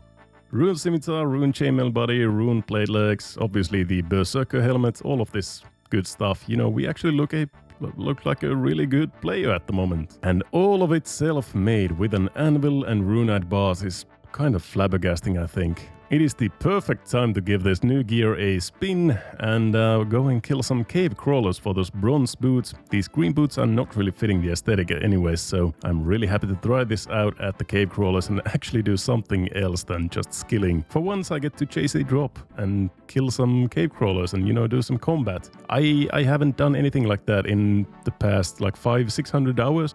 Here we go, the Fremennik Slayer cave. We unlocked this already like a couple of episodes ago, I think. And we get to kill some cave crawlers, and this should be pretty easy. They are very low HP, only 22 HP and low defense and everything, so we are going to slap with this new rune scimitar that we have, and we shouldn't take that much damage. The only downside is that these guys can poison you, and I'm not sure how bad the poison is going to be, but we'll see when we maybe get hit with the poison and see if we need to get some... Okay, there it is. 8 poison damage. Oh lord, that's bad. That's bad. Well, I guess I can just eat through it. I don't really have any anti-poisons other than the strange fruit I have gotten from random events, but I want to save that for the Waterbirth Island in the future if we get there. Yeah, we'll just go with this, but you can see the kills are going pretty fast. I already killed like 3 or 4 of those, and yeah, this should be quick. There we go, bronze boots, our chunk task done, and I'm not sure if they look any better than the green boots that we have, maybe a little bit, but yeah, we don't get any strength bonus from these unfortunately, but a little bit more defense bonus, so I guess that's something at least. So yeah, that is a chunk task done. There's only one chunk task left to go until we are completely done with the chunk, and that is of course fletching over 500,000 arrows. Let's get after it. This is it, boys, it's finally time. Over half a year, over 600 hours inside Keldgrim, and we are finally rolling a new chunk.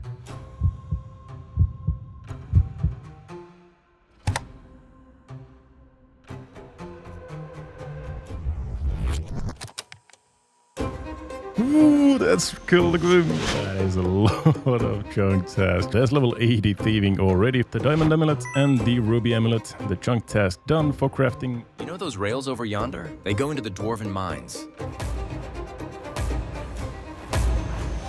Will be about 60,000 more to go. That is the chunk task done.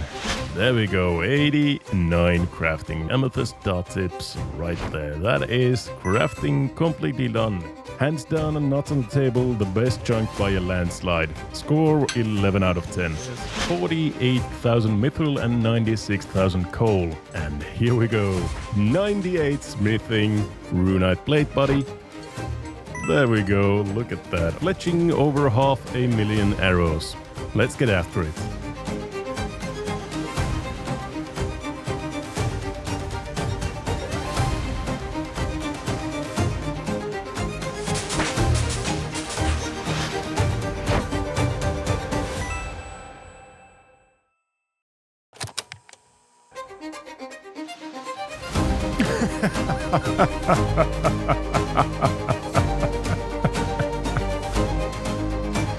No way!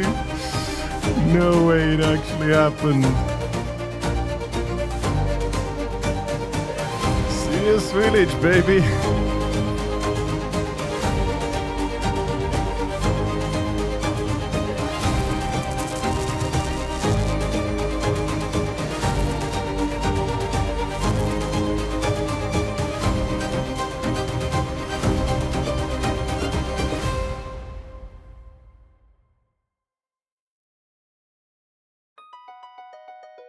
So yeah, welcome back to Rellekka Xtreme Onechunk. I guess you could call this Season 3, first two being Rellekka and Itizo and then Keldgrim. And now we are in CS Village. Absolutely amazing. Let's unlock the chunks so we can go and explore everything CS Village has to offer. And I do think we rolled the absolute best chunk that we could. Like, if you take a look at the chunk map, there's like 6 death chunks in there, a couple of corner chunks, a couple of empty chunks, and mainly like 1 or 2 good chunks. And CS Village definitely being the belle of the ball, the absolute best one that we could have rolled. So I guess we got really lucky after all. And I do think that I deserved it. I deserve a break. Like, I grinded 28 farming with just raking, I grinded 88 smithing with just the anvil in Yatizo and the furnace in Rellekka, going back and forth between those, and all the grinds that you saw in the intro in the Keldgrim, the fletching, smithing, crafting and mining. So now for once I just get to enjoy the upgrades from the chunk and not have any massive like 98 smithing grinds or anything like that. Obviously there's gonna be some grinding in CS Village, it's not a completely free chunk, but anyways. Speaking of upgrades, let's take a look at all the chunk tasks we have available in CS Village. Starting off with the skilling tasks, we only have 3 of them and this time they are not going to break me. 60 fire making for burning new logs, 68 magic for enchanting our dragonstone necklace, and 75 woodcutting for the sturdy harness. For the best in slot task, we need to get ourselves a combat bracelet, an amulet of glory, an amulet of strength, fletch a U-shield, and get a staff of air or any elemental staff for that matter. For quests and diaries, we get to actually complete 2 quests, which is pretty cool. So we get to finish Murder Mystery, which we started already a couple of episodes back when we rolled Sinclair's Mansion. Now we get to finish it. We also get to start and finish Elemental Workshop 1 and progress the Giant War for exactly 1 step. We need to telegraph the right boot.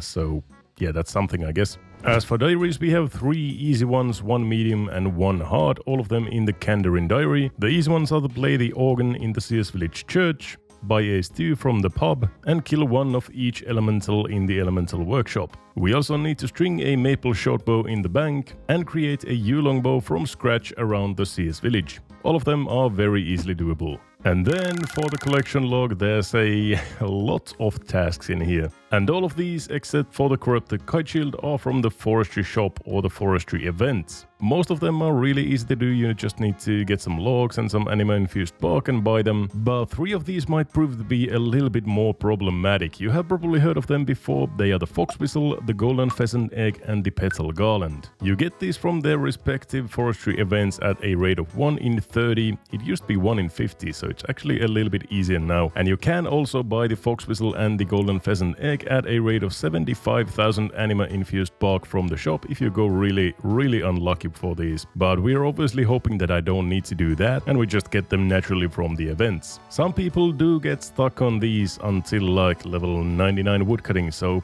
we'll just see how lucky we get or how unlucky we get.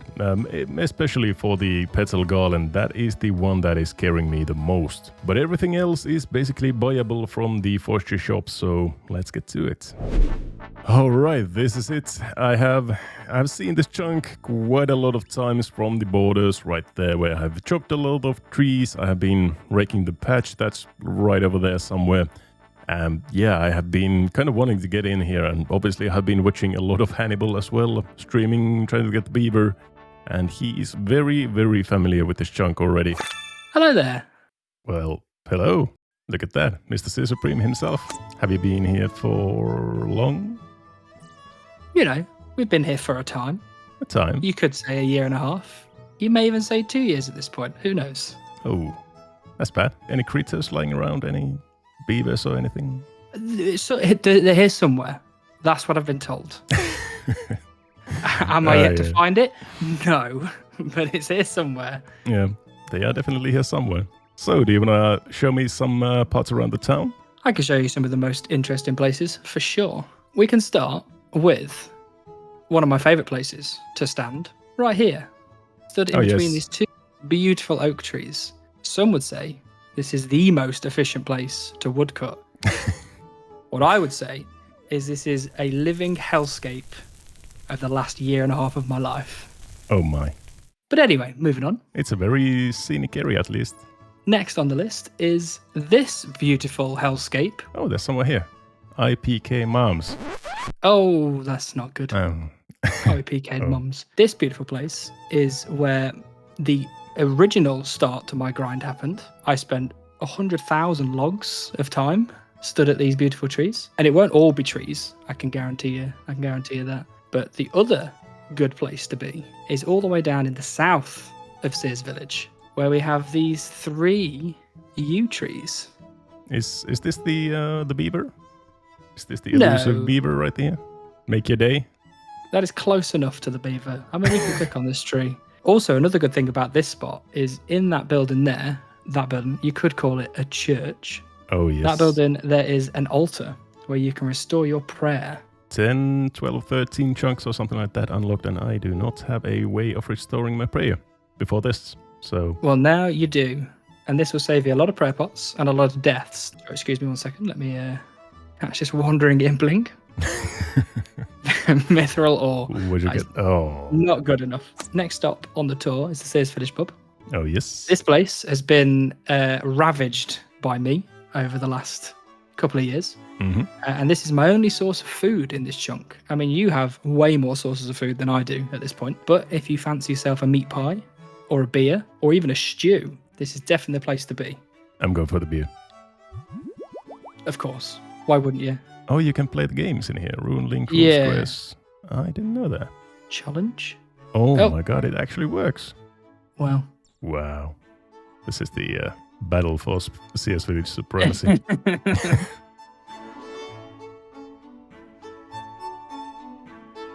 Oh god, no. There we go. I let you win. I was letting you win there. Oh, and no, you whiffed it. You whiffed it. Oh boy, okay. We know who the real Sears Supreme here is. Next stop on the Sears Village tour is a place that I have spent almost as much time as at the trees, to be honest with you. And that is down here in the Elemental Workshop. And Bob. Okay, let's... Here we are. Unfortunately, this place is for super secret Sears Supreme party members only. So, sorry about that. Great party. There's about 4 different types of people down there. Oh. And they're all very interesting, and they drop really cool stuff. So like twisted bows? sites? Twisted bows, various pets of different sorts, not the beaver, obviously. And then the final stop on the Sears Village tour, the Sears Village Courthouse. Okay. Now, at the moment, this place is useless, and I've never been in here, obviously, because I'm a good boy who doesn't get into any sort of trouble. That is the courtroom. Oh, the actual court. Why is it downstairs? That's so odd. I don't know. Have you ever been in a courtroom that is below the ground? No, I've never gone downstairs to a courtroom. And I was thinking, isn't there actually in the cutscene, if I remember correctly, there's windows in the courtroom? You might be right, actually. Oh yeah, the windows. There's actually some windows in there. Oh my god, have you seen this? The more you know. I didn't even know that. I've been in here in this place for such a long time now, and I'm still being surprised. I mean, there is a little secret space to take a look at if you want to.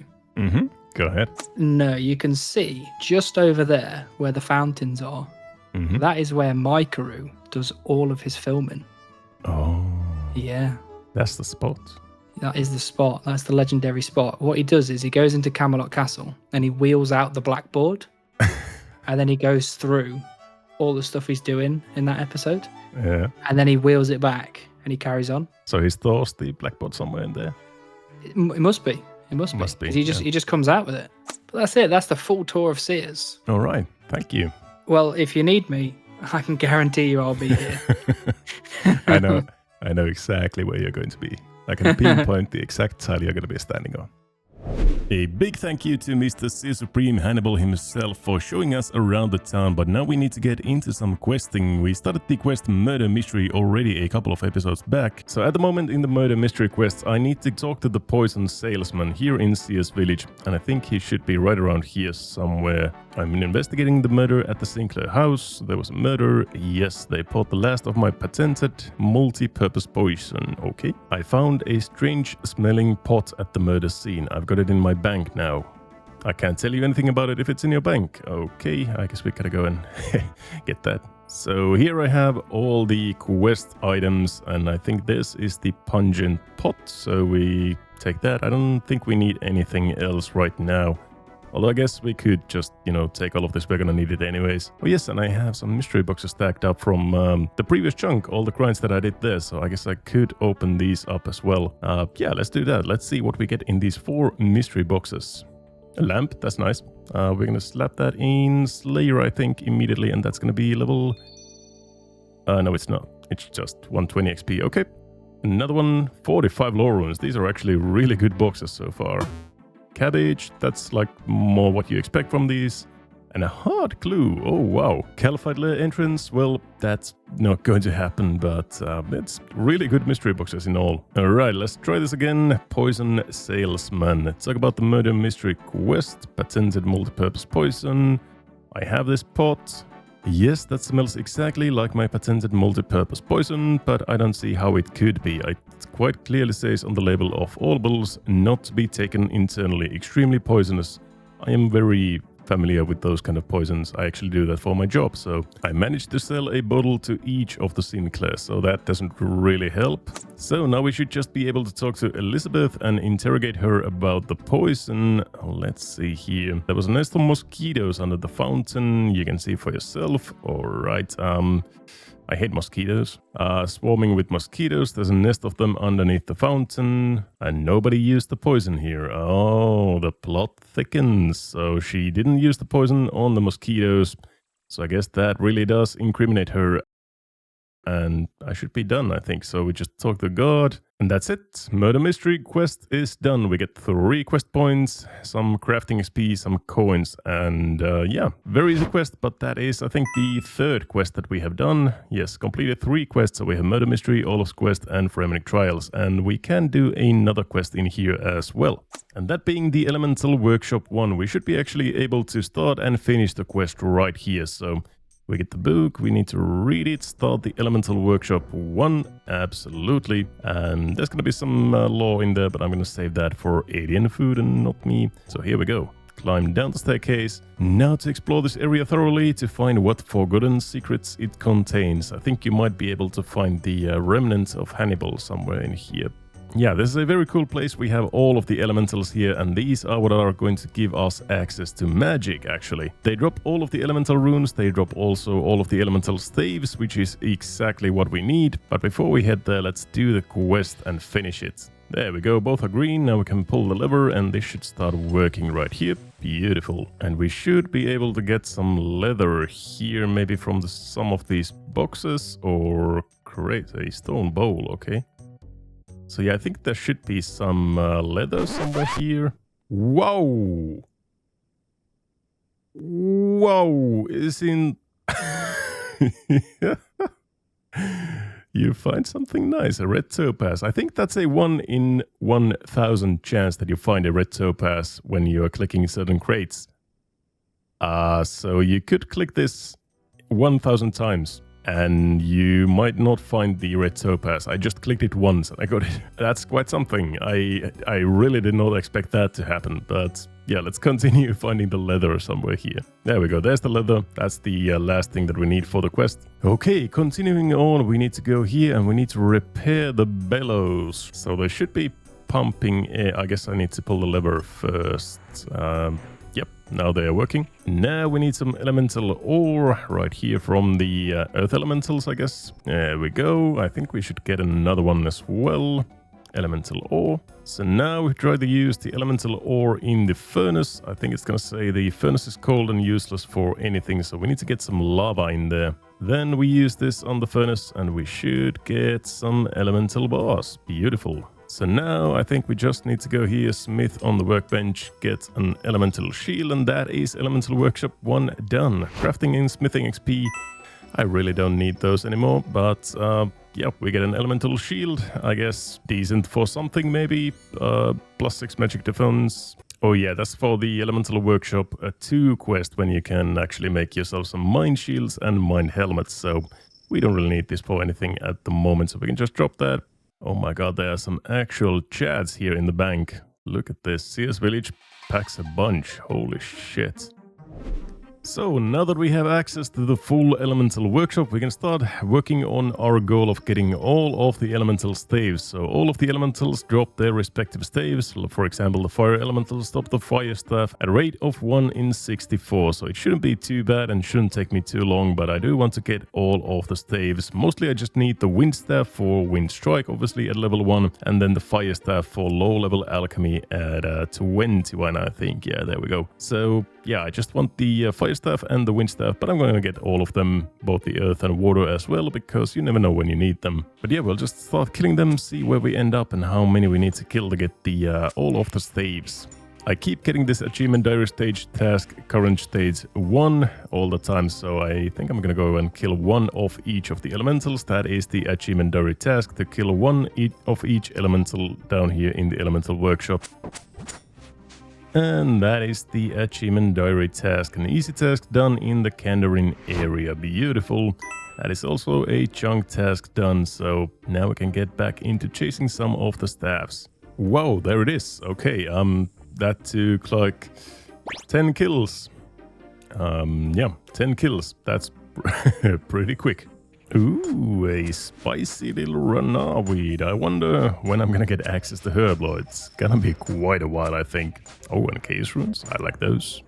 Oh, that might be the first blood rune on the account. I don't think I have this in the bank yet, so that's pretty cool. Well, if we got spooned the fire staff, we are definitely not spooning the air staff. The loot tracker says 44 kills at the moment, but they don't drop anything at least half of the time. So I think I'm already over, like, as you can see, that didn't drop anything, so the loot tracker doesn't pick that kill up. But I think I am already at least over 100 kills or something. So we are approaching twice the drop rate pretty soon for the air staff. So hopefully we get it at some point here. I'm enjoying the runes. We get some laws, deaths, chaos, nature runes, everything. So it's not too bad, and they are really fast to kill. As you can see, the rune scimitar is just doing a banger of a job here.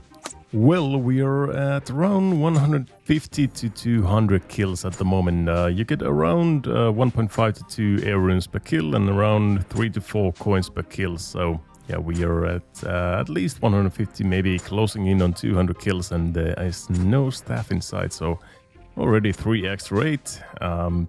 Not the grind I was expecting to go dry on, but I guess it's one of the better grinds to go dry on, in all honesty. It has only been like an hour so far, so at least we're stacking up nicely with the runes and the herbs. They drop a lot of herbs as well, as you can see. I really don't need herbs for anything for a long time, but once we do, I'll be glad that I have this many.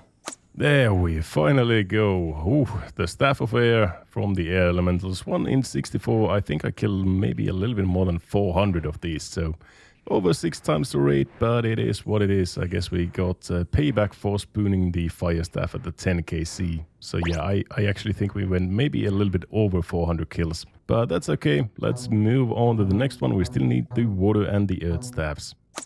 The first strength level of the grind, 73 strength. The beautiful body number. We're at 43 kills, so approaching the rate yet again. We'll see how dry we go this time.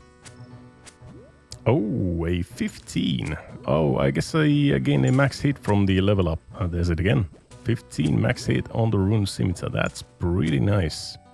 There we go, the Staff of Water, 3 out of 4, nice. And that was 109 kills, so a little bit less than 2 times the rate, so not that bad as the Elementals was, but still a little bit over rate. But 3 out of 4, I am happy about that.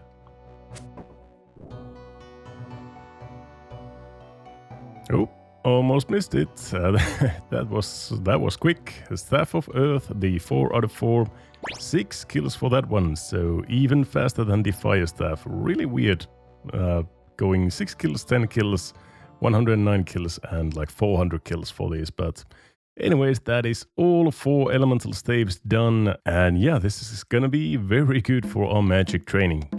Before we get into the magic training, I want to do a couple of easy tasks here first. The one of them being fire making, so I need 10 fire making levels, and I might as well get the forestry kit and get started with forestry as well. Yeah, there we go. I'm not going to focus on forestry just yet all that much, but you might as well have the kit and get some bark while you're at it. I think I need about 1,000 maple logs, so let's get to it.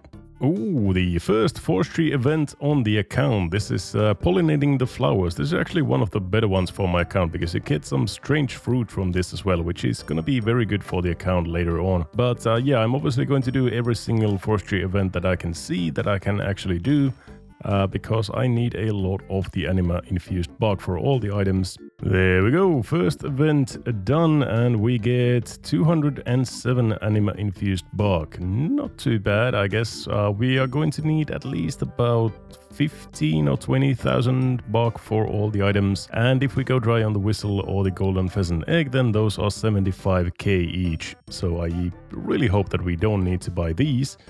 But yeah. Oh yes, the pheasant event. This is one of the ones where you can get one of the uniques, the golden pheasant egg, which is going to cost me 75k anima infused bark if I don't get it here. Oh well, you know, in any of these events. It's 1 in 30, about. It kind of depends a little bit, but around 1 in 30 per event. So it's not a great shot to get it right here, but we'll see. Maybe we get lucky on the first one.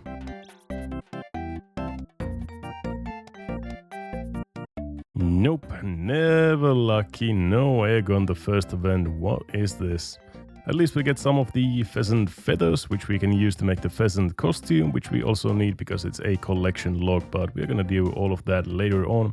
For now, I just need some more logs to complete the 10 levels of fire making. A really nice struggling sapling event right here. Really good spawns for these piles, and you get some passive farming XP for this. So that is really good. You can always take some more farming XP on an Xtreme Onechunk account. Alrighty, that is a 60 fire making banked with the maples and the Arctic pines that I had from a previous grind. So let's get it. 60 fire making, here we go.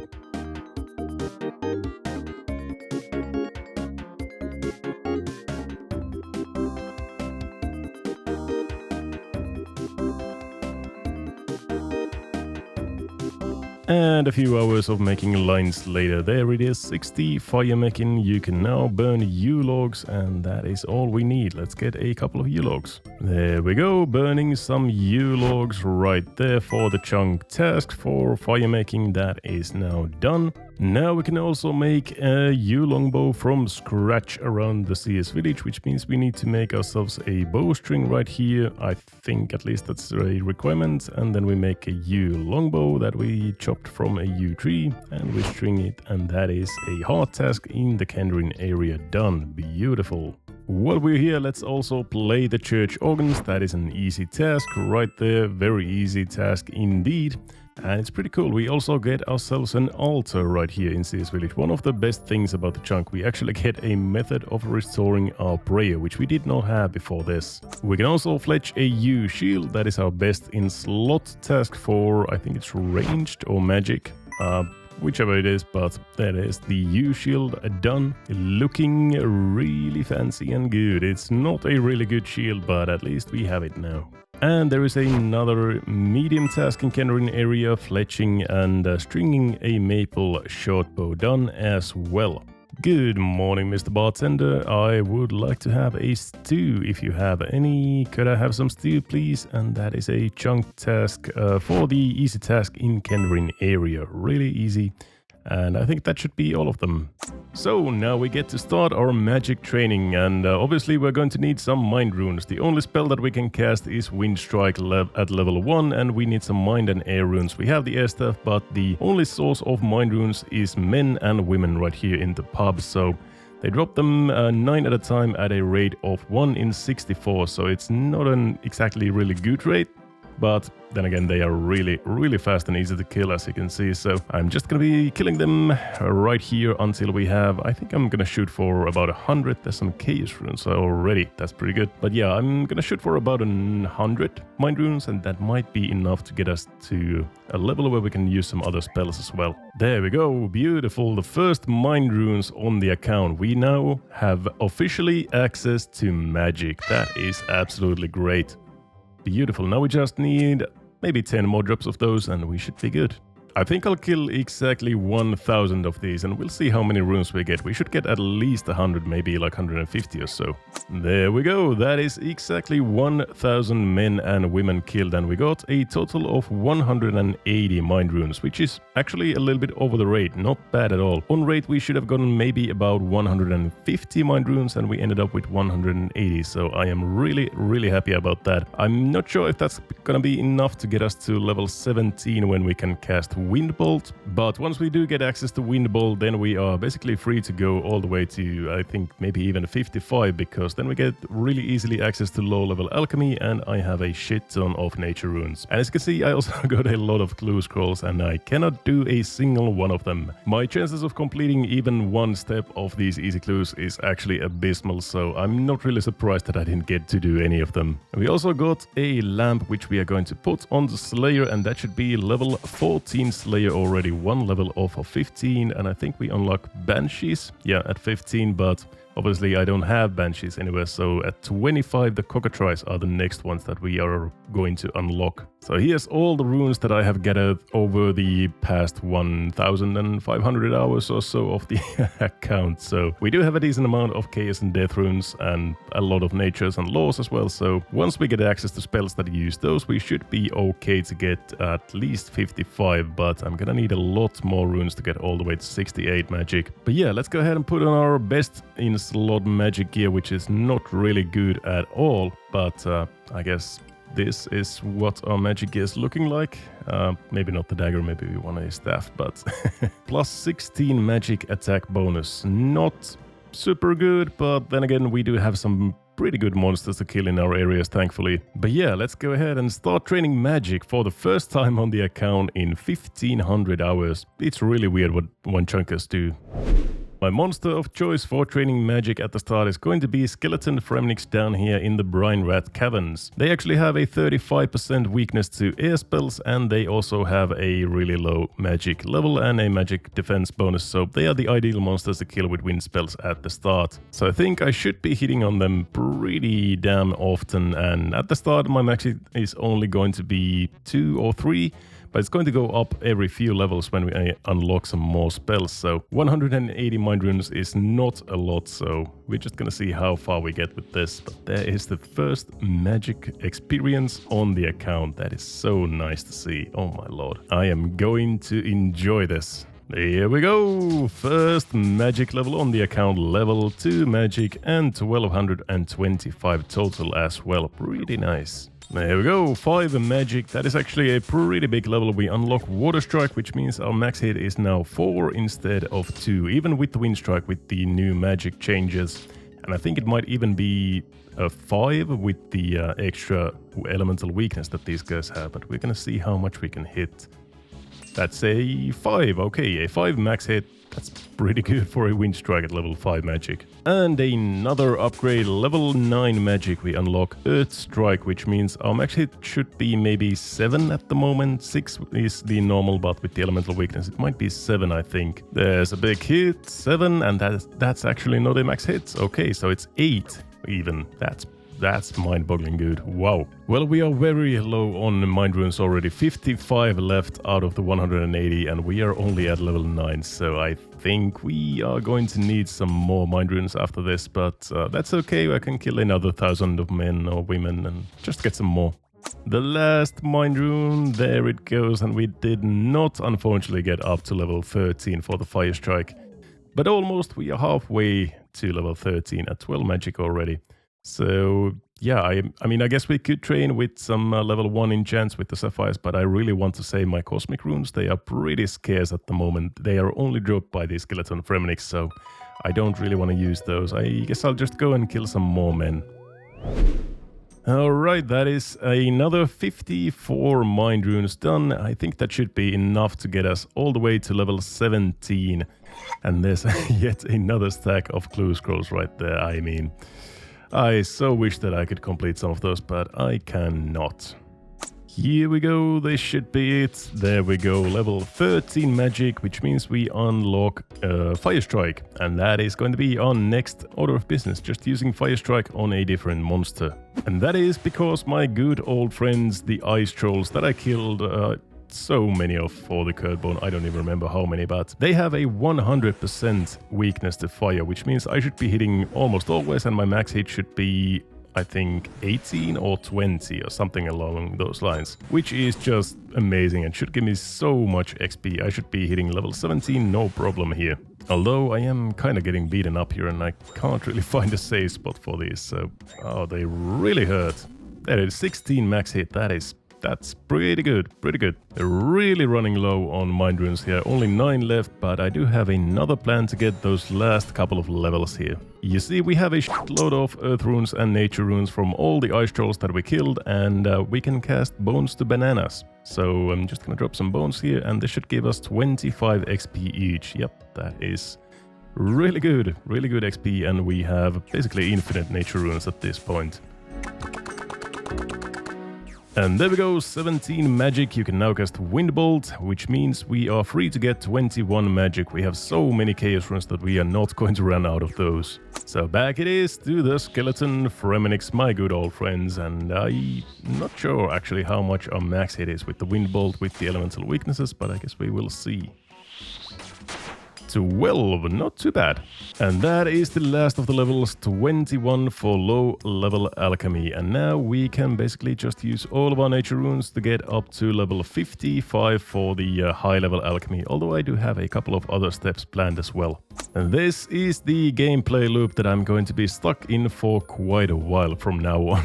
So, fun little fact, if you didn't know, low level alchemy is actually a 3-tick spell, whereas high level alchemy is a 5-tick spell. So this is actually maybe even faster XP in some cases, but obviously it's not what I want to do all the way to 55. There are some better spells available, but we're gonna get at least a couple of levels this way.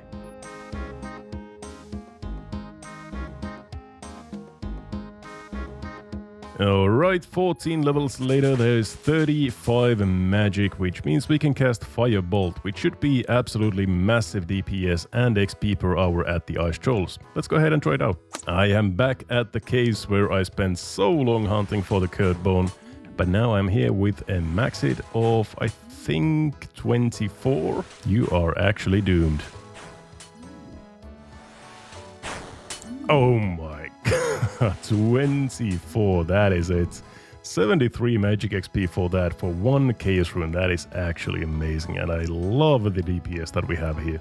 I also brought my U shortbow here so that I'm never wasting any chaos runes. So whenever they get below 24 health, below the max hit that I can do with the chaos runes, I'm just switching to the U shortbow and finishing them off like this, just to save as many chaos runes as possible. Oh, that is actually one of the good things about killing ice trolls. They drop some nature runes. As you saw, I have 1.2 thousand of them or something like that in the bank, which is really good. And that's all from ice trolls, so that's even more XP.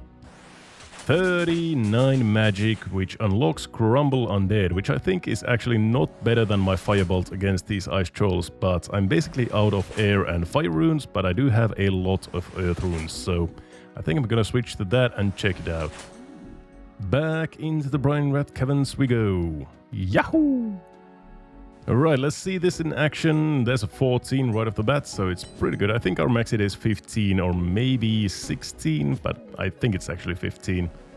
Which is not too bad. The only negative thing is that I cannot auto-cast this, so I need to, manually cast it every time, which is a little bit annoying, but at least we are not wasting any runes.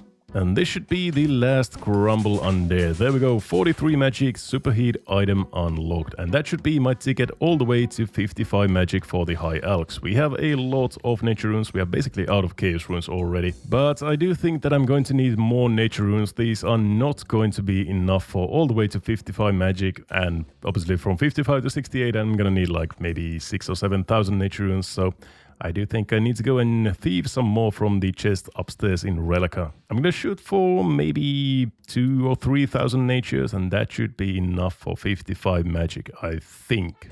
While I was clicking on this chest for a whole 6-hour log, I had quite a bit of time to stare at the spellbook UI and find a lot of fun magic facts. This UI is extremely outdated and filled with small little inconsistencies, almost as if the spells were all drawn by hand and placed there manually. For example, the leftmost arrow on the spell Weaken is just a tiny bit smaller than the other arrows. Similarly, many spells that are a part of a set have very slight differences in them. For example, Water Strike is just a little bit bigger than the other strike spells, and multiple spells are misaligned by 1 pixel compared to the other spells in the set. Such as this Charge Fire Orb, you can see very clearly here, it is 1 pixel to the right. But the inconsistencies are not limited to just the normal spellbook. In Ancient Magics, the Carol teleport is the only one that uses a lowercase letter, and in the Luna spellbook, the Kasa teleport spell is the only one with a border that is not symmetrical. The right side is slightly chopped off. So whoever made the icons and the spellbooks back in the day was truly a one-of-a-kind spaghetti chef. Well, I've been here for 10 hours so far, and that is exactly 3,000 nature runes right there. Yeah, it is really slow. You only get like 240 nature runes per hour from the chest, so I have been here for quite a while, but that should get us to 55 magic and a little bit of above, I think, as well. And I'm still going to need at least 5,000 or 6,000 of them to get all the way from 55 to 68 magic, which is the chunk goal. So I'm still gonna have at least 20 more hours on the chest, but right now I just want to get 55. And get this High Alchemy unlocked, because that is going to be a really nice spell in the future as well. But yeah, obviously we're going to need something to superheat as well. I think I'm just going to go to Blast Furnace and buy some iron ore and just superheat that. Yeah, as you can see, I have basically no ores at all. I have spent everything on the 98 smithing grind. So I need to buy some ores. It's actually been quite a while since I did this. Buying some iron ore from the blast furnace, but I think maybe 2,000 of these should be enough to get us to 55, and then we can move on to High Alchemy and never touch superheat again. And that is the last batch of iron ore. I actually got all 3,000 of them, so we can basically superheat all of them if we need to, but I think we only need to do like 2-point-something thousand. But yeah, let's get to it. Some superheating to do, 3,000 of them, man. Yeah, that's gonna take a while. There's the first level of the grind, 44 magic, and as you can see we get 53 magic XP per superheat, or 53.5 I guess, but that's almost 100k magic XP per hour, which is really fast and really good. It's almost as good as High Alchemy. Not as good, but almost as good. And we also get some smithing XP, although it's not like I really need that at the moment. And a while later, that is all of them. 55 magic for the high level alchemy. Beautiful. Now we just need about 6,000 more nature runes. It's 6,745 nature runes to go all the way from 55 to 68. And as you can see, it's 65 XP per, so that is really good. But yeah, that means another 30 hours at the nature rune chest, which I really do not want to do at the moment. So I'm going to try out something different. I'm going to go and kill some air elementals down in the elemental workshop. That is another way of getting some decent runes as well. And you know, we are right next to the ranging guild, which means we might have a 99 ranged grind pretty soon, so might as well get started right now and get some ranged XP as well. But if we got 57 magic right now, I could enchant my Amulet of Power, which would be actually pretty good. So I think I'm actually gonna get 2 more levels. I think I should have enough nature runes and should be pretty fast. So let's get 57 magic and get our Amulet of Power as well. I actually did a little bit of calculations on which is my best style of killing the elementals. I compared the melee, the range with mithril arrows, and the range with addy arrows. I obviously have a lot more mithril arrows, so I would rather use those, but as you can see, the range with the addy arrows is actually the best style that I have, even better than melee. And the range with mithril arrows is not as good, but it's not too much lower than melee, so I'm gonna start out with the mithril and maybe use some addy in the future as well. Here we go, 57 magic. You can now enchant diamond jewelry, and I can also make some enchanted diamond bolts, which I actually do have, and those might be pretty useful in the future. This is also going to be a chunk task, the best in slot melee amulet, the Amulet of Strength, which is as good as an Amulet of Torture, just for the strength bonus. But anyways, and there's the Amulet of Power as well. That's not a chunk task because we are going to get our Amulet of Glory as well in this chunk, but an Amulet of Power for the time being is pretty damn good as well. Alrighty, air elementals. I have seen Hannibal kill about 100,000 of these, so I do obviously have a lot better gear than Hannibal does, so this should be a little bit faster. It's not going to be as fast magic XP, I think, as the nature rune chest is, but you know, I would much rather kill these for 30, 40, 50 hours than just thieve from the nature rune chest for 30 hours, because that is really, really boring, so I would much rather do this if this is even decent magic XP per hour, but I guess we'll see. We're gonna do maybe a couple of thousand kills and see how many runes we are going to bank with that. And now that I think about it, it's basically all the same if I kill fire elementals or air elementals or any kind of elementals, but I'm just gonna kill air elementals. They are really nicely grouped right here in this one space, and we also get the loot tracker to work perfectly because they always drop ashes, so you're always going to see how many you have killed. So I'm gonna shoot for maybe a couple of thousand kills, and then we're going to see how many runes we get from this grind.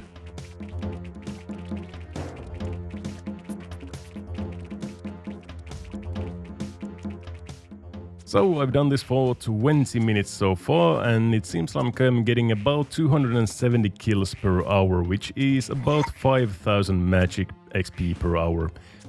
Nature runes, on the other hand, are 15k XP per hour, so 3 times faster.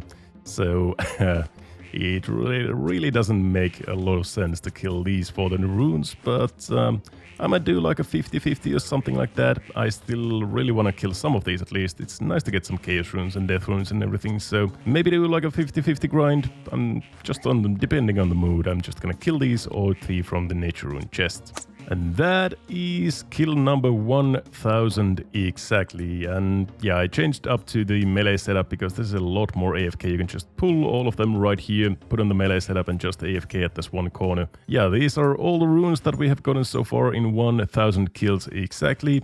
It's pretty slow, but I guess decent runes. Maybe I'm gonna do a little bit more of them and then go to the nature rune chest and get all of those nature runes for the 68 magic. It's gonna be a pretty big grind, but not as bad as some other people have it. Big levels coming up. Level 15 Slayer right there. We can now kill Banshees whenever we unlock them. Probably not in the near future, but once we do, they are actually a pretty decent monster to kill. 75 strength, beautiful. I think that's actually a pretty good stopping point for the elementals. We have a lot of runes, as you can see. I'm not gonna run out of fire runes for a the foreseeable future, I think. So this should be good. Now we just need another 5,000 nature runes from the chest. Let's go and get it. Ah, the wonders of forestry. With items like the fox whistle and the golden pheasant egg, you can actually reskin your beaver pets into different forms. Let's go over a few... Yes, but did you know that if you use exactly 37 fox whistles, your beaver transforms into a... No, hey, come on, no, not today. We talked about this, Job. Not everything is a conspiracy theory. Job? And Sir Lumbington? What are you two even doing in Sears Village? Shouldn't you be in Lumbridge or Remington? What the fuck? Are you kidding? 15 woodcutting? Look, I was trying to respect the region-locked boundaries, but someone got a little too excited about exposing the hidden tree council and scurried halfway across Gillinor. Yes, but Lumbington, look around. Tell me Sears Village doesn't feel suspiciously well maintained. He's convinced the foresters are secretly working with the Seers to control all tree growth. And you followed him. I mean, what's a Lumbridge to Remington locked Ultimate Iron Man to do? Just let him go? You know, he has this tendency to sneak into people's bank tabs to warn them. Anyway, as I was saying, beaver reskins. Let's start with the fox whistle. Trees, If you actually it's all use the linked. fox You gotta believe me. You gotta believe me. I'm gonna need a bigger leash. As a little recap from the last episode, we got a lot done here in CS Village. We started magic and got all the way to level 55 for the high level alchemy. We just need about 5,000 to 6,000 more nature runes to finish it. We did all the achievementary tasks, all the quests, all the random little bits and bobs that we could. So now all that we really need is just the 5,000 nature runes and forestry. And forestry is basically just getting enough anime infused buck to buy all of the unique items from the shop. And then the big three, the golden pheasant egg, the fox whistle and the petal garland. So basically what I'm doing is just hunting for these three items and getting some anima infused buck in the process. And if I get even one of these three items under the rate of 1 in 30, I'm gonna be a happy camper. Welcome back everyone to Rellekka Xtreme Onechunk. We are in CS Village and we are getting right here 75 wood cutting. That is beautiful. We can now cut down magic trees and craft the sturdy harness, which is actually our chunk task. Not the magic trees, but the sturdy harness is. And as you can see, green season is back, baby. We obviously need to look good when we are doing some forestry, so I opted for the full green outfit with the pheasant hat. It's looking really awesome. And yeah, we have an event here, but I don't think I can actually... Yep, you are not eligible for full rewards. Thank you so much, Jagex, for implementing these rules. I logged in just as the event spawned, so I don't get any rewards for it, which is annoying. I also made a little bit of maybe a mistake or maybe not, but I have 17 Hunter, as you can see. I have been basically one lamp away from 17 Hunter for months now, I think, and yeah, now we are actually 17 Hunter, which means that we unlock Puro whenever we get a chunk with a wheat field, which is a little bit scary. I would have rather got the Rellekka Hunter area before I got 17 Hunter and access to Puro, but I guess this is one of the only ways to get the fox whistle. The other one being getting 75,000 anima infused buck without doing any fox events, which kind of doesn't sound fun. So I guess we'll just go with this. If we roll a wheat field before we get the Rellekka Hunter area, then that's how it's gonna go, but hopefully not. Oh, this is big. This is the event for the petal garland. This could be one of the 1 in 30 ones, and this is the only one that we cannot buy from the shop. So this is one we actually need to get from this event. So this could be extremely big for the account. Here we go. Come on, the petal garland. No, never lucky. Well, that was only my 3rd or 4th event, I think, of that kind, so I'm not really surprised I didn't get it there, but yeah, we still have some more forestry to do. Oh, back-to-back good events. This is the fox event, meaning we could get the fox whistle right here. Another 1 in 30 chance. Nope, no fox whistle, just the anima infused bark yet again. Another ritual event, prayers up, let's go, give me the petal garland, please. This is the one that I want the most right now, come on. Petal garland, no, god damn it, that is unfortunate. There's another pollinating event. These are actually super good for the account. Let's see where they Wow, the drops here, there's so many people. There we go, toad flax seeds and 4 strange fruits. That is actually really good. So the, well, the toad flax seeds are maybe not the best, but any sort of seeds are good for my account. And obviously the strange fruit is the best thing about this, because if and when we roll the Waterbirth Island, we are gonna need some anti-poisons. And these actually function as run energy and anti-poison, so they are super good for the account. Another chance, that's another 1 in 30 unique item. We could get the golden pheasant egg from this event, and it's about 1 in 450 per egg that you actually rob. And nope, we did not get lucky this time, yet again. Well, I just completed a beehive event, and you can actually get some construction XP for the event, but I did not get any because I do not have a house yet. Although I could get a house, and I could buy a house right here and get some construction XP, so that's exactly what I'm going to do here. 1,000 coins for a house in Remington for sure. We are not going to be able to do anything in the house or with the house just yet because we don't have a saw. For quite a while, I think, but at least we can use some lamps and get some passive XP from the beehive events. Well, I think it's about time I treat myself a little bit and get some of these upgrades. First of all, the log basket is going to be the absolute best that I can get. I have 10,000 anima infused bark right here, so I'm going to get the log basket that allows me to carry an additional 27 logs. There we go, and it is also a chunk task because it's a collection log, but that is absolutely the biggest upgrade that we could get right now. As you can see, we can fill it with logs. Now it contains 6 logs, and we can just fill it up like this and basically AFK twice as long, which is absolutely great. So yeah, that is the first of the collection logs done for the forestry. Pretty exciting. Good morning, everyone. I spent the whole day yesterday cutting logs, doing events, and I have 13,000 anima infused bark, meaning I could get ourselves some clogs and some chunk tasks if I can open my bank. There we go. So as you can see, I have a lot of all of these different kinds of logs. We're gonna take all of them and get ourselves some new cloggers. I think the best thing that we can get here at the moment are probably the Twitcher's gloves right here. 5,000 anima bark and 500 willow logs. Basically, you just get a little bit more bird's nests while you are woodcutting. Not amazing, but then again, none of these really are at the moment. And then the lumberjack boots, maybe these are the only part of the outfit that we can get at the moment. We don't have the redwood logs needed for the other ones. So there's the Twitcher's gloves and the lumberjack boots right there. 2 more collection logs. And I think we can still get something else as well. Maybe the log brace. I don't think I'm gonna use it, but here we go. Let's take it anyway. That is 3 logs and 3 chunk tasks done right there. And we still have 4,000 anima infused bark. I don't think I can really buy anything else right now. I'm maybe saving for the felling axe handle next. I'm not sure. I think this is enough for now. As for the Twitcher's gloves, you can set them to increase the chance of receiving a specific type of nest, and I think I want seed nests the most. I don't really need clues, I can't really do any clues, and I don't really need the guard eggs or the rings anymore, so I think seeds are the best, and yeah, they are some pretty decent fashion escape for us, not gonna lie.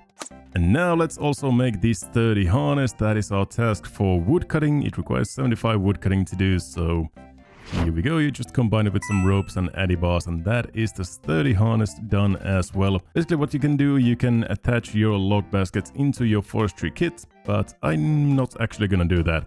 I kind of enjoy having the log basket as a separate thing in my inventory. It's a lot easier to fill and unfill, especially on mobile, which I am doing quite a lot, so I'm not actually gonna use this, I'm just gonna bank it, but that is the chunk task done anyways. And while we are clogging, we can also get the full pheasant outfit, the pheasant cape, the pheasant boots, pheasant legs, and the pheasant hat. These do not do anything, but they are collection logs, and thus they are a chunk task. So there is the full set of pheasant. I really don't like the look of these. Maybe the hat is pretty good, but the boots and the cape and the pants are not good in my opinion. So I guess we need to... well, this is actually a pretty good look. The green goes pretty well here, so maybe we do have to update our fashionscape a little bit with the hat. I don't know, which one is better, the lederhosen hat or the pheasant hat? Let me know down in the comments, but for now I think I'm actually gonna go with the pheasant hat. I think it goes a little bit better with the green outfit that we have at the moment, so here we go. New fashionscape unlocked, baby. So we still do need a couple of pieces from the forestry shop, the blueprint, the pouch, and the felling axe handle, and then obviously all of these mega rares from the events. Well, they're not mega rare, they're 1 in 30, but anyways, and we cannot get anything else in here. The funky shaped lock and all of these outfit pieces require magic or redwood locks, so those are out of the question for now. But yeah, basically we are just waiting for those 1 in 30 event pieces and hoping we get them soon. Garland, garland, garland, garland. Come on. No, never lucky, never lucky. Oh, look at this. A beehive event. We are getting, I think, 0.33 XP per log that we use on a thing. But there is level 2 construction. I guess that's something. That's at least 1 level in construction that we don't have to do when we actually unlock construction and can do some tasks. And I think we should get some more XP now, yeah. So, I mean, it's something at least. No, no, you wouldn't do this. No, not in the middle of the Petal Garland event. Malformed locking packet. What the hell is that? Please, don't let me lose eligibility here. Oh, thank God, we are still eligible. These events do not come around that often. And do we get rewarded for getting kicked out? No. Oh, we got a lamp from the Prison Pete event. I think this is gonna be a level 16 Slayer. Not too bad.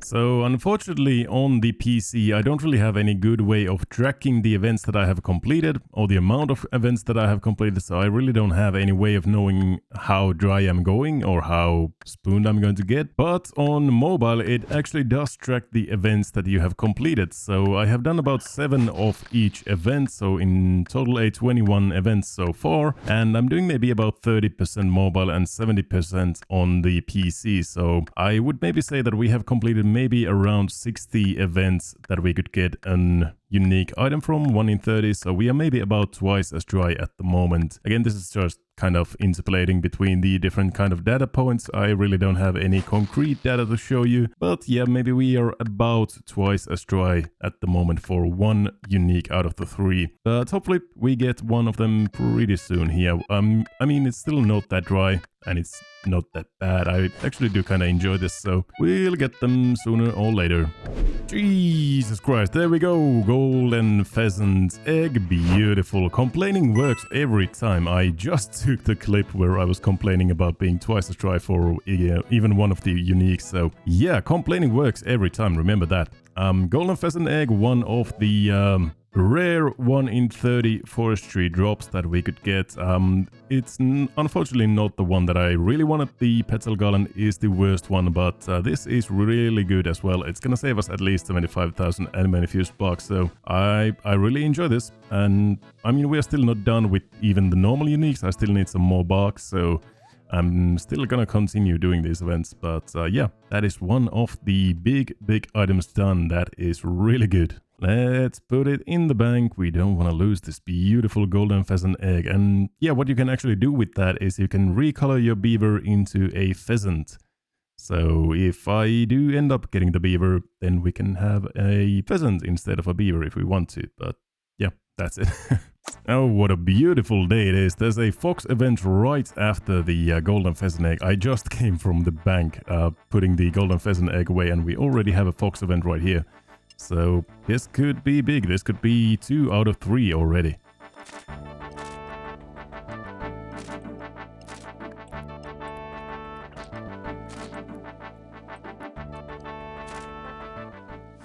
Oh no, back to back. Well, that's not surprising at all. We still are really happy with the golden pheasant egg, so yep, just continue woodcutting. It's actually really nice to be cutting on the oak tree right here. You get eligibility for basically every event around CS Village if you're just standing at this one oak tree, so I mean, what is up with these events? There's another pheasant event right after. I don't really need it anymore. I don't need the golden pheasant egg anymore, but I'm still gonna take all the XP and all the anime infused bark that we can get. So I'm happy to do this. Maybe we can get a second egg as well. That would be kind of hilarious. Nope, there he goes. But that was a really good spawn. We got a lot of bark for that for sure. 21 of the feathers. I think that's actually really good. Alrighty, another shot at the petal garland. We are still kind of under the rate for it, but whoa, okay. Yes. Yes, dudes, we got it. We got the petal garland. Let's go. This is the biggest one. This is absolutely the biggest one. We can buy the fox whistle. I mean, this is the only one that is actually tied to RNG. You need to get this from this event. So we are basically done with RNG from forestry. And what is actually crazy is that it's the next day from the golden pheasant egg, and I got it at late at night yesterday. Like, this is in game time. This is maybe like 45 minutes after getting the golden pheasant egg or something. It really hasn't been that long. This may be the third or fourth event after the golden pheasant egg. So in 1 hour of in-game time we got both of these. That is actually crazy. But yeah, there it is. 2 out of 3. Petal garland and the golden pheasant egg. We only need the fox whistle and a couple of more items from the shop. And then we are done with forestry. Oh my, it's going pretty good. I don't know what's going on with the events. I just got the petal garland. You can see right here. There it is in the chat box. Petal garland. And this is the fox event. This is the last one we need. The fox whistle if we get it from here.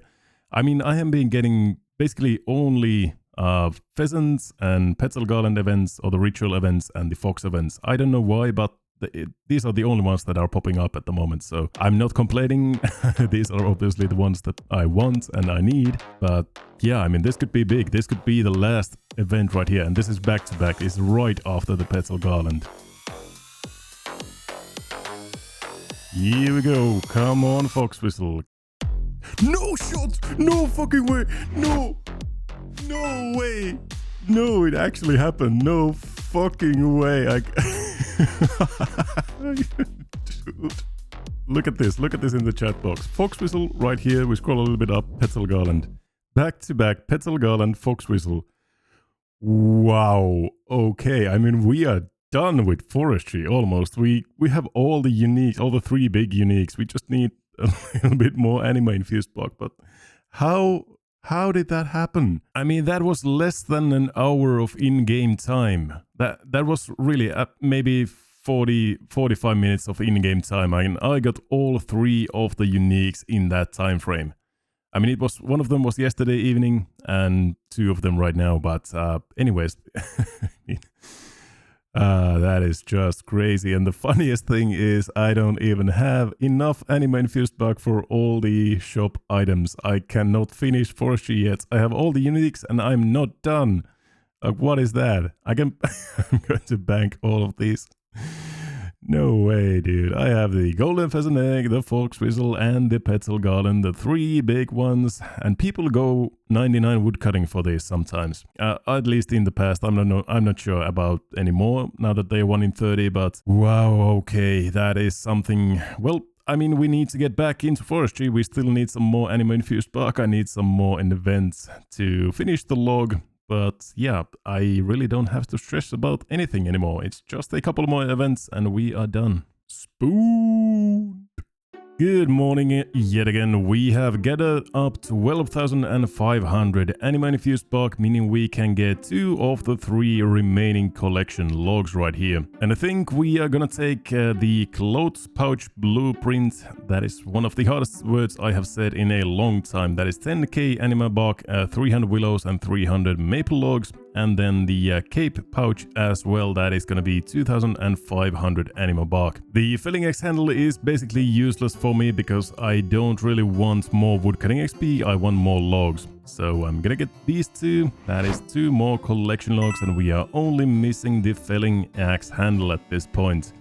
And that is gonna be the last unique that we get. All of the other ones right here require magic logs or redwood logs, so those are gonna be backlogged until I have access to those. So now we just need about 10,000 more anima bark and then we are done with forestry completely.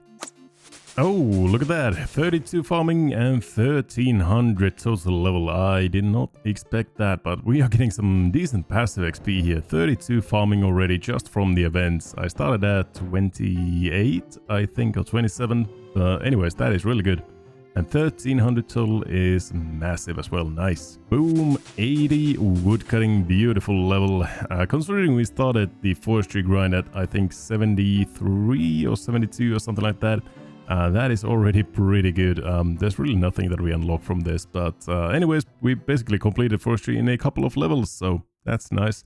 It is time for the final collection log from the forestry shop. The felling axe handle, 10,000 bark and 500 oak logs. Thank you so much. That is forestry completed. And what the hell is this ritual event doing here? I mean, it would be quite hilarious to finish the full forestry log that I can do and then get another petal garland right here. I mean, that would be absolutely hilarious. So let's do it. Come on, game. Let's give me another one here. While we're doing this, you can see the collection log. We have everything right here. So forestry is completed on the account for now until we get access to some more logs. But let's get another petal garland right here, shall we? Nope, no petal garland. I just cannot get lucky with these events. Alright, but that is all of the logs that we got from the grind. 3,500 oaks, 2,000 yews. I spent most of my times at the yews. It was just the chillest one to do, so that is already pretty good. A nice amount of all sorts of logs, and the yews are probably going to be used for, I think, fire making in the future. That's 400,000 fire making XP. It's not too bad at all. And then we also have a lot of these birds' nests that we can open, maybe get some decent seeds, maybe some jewelry. We're going to see what we get. There we go, a decent amount of tree seeds. I don't have a tree patch anywhere nearby, but a decent amount of fruit tree seeds as well, some palm trees as well. And I do have a fruit tree patch right there in Catherby if I unlock that. So, not too bad. Nothing too fancy, I guess, but that is all of the seed nests done. I have a couple of more small tasks that I want to do here before I tackle the final grind, which is magic to 68. So we need to give this Funstuvie, Farsight some logs and a vial, and he's going to give us the corrupted kite shield, which is our chunk task for an untrackable unique. I mean, it's not a good item at all, but it's pretty cool looking at least, so yep. There's that done. And then we get to progress the giant dwarf by telegrabbing this right boot. Right there. Much progress. Such wow. And now we don't get to progress this quest anymore before we get to, I think, the Port Sarim place or somewhere. I think we need to talk to Thurgo next, so that's probably it for the giant dwarf. And then finally we now have access to a Death's domain right here in CS Village. So we need to go here, talk to Death and buy the new gravestone. The angelic gravestone is going to be 200,000. Can I choose a different looking gravestone? Angel 200k right there. I think it is completely useless as a functionality thing, but I mean, I guess it looks a little bit cooler and we do have the money. So here we go. That is a task done as well. The next goal is going to be 57 to 68 magic, and that is going to be the last goal of this chunk. And for that we are going to need 6,000 nature runes or 6,000 high alchs. And that means thieving from this chest 6,000 times. It takes 15 seconds to thieve from it once. As you can see, it's pretty slow going. So this is going to be a little bit painful. It's going to take about 30 hours at this chest, but once we are done, we can roll a new chunk, and that's exciting.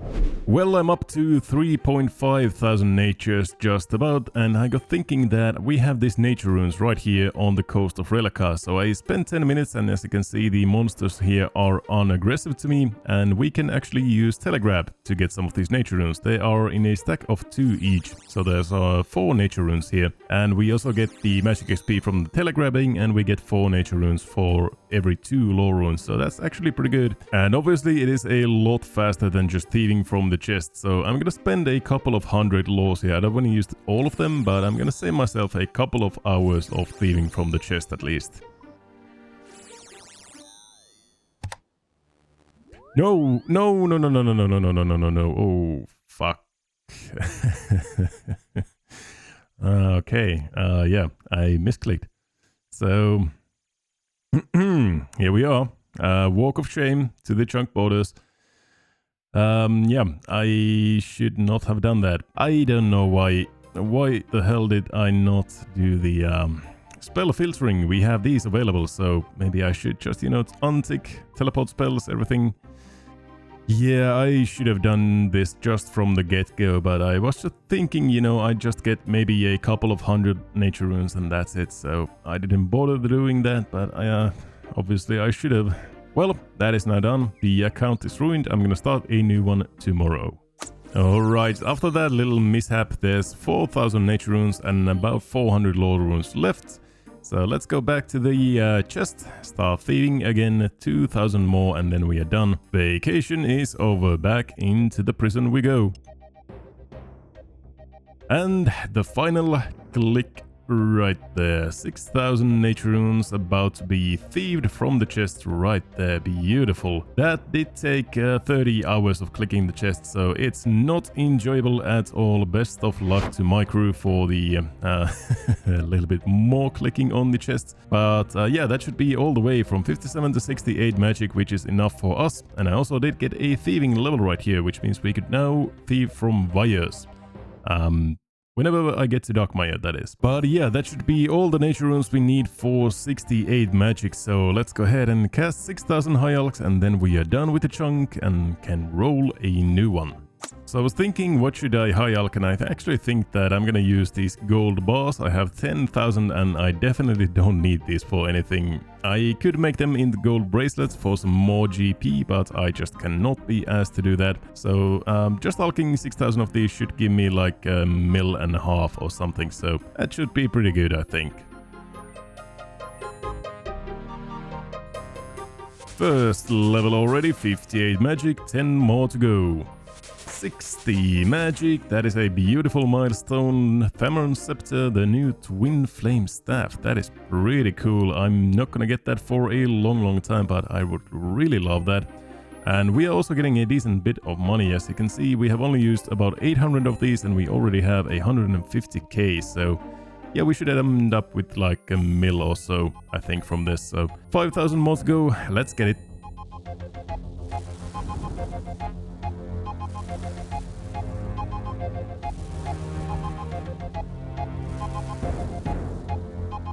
And 5 hours later, here we go. One more high alchemy, and that is it. 68 magic. Members can now enchant Dragonstone jewelry, and yeah, that is pretty much all. So yeah, that didn't take too long. 5 hours of high alchemy is not too bad, but the thieving the nature runes was the hard part. But that means that now we can enchant our Dragonstone amulet, and I do need some runes for that. The Staff of Water, I think, should suffice. No, we need some cosmic runes, obviously. Oh, so the thing is, I don't have all that many cosmic runes. I have 14 of them exactly, but I'm gonna take 3 of them and I'm gonna enchant all 3 of my Dragonstones. I also don't have any more Dragonstones. These are all. I only got 3 Dragonstones all the way from 1 to 90 whatever mining at the MLM from all the gem bags, so that was a little bit unlucky, but 3 is enough for now. That is gonna make our 3 best in slot things: the Dragonstone amulet, the Dragonstone bracelet, and the Dragonstone ring, which are going to be an amulet of glory, a combat bracelet, and a ring of wealth. Let's make 1 Dragonstone ring right here, beautiful, and 1 dragon bracelet. Why is that called a dragon? Oh, it's a Dragonstone, okay.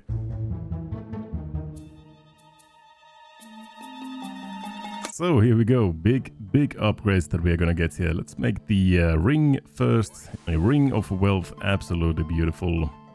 This will obviously collect some coins for you, which is somewhat useful. We don't get the teleports for it, but the main thing is that we are going to get a much better access to the rare drop table, meaning that we can actually maybe get a dragon spear in the future, which would be my best in slot melee weapon. So absolutely great, and we don't have any other rings. So then the combat bracelet, +6 melee strength, +7 in all attack bonuses, and +5 in all defense bonuses. So absolutely beautiful right there. Best in slot and a chunk task as well. And then our final, the Dragonstone amulet, the classic amulet of glory. +3 prayer, +6 melee strength, +10 all attack bonuses, and +3 all defense bonuses. So yeah, those are all actually super massive. 3 pieces of Dragonstone equipment. done. And that is the whole CS Village chunk actually done. So that was the last chunk task that we had. And now let's go ahead and put them in their respective best in slot positions. So we can release this and put this right there. Beautiful. So now we also have the Amulet of Strength, which is, you know, a little bit better for melee, but we mostly are going to use the Amulet of Glory, I think. The Combat Bracelet can go right there. We are never going to use any other gloves until we get, like, Barrow's gloves, maybe. But that's kind of a long shot. And then the Ring of Wealth is going to be a staple in basically all equipment setups as well. So right now, taking a look at, for example, our best in slot melee setup, that is going to be pretty damn good. So look at that. Wow, 3 pieces of Dragonstone, full rune, the Berserker helmet. I mean, this is good. This is really good. But yeah, all that means that the chunk is now complete, the CS Village chunk, only in a couple of days actually. I think the Nature Rune chest might have taken more time than the Forestry actually took, but that is the whole CS Village chunk done, so I guess we can go ahead and roll a new chunk. Here we go. Welcome back to the chunk map, everybody. We are going to do the roll in just a little second, but we do have a few changes in the chunk map since rolling CS Village. First of all, the agility shortcut chunks, number 5 and number 6 right here, they are not really death chunks anymore since we have access to the CS Village agility course right here. So we only need to train agility to 60 if we get these chunks, so that's not as bad as going all the way to 80 to do the Rellekka rooftop course. And second of all, I received a lot of comments about farming and that it should be passive, and I do kind of agree, especially right here with the Camelot Castle, or if we roll down here into Ardone, there's a herb patch in here and a herb patch in here, and I have a Toastal Seed, which would be an 85 farming requirement, so making those requirements passive instead of active, you know, me just growing herbs and like sweet corn for a year makes a lot more sense. So I do agree farming should be passive, so these are not really considered death chunks anymore either. And finally, I received a couple of comments about why is Falador not unlockable. So we have access to this East Falador chunk, the Ice Mountain, and the Grand Exchange. All of these via the Keldogrim minecart system. But as per Limpwood's rule set, if you can walk to a chunk, then you must walk to the chunk, and you cannot use any other fast travel methods like minecarts or boats or anything like that. And we obviously can, if we roll enough chunks right here, we can walk all the way to Falador or Varrock. So for that reason, these are not actually rollable chunks. There would be some pretty interesting and also pretty grueling grinds like here, the Prayer Cape, but you know, there are a lot of other chunkmen who have already done Falador, Varrock, Lumbridge, all of these areas, so it's not really novel content in any ways, and I kind of agree that it's more fun to keep all of the chunks together right here. So for that reason, these are the chunks that we have available for rolling. 14 of them. There's only really one death chunk at the moment, and that is Waterbirth Island, obviously, and even that is not a death chunk just yet before we access the Dakan of Kings via agility or Rune Throne access. So really, at the moment, there's not that many bad chunks. I mean, there's 2 skill capes. There's a ranging cape and a fire making cape, but I don't consider those death chunks. They are just a little bit of grinding and with really good rewards in all honesty. So I guess it is just time to go ahead and roll a new chunk. We have everything completed. 29 days since the last roll. It has been about a month in the CS Village. So yeah, I guess it's just time to click the button and pick a chunk. Okay, what do we get this time? What do we get? What do we get? What do we get? Oh, yes! Okay, that is good. That is good. Rellekka Hunter area number 14. I mean, that is really good, and it seems like we don't even have any chunk tasks. Yeah, no current chunk tasks. Okay. So we don't actually, let me check if I have everything set up correctly here. So our hunter level at the moment is 17 indeed. Save. Do we get any hunter tasks now? I don't think so, but let's see. Yep. Okay, there's nothing just yet because we don't have a primary hunter training method just yet. But now we have the area unlocked, so that is actually really, really good. That is going to save us from a very grueling Puro grind. I mean, a lot of people have done it already, so I know it's not that bad. It's pretty bad, but I mean, I have done my fair share of grinding. It's not the end of the world, but we do have a couple of wheat fields like here in Miscellanea, right here in Cathaby, right there, and also here in Ardone. So we have a lot of possibilities to roll Puro. And once we do, we have a decent method of training Hunter right here in the Rellekka Hunter area. And I mean, it's iconic, obviously. So let's go ahead and check it out in the game. Here we go. You might actually see that I have a couple of clue scrolls right there and one in my inventory as well. I have been doing some rock crabs while I have been editing. That's a nice little AFK activity. So just training my range up, preparing for the ranging guild chunk in the future. Yeah, we do have one that we can actually do. Maybe we get an easy casket at some point. But so here we go. This is the Hunter area, and I actually didn't realize we already have a little part of this unlocked. So maybe this wasn't all that crazy good after all.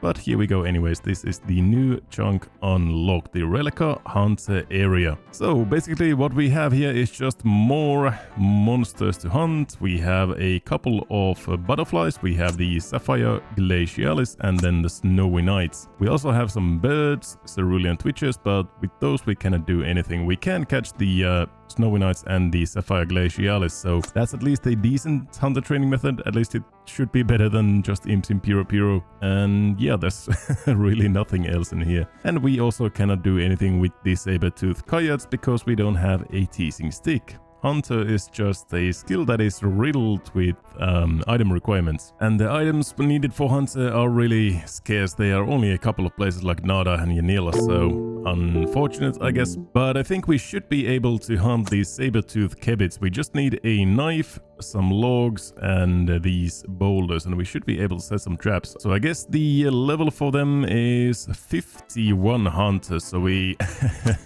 do need to get up to 51 Hunter before we can even hunt these, but once we can, they should be pretty decent XP, especially because we have these butterflies all around, so we can set up a couple of traps, go and catch some butterflies, and then continue with these. So this should be a pretty decent area, and again, we already had this unlocked. We didn't really need this new chunk, but anyways, Rellekka keeps doing Rellekka things and going north all the way. But I think now we have hit our limit. I don't think we really can go here. Let's go ahead and check this area out really well once more. Hide around a wall, hedge or similar. Oh my god, is that actually true? You can hide yourself even better by wearing clothing appropriate to the area, but I think that's actually just bullshit and it doesn't do anything. That is a useless costume you have there, mister. Okay, so this guy doesn't really say anything else. And do we have anything in here? There's like a way into the Trollwise Mountain, but I think this might be a part of a quest or something. And we should not be able to access this. You need 35 agility. Interesting. Is that actually accessible? Like, can you go into the Trollways Mountain from here? I don't think you can. I think this is for a quest. But I mean, if we could, that would be a pretty cool chunk to roll next. Let's do it. 3, 2, 1. Ooh, pick a chunk.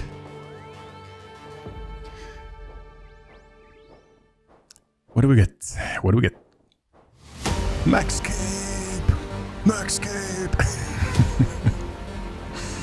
It's nothing. It's absolutely nothing. Damn it. Okay, well, that's the Maxscape chunk. It's just this little sliver of land before we get access to this little island, which is the Maxscape Island. But, yeah, it's nothing. Let's go and check it anyways. Can we actually even walk there? Now I'm getting scared. No, we can. We can go from up there. Okay. It's all good. Now, obviously, there is absolutely nothing on that little sliver of land. However, if we do roll all the way to Berthorpe and access the Maxscape Island, there's gonna be a lot of 99s we need to get to pass those skill checks, so hopefully we don't get that in just a little while. But because we rolled just corner content, we still had time to roll another chunk. Pick a chunk. I can't remember the last time I picked 2 chunks in one day. It's been a while.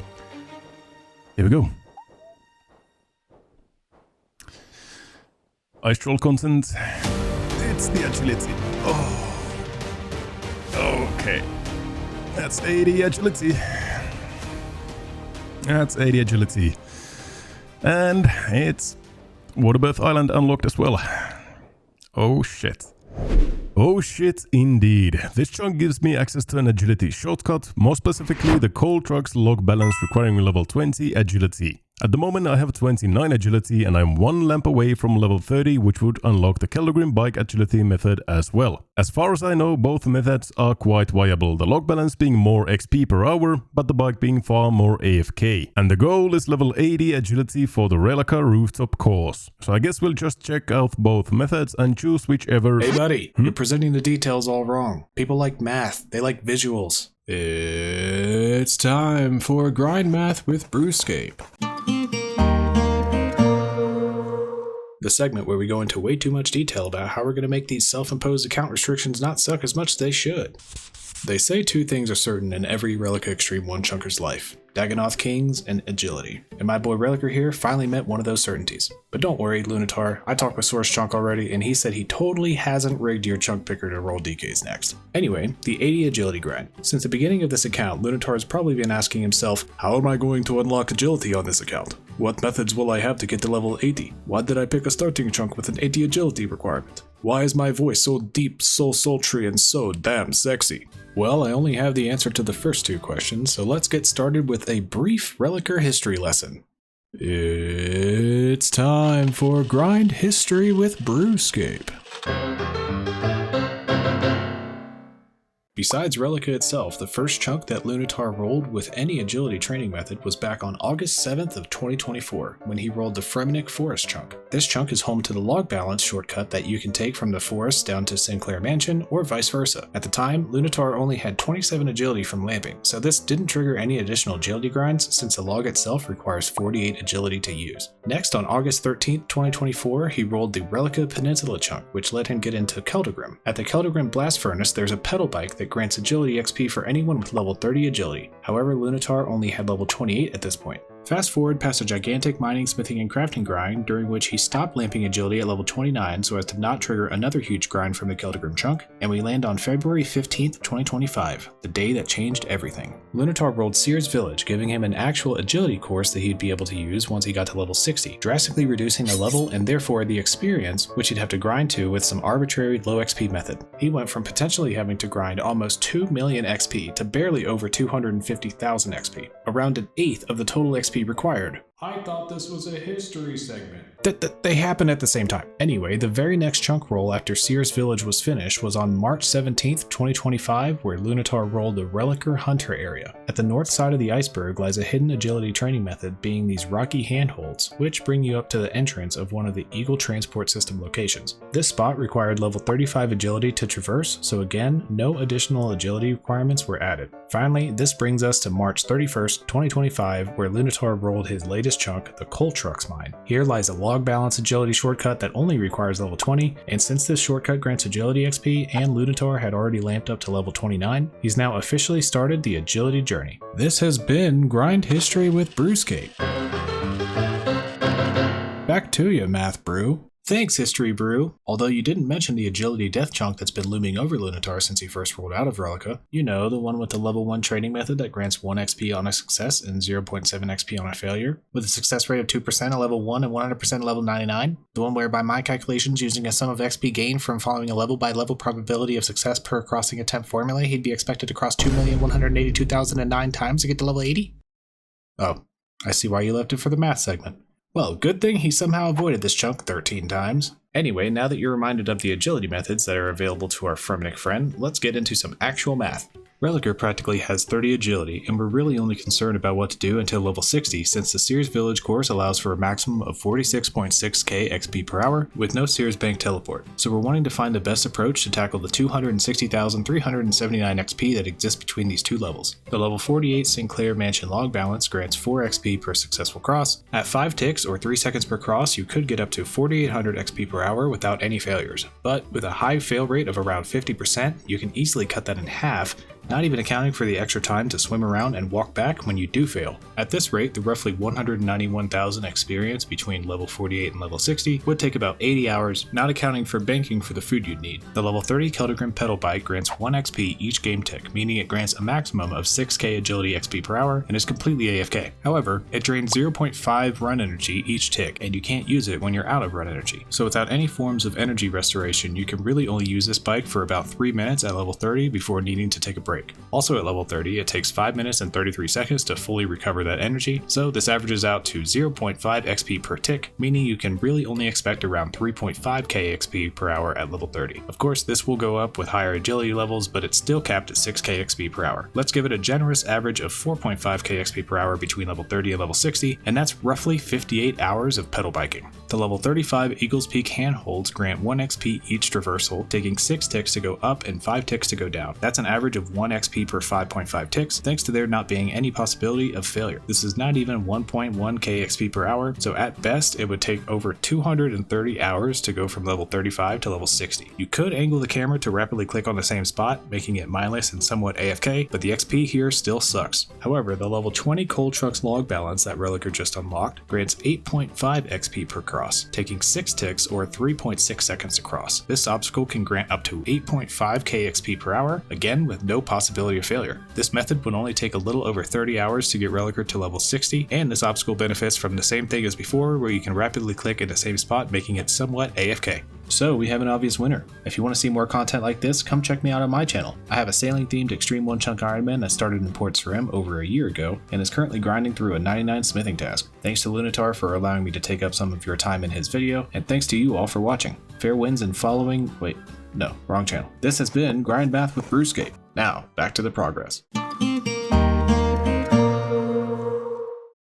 An extremely massive thank you to Brewscape for that segment right there. Everything in there was done completely by Brewscape, so definitely go and check his channel out. He's making extremely good content as well. There's going to be a link down in the description, so go and give him some love. But now, back into the progress. So the chunk roll stream is now over and we are up to 35 agility, which means that we now have access to the Rellekka Hunter area handholds that we unlocked last time. You cannot even see them on the map, but they are right here. And they actually lead into the Eagles Peak cave. And I think you can access them, even though we cannot really access the Eagles Peak or anything like that. We don't have the quest done, and we're not going to have it done in a long time, but we can access the cave, I think. So let's go ahead and check it out. We have 35 agility, we have all that we need for it. So let's see what's in that cave. So here it is, the rocky handholds right here. I think we get a little bit of XP. It's not going to be a better training method than the log is, but yes, we can indeed climb them. 1 XP right there. I don't think there's anything here. We have a rope. Okay, there's something. I didn't expect to have absolutely anything in here, but yeah, we have a couple of ropes. Not that I really do anything with these, but yeah, this is the area where the eagles would be if we had completed the Eagles Peak quest, and then we could, you know, use that as a transport method between the different places. But anyways, it's cool to see another new area. There's level 40 agility unlocking, I think, Canifis course. Yeah, Canifis, and that's pretty much it. Obviously not anything for us, but a pretty cool first milestone after level 30. Level 42 agility, that unlocks the Dwarven Mine Narrow Crevice Agility Shortcut. A new agility shortcut for us to use. Let's go ahead and check that one out. Here we are in the Dwarven Mines, and there is the Squeeze Through Crevice shortcut, the level 42 agility shortcut. It's gonna be a moderately useful shortcut. We are coming through Keldegrim into here, and then we can use the shortcut to get to the other side and a little bit faster way into the Mining Guild and the Motherlode Mine as well. So there's a medium task in the Falador area, a chunk task completed as well. It's gonna be somewhat useful, not the best agility shortcut in the world, and I don't know honestly how many times I'm gonna go through here into the Mining Guild anymore, but anyways, it's nice to have. Level 43, back-to-back new shortcuts. Fremenix Layer Dungeon Spiked Blade Jump Agility Shortcut. That is a difficult name, but yeah, that's gonna be another agility shortcut. Let's check that out as well. Alrighty, into the Slayer dungeon. This is one of my favorite places in the region that we have unlocked, even though I can't really kill almost anything in here. I love this place, brings back so many memories. But here's the first, there's the 61 agility shortcut and there's the level 43 shortcut. So these are both extremely useful, or would be if I had any Slayer levels, but I don't. But yeah, this is a 2-part. I think there's some sort of way to get through this in one hop, I think, but I'm not actually sure. Ouch, 10 damage. Anyways, when we unlock Pyre Fiends and other Slayer monsters, this is going to be a much faster way into here than just going around. So yeah, it's not a bad shortcut at all. Not extremely useful at the moment, but in the future might be pretty good. Another level 48 and another agility shortcut. Fremnik Province agility shortcut. The log balance, that's the one north of Sinclair, I think. Yeah, this one right here. Let's go ahead and check it out. The Fremnik Province log balance shortcut right here, north of Sinclair, south of Rellekka. It's a moderately useful one. I am teleporting very often into Rellekka with the Lyre, so if I'm going to the CS village, then it might be a little bit faster than going around the west side here, but kind of maybe a couple of seconds are saved here or there and you can fail this, so maybe it's not really that useful, but I don't know. I think this is mostly for those who have the fairy rings unlocked. You can get into the fairy rings and get here really fast, but for me it's semi-useless at least. Big milestone coming up, level 50 agility, halfway to 99, right? Crystal equipment, Falador, Colossal Worm, such things, but nothing for me, unfortunately. The next big unlock for me is at level 60, which is gonna be the CS Village. There's level 54 agility, unlocking the Motherlode Mine Dark Tunnel and the Western Alderin Cliff Scramble. Mostly the Motherlode Mine is gonna be useful for me, or maybe not that useful, but anyways, it's a new shortcut. Let's go and check it out. Motherlode Mines, and here is the Dark Tunnel shortcut. Let's see how we go through here. Oh, you must complete the medium tier task of the Falador Achievement Diary. Okay, so we can't actually use that one. There's another one right there though, so I think this is the level 54 one, so I don't know which one is this down south here. Let's see, it's a Dark Tunnel as well, so I don't think this is the one that we unlocked. No, this is just kind of useless, I think. But okay, well, we're not gonna unlock this for a very long time. There's a lot of stuff in the medium Falador Diary that we can't do until we have a lot of chunks here, so unfortunately it's not gonna be useful for a while. 57 agility, we are getting close, and this is the best level, the Eastern Rellekka fence. You don't know how many times I have wanted to hop that fence but haven't been able to, and finally we can actually use the fence east of Rellekka. It is a beautiful day. Where is it? There it is, the broken fence. Let's go ahead and use it. Oh, this is gonna be so good. I have really needed this for a lot of things, but I haven't had access, and now it is actually usable. Beautiful, and it's not failable either. You don't get any XP for it, but it's not a failable shortcut, so it's a really great addition to our collection of shortcuts to use. And I mean the animation, that is freaking beautiful, dude. 30 hours later and we are done. Thank God your agility level is now 60. You can now use the Werewolf and CS Village courses. Beautiful. There's a lot of unlocks here. Wintertod, Guardboss Dungeon, Molehamas, Ferocian Throne shortcuts, and Tombs of a Mascot as well. But obviously CS Village is our goal. And yeah, this took pretty much exactly 30 hours. It's not that bad once you find the rhythm, just clicking in the one same spot all the time, but obviously it's not really engaging either, so I'm really glad that I can move on to a real rooftop course with some real agility XP, like XP per hour. The XP per hour there was not good, as you saw from RuneScape's introduction, so I am very happy that we get to a real rooftop course. There's still going to be about 60 hours of CS Village until we hit level 80 agility. The log was 8k XP per hour, the CS is going to be 45k XP per hour, so that's a pretty nice improvement. Level 60 to level 80 at CS Village should take me 3005 laps exactly, so that's going to take a little while. Luckily CS is a pretty chill course, and in my opinion it's actually not that bad either. I kind of like this course. the context of agility courses at least, this is as good as it goes, I think. However, there are basically no more shortcuts for me to unlock from level 60 all the way to level 80. There's basically nothing to unlock, which kind of sucks a little bit, but anyways, after we are level 80, we get access to Rellekka Roof, of course, and after that, there's always Waterbirth Island. Here it is, first full lap of the CS Agility course and a hard task in the Kandarin area completed. That is a chunk task as well. Only 3004 laps to go. One down. Hey, and look at that, there is the collection log for Mark of Grace. We are gonna get a lot of these, and it's kind of weird, it shows you the collection log before you can actually even pick it up.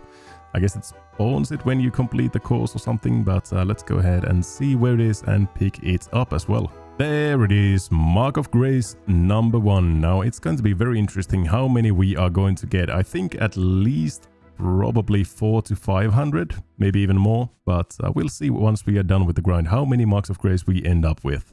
Now, while I'm running in circles like a headless chicken, here's your daily dose of fun agility facts. Agility is the only skill with only one level up jingle. All the other skills have two, one for leveling up and another one for leveling up and unlocking new content. I guess designing the skill isn't the only thing Jagex was lacking at. Some of the shortcuts have a very weird and outdated game logic behind them. For example, these two shortcuts in Zenaris added in September of 2005 are actually both the same object, even though they have separate level requirements, 46 for the medium and 66 for the advanced. This means that the game must determine your level requirement for the shortcuts with some other method than just comparing these two objects together. Most likely the game checks your location. Are you standing next to the one that should require 46 agility or the one that needs 66 agility? It is a very weird system. Why not just have two separate objects like everywhere else in the game? But anyways, I can't wait for someone to break the game completely and, I don't know, one-shot suck using these shortcuts somehow. Did you know that Grace, the NPC who gives out graceful clothing, is named after Modmat K's dog Grace? Grace's dog, on the other hand, is named Mark, making the items Marks of Grace into a name pun. So you might want to think of it this way. Whenever you're picking up Marks of Grace, as in markings left behind by Modmat K's dog, you are literally scooping up dog shits off of the roofs of Gillinor. And with that fun little agility fact, let's get back into the progress. Yep, and that is 65 agility. Pretty nice. Temple on the Salve on Mauritania and easy Revenant Cave agility shortcuts, and that was lap 301. Not too bad. I almost forgot, we have a shortcut at level 61, the narrow crevice right here in the Slayer dungeon that brings us to Turoths and Kurasks, but obviously we cannot kill either one of those, so it's not a very useful shortcut at the moment, but maybe in the future when we get some more Slayer levels, this is going to be a pretty useful shortcut to have. It's going to cut down the running time, you know, going to bank and other stuff like that. It's going to cut that down very, very much, so it's a very useful shortcut in the future, not just yet though. It has been quite a while since the last clip. I took a little vacation, I started the new mini-series, I've been enjoying RuneScape in other ways as well. I haven't been playing on my main ironman a little bit and everything, so Rellekka hasn't been getting the attention it deserves and needs. But anyways, I'm still training, I'm still going hard, and here is level beautiful 69 agility. You always need to get that on camera, obviously, and we are up to almost 140 Marks of Grace. We have a mystery box, let's open it, flyer, and we have a couple of lamps and other things stacked in there as well from mystery events. But yeah, again, I really haven't been playing all that much on Rellekka, but now I am back in action and going hard on that level 80 agility. I think we are going to complete it in the next, I think, 2 weeks or so, and after that we are ready to roll yet another chunk. Well, guess who missed level 70 agility? Here is level 71 agility instead. I don't know how, but somehow I missed level 70 agility. Quite a YouTuber you have right here. What a beautiful chat box that is. Look at that. 1000 rooftops in CS Village exactly. Beautiful. And we're almost up to 200 Marks of Grace as well. Basically 1/3 of the grind done, 2/3 left to go. Oh, and there is Mark of Grace number 200. Beautiful. 72 agility, floor 3 of Hallowed Sepulchre, Stronghold Slayer Cave, all sorts of stuff, but nothing for me, unfortunately. Just got a lamp there, and now I think it's time to spend some of these on Slayer. We are still lamping Slayer, and this will get us to level, is it 19? Yeah, 19 Slayer. One more level for rock slugs, I think. Level 20 should be rock slugs. But you need bags of salt to kill them, and you get those from Slayer Masters, which I do not have access to just yet. So at the moment that doesn't really mean anything, but maybe in the future we can get ourselves some rock slug KC. 73 agility, 7 more levels to go. I think that means we are halfway to 80. Really doesn't feel that way. I have been doing agility for the past like 60-ish hours or something.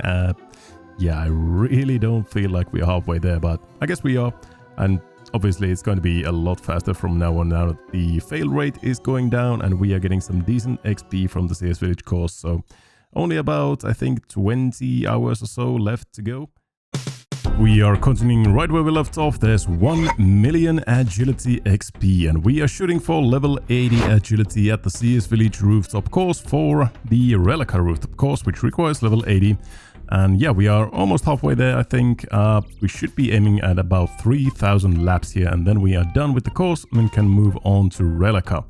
And after that is done, the chunk is basically done and we can roll a new chunk. By the way, I hope you really enjoyed that intro animation. I thought it was extremely sick, and all of my animations and thumbnails are made by the same guy, The Skald, and you can find him in the link that I leave down in the description. He actually made a video about this new style that he created, that he used in this animation as well. It kind of reminds you of thumbnails that he makes, so the video or the animation actually looks like the thumbnails that he makes, which I think is really cool. It's a very nice style. So if you're at all interested in how the animation was made, go ahead and check the video link in the description. It's a very cool style. But yeah, now let's get back into the agility grind.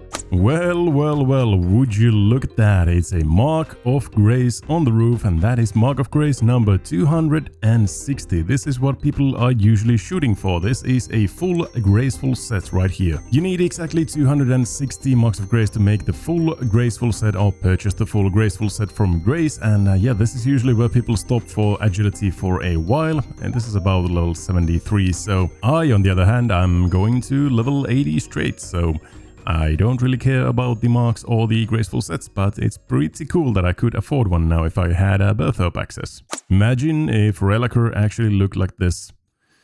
Yeah, that would be quite something. I really actually kind of hate this outfit. It blends just so much together. I'm just using the Fashionscape plugin here. Yeah, it blends everybody together. Everybody looks the same when they're using graceful, unless they're using some recolors, but even then they are kind of, you know, you don't even see your face, you don't see anything. It's I don't like it. And there we have 1600 laps, 75 agility, and we can now use the Prifdinus agility course and the medium Revenant Cave shortcut. Yeah, I'm not gonna use any of those in a very long time, but very cool milestone, 75 agility, 5 more levels to go, and we can roll a new chunk.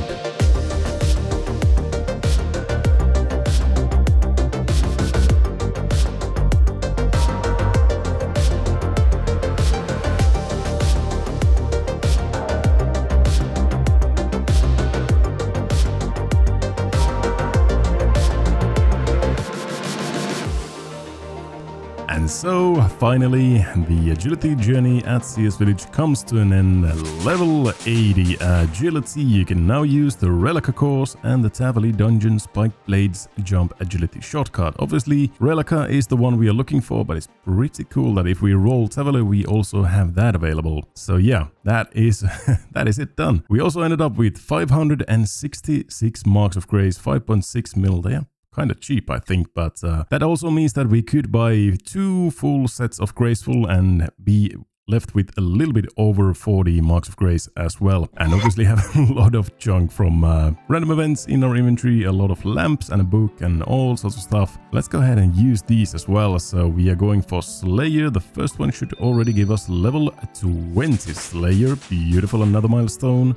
You can now kill rock slugs. If we have an alt, I think we can actually kill them. The alt can use the bags of salt and we can just kill them. So that might be possible in the future. I'm not actually sure. But anyways, the next milestone I think is 25 for cockatrice. I'm not really sure about that. We need a mirror shield for those, but we'll see. Let's just slap all of the rest of these on Slayer as well. We are shooting for as high level as we can, and it should get us to level 21 Slayer as well. Not too bad. And 1375 total, lots of milestones in that moment. Very beautiful, and now we are basically done with the chunk. We just have a couple of minor little chunk tasks we need to do, and then obviously complete the Rellekka course once, and then we are done. So one of the things we need to do for achievement diaries is mining some coal from these coal rocks at the coal trucks, which we unlocked, which is the, the most recent chunk that we actually unlocked. So there it is, a medium task in the Kandarin area. You just need to mine one of these. I really don't even know what these are used for. I guess you can put the coal in the trucks and they can go into CS village. So you can kind of bank more of them at the same time or something. But I have never used these. I think it's mostly just dead content, but anyways, we also have Mr. Stankers here. I don't think I showed this in an earlier episode, but it's very cool. He gives out poison chalices, which can give you a +1 crafting boost. So if we drink this, we might get, I think it's a 1 in 4 chance. Yeah, there we go. A 1 crafting boost. So we are level 90 crafting now. Not really sure where that's going to be applicable. Maybe breaking down armadillo armor. Yeah, maybe not. I have no idea where I'm going to use that, if ever, but it's cool to have another boost available. And another mini chunk task, we need to get some cup of tea from Galahad here. So Galahad gives you a cup of tea, and that is an easy task in the Kandarin area. So that is both of those done. It's weird that this gives you attack, not construction bonus. Interesting. Not gonna be useful for anything, I think, but it's at least a chunk task done. And now there's only one more thing to do, and that is the Rellekka agility course. Well, look at me going around and lying like a piece of, you know what, but we need to do the dwarf cannon quest for 2 steps. We need to talk to this guy, and we need to repair a couple of fences. We cannot repair all of the fences, unfortunately, because some of the fences are outside of my chunk boundaries right there. They are grayed out like this. So we are not going to finish this step of the quest until we roll that chunk, but we can repair a couple of these railings, I think. And that, I think, is the last of them. I think the other 3 railings are on the other side of the chunk boundaries. So that's going to do it for this chunk tasks. Now we just have that one more left to do, and that is the Rellekka agility course. Well, it has been over a year since I started in Rellekka, and now we are coming back for the agility course. Now that we have level 80 agility and we can do the agility course itself, it's very, very beautiful and poetic that we actually can finally do something in Rellekka that requires a chunk task. It has been quite a while since I've actually done anything in Rellekka, so really cool to be here and on the rooftops. I so love this place. I don't love that. Here we go, the first lap of Rellekka agility course, an elite task in the Fremnik area, and Rellekka rooftop lap count is now 1, and that is the chunk completed. We can now roll a new chunk, and what is pretty cool about this is that now if you look at the Fremnik diary, we actually have 2 elite tasks done. We have creating a Dragonstone amulet in Nidus Node and a lap of the Rellekka agility course, and yeah, now we can actually roll a new chunk. Let's go. I don't know, it might be the Stockholm Syndrome talking, but I just had to do this. We were so close. There is 3,000 laps of the CS Village rooftop course. I just had to get it. Just a couple of laps more than now we are at 3,000. But now, let's go ahead and roll a new chunk. Welcome back to the chunk picker. It's been quite a while, but all the tasks are now done. It's already been 82 days since the last roll. Not even because the chunk was so long, but just because I haven't played that much on the account. But anyways, now we are ready to roll.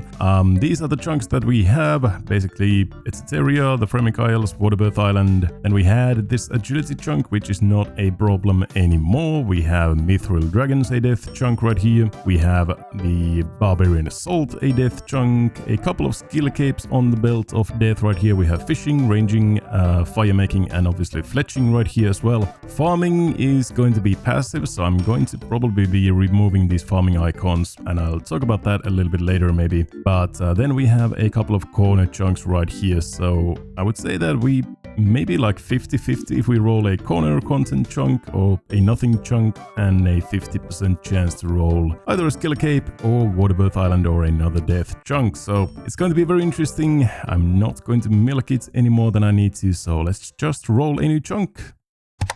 Oh, the best part of any chunkman's journey, rolling new chunks. It's been 3 months since I last rolled, so this is very interesting. We get a Camelot. Okay. Wow, that is interesting. So, as for chunk tasks, there's basically nothing, just Merlin's Crystal up to step 2, and then this medium task, teleport to Camelot. Oh yeah, actually that's pretty massive. We can now teleport. That is our first actual teleport. I mean, we did have the Liar teleport here in Rellekka, but now we can actually have our first real teleport into Camelot as well. And obviously we do have this farming patch right here, so that's another thing, but I'm gonna talk about that a little bit later on. But yeah, let's go ahead and check the chunk out, do these few tasks that we have, and then we can roll another one.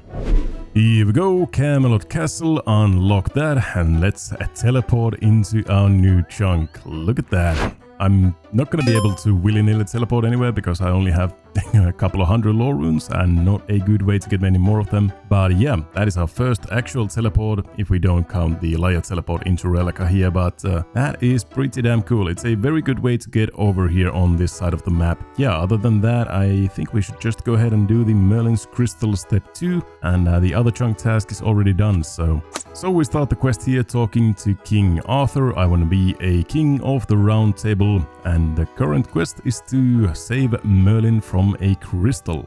Talking to Sir Gawain here, he's gonna tell us that Merlin is trapped in Morgan Le Fay's keep. So, Sir Lancelot, how am I going to get into Morgan Le Fay's stronghold? Any ideas? And the only way is basically through the sea entrance, so we need to get a way to get in there, and I think that is the quest done as far as we can do it at the moment. Let's just check. Yes, there might be a way to enter with a delivery by sea, and for that we basically need Catherby, so that is the quest done for now. Here is the ship to keep Le Fay. Now then, it is time to talk about the glaring issue and elephant in the room. Farming. If I were to play strictly by the extreme rule set, my chunk test for farming at the moment would be level 85 for planting and harvesting a torstal. I have been lucky enough that I have a torstal seed, 2 of them actually, a 1 in 7,000 drop from ice trolls, but I still only have 1 hops patch and 1 herb, flower and allotment patch to train farming with. My best source of seeds at the moment is cave crawlers, dropping a couple of random allotment seeds at a rate of 1 in 5. From this drop table we can calculate the average farming experience per cave crawler kill to be about 50 XP, assuming a decently high farming level, always using super compost and none of the crops dying, so this is a very generous estimate. Level 85 requires a modest 3,237,000 XP, meaning I'd have to kill just a bit shy of 65,000 cave crawlers just to get the seeds necessary for 85 farming. But that's not the part that's stopping me. I don't think I would shy down from killing 65,000 little critters for content. What is stopping me is that these are low-level allotment seeds, and with access to just 2 allotment patches, I would have to plant and harvest my allotments over 3,000 times. With a growth time of 40 minutes, this equates to just about 2,000 hours of farming, assuming I always have a steady supply of seeds ready to go. Now, farming is actually my favorite skill in RuneScape. It was my first level 99 on my main Ironman, but this is just not it. I would much rather progress the account in other ways while leveling farming passively on the side. There's just no point in limiting the amount of time I can spend on the account playing and making content just to wait on a virtual clock that's on a 40-minute cycle. So all of this is just to say farming is going to be a passive skill on this account. I'll plant any seeds I get as I get them, I'll do every farming related chunk task as I get the farming level for those tasks, and I'll hunt down any rare seed I might need to complete tasks. But leveling the skill itself will happen happen behind the scenes. So let's start with just some Marantil seeds. We have a decent collection of herb seeds and some other allotment seeds in here as well. And I think we can also plant I think strawberries and the limpworts obviously at the moment. Let's go ahead and plant our first strawberries in this patch. So beautiful, we're gonna have those. Nice. And once we get these, I think we also are going to have a summer pie available to us. So that's a cooking requirement maybe in the future, but we'll see. We also plant the limpwort and then we are kind of plant our first Marantil seeds in here as well. And once I get some pineapples or strawberries or anything that I'm gonna grow, I can use them to make some super compost, which is gonna be a lot more XP and a lot better for the crops as well.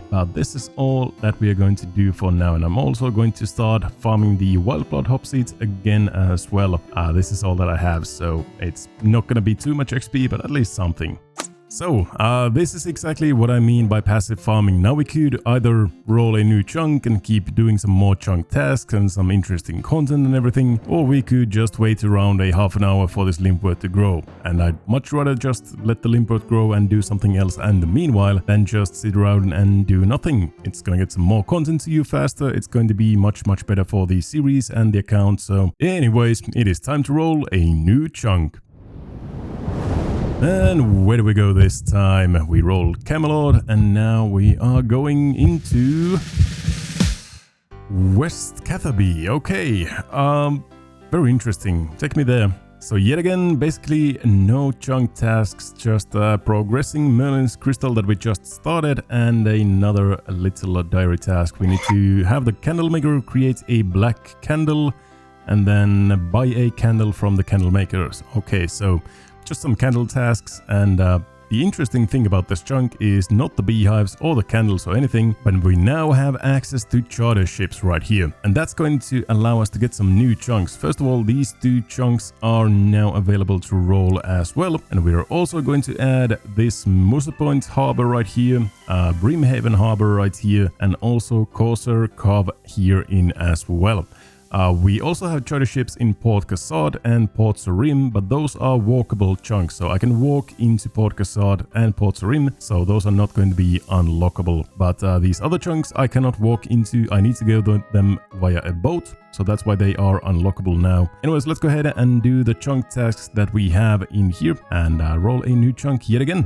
Here we go, unlock the West Catherby chunk. We are now one chunk away from the 99 fletching grind as well. Quite scary. I don't think there's all that much in this chunk other than the charter ships. We have those couple of candle thing, little mini chunk tasks. Let's go ahead and do one of them right now. Just need to buy a candle from this guy, and that is an easy task in the Kandarin area done as well. It's actually quite funny. We are very close actually to completing the first achievement diary on the account, the Kandarin Easy Diary. We just need a couple of chunks like catching a mackerel in Catherby, collecting flax from CS Village Fields, planting some Ute seeds, pet fish from Harry in Catherby, and speaking to Sherlock. So I think we only really need two chunks. Like if we get this chunk and this chunk right here, then I think we can basically complete that easy diary of Kandarin, so that is really cool. It's very rare for Chunkmen to even complete any diaries at all, so that would be very cool if we roll these chunks in the future. But yeah, now the other chunk task that we have to do is Merlin's crystal up to step 2A. We need to talk to Arnhen here and ask if we can go into Morgan Le Fay's keep on the other coast, and I don't suppose I could get a lift. Sorry pal, not gonna happen. We need to hide in a candle box or a box full of candles to get into the keep. We've got our beautiful melee gear on. We're gonna hide in the crate. Yeah, I would like to hide inside the crate, and now I would like to get out of the crate, and we should be right here at Morgan. Oh my lord, sandwiches, a baguette. Can it be the stale baguette, please? No, never lucky. Oh no. Anyways, here we are. Thank you, sandwich lady, for the refreshments. Let's go upstairs and kill Sir Mordred, and then we're done with this chunk task. There we go. Tell me how to untrap Merlin and I will not kill your son. Setting him free won't be easy. We need to do all sorts of things that we cannot do in our chunks. Most of them are pretty much out of our control. Finding Excalibur, getting some magic birds from Chaos Altars and all sorts of stuff, so that's not going to happen, unfortunately. We can do a couple of things. We need to get some bat bones for the quest, so we can do that right now. Bat bones acquired. And with this full bucket of wax, we can get the black candle. There we go. So that is the quest progressed as far as we can go. And now we can also retroactively do the chunk task from the previous chunk, so we can pick these limpworts up for a medium task in the Kandarin area. There we go, that is done. Let's some more and keep farming these. So this is exactly what I wanted farming to be passive. We can do a lot more stuff while we just, you know, keep on farming whenever we can. But now we are ready to roll some more chunks. Let's go. Alrighty, chunk tasks are completed, just these candle things, and the chunk map is looking quite wild at the moment. 19 rollable chunks, some of them are now scattered around the world, and yeah, this should be very interesting. There's actually quite a low chance of getting any bad chunks at the moment, so most probably we will be getting some more corner content or something, but you never really know. We are also now pretty close to 99 agility here in Brimhaven. We are getting quite close to the Inferno and Firecape chunk, and yeah, there's gonna be a lot of very interesting stuff in the future, but for now, let's just pick a new chunk. And where do we land this time? Oh boy, it is always so interesting. Portsrune Church. Oh, what? Oh, that's the docks at Musa Point. I was very confused for a while there. Yeah, so it is this chunk right here. So it's called a Portsrune Church, even though we can't really walk there. We only have this little bit of charter boat access right here. So we only have access to this left part of this chunk and not this right part of the chunk. So there's also a 99 smithing cape in this chunk, mind you. So that's quite interesting once we can actually move onto this land. But for now, we just have these little charter boats right here. Let's go ahead and check it in the game. Here we see the charter map, so you can see these 5 locations. There's Port Kasad and Port Sarim that we don't have as rollable chunks because we can walk them, but the other ones we cannot walk into, so that's why we can roll them. And we just rolled Musa Point, or Musa Point? Anyways, we are going there. Unlock the chunk, and now we can go to Musa Point. And it's going to cost us 480 coins. Not too bad. I do have a little bit of cash. Here we are. Look at that. Sea Shanty unlocked. It's not the actual Sea Shanty 2 that everybody loves, but it's a Sea Shanty anyways. And this is the chunk. There's one homeless man here, a customs officer, and a couple of charter crew members. So that's the whole chunk. For now, at least. There's also going to be a way to get into Port Sarim from here. So this customs officer, I think, can actually take you directly into Port Sarim. You need to be searched. Okay, I don't actually want to be doing this right now because I don't want to go to Port Sarim just yet. But this is going to make Port Sarim rollable as well, because it's a direct boat ride between Port Sarim and Karamja, or Musa Point. That's why this is going to be a new rollable chunk for us, which is quite interesting. We might actually get that 99 smithing cape quite soon. Alright, so we are going to add Musa Point, or the western part of it, into the mix, and Port Sarim as well, because now we have a direct boat ride to go in there. And I don't think we can actually walk into Remington or Mudskipper Point just yet, so those are not going to be added to the rolls just yet. 20 chunks already in the mix. Let's see what we get this time. Pick chunk. Let's go.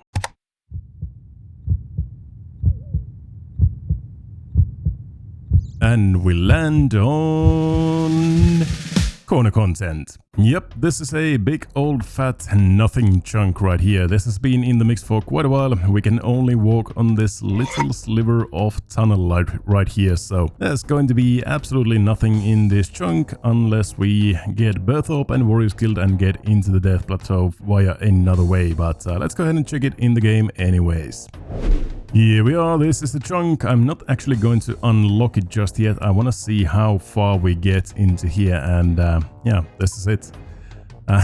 There's like 5 or 6 tiles or something in here that we can walk on, but you know, rules are rules, and that's how we roll. I'll need a good reason before I venture this way over these rocks.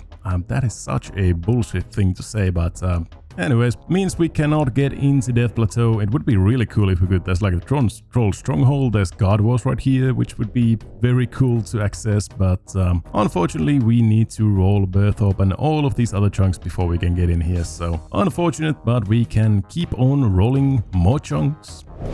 Here we are back in the chunk picker, and we are not going to add any of these chunks into rollable chunks because we cannot walk there, unfortunately. So it's basically the same, -1 chunk from the list, and yeah, we can roll another one. Already 4 rolls today. This is going to be the 5th roll of the day. Quite interesting. You know, 80 days for the last roll, and then we roll 5 in 1 day. But that is just how Chunkman goes, I think. So let's see the next chunk.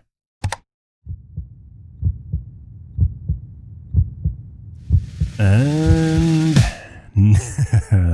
no way. Lighthouse Bridge, more agility, right? Yep, yet another nothing chunk, no tasks, nothing in there. I am extremely glad that I didn't roll this before I rolled all the other agility methods. I have had this rollable for quite a while, basically since we unlocked this first chunk right here. So yeah, now we have come full circle and we finally unlocked the agility bridge. Let's go and check it out.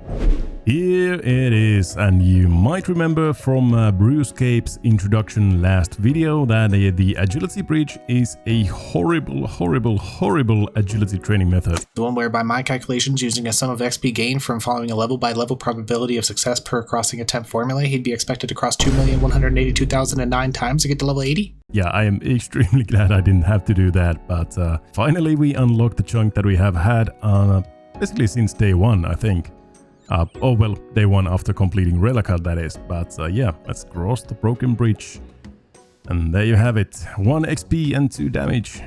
What a great method of training. I sincerely hope nobody has ever needed to do this or has to ever do this as a actual training method. It is just the worst. As for other stuff in the chunk, there's this one single maple tree. I have always kind of wondered, is this like some sort of a reference to something? Why is this here? I don't know.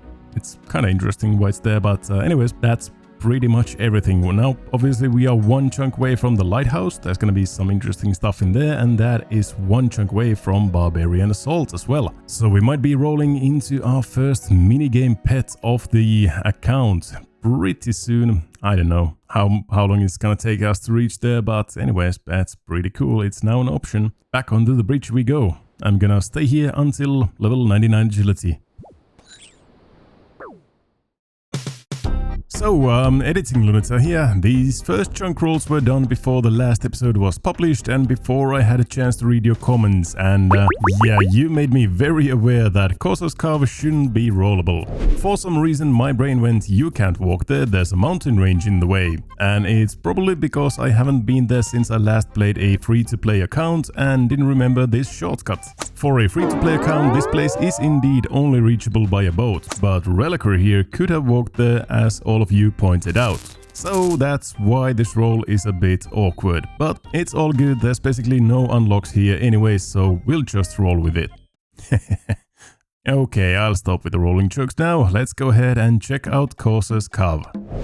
But before we do anything, always remember to do your farm runs. There's level 40 farming on the account already. Pretty nice. I am already out of allotment seeds, I'm out of hop seeds, I only have these herb seeds and limpwort seeds, and I'm pretty close to being out of limpworts as well, so soon it's going to be only some herbs that I can plant, but super compost is also a very good source of farming XP. I already have about 200 of these, and it is very easy to make. You just buy pineapples here from the charter ships, bank them, and use them here on the compost bin. You can make 15 at a time, and it's, I think, 9 XP per super compost that you make, so it's not too bad. It's a decent source of farming XP as well.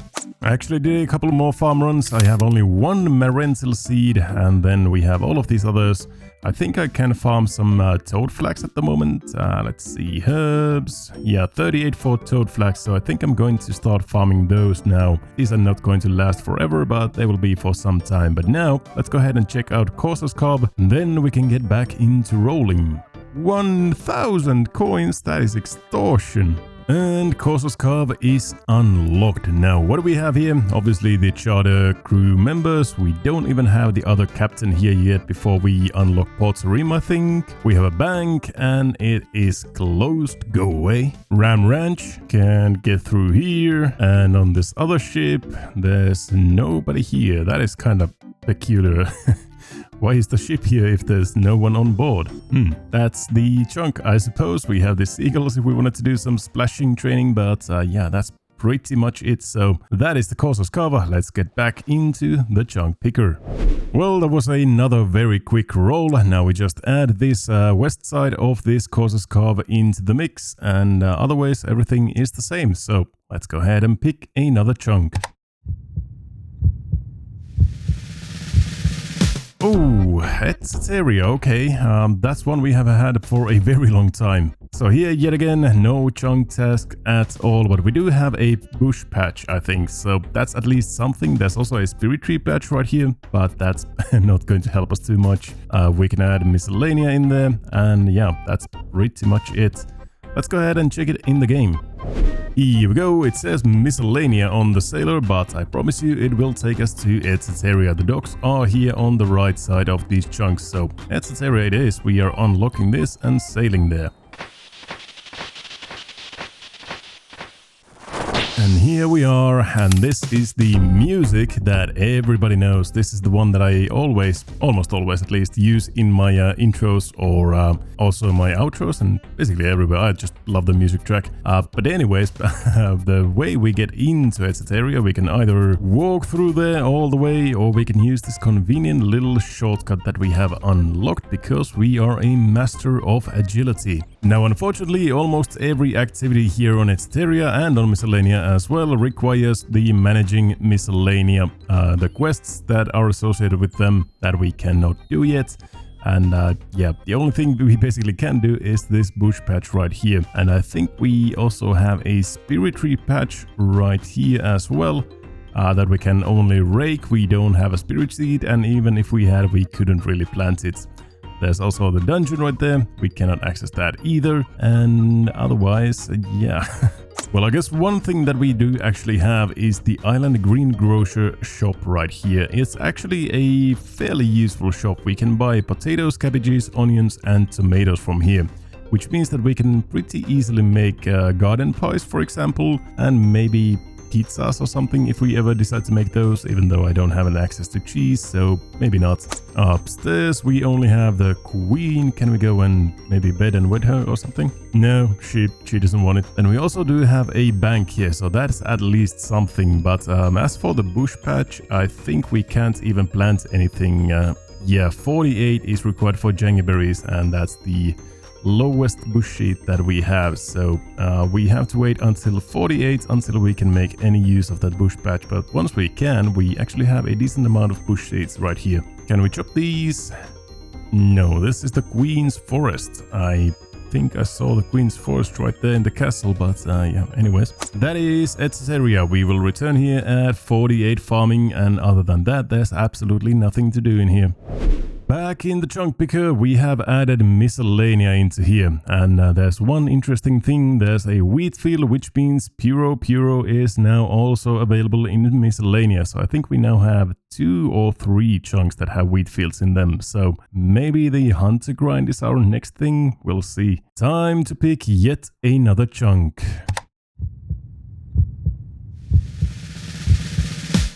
Corsair South Shore. Oh my lord, we actually rolled it.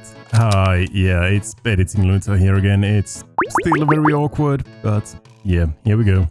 This is a fun one. It's not a particularly useful or a particularly bad grind at all, but we have one chunk task. Obtain a shaman mask. It is a 1 in 1200 drop from ogresses. So it's gonna be a nice refreshing little mini grind. At least we get some range XP. I think they have a pretty good drop table for high alks and stuff like that. So, oh man, it actually has been so long since I have chased any drops on this account. I think the last one was the curved bone from Ice Trolls. So yeah, this is gonna be amazing, dude.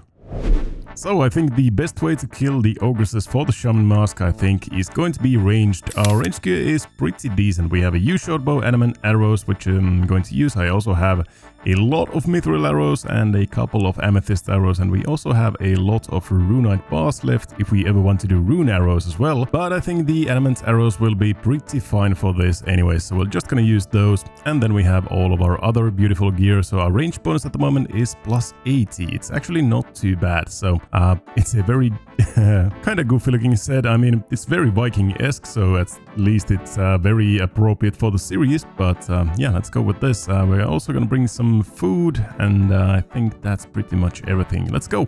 Western Courser Carb, let's unlock it. There's also this agility shortcut right here, but I can't cross it without completing the Courser's Curse quest, which requires at least Port Sarim and Remington chunks if I'm not mistaken, so no new chunks unlocked here.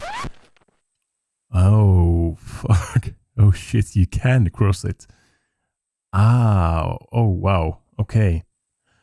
I did not know this. I thought that this required the quest for some reason. So I guess we kind of now can roll these other chunks as well. There's the Hunter, 99 Hunter Cape thing, and the other Felder Pills and Myths Guild and everything. So, well, mistakes were made. I guess it's fine. It's just a little bit of a mistake, but sorry about that. Enter the hole of the ogresses. That sounded so wrong, but anyways, there are two different ogresses here. There are shamans and there are warriors, and their drop tables are basically identical. Their defense stats are basically identical, so the only thing is the shamans use magic, which can hurt us, and the warriors use melee, which we can save spot. So we are going to be killing the warriors, I think. Now, as for the place, I'm not sure which is the best place to kill them. We can't go in there, I think, but let's go and check that out. I think that requires Dragon Slayer 1 or something to access, so we probably can't get in here. There's a giant spider on the way. Jump to pillar. Yeah, we have not proved ourselves worthy, so I think that is Dragon Slayer 1. And then there's also this Myths Guild access right here, which requires Dragon Slayer 2, so we are not going to worry about that for a very long time. It would be cool, there's some dragons and stuff like that in there, but yeah, let's just stick to our goal right here. On the east side of this cave, there are a couple of very interesting things. There's a spade spawn, a raw tuna, a raw shrimp, and a bread, so you can get some food from here. There's also an eternal flame right there. So you can kind of sustain your food here if you need to. And then we could also, I think, telekinetic grab some gold bars here from the loot piles. But yeah, that's not really what I'm going after here. So, oh, there's also a gold necklace. Interesting. Anyways, this seems like a pretty good safe spot right here. So let's just start blasting these Ogress warriors with our beautiful adamant arrows and our U-shot bow. I'm hoping it's going to be a little bit more accurate than what I'm seeing at the moment. Okay, we're hitting pretty good. Should be no problem. 1.2k is the rate of the shaman mask from these guys, so we are going to be here probably for a little while hunting for this one item, but they do have a pretty decent drop table. First kill, what do we get? Let's see, the shaman mask. No, it's earth runes and big bones. Oh yeah, they drop big bones. That's going to be some decent prayer XP as well. Kill number 2. Let's see it. Chaos runes, 26 of them. Oh my, that is so good. That is why this is going to be a very, very good place for farming some runes. I really don't have a good way of getting any runes from anywhere. I mean, I guess elemental runes from the elementals in the workshop, but as for chaos runes, mind runes, stuff like that, this is going to be probably my best farm for a very long time, unless I unlock something like a Pot's Rim or something maybe, but I don't really see that happening anytime soon. Death runes, 12 of them, as I said. Yeah, this is a good place. So looking at the drop table of an Ogress Warrior, the high elk value of 1 kill is 1.2k, which is already really good. So I'm gonna get a lot of cash from here. Not that I really need it, but it's always nice to have some more. Big bones from every single kill. Obviously 15 prayer XP is going to be pretty good for prayer training as well. And the best part, of course, is the runes and ammunition. I don't really care about the ammunition. What I'm really excited for here is the runes. Chaos runes, laws, natures, deaths, cosmics, all the runes and in pretty good quantities as well. As I already said, this is going to be my best rune farm for a very long time, unless I unlock something like a Pot's Rim, but I don't really see that happening in a pretty long time. So this is going to be a very familiar place for me. Even after I get the Shaman Mask, I'm just gonna come back here and train some ranged, get some easy levels, farm up some runes while I'm editing, stuff like that. So yeah, I'm going to love this place, absolutely. They also do drop some seeds, not that often and not that good seeds, but it's nice to have anyways. And also a lot of uncut gems. I don't really have a use for these. I already have a very high crafting level, but it doesn't really hurt anyways, does it? There's kill number 100 on the Ogress Warriors. Already a lot of good stuff in my inventory. Let's just high alch this Mithril Shield. And yeah, you can see there's a lot of really good stuff in my inventory at the moment. Already like 60 Law runes, 40 Chaos runes, 50 Death runes, basically 10 nature runes, I guess. I brought some of my own to high alch some stuff. A lot of elemental runes, some cosmic runes, gems, all that stuff. And I already have high alched a couple of battle axes, rune med helms, rune full helms, stuff like that. So yeah, this is going to be a very, very good place. I'm already kind of loving this. And it's very AFK just to save spot here. Just lure one of them, go into safe spot, and you just blast away with your arrows. And that's it. What is that? That's not the Shaman Mask, and it's way rarer than the Shaman Mask. Oh my lord. 112 kills for our first curved bone from the Ogress Warriors. If you remember in episode, I think 10 or 11 or something like that, I killed, I think, over 7,000 ice trolls for one of these, just to get it on the collection log. 7,235 ice trolls for this little fucker right here. And I got like 20 something long bones for these. There's half of the log here and most of it is on mobile, but wow, okay. I wish this happened with the ice trolls, I guess, but oh, you're actually taking a piss here. The long bone. Okay, I mean, the long bone is 1 in 400, so it's not that rare. The curved bone is 1 in 5,000, so that's kind of fucked up. But I guess we are getting lucky in all the wrong places.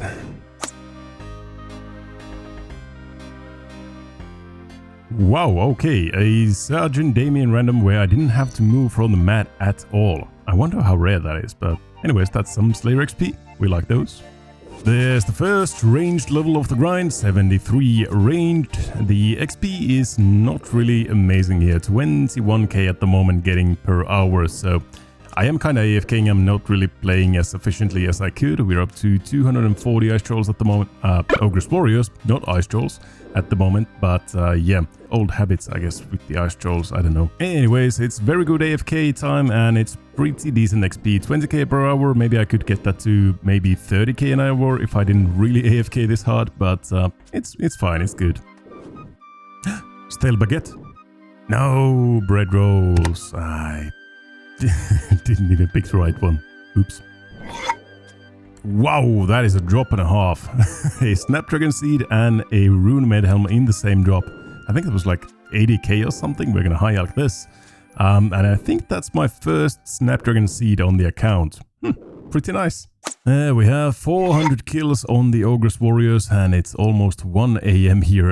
It's already been like 2 days of this, just AFKing while editing some videos. And yeah, it's been pretty nice. It's really AFK. I'm just, you know, not paying almost any attention to this at all.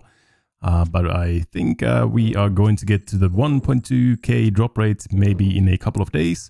Unless I start really playing actively and not AFKing this, but we'll see.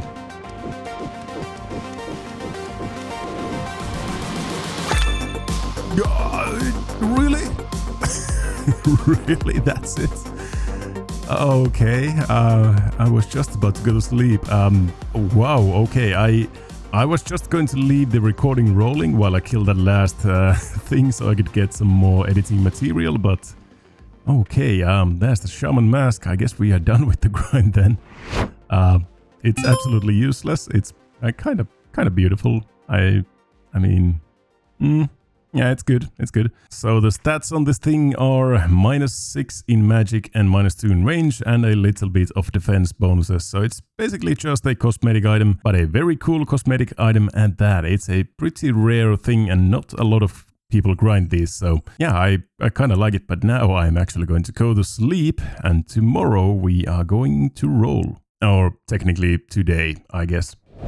Welcome back to the chunk picker, where we are crossing off our only task of the chunk. Obtaining a shaman mask is done. But before we start unlocking more chunks, let's clear off some misconceptions about what chunks are eligible to roll here. As per the official one chunk man rule set, eligible chunks include chunks adjacent and walkable, not including diagonals, chunks that include a transport end node with a beginning in an unlocked chunk that can only be accessed through transport. For example, Yetizo and Nadis node once the gunners are unlocked. As soon as one set of transport nodes are unlocked, the other endpoints are no longer eligible. Which means I made a couple of mistakes in the previous rolls. First of all, Potterim is not available because we can walk there. Secondly, Brimhaven is also not available anymore because we rolled Musa Point, which is a transport node into Karamja, and we can now walk into Brimhaven. And finally, we should have never had Courser Cove unlockable because we can walk through this agility shortcut, which I did not know. I thought you cannot walk through it before you have completed the quest. So that's my bad. But anyways, we now have that unlocked. But we are removing Potterim and Brimhaven from the mix. So these are all of the chunks that we can now roll. I hope that clears everything up, and I'm sorry about the rolls in the last episode. They were a little bit scuffed, but that's completely my bad. But without further ado, let's go ahead and pick a new chunk. And this time we're going to the lighthouse. Alrighty then. Okay, seems like there are no chunk tasks in there at all. Obviously it's extremely close to the barbarian assault, which means that we are one chunk away from another big death chunk. But other than that, none of these chunks are walkable. There's really nothing more to add here. Let's just go ahead and check it in the game, see what we have there. And as always, remember to do your farm runs. 42 farming, you can now grow curry trees. We do have one fruit tree patch very close by in Catherby, which obviously comes with a 99 fletching grind, but let's not worry about that just yet. Can he do it? Can he cross the bridge without taking any damage? No, he cannot. 4 damage. Alright, unlock this new lighthouse chunk. I'm kind of actually wondering why there's no chunk tasks here, but anyways. So we have Larissa. Can you tell me anything about the place? Oh, hello, something the matter? You do not meet all of the requirements to start the horror from the deep. What are we missing for that? Oh yeah, okay. That will take me all through Gillinor, so that's not going to happen for a very, very long time. And the annoying thing is we can't even access the lighthouse before we start the quest, so... Well, that is off limits. We do have Fairy Ring, which also is equally useless. And then we have these basalt rocks that we can cross into the Barbarian Assault. I remember Chipperite, I think, used these for agility training at some point.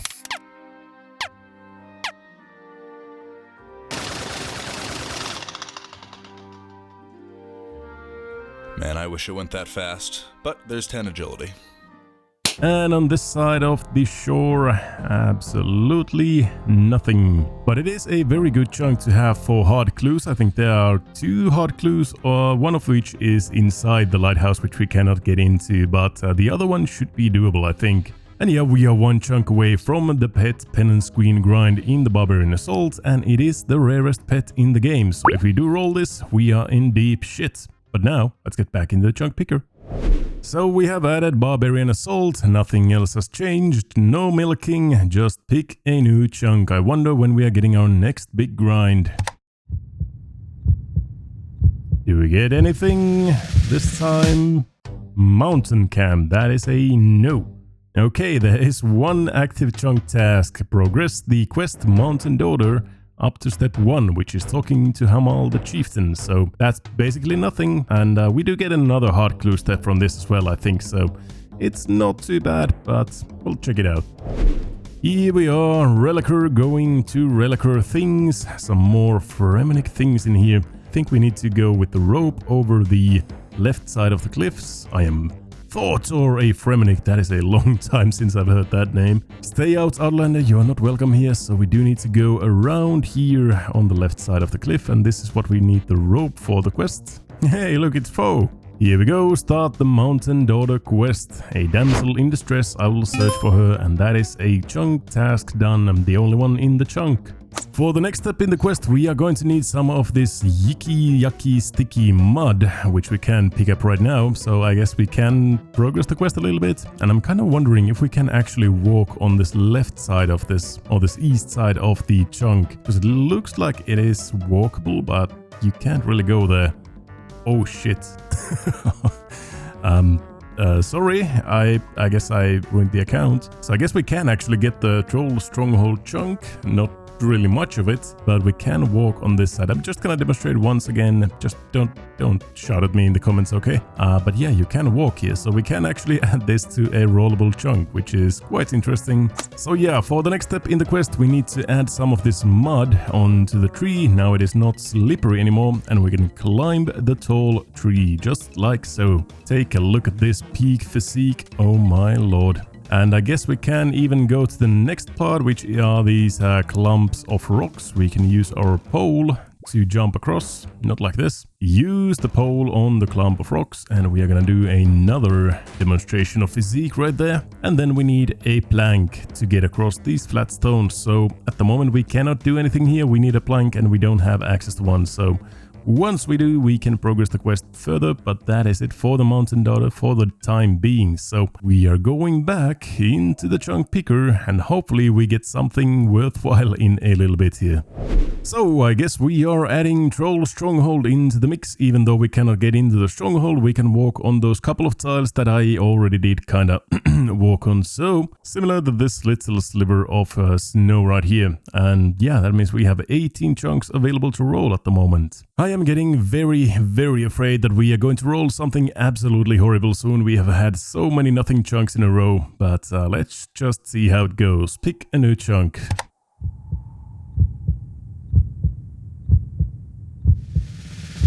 And East Ice Trolls, yet another nothing chunk. Yet again, no chunk tasks, and there's basically nothing else in here either. There's one runite rock right here in this little island, but we can't even get there before we complete the Fremnik Isles quest, so it's basically just another nothing chunk.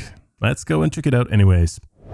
Wow, it has been a long time since I have been on this side of the islands and this side of the bridge. I want to see if we can actually get in here. I think you need to complete the Fremnik Isles before you can access the runite rocks, but I'm actually not sure. So let's just see how it is. Here's the bridge, and Thackrad will repair this bridge after you have completed all of Burger Monis Burrogar's tasks. So, does that mean we don't actually need to complete the whole Fremnik Isles? I'm not sure. Let's see here. So the Fremnik Isle says I should obtain or spin the rope I need and then talk to Burgers. Why haven't I done that? That's odd. Do you have the 8 pieces of rope the Thackrad asked you for? Why haven't I done this? I can't remember what happened here. I definitely have a rope. That's not a problem. So I guess we're gonna turn this in. This turned into something much more than I thought. Okay, we're getting a 1000 coins, and what else do I need to do? I have 2 more tasks before I will tell you the full details. What must I do next? 8 Arctic pine logs which have been split in 2. Alrighty, here you go, Monis Burrogar. There are your 8 split logs and your 8 pieces of rope. 1.5k reward. I would like you to repair the 2 bridges leading to the northern islands. Alright, so this is what we need, I think, 20 construction for. You may find a bridge to a small isle rich in resources. You will not be able to repair it. I still have to replace things. Okay, so that would be the one with the runite which we can't get into. So I think that's it right now. Just to make absolutely sure, I want to try it. I hope this doesn't take me anywhere. Nope. You need a construction level of 20 to repair the bridge. Okay, so that is it for the Fremnik Isles for now. I don't know why I didn't do this part of the quest when I had this chunk, but anyways, now it's done. And yeah, there's nothing else here. Let's go and check the Yatizo side of the chunk. So basically this side of the place is just filled with ice trolls and nothing else. I guess it is a pretty decent place to kill ice trolls since there's these Fremnik warriors fighting them all the time, so it's a not too bad place to fight them. Even on my main Ironman, I do come here with my cannon to kill the ice trolls if I have a Slayer task, so it's actually a pretty good spot. There's the rune, by the way. But yeah, I don't really see any reason to kill any more ice trolls, so I guess this is basically just a nothing burger right here. So back into the chunk picker we go once again. Well, 28 unlocked chunks, 3 of them today. Eventually you just have to run out of corner content and nothing chunks, right? We have to be getting close to a big one. Let's see what it is this time. Pick a new chunk, hope for something a bit more.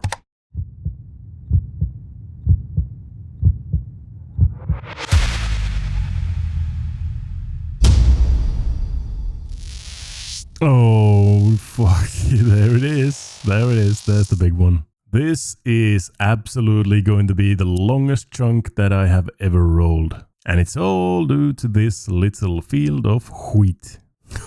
Look at the task list. Wow, let's get to work.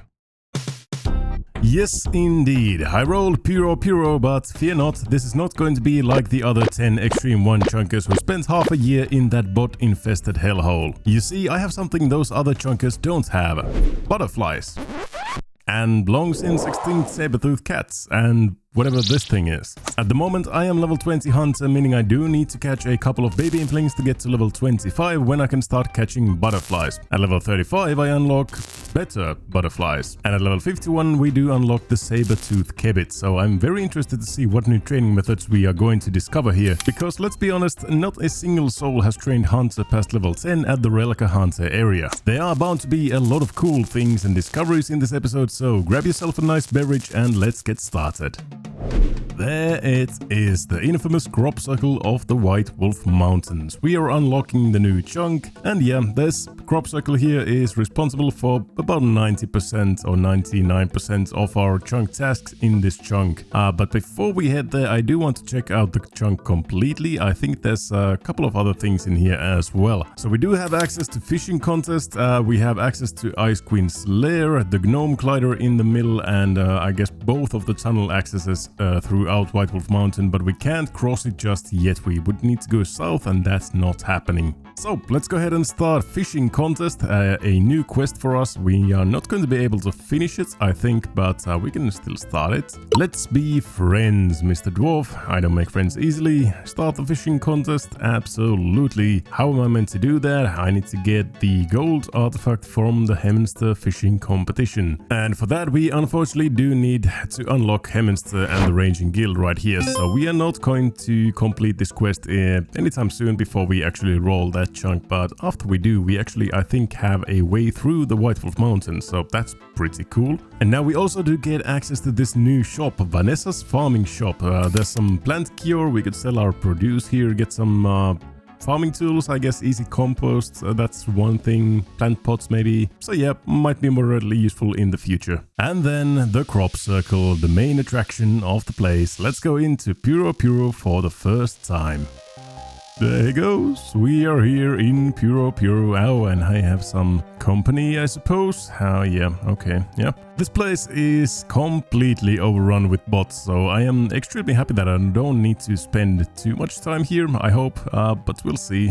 First of all, let's get ourselves some spare equipment. Butterfly net and some impling jars would go a long way. Thank you, Mr. Elnock Inquisitor. So this is basically what unlocks Hunter for us. Not just the implings, but we also need the butterfly net to catch the butterflies. So that's a completely necessary part of Hunter training for me. And yeah, as you can see, I am at level 20, so at the moment we can only catch baby implings. At 22 we can catch young implings, and then at 25 we can catch Sapphire Glacialis, our first butterfly.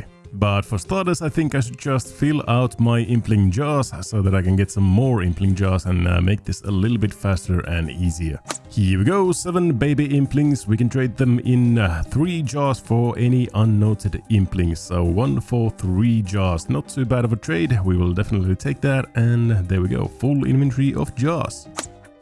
And there is level 22 Hunter, our first milestone. We can now catch young implings. I probably should put them in my plugin right here, so you can see there's some spawn spots and there's a lot of young implings here, so it should not be too bad to catch these all the way to level 25. And then we are probably going to move on to the butterflies. I don't really enjoy this place too much. And that is the last of them. Level 25 Hunter, you can now catch Sapphire Glacialis butterflies. And there's someone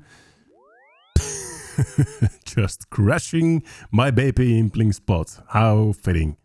Okay, anyways, that was pretty much perfect. That was 30 minutes. Our Farmer's Affinity has run out. And I did turn every single impling that I got into more impling jars. So now we are up to 341 impling jars. Not too bad. So yeah, now let's move on to Sapphire Glacialis. We don't really need impling jars for that either. We just need the butterfly net. And at 35 we can even scrap the net and just barehand them. But this is very exciting. It's very completely new territory for me. I have no idea what we're gonna find in the Polar Hunter area because no one really trains there, right? Before we get too far ahead of ourselves, let's take a look at the chunk tasks. The main thing obviously is 89 Hunter for lucky implings, which also lets us catch natures, magpies, ninjas and dragon implings. From these we get access to stuff like dragon dart tips, onyx bolts and magic locks, leading to quite hefty skilling challenges as well. On top of that, we of course need to get every best in slot piece of equipment from the implings or their materials and complete a few surprisingly hard to get collection log pieces. The longest grind here might actually be the lumberjack legs and hat, but more about that later. First, we need to get to 89 Hunter. Here we go, Sapphire Glacialis. We probably do want to tag all of them, so it's a little bit easier to see them. And baby implings give you 18 XP, young implings give you 20 XP, and these give you a whopping 34 XP a catch. And they also spawn a lot faster, and there's more of them here, so they should be pretty much faster than any method in Puro Puro. Just the butterflies alone should be good. But we maybe can combine it later with another method. We'll see about that later on. And thanks to this plugin, we can also see the spawn points of these different butterflies. So right here, you can see there are 2 spawn points right next to each other, which is actually really good for us. I mean, look at the XP going up. It's so fast at the moment. Like, this is actually crazy. 34 XP each time, and they are like 5 seconds apart, 4 seconds apart or something like that. 2 butterflies in 4 seconds. I need to do some calculations, but it's really fast XP. Yes, already 26 Hunter. It's really, really fast here. Oh my, it's gonna be good. Another one, 27 Hunter. No unlocks there. 28, 29 Hunter Swamp Lizards. I would like those, but And there's 30 Hunter, the first big milestone. Now I do have to say the 80 agility that we got a couple of chunks ago was really, really clutch. I am not running out of energy at all. So at the moment, running between these 2 spawns and catching the butterflies is 26k XP per hour, which it's not a lot, but it's a lot better than young implings, I think, in Puro Puro, so that's at least something.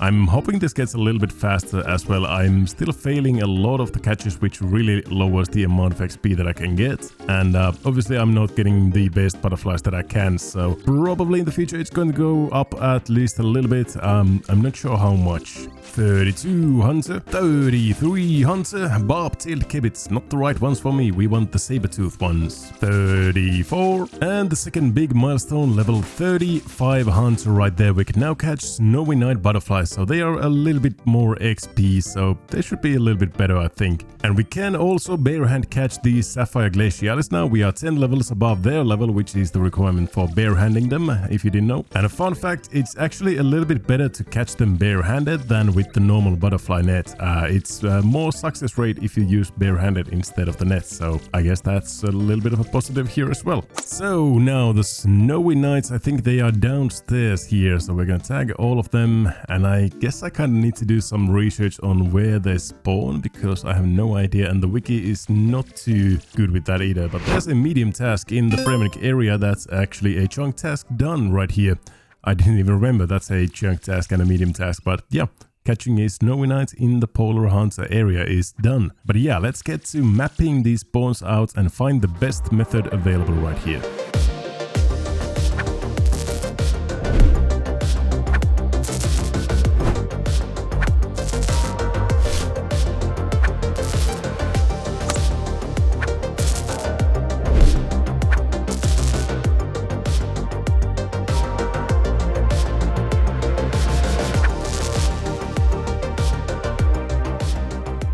And we are done. Here are all of the spawn points of all the butterflies. Blue tiles are for the level 25 Sapphire Glacialis and the white tiles are for the level 35 Snowy Knights. And you can probably see what I'm seeing as well. There's one spot that is looking extremely promising. There's 3 spawn points right next to each other here. So there's one spawn point for a Snowy Knight, one for a Sapphire Glacialis right next to each other, and then there's one more Sapphire... These names are going to kill me. One more spawn point for a Sapphire. I'm just gonna call them Sapphires from now on, and Snowies. So Sapphires right here, Snowies right here, and one more Sapphire right here as well. I think the respawn timer is such that I can catch all 3 of them in a cycle if I never fail, but I'm failing quite a lot of them at the moment, so maybe it would be just better to stick to the 2 of them, the one of the Snowies and one Sapphire that are right next to each other, and just ignore the 3rd one, or maybe catch it when it comes close by like this. But yeah, you can see I'm failing quite a lot at the moment. So I've been at this one spot for about half an hour or 1 hour maybe. And yeah, it's actually not too bad. It's kind of annoying that I'm failing so much, but there's level 40 Hunter already. We have now the ability to place 3 traps, which doesn't mean anything at all, because for whatever reason, you can only have 1 deadfall trap at a time. So whenever we unlock the saber-tooth kibitz, we can only place 1 trap, even though we could place maybe 4 or 5 other traps. So all of that just to say, Jagex, please buff deadfall traps. Thank you. 41 Hunter Horned Grox. 42, that is a big level. You can now catch Essence Implings. I'm not sure if we are going to catch too many of them, but maybe. They would be a very, very good Impling to catch in a lot of quantities, because we are going to need a shit ton of runes in this chunk. But it does unlock something even more important than runes, I would argue. Something that is going to immediately be very, very useful for us. You see, we can trade the Elnok Inquisitor, and by giving him 3 Gourmet Implings, 2 Earth Implings and 1 Essence Impling, we can get ourselves a Magic Butterfly Net, which gives us a 10% buff for catching butterflies as well as Implings. So it's definitely worthwhile to get this Magic Butterfly Net as soon as possible. No way, Dragon Impling, that's the first one I have seen here. Oh, that is so cool. I want it so bad, but I can't get it yet. No, it's teasing me. There's gonna be so many good things we can get from these Implings once we get the Hunter level to catch some of these higher tiered ones. So, whoops, kinda missed it, but there was a medium task in the Lumbridge and Draenor area for catching an Essence Impling, and that is a chunk task done as well. And we are almost done with our Magic Butterfly Net as well. Here we go, give me that Magic Butterfly Net. Where is it? There you go. Confirm 1 Magic Butterfly Net. It is a slightly different color and you hold it the different way for some reason. I don't know why, but anyways, it's a plus 10% chance to catch Implings. Maybe the stance change is the reason you get a better chance, because it's definitely more easy to whack it like that. Oh, don't mind me, I'm just stealing some flour. Last time we unlocked this island greengrocer shop in Etzeteria, and I said it might be actually a little bit useful in making garden pies, and that is exactly what I'm going to do. We need some flour, we need some tomatoes, onions and cabbages, and we can make ourselves some garden pies. The garden pie gives you a +3 farming bonus, and farming might actually play a surprisingly big role in this chunk, so I do want to get as much XP as I can. Now, this is also something that I don't show you behind the scenes, but what I do almost every episode, I use a lot of layer charges, teleporting to Rellekka and back. You know, just have to do this every now and then. There we go, 20 ready-made garden pies, and we can get as many of these as we want. The ingredients are basically free for me, so yeah, that is pretty good. That is 40 plus 3 boosts into farming. Let's go and check it out. So normally at the moment I could only plant toad flax, but I do want to plant some irids now, because I can, if I use the farming boost, to get to 45 farming. And the bigger farming level I have, the more I'm gonna get as a yield. You know, you need to get some farming to make some farming, or whatever the saying is. And the big thing is, I really want level 50 farming as soon as possible, because it might make this chunk a lot easier, and I'm going to talk about that later on why. But just remember, 50 farming is a big goal right here. back at the butterflies, there's 43 hunter and 44 hunter. And there's a nice milestone, 45 hunter, meaning that we can now catch both of the butterflies barehanded. And barehanding them is the same catch rate, I don't need to drunk it off, as using the magic butterfly nets. So right now it doesn't really matter if we have the magic butterfly nets at all, we can just barehand them if we want to. 47 hunter, orange salamanders unlocked. 48, we got a lamb that is going into Slayer, and the next one should give us a level. 49 hunter, razorback cabbage, still not the right ones, but we are getting close. And a massive milestone, level 50 hunter. You can now catch eclectic implings and equip the Sunlight Hunter's crossbow. What an amazing crossbow that is. And I believe that is the first notification of the clan chat as well. So now it is spoiled out. I have rolled puro. But anyways, 50 hunter, we are halfway to 99. As for the XP rates, I'm getting about 42,000 XP per hour, which is actually not too bad for a one chunk account. Usually you get like 10-20k maybe, so this is actually not too bad. It's not really good if you consider hunter as a skill. Usually you get like 100 to 200k at this point, but I'm very happy with 42k at the moment. You know what's better than 50 hunter?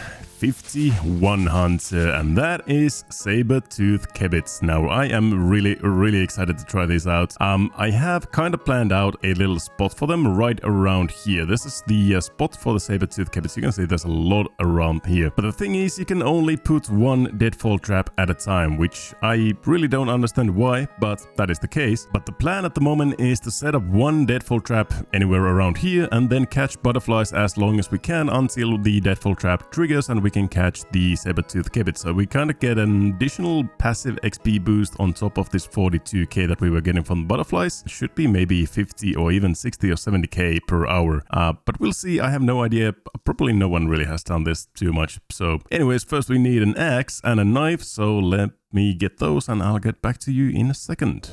Deadfall trapping is kind of an anomaly of hunter training. Nobody really does it for XP because you can only set up one deadfall trap at a time, which really doesn't make any sense. Jagex, please fix it. But as for me, they might be one of the best training methods out here. It is also one of the only hunter training methods that doesn't require any hunter gear. You only need a knife and some logs, which is perfect for a one chunk account like me. Some of these trap locations are bound to be better than the others, depending on the spawn locations of the cabbits, and I really don't have any idea which is the best until I test all of them out. There are 3 different butterfly spawns to the northern side of the area, so ideally I would pick one of the northern rocks right here. But I'm going to test every single rock that we have here for 15 minutes and see which one of them has the best XP rates. And after that we will see what kind of XP rates we get when we combine the method with the butterflies. Ideally I would get maybe around 50 to 60k per hour, but that might be shooting a little bit too high. Every saber-tooth cabbit is worth 200 XP, which is equivalent to about 4 or 5 butterflies, so it's a really nice source of XP. Even though the loot is completely garbage and useless for me, I'll still take the free bones that they give. Alright, I've got a knife, a full inventory of logs and a rune axe so that we can replenish the logs as we need to. So let's get down to business. I'm going to try each and every one of these boulders and see what kind of XP rates we are getting. I have reset all the timers, so yeah, let's see what kind of XP we are getting. We are starting with this one. I think this is going to be the best. If I had to guess, this is probably going to be the best one because the butterfly spawns are really close to by here, and I have seen quite a lot of cabbits spawning around here as well. So there we go, that's the first saber-tooth cabbit. I love the little feet right there. Why do you need 3 inventory spaces if you only get 2 pieces of loot? I don't know. But there is 200 XP. We get some bones and some cabbit teeth that we can't do anything with, unfortunately. But yeah, this is 15 minutes starting right now, and we're gonna see what sort of XP rates we get here. Alrighty, this is the last one of the 15 minutes. Whoops, we got a butterfly there as well. I had 26 catches and 10 fails in this one, so 36 attempts in total. I have no idea if it's good or not. We are getting 22k per hour, which actually seems really good. If we can combine that with the 40k we get from the butterflies, that might be like 60k per hour, which is going to be really good for the chunk. But yeah, let's try out another boulder. We are going to try at least all of the northern ones. I don't think the southern ones are worth doing because there's no butterfly spawns right here at all. So maybe I'm just going to try the northern rocks here. These 4 ones are the best candidates for me. So yeah, let's get back to business. Alright, 15 minutes has passed and this spot has been so much better. 32k XP per hour almost. I think that was 33 successful catches, which is actually amazing. I think it just has to do something with the wander radius and the spawn points of the different kebits. So this northern rock seems to be a lot better than the eastern rock right there. So we still have 2 more rocks to test out, but this one seems to be a really good candidate. Ooh, a genie in the middle of the test. I will take that and we will slap that lamp on Slayer and this should give us a level 22 Slayer. Not so bad. What an eventful test. There's 54 Hunter as well. And that is the last one. So this is not as good as number 2, but still very decent. We got 30 successful catches, which means just shy of 29k XP per hour. Not too bad at all. Not as good as number 2, but really decent as well. One more rock to test out in the far west, and then we will make our decision on what is the best one. Come to think of it, I also really want to test out the center rock right here. I don't think it's gonna be good because there's no butterfly spawns really close to it, but it's very, very central, so we might get a lot of kebits here. So 52:30 is going to be the time of the end of the test, so let's see how many kebits we get here. End of the test, and as expected, it is really good for saber-tooth kebits, 35k XP per hour, so this is the best one by far. But because it is lacking some butterfly access, I don't think it's going to be as good as the other spots. But if I just want to AFK and do just this without the butterflies, then this might be the best spot right here. It's really fun making some discoveries like this. I really kind of enjoy doing this kind of RuneScape science in an area where probably I don't think anyone has really done the math on which one of the deadfall traps for saber-tooth kebits is the best. Because why would you? This is not a good training spot. And now it is time to test out multi-training, catching the Snowy Night and use the Northern Rock. This should be the best possible location for multiple training, combining the butterflies and the saber-tooth kebits. I'm going to replenish the logs I need from these 2 trees and the 2 over there to the east. And the Snowy Nights alone are about 25k per hour, the kebits alone are about 30k per hour, so maybe we can reach about 50 to 55k per hour or a bit above that, bringing the grind down to just 100 hours from the expected 200 hours that I had earlier. But again, I have never done this and I don't think anyone else really has either. So we are in for some more discoveries. Start out the testing with a bang. There's 55 Hunter.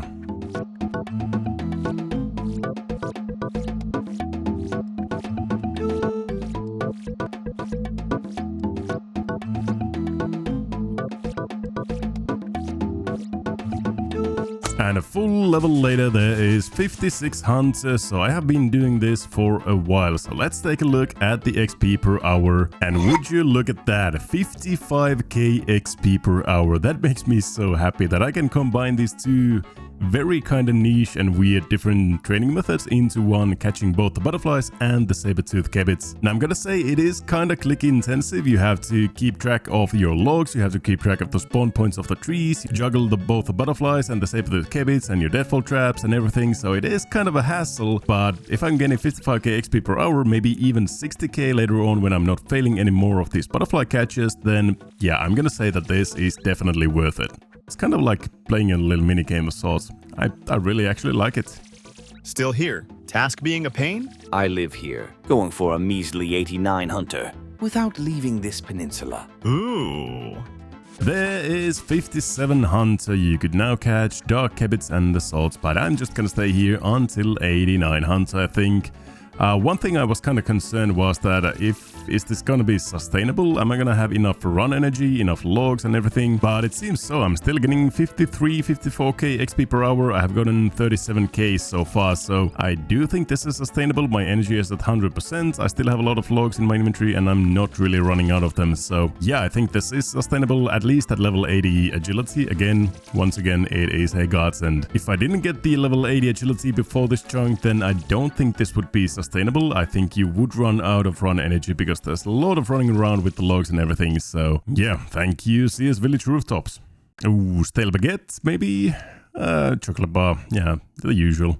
Massive level 58 hunter for catching nature implings. That is yet another very important impling unlocked. I do need to catch, I think, thousands of those, so at least hundreds, I'm not sure. But anyways, that is really massive, and even more massive is that I have 58,000 XP gained at 54,000 XP per hour. So this is really sustainable. I have done this for over an hour straight and I'm still getting almost 55k XP per hour. So yeah, I am really pleased with the method. We are continuing strong, probably hitting at least 60, maybe even 65 today. But now that we unlocked the nature implings, I do want to go and catch some of these immediately because they hold the biggest upgrade for me in the whole chunk. And that is a single magic log if we can get it. Jungle seeds, well, we can actually plant those pretty soon, I think at 48 farming. Yeah, 48 farming. But yeah, I'm going to catch a full inventory of these. The magic lock is 1 in 10 drop rate, so full inventory should land me at least one, maybe even a couple of magic locks. And once we get that, we can make ourselves the biggest upgrade in the whole chunk. There we go, almost a full inventory of nature implings. Now let's start opening some of these up. A lot of seeds as expected. Oh, there it is. Magic logs. The massive upgrade for the account is coming from this one single magic log. And you probably already know what it is. Give me a knife, give me a bowstring, and we are gonna fletch this bad boy into a magic short bow. Take a look at that. The best in slot ranged weapon in the chunk. That is so good. That is plus 22 ranged bonus from this over the U short bow, which is already really good. But what is even more massive is that now we can actually use our amethyst arrows with this bow. Look at that. Magic short bow and amethyst arrows is going to be an extremely good ranged setup, not gonna lie. And there's a gourmet impling. What do we get? Curry? But yeah, once we get to do some more combat, some more ranging, this is going to be a very good setup. It's actually kind of like a meta setup, almost like magic short bow and some amethyst arrows is really good, and even used by normal players, not just random one-chunk accounts. Now, one thing I really want for the implings is snares. They are really annoying to catch when they are flying away, and snares needs a lot of nature runes. 3 nature runes per cast is a really steep price to pay, but to keep my sanity in pure, I'm going to do it. A baguette? A stale baguette? Please, let's go. No! Never lucky. One day, I promise you, one day I am going to greenlog that random event section. I promise you. One eternity later. Oh, well, it has been quite a long time. I've been editing some videos, doing some other monitor stuff, and that is 2400 nature runes. Now, that is enough for 1.2 thousand casts of bind or 800 casts of snare. So that should get us a decent bit of implings. I think I'm going to need a lot of rare implings, so yeah, I'm going to need a lot of nature runes, and I don't need to drain some magic anyway, so anything helps right here. But now I think let's go back and train some hunter. It doesn't really make sense to catch any more implings before we can catch all of them, the magpies, the ninjas, the dragons, everything. So yeah, let's get back to training some hunter, and we will come back to the implings later on. Oh, that is the first time I'm seeing a rare impling fly by in the actual Rellekka Hunter training area. I didn't know that they can even spawn around here, but I guess so. That is a magpie impling in the wild. And everybody's favorite blue boy giving us the lamp for 220 Slayer XP. 2 more lamps for level 23. And the magpie impling is still taunting me. And there's level 60 Hunter. Really nice. You can now have up to 4 traps placed at a time. I really wish I could. But I really can't understand why you can't place only 1 deadfall trap at a time, because it's not like this is good XP. Even if you could place 4 of them at a time, it would still be like maybe 60 or 70k XP per hour, which is not meta at all. So I really cannot understand why we can't have 4 deadfall traps or multiple deadfall traps at a time. Oh well, back to my 1 single deadfall trap. And 61 Hunter, 62 Hunter. Yo, we are actually going to get a prayer level from the normal bones. 51 prayer. You don't get a lot of prayer XP here, so anything helps, I guess. This is a beautiful hunter level 63 for red chins. Now, Obviously, I'm not going to be catching red chins, but if I were to have access to them, that would be my best in slot training method. And the magpie impling is still here. 64. Yo, what are the genies? I'm getting so many genies for some reason. I don't know why. I mean, you get a lot of lamps these days with all the different random events, but there's 23 Slayer. But as I was saying, I'm just getting genies. Straight up lamps. Don't have to do anything, I just get lamps. It is time for a fun butterfly fact, and this is one that I discovered while I was cutting the trees and catching the butterflies simultaneously, and this is a really useful one. Most of you are probably familiar with the tick manipulation method for catching chinchompas. You use a knife on a log to start a 3-tick cycle and then switch to placing a trap, which normally would take 4 ticks, thus saving you 1 tick. You can even start the timer, wait for a tick and then place the trap instantly because your 3-tick timer is running in the background. The same thing can be used with butterflies and cutting trees. Catching a butterfly starts a 4-tick cycle, and if you start cutting a tree inside the next 4 ticks, it will cut at the end of the cycle. So for example here I'm catching a butterfly, running for 2 ticks and cutting the tree on the 4th tick, instantly cutting the tree down and saving me a couple of seconds. Now you might say a couple of seconds here or there, who cares, but doing that every minute or two for 100 hours, it really starts adding up. And it is actually really fun trying to figure out where the butterfly spawns are, where the trees are located, and trying to figure out the 4-tick cycle between those two. And when you do pull it off, it feels very rewarding, although there might be something wrong with my brain. And there is level 65 Hunter. You can now catch magpie implings, yet another impling added to the collection, and we're up to almost 59k XP per hour, mainly I think because of the butterfly tick manipulation tech that I discovered, which is actually really cool that I can see some actual tangible gains from doing this sweaty ass method. But anyways, let's go and check out some magpie implings, see if we can catch some of those. There it is, the first magpie impling that I can actually catch. Let's use a snare. I brought my runes with me. Please don't run away. It's so goddamn slow moving through these weeds, but hopefully we can get it. Come on. Come on, there we go. Magpie impling number 1. Anything good? Amulets of power, oh no. Oh well, I'm gonna keep catching some of them and hopefully get a full inventory or something. Magpie implings are the so-called money implings. They have a lot of valuable drops and one best in slot chunk task for me as well. The Mystic Boots giving a whopping +3 magic attack bonus. At a drop rate of 1 in 21, we do need to catch a few of these, but it shouldn't be a too big of a problem surely. Magpie number 2 for 4 diamonds, okay. Magpie number 3, anything good? Catch it. Catch it, there we go. What do we get this time? You need some more space. And what do we get this time? A sinister key, alrighty. I'll use that when I get to Yanil. Oh, that is not a magpie, that is the first ninja impling that I have seen here.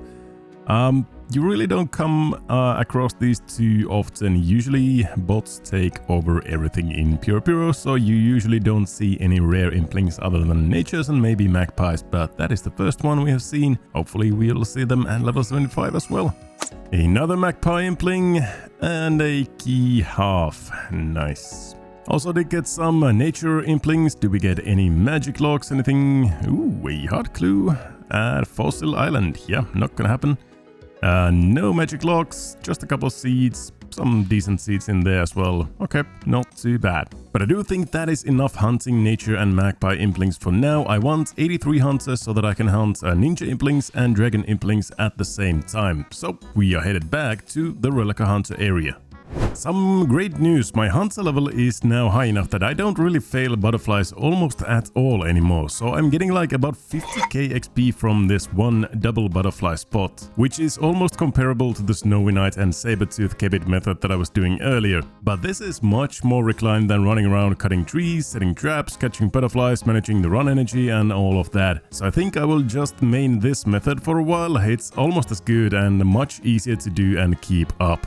Sapphires are worth 34 XP, Snowies are worth 44 XP, so on average I'm getting 39 XP per butterfly, and I still need 5 million XP, so I have about 130,000 butterflies left to go until level 89, which does sound a little bit insane, but it's not the most insane thing I've done in this game, so I guess we are catching 130,000 butterflies. Let's get to it.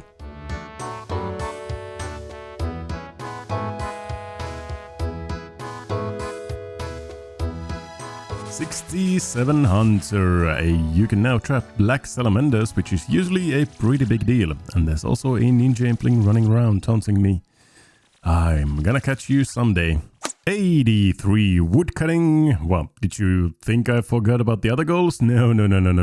Hunter is not the be-all end-all of this chunk. It is actually just the beginning. Hunter is the reason we have to do a lot of other skilling in this chunk as well. We need to get 95 cooking to make a part summer pie, 75 fire making to burn some magic logs, 95 fletching to fletch a dragon dart, and 87 magic to enchant onyx crossbow bolts. And on top of that, we need to get the lumberjack legs and the lumberjack hat from the forestry shop for 240 magic logs. Now, I don't have magic trees in this chunk, so my only source of magic logs is nature implings, which drop them at a 1 in 10 rate, meaning I have to catch about 2,400 nature implings. So yes, this chunk is going to take a while. But if I had to guess, the longest thing here will be magic, because I don't have a good source of runes anywhere in my map. But we will talk about magic later on. Right now I'm just focusing on woodcutting, getting that 95 fletching and 75 fire making goals out of the way. And apparently I'm getting some decent forestry things in here as well.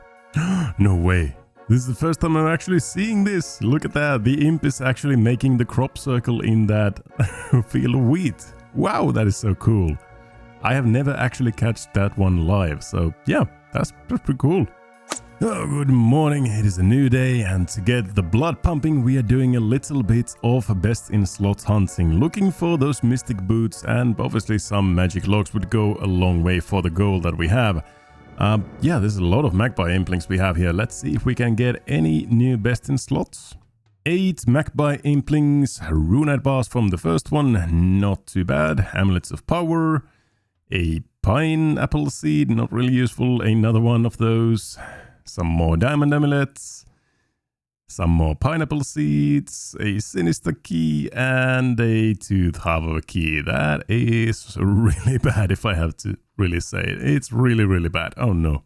And the nature implings don't seem to be that much better. 1 magic log. I should have maybe 4 or 5 at this point, but unlucky. And back at the butterflies, 68 Hunter, not too bad. 2 more levels for 70, 6 more levels for 74, which is the one for ninja implings. The best level, 69 Hunter. Level 70 Hunter, we are entering the upper echelon of hunters. Mainly we are butterflies. 71 Hunter and 72 Hunter. 73 Hunter, black chin jumpers unlocked. I so wish that I could catch those. And there's also a magpie impling here yet again. That is also 1450 total level and 1 more Hunter level until ninja implings are unlocked. Oh, look at that, level 5 construction. Didn't really expect that level here, but why not? If we ever reach level 20 construction, I think we can actually finish the Fremenic Isles and then get the Helm of Needisnot. So yeah, definitely want to keep getting the construction levels for free.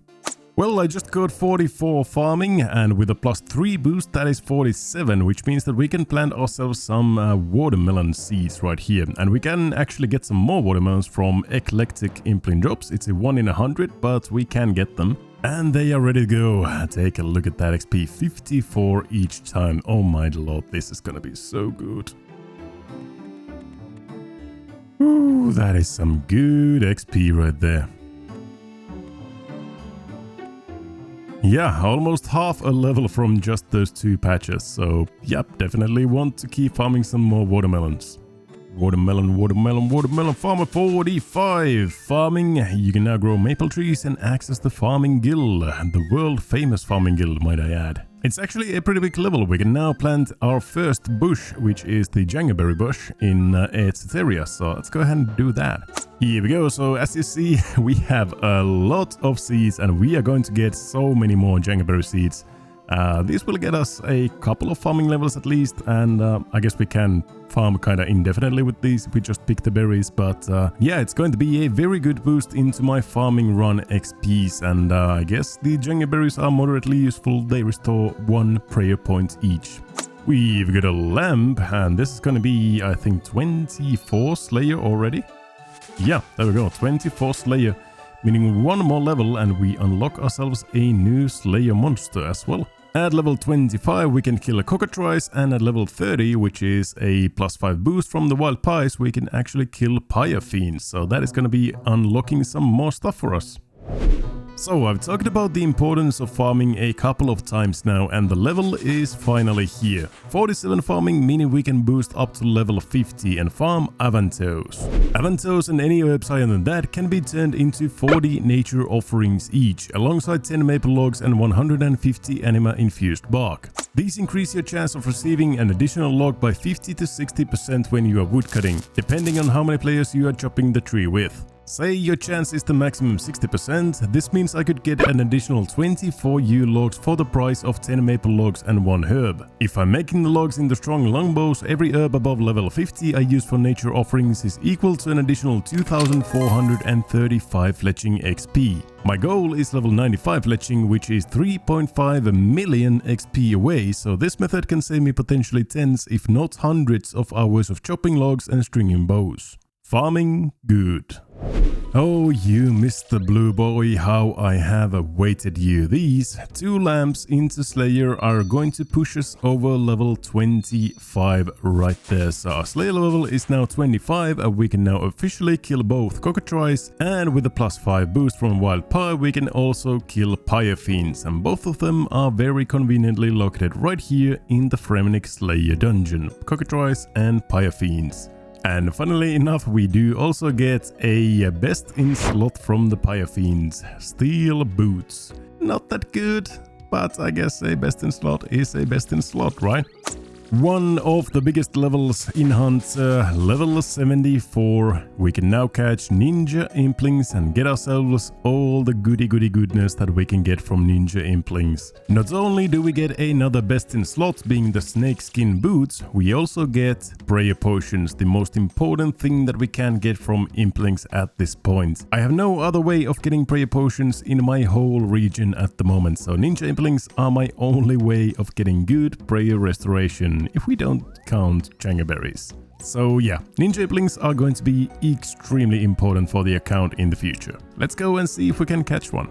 Well, I didn't find any ninja implings, but I did find a couple of magpie implings, and so far I haven't really gotten anything good. Still nothing good. Maybe here, Rune Square Shield. Okay, that's not too bad. It's a high alc at least. And the last 2 magpie implings. Do we get anything even remotely good? Amulets of Power again, not that good. And the last one. Oh, look at that. Mystic Boots. That is a chunk task done for magpie implings, and that is actually the only chunk task from magpie implings. And they are beautiful. +3 magic attack bonus. Not too shabby. This is where I'll stop training Hunter for now, because there's a relatively minor Hunter update incoming which will be absolutely huge for me specifically. You see, in poll number 85 there's a section in the unpolled changes where Jagex is promising to add a one-time Hunter kit to claim from the Rellekka Hunter expert. This means I'll get access to the teasing stick and via that access to hunting saber-tooth coyotes, granting a whopping 300 XP per catch. I am unsure if this is going to be better than the butterfly method I'm using at the moment, but I do have a lot of other skilling to do while waiting for the update to land. So for now, I'll just stick to woodcutting and thieving nature runes. And maybe next time we'll get to do some more Hunter science.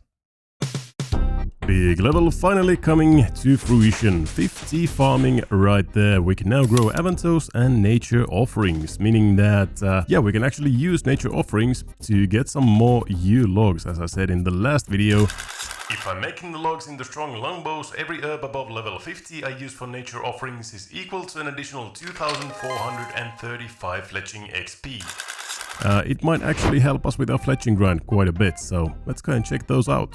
Nature offerings require something called ritual mulch, which we can buy here from the friendly forester. It takes 150 anima bark and 10 noted maple logs to buy one of these, so they are kinda expensive. But each one of these should make 40 nature offerings, so they are actually not that expensive. They are going to multiply our fletching XP gain from using these maple logs for this ritual mulch by a lot. And then we just need to combine them with some grimy herbs. We cannot clean our herbs because we don't have the herb law level, but we don't need to, we can just do this. And there is 40 nature offerings per ritual mulch and 1 high tier herb used. So any herb above Avantos, so Avantos, Irids, Qualms, Snapdragons, all that stuff can be used for this, so that is perfect. So yeah, I'm going to use my whole stack of 15,000 anima infused bark to get as many of these ritual mulches and nature offerings as I can, and then we're going to use all of those to get as many yew logs as we can. And these are the last herbs that I have. I actually ran out of herbs before I ran out of anima infused bark, so this is everything that we have for now. So effectively I traded 1,000 maple logs and some anima infused bark and some high tier herbs that I can't even use for 2,400 yew logs once I get to use all of them. So yeah, that is a really good trade in my opinion. Now we just put them in our bag right here and we go and chop some yew logs and we should be good to go. Mime event and a lamp going into Slayer, that is level 26. I think I am going to go until 42 Slayer so that we can get ourselves a brine saber. That would be quite something, and I really don't have anything else to put my lamps into, I think, so Slayer it is. 200 whoopsies later. There we go, 87 woodcutting. Nothing too fancy about the level, except I guess I could boost for redwoods, but I don't have anything to boost with and I don't have redwoods either. But it is enough woodcutting for me for now. We have banked about 6,000 yew logs, almost 5,000 maples and 7,000 willows. Minus the amount that we need for 75 fire making. I still do need to do that as well. I need to burn some magic logs. That is almost halfway to 95 fletching, meaning that we are doing some good progress, but we still do need a lot more. I was just going to do some more yew logs, but then I got thinking I could just stone 2 birds at once here and knock out some unfinished business from a couple of episodes ago and get myself a very juicy amount of fletching XP at the same time. Woohoo! This is a train ride I haven't taken in quite a while. We are going back to the mining guild and the dwarven mines, specifically the Motherlode mine. If you remember, I got all the way to 91 mining, which is enough to mine amethyst with a dwarven stout. I hate the word dwarven. Dwarven stout? That is it? Yeah. But I said I still do want to get 92 mining at some point so that I can actually mine amethyst without any boosts or anything and just, you know, AFK amethyst whenever I want to. And this is the perfect time. I'm going to get myself 92 mining from the Motherlode mine, meaning that we are going to get a lot of ores, which we can turn into bars, which we can then turn into arrow tips. And that is a lot of fletching XP. And after that I can also stock up on some amethyst arrows, which are also really good XP, although very slow and AFK, but they are very good for XP and for, you know, combat later on in the account. Once we actually get to do some combat, we really haven't been able to do almost any combat at all, but we are definitely going to do something at some point, I assure you. I think eventually I am going to roll a Waterbirth Island, even though I haven't yet, which is kind of weird to be honest. But at some point we are going to roll it, and at that point I do want to have some really good ammunition to deal with Dagannoth Prime, because I'm going to kill him probably 5,000 times. So yeah, amethyst arrows would be really good. And with that ramble out of the way, let's get mining. We have a full level to get here, and then we can go for some amethyst. Yo, look at this. This is the first stamina potion on the account.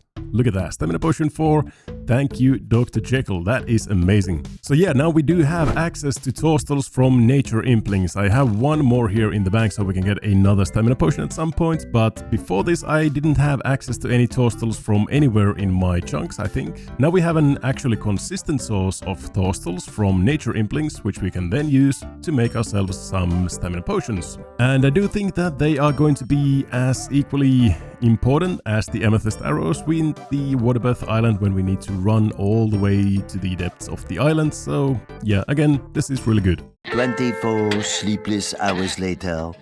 Hey guys, remember like 15 hours ago when I said that I'm going to get myself 92 mining? Yeah, that was probably 30 seconds ago for you. I didn't take a single clip except that one toastal clip. But yeah, this is going to be 92 mining right here. It has been about 15 hours. It's about 35-40k XP per hour. It's not too bad. And honestly, Motherlode Mine is one of the better places to mine and one of the best places in the whole game to train mining. So I really can't complain that much. But there we go, 92 mining achieved. We can now mine amethyst.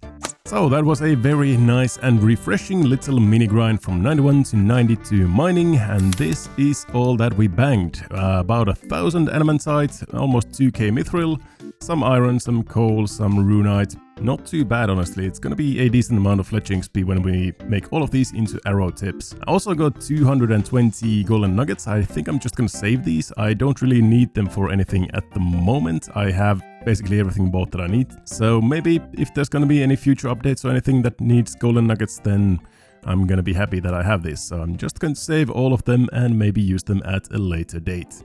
And now we really get to juice it up. Oh my, amethyst. I have actually never in this game mined amethyst like this without a boost or something. I did mine that 1 or 2 chunks of amethyst with the boost when we got the level, but yeah, this is the first time I'm actually mining amethyst. I never got this level on my main account or any of my other accounts. And we do have the expert mining gloves, which say that these will help me mine sandstone, runite and amethyst. So I think we should be able to get 2 amethyst chunks from each one of these veins. I don't know how helpful that is. I really have never done this, so this is the first time for me, but we'll see. Yeah, there's the first chunk and we did not end up using the vein. And there's a frog prince. Where are you?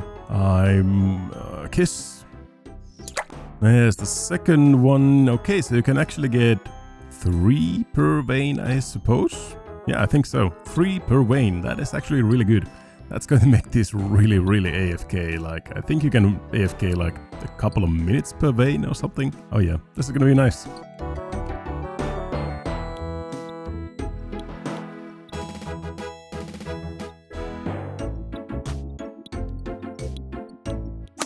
First full inventory of amethyst is done, and then we just move and do them all into amethyst arrow tips. We get some crafting XP for this, not that I really need that for anything. We are almost 90 crafting and I have better methods of doing this. So yeah, crafting is not a priority here, but the amethyst arrow tips are going to be really, really solid fletching XP and a very good ammunition as well. Now I want to see how much XP you actually get for making these. I haven't looked this up.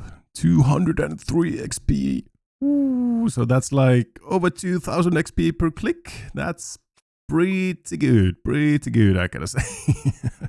Alright, I think I am going to shoot for maybe something like 50,000 arrows. Is that too much or too little? I don't know. We'll try to go for 50,000. That should be a really good chunk of XP and a really good AFK method for me. I can edit some videos, do whatever, and just AFK here and love life. It is update day, and this is going to be a massive update for my account.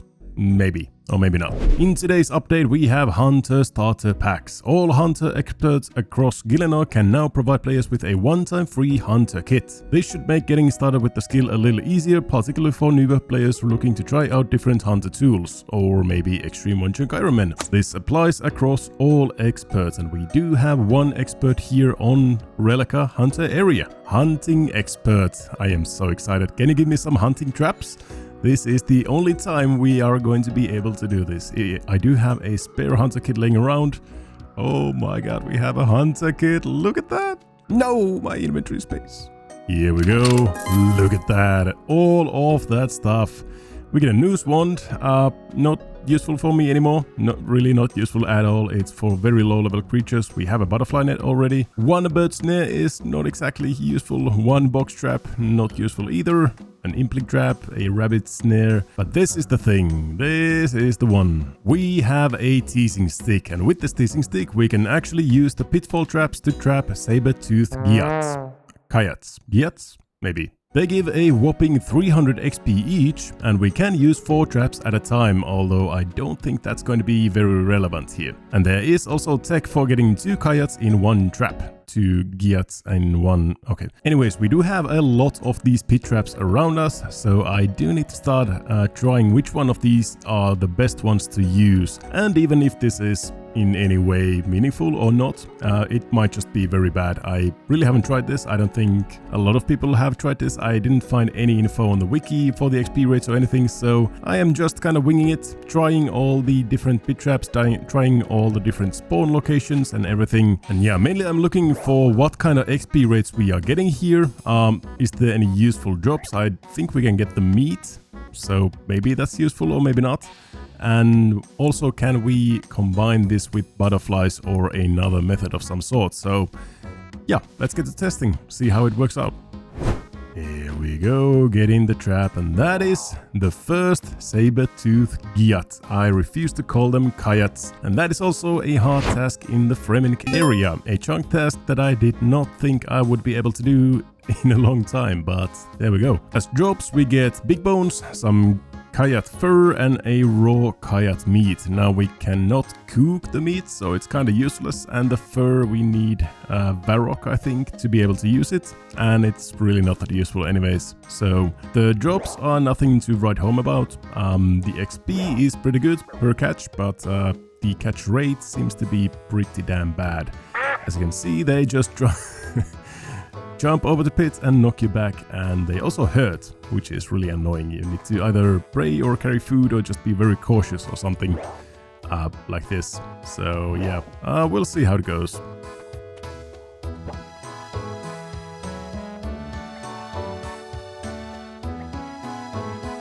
Thank God he actually went into the trap and did not jump over it.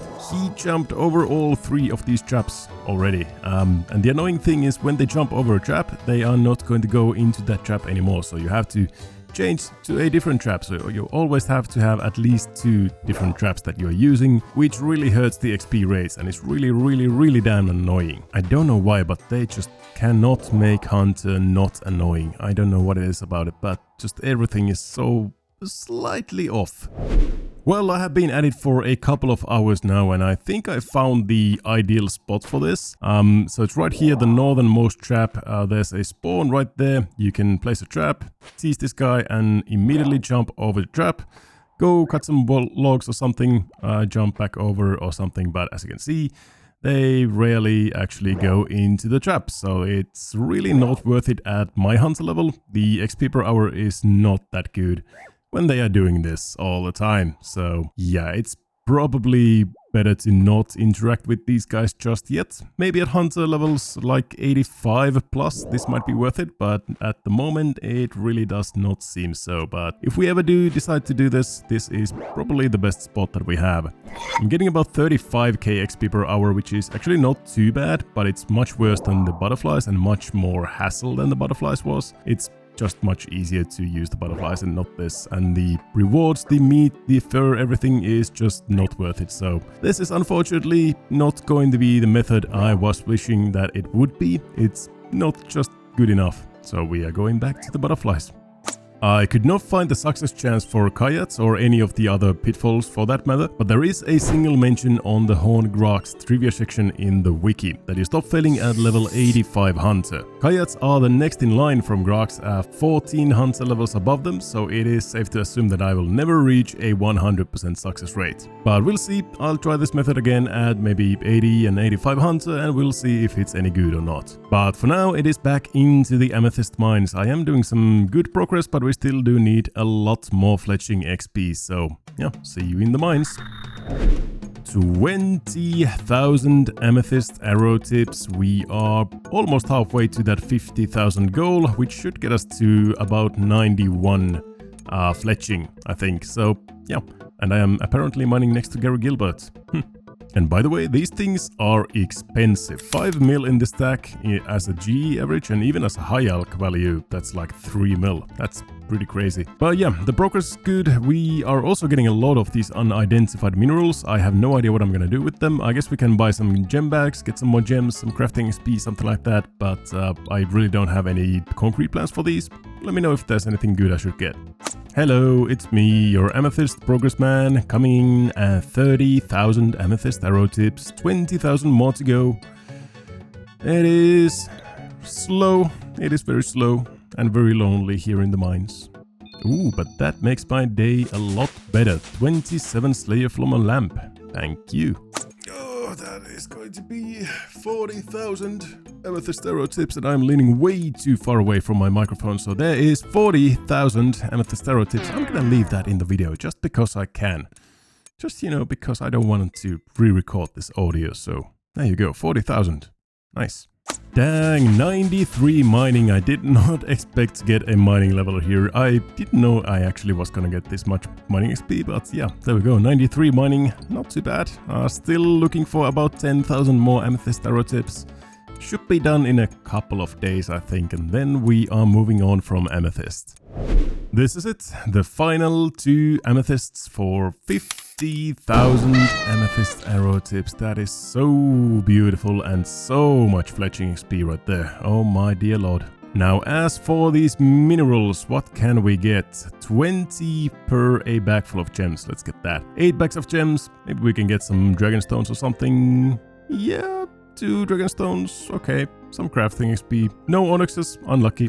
And now, before I can make these into amethyst arrows, I actually need some more headless arrows. So yeah, let me get to work. And there we go. 50,000 shafts, 50,000 tips. Every girl's dream, and we are ready for some high dopamine fletching content. These are 13 XP each. We have 15,000 of them, so expect about 700,000 fletching XP in the next couple of minutes. That's gonna be nice. Let me also refresh this so we can actually get an XP tracker going. I want to see all the XPs. I want to savor this as much as I can.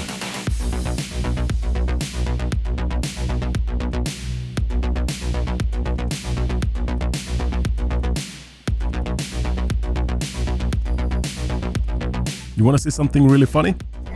That is just a little bit above 500,000 XP per hour on an Xtreme Onechunk Ironman. Doesn't happen every day, I have to say. That's kind of mental.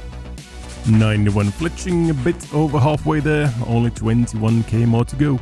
And 2 and 1, and there we go. 50,000 amethyst arrows. That is such a beautiful sight. With the magic shortbow, that is going to be our ammunition for any high level content that we need to do. Now, amethyst was one thing, but we also got all of these logs that we need to process. We have all of these ores that we need to process into bars, so we still have a lot of fletching XP banked right here. So I'm not going to be doing any more cutting or mining or anything before I actually turn all of these into actual fletching XP so that we see how much we need to do to get all the way to 95. So yeah, let's get to it. It's time to go back to a very familiar place for me. Man, I haven't been here in a while, but if you do remember, I got a 98 smithing here, almost 99, so I'm pretty familiar with blast furnace at the moment. Yeah, we're gonna start with the mithril, use all the coal and mithril that we have, and then we do need to buy some more, I think, but more on that later. It is now later. All the mithril has been smelted, and now I need about 4,000 coal for all the addy and steel that we still have. So, yep, still need to buy about 2,500 or so, and then we should be good to go. There's really not that much clips to go from here. It's just, you know, running back and forth in the blast furnace. You have seen me do it all the way here, so I'm not going to spoil you with any more of these clips. Moments later. Last batch going in wasn't too bad. It's actually pretty easy. We should have all we need right here after Dumpy actually pedals the pedals a little bit. Thank you. And there we go. That is all the adamantite and all the steel and all the mithril and runite done. So now we can turn them all into arrow tips and start focusing on the woods that we have. We have processed all of the ores. Time to start fletching again. Alrighty, so I have about 4,000 maple logs and 6,000 yew logs, which I'm going to turn into unstrung longbows and then preferably into strung longbows. The thing is, I just need some bowstrings, and for that I need flax. And the best place in the game to get some flax to turn into bowstrings is just outside of my reach. This would be the classic spot in the CS village where you can pick the flax, spin it into bowstrings and bang it and repeat, but alas, it is out of my reach, so I have to do this very weird method. So we're gonna start this by teleporting to Rellekka with our trusty old lyre.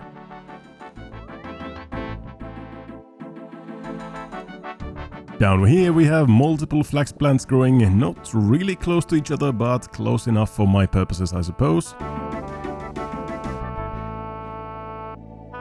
We get a full inventory of these, and then we have a couple of options on how to proceed. Now I could just teleport straight into Camelot, or yeah, Camelot, CS village, and bank there, and then repeat. And then I would go to Needisnot, because in Needisnot we have a spinning wheel right next to a bank, or very close to a bank at least. This is not a long distance at all. And the other choice is to run here into Rellekka. There's this processing room where we have anvils and furnaces and everything, when we do have a spinning wheel in here as well, where we can just turn all of these into bowstrings immediately. And now after this is done, we can just teleport into Camelot, bank there and repeat the process. Or I guess I could just run to Needisnot to save some lore runes as well, but this shouldn't take more than like a couple of 100 trips, so I do have the lore runes for this if I need to, but we'll see which method I end up doing. It's really not a fast method, but it is really good XP once we turn our yew longbows into actual strung yew bows. Basically doubles the amount of logs that we have, so definitely worth doing. I can also equip my lyre, and I can just walk into Miscellanea, which is going to save me 2 inventory slots. So I'm going to get the full 28 inventory slots worth of bowstrings every trip, which might be the play here. I think that might just be overall faster and better and save me on some lore runes. So yeah, we're just gonna do this about 400 times, and we are gonna have enough bowstrings for our 10,000 bows. This might be insane, but let's do it.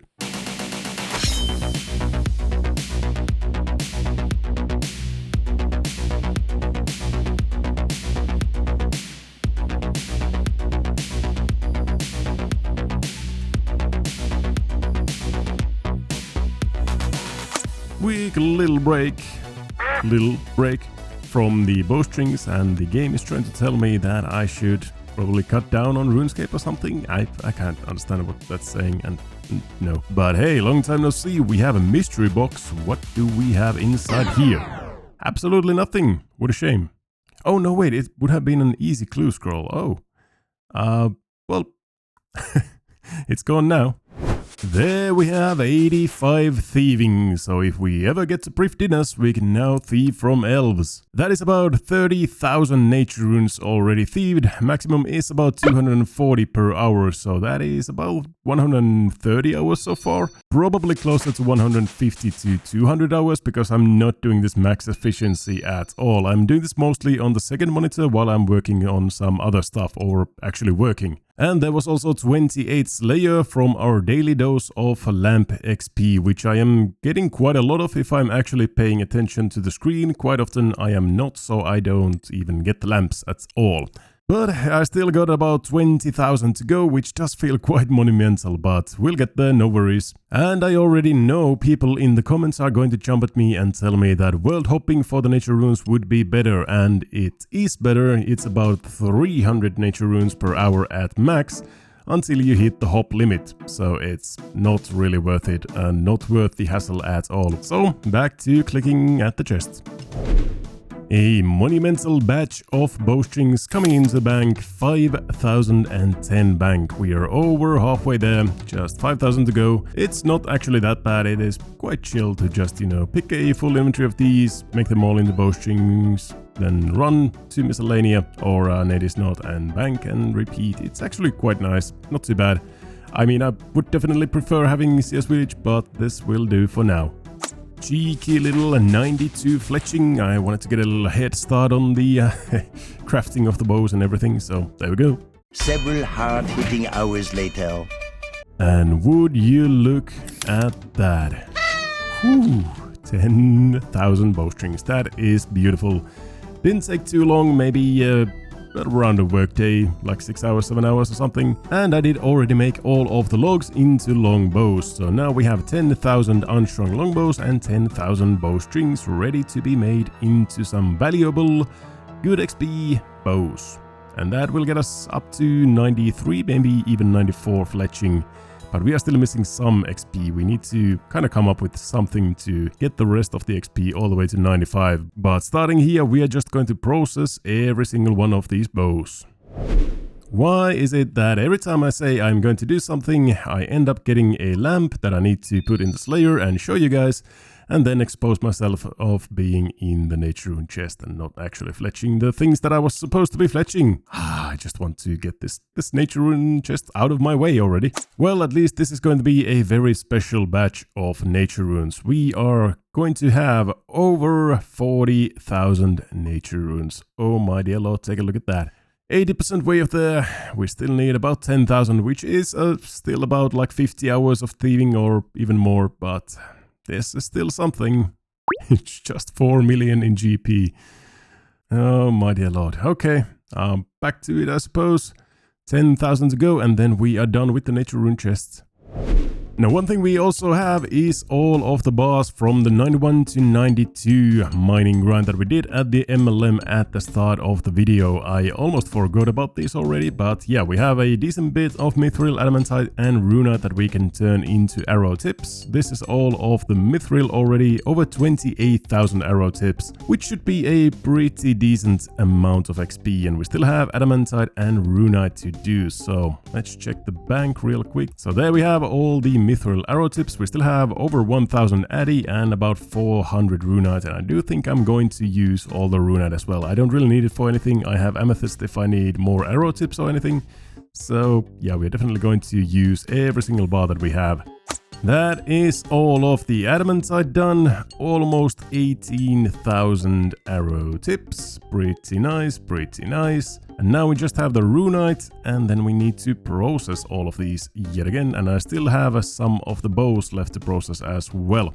But if we now take a look at our fletching calculator, it's gonna say we have a 94 banked, and we need 780,000 for 95. Yikes! I don't know where I'm going to get 780,000 XP, oh no. But before we get too far ahead of ourselves, let's process all of the arrows, all of the bows, everything, get that 94 fletching, and then see what we want to do.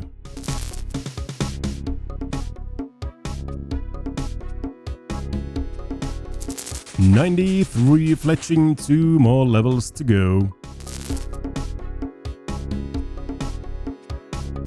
And that is the last of the arrows. Every single one is done. We just have the bows left to go, and then we are completely done with everything that we have in the bank, and we need to figure something out for the rest of the 95.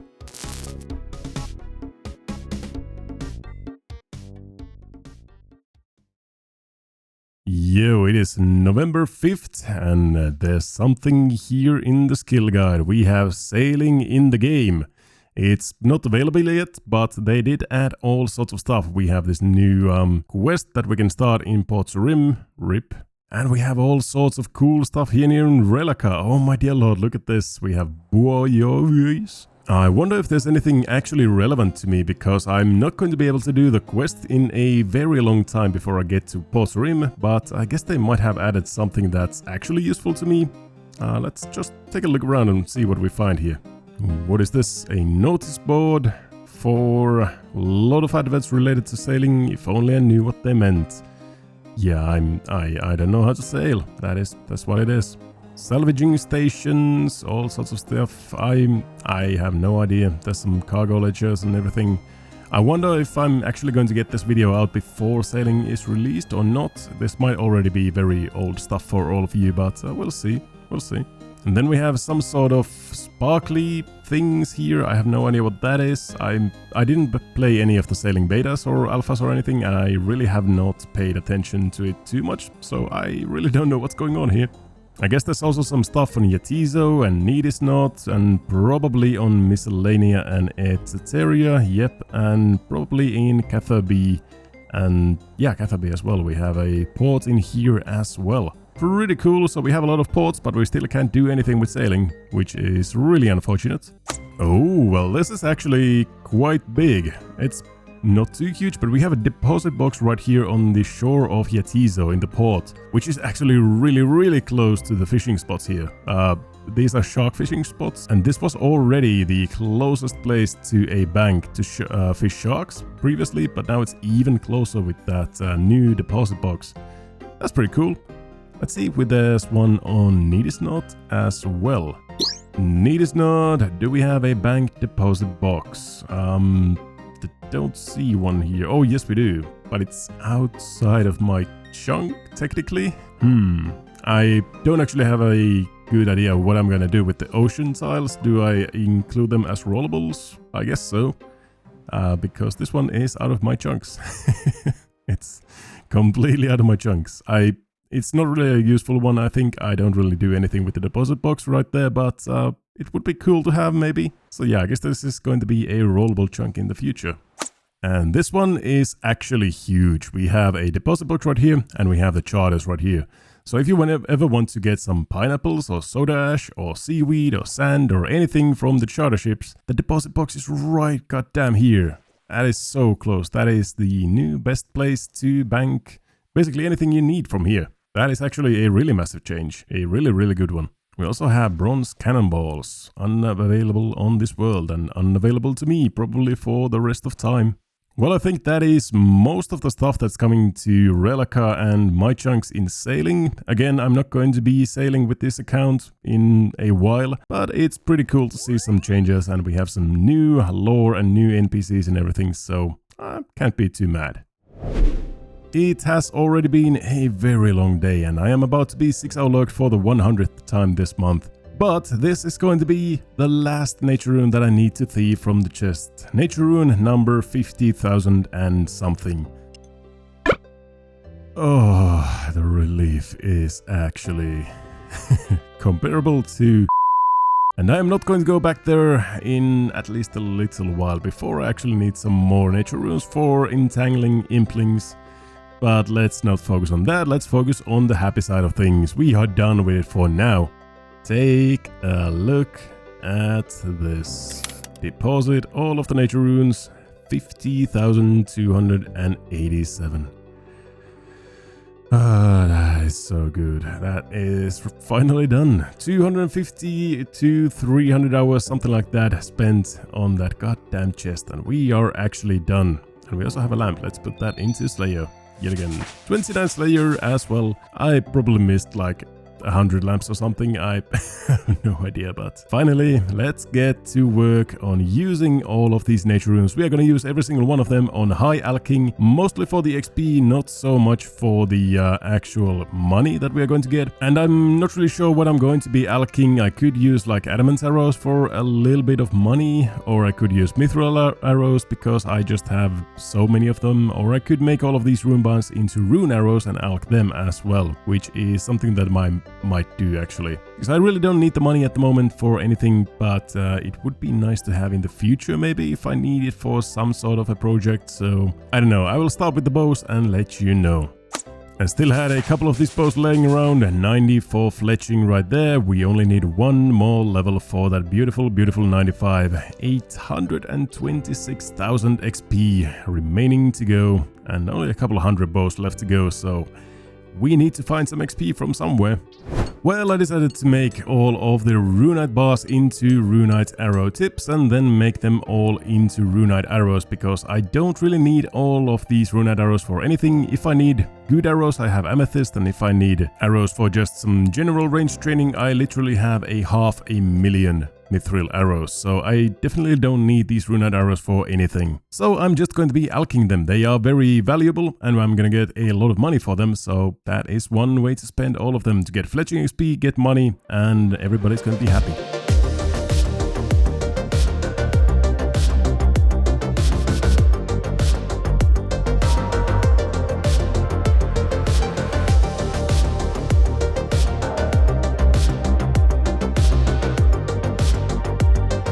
And for the rest of the 95 fletching, I think I'm just going to be making more mithril arrows. It is the easiest way to do it. I can just buy all of the mithril ore, all of the coal from the blast furnace shop, smelt them up into mithril bars, make them into mithril arrow tips, and then make them into mithril arrows, and that should be everything I need to do. And I think I only need to do about 75,000 of those, so it shouldn't be too impossible. But I do need to go and cut myself some more logs for the actual arrows that I need, the arrow shafts and feathers and everything. So yeah, I'm going to need about 75,000 of those as well, and then the 5,000 mithril bars to turn into 75,000 arrow tips.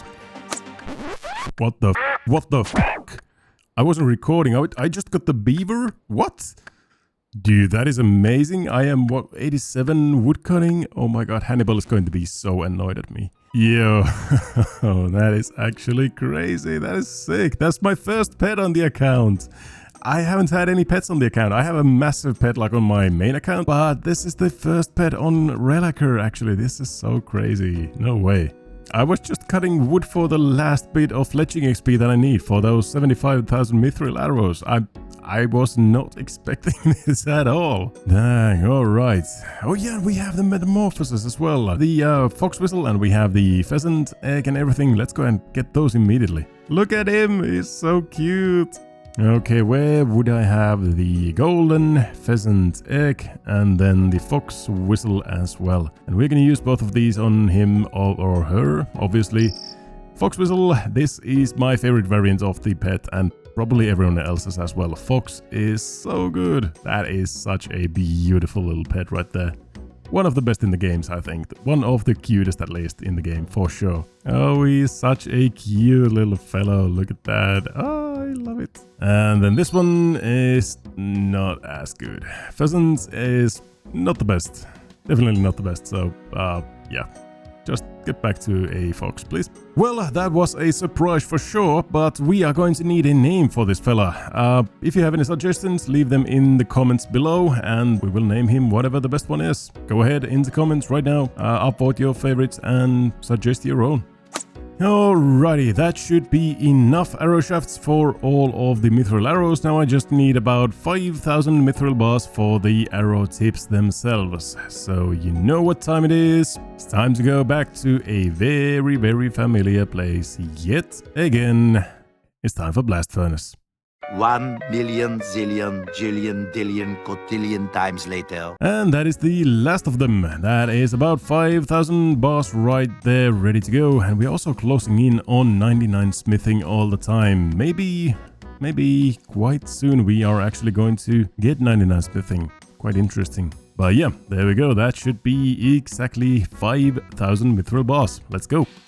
And some more AFKing. 5,000 mithril bars into arrow tips. Here we go.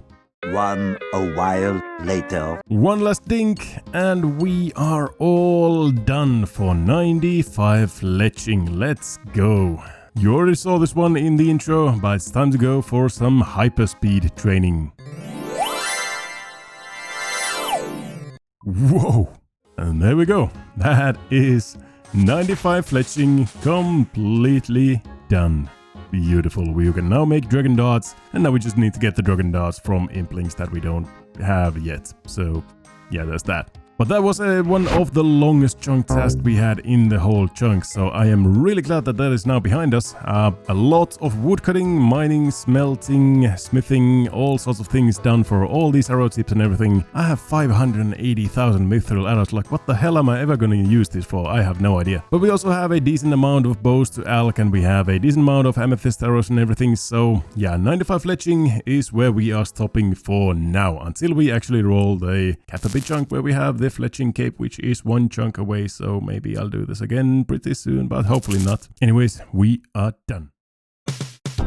What the is going on? I just got another beaver. Rellekka has a funny feeling he would have been followed. Beaver at 4.2 million XP or so. Yeah, the first video is launching, or the video that where I got this fellow right here is launching in about 4 or 5 hours. So yeah, that one isn't even on YouTube yet. But I guess you have seen that video by now. But I mean, Hannibal, my man, I'm so sorry. I'm so sorry for this. You know, I'm just woodcutting some use, getting enough for the fire making goal that I have, which is 67,000 XP away. So we are very close to getting 75 fire making banked here. But yeah, now I guess we have 2 beavers or foxes or something. Alrighty then. There we go, 75 fire making banked. So yeah, let's get to it. We have a lot of things to burn and we can cross over one of our chunk tasks. Let's go. While I start lighting the whole CS village on fire, let's take a quick look at what tasks I have left in this chunk, as it has been half a year since I rolled the chunk. All of these are just because of one single wheat field, giving me access to Puro Puro and thus to all the implings inside Puro Puro, meaning I need to train a lot of different skills to be able to process the items I get from the implings. For skilling tasks, I need 90 cooking with a +5 boost to make a pot summer pie, 75 fire making to burn magic logs, 95 fletching to fletch dragon darts, 89 hunter to catch lucky implings, and 87 magic to enchant onyx bolts. And just to set your expectations right, I am going to complete every one of these tasks in this episode. Or at least get the levels for them. That means about 100,000 butterflies to catch, 20,000 fish to cook, 10,000 logs to burn, and using up the 50,000 nature runes which I already did in the intro. It's going to be one hell of an episode, so let's dive in. Pretty damn important milestone coming up right around here. 62 fire making is actually nothing, well, I guess blisterwood logs, but 1500 total, that is massive. That unlocks the 1500 total level worlds, as you probably know, and these worlds are really good for catching implings in Puro Puro, because the bots in there usually don't have 1500 total. They have like maybe 700-800 total. They are just training hunter and stuff like that, so these are basically almost bot-free worlds in Puro Puro, and that is extremely important when we go to catch all of those rare implings that we still need. And it's pretty amazing that we have 1500 total with all of these skills at level 1 and level 7 construction and 29 slayer that I have lamped.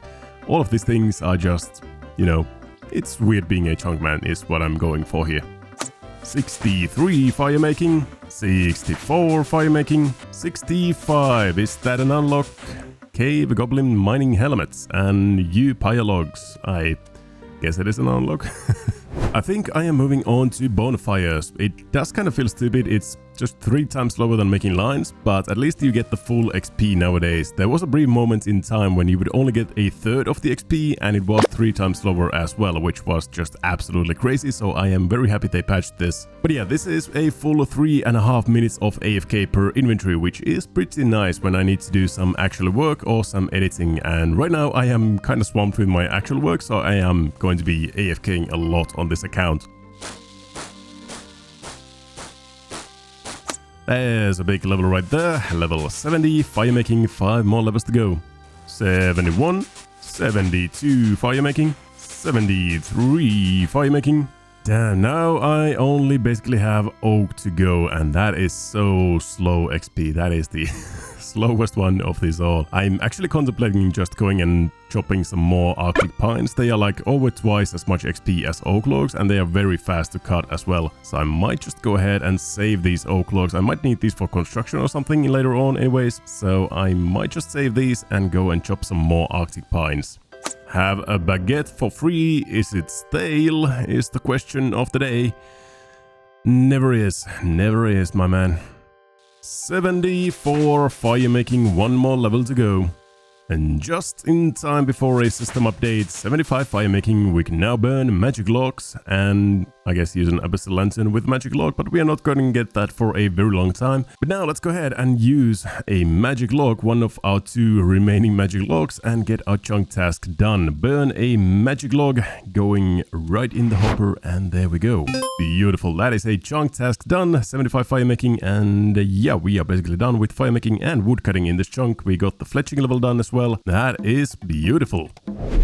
I think I'm going to be focusing on cooking next. I still need to get 90 cooking, and with a +5 boost I can make myself a pot summer pie, which is my cooking chunk task at the moment. And basically what I'm going to be doing is just buying 750 inventories of fish here from Flossy Fishmonger on Yatizo. On one world I can buy 20 tuna, 5 lobsters and 2 salmons for a total of 2780 cooking XP. Then we just bank, hop worlds, buy another inventory and repeat for 750 times. And then finally, I'm going to be cooking all of them in Needy Snot because we have a range right next to a bank there, which will get us to 90 cooking, and then we're going to use a Chef's Delight from a Gourmet Impling to get ourselves from 90 to 95 cooking, and that will be our cooking chunk task done as well. And it almost unlocks summer pies for me as well. I just need cooking apples from somewhere, and basically I need an apple tree or the Ardi Farm Shop. They have apples there. But I do have everything else. I have the strawberries, the watermelons and everything. So I just need some apples, and then we're gonna have summer pies, which will be absolutely amazing as well. It's a really good food. It heals a lot. It restores your run energy. It boosts your agility. I can just use it for a multitude of different things. But first we do need to bank all of these 750 inventories of fish, so let's get to it. This is actually a pretty good way of tracking how many worlds I have hopped through. When I buy a full inventory, I get this message: you don't have enough inventory space, and 51 in parentheses, meaning I have hopped 51 worlds so far. Each inventory takes about 30 seconds or half a minute, so this is gonna be taking about 6 hours in total just running back and forth this bank and Flossy, which is definitely not my favorite activity, but hey, this is basically the last time I need to train cooking outside of the Skilling Cape itself, which is really nice. And it's really not that expensive at all either. I'm just gonna be spending maybe 600-700k or something, which is really not that bad at all. I could fish all of these myself. I'm going to need some fishing levels in the future probably, but for now I think this is just gonna be a lot faster and a lot more enjoyable than AFKing for sharks or something, fishing for like hundreds of hours. I'm just gonna say that for a future chunk. I have enough on my plate right now.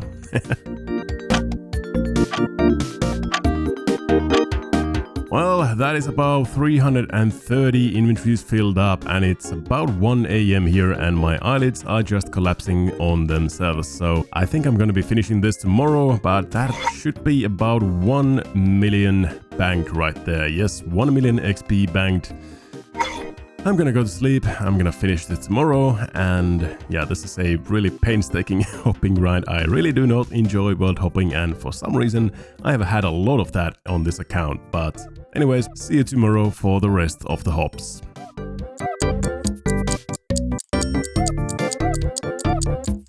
And there we go, that should be the last inventory of fish that I need. Let's just reset this, and level 90 banked, let's go. That is beautiful. Now we just need to cook all of the fish, which is just AFKing at the furnace, or we could try out something else. In the last video by Jeoparite, he showed me the most insane cooking method that I have ever seen. Oh, this actually works. So normally when you cook food, you get this menu that pops up asking you how many you want to cook.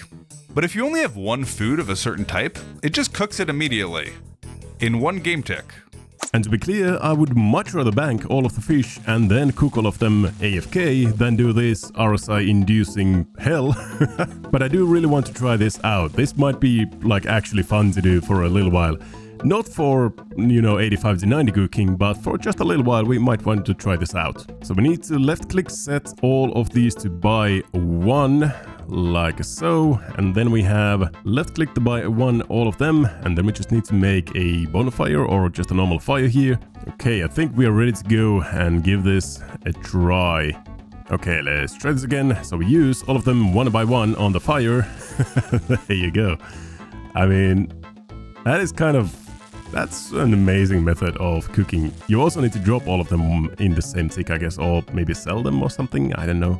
It's really hard to do this actually, like, properly, and my fox is standing in the way as well. Drop, buy, cook, drop, buy, cook. I mean, it's a really fast method, and I guess you can get a lot of XP this way, really fast if you actually want to do this. New cooking meta, maybe? But I'm not going to be doing this. I mean, yeah, it is actually a really fun method for at least a little while once you get it to work. You just buy 4 of them, you cook all of 4 of them, and drop all 4 of them, and just rinse and repeat. And I guess it's better to have someone feeding the fire in there as well, so that you don't run out of the fire. But, I mean, it's a pretty damn cool method of cooking. Jeoparite is a genius. and also makes one of the best series on YouTube, so definitely go and give him a watch. But yeah, this will be my spot of AFKing for the next 20,000 fish. So I'm just going to be doing this while I edit and do some work, so I will keep you posted on the levels, but for now, let's go and do something a tad bit less AFK. Yep, welcome back to the Polar Hunter area. I hope you didn't forget about this place already. This is basically the last skilling grind that I have in my chunk. It's just 89 Hunter. 2 episodes ago I got all the way to 74, which is 1/4 of the way there. And I tried basically all of the training methods that I have here. The butterflies, the coyotes, the saber-tooth kebits, all combinations of these 3 guys. And it just seems that butterflies are the way to go. And I have caught about 30,000 of them, and I still need to catch about 100,000 of them. Which does sound kinda insane. But surprisingly, this is pretty good XP. It's like over 50,000 XP at best, so I really can't complain. Compared to just spamming Puro, this is actually a decent way of training. So anyways, let's get to it. One of the biggest skilling runs this account has had, 100,000 butterflies. Let's go.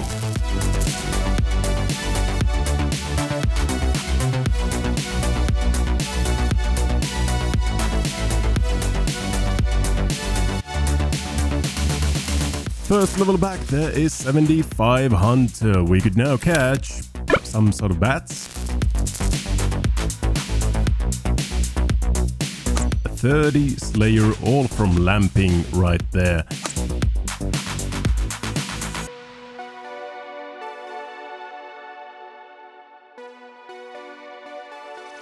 Big one there, level 80 Hunter. That is really good. You can now have up to 5 traps placed at a time, which unfortunately doesn't apply to me at all.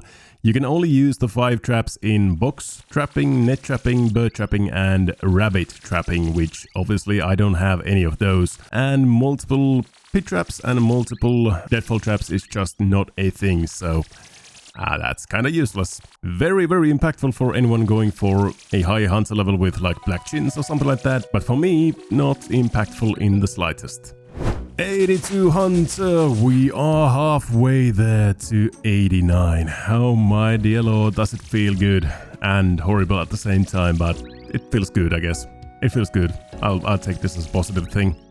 Now this is going to be a massive level right there, 83 Hunter, which means we can now catch Dragon Implings, the second highest tier of Impling that we can catch, and probably one of the best Implings that we can catch, because lucky Implings just are that rare that you just don't see them often. But Dragon Implings are pretty damn good and impactful for our account as well. I do want to go and check those out, so let's see if we can find one. I have seen a couple of rare Implings in the Polar Hunter area. There is a spawn point in there actually, so I'm going to be carrying a net and some jars from now on so that I can catch any dragon or ninja Implings that I might see in case I run into one of them, but I do not expect to find them in masses in the Hunter area. There's so much open area where they can fly that it's just not a really good area to catch any Implings in, but we can certainly try and see if we can find any. But there is a much better place to catch rare Implings in my area that isn't in Puro because I don't want to go there because there's so many bots in there. But this is actually one of the best areas in the whole game to catch rare Implings in. And that is right here between the Fishing Guild and the Ranging Guild. There is a rare tier Impling spawn right here, and there are so many barriers and things around this location. There's so many trees, fences, fence posts, things like that that are just going to trap all of the Implings and funnel them in this one little corridor between here. And usually they are also funneled north through this little corridor into my hands right here. And lo and behold, before I even turn my recorder on, I actually caught a Dragon Impling and a Magpie Impling. This is a really good area to catch some Implings in. And I'm also probably going to be using my main to lure even some more Implings from the south right there. But let's see if we can get anything good from this first Dragon Impling that we caught. The one thing that we are looking for the most is going to be a Mystic Rope Bottom. That is our chunk task for the best in slot legs magic thing that we can get. And that comes from Dragon Implings. But first from the Magpie Mystic Boots. Okay, I mean, those are our best in slot, but we do have those already, I think, so not a new thing. Can we get some Mystic Bottoms to go along with the boots? That is the question.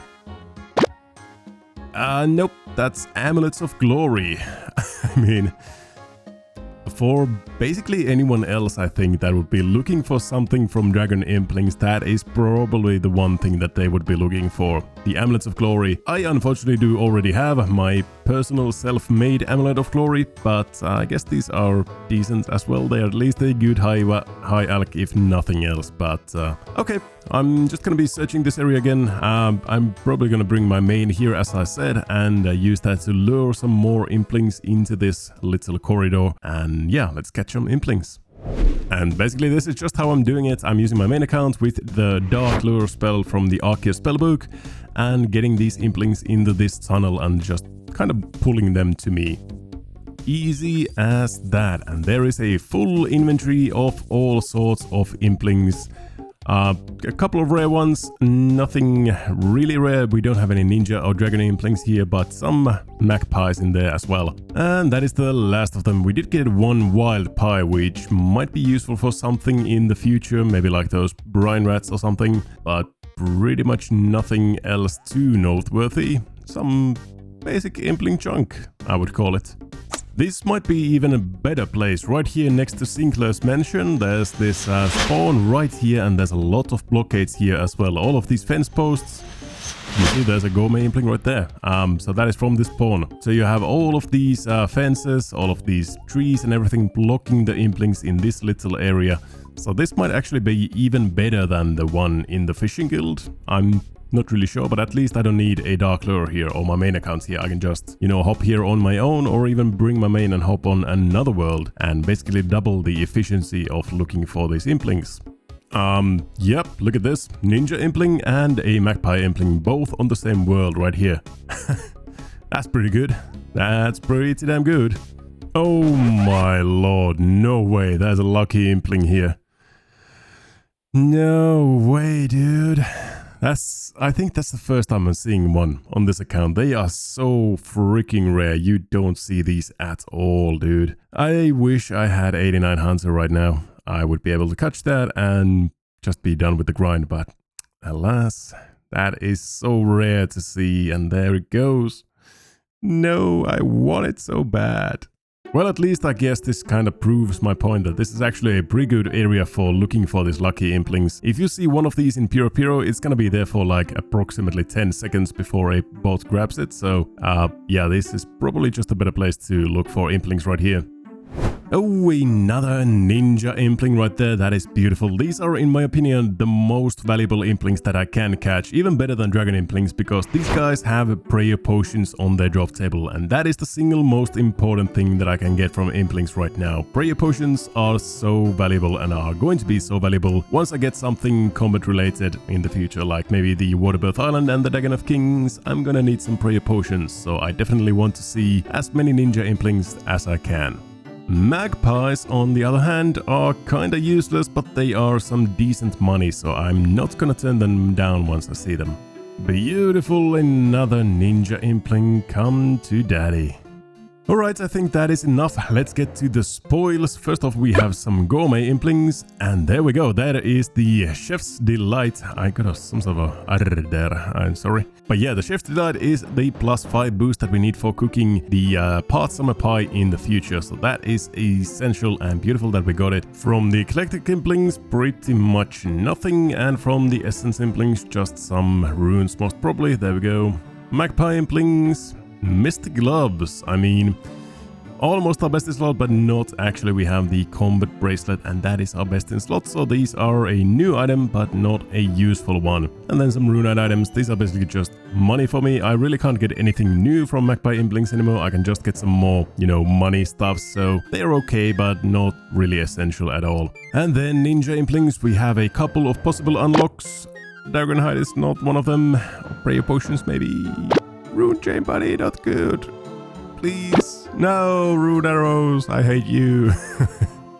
I have all of these or don't need any of these. I can't do anything with Black Dragon Hide just yet, so that is unfortunate. We could have gotten some more unlocks or some prayer potions or something useful, but not this time. We just got some more money. But I do think that is enough. I do want to get that 89 hunters so that we could catch some lucky implings if we see them again, like I just saw one of them, and it really pisses me off when I see one and I can't catch it. So back to the Polar Hunter area we go. About 60,000 butterflies to go, I think. Oh boy.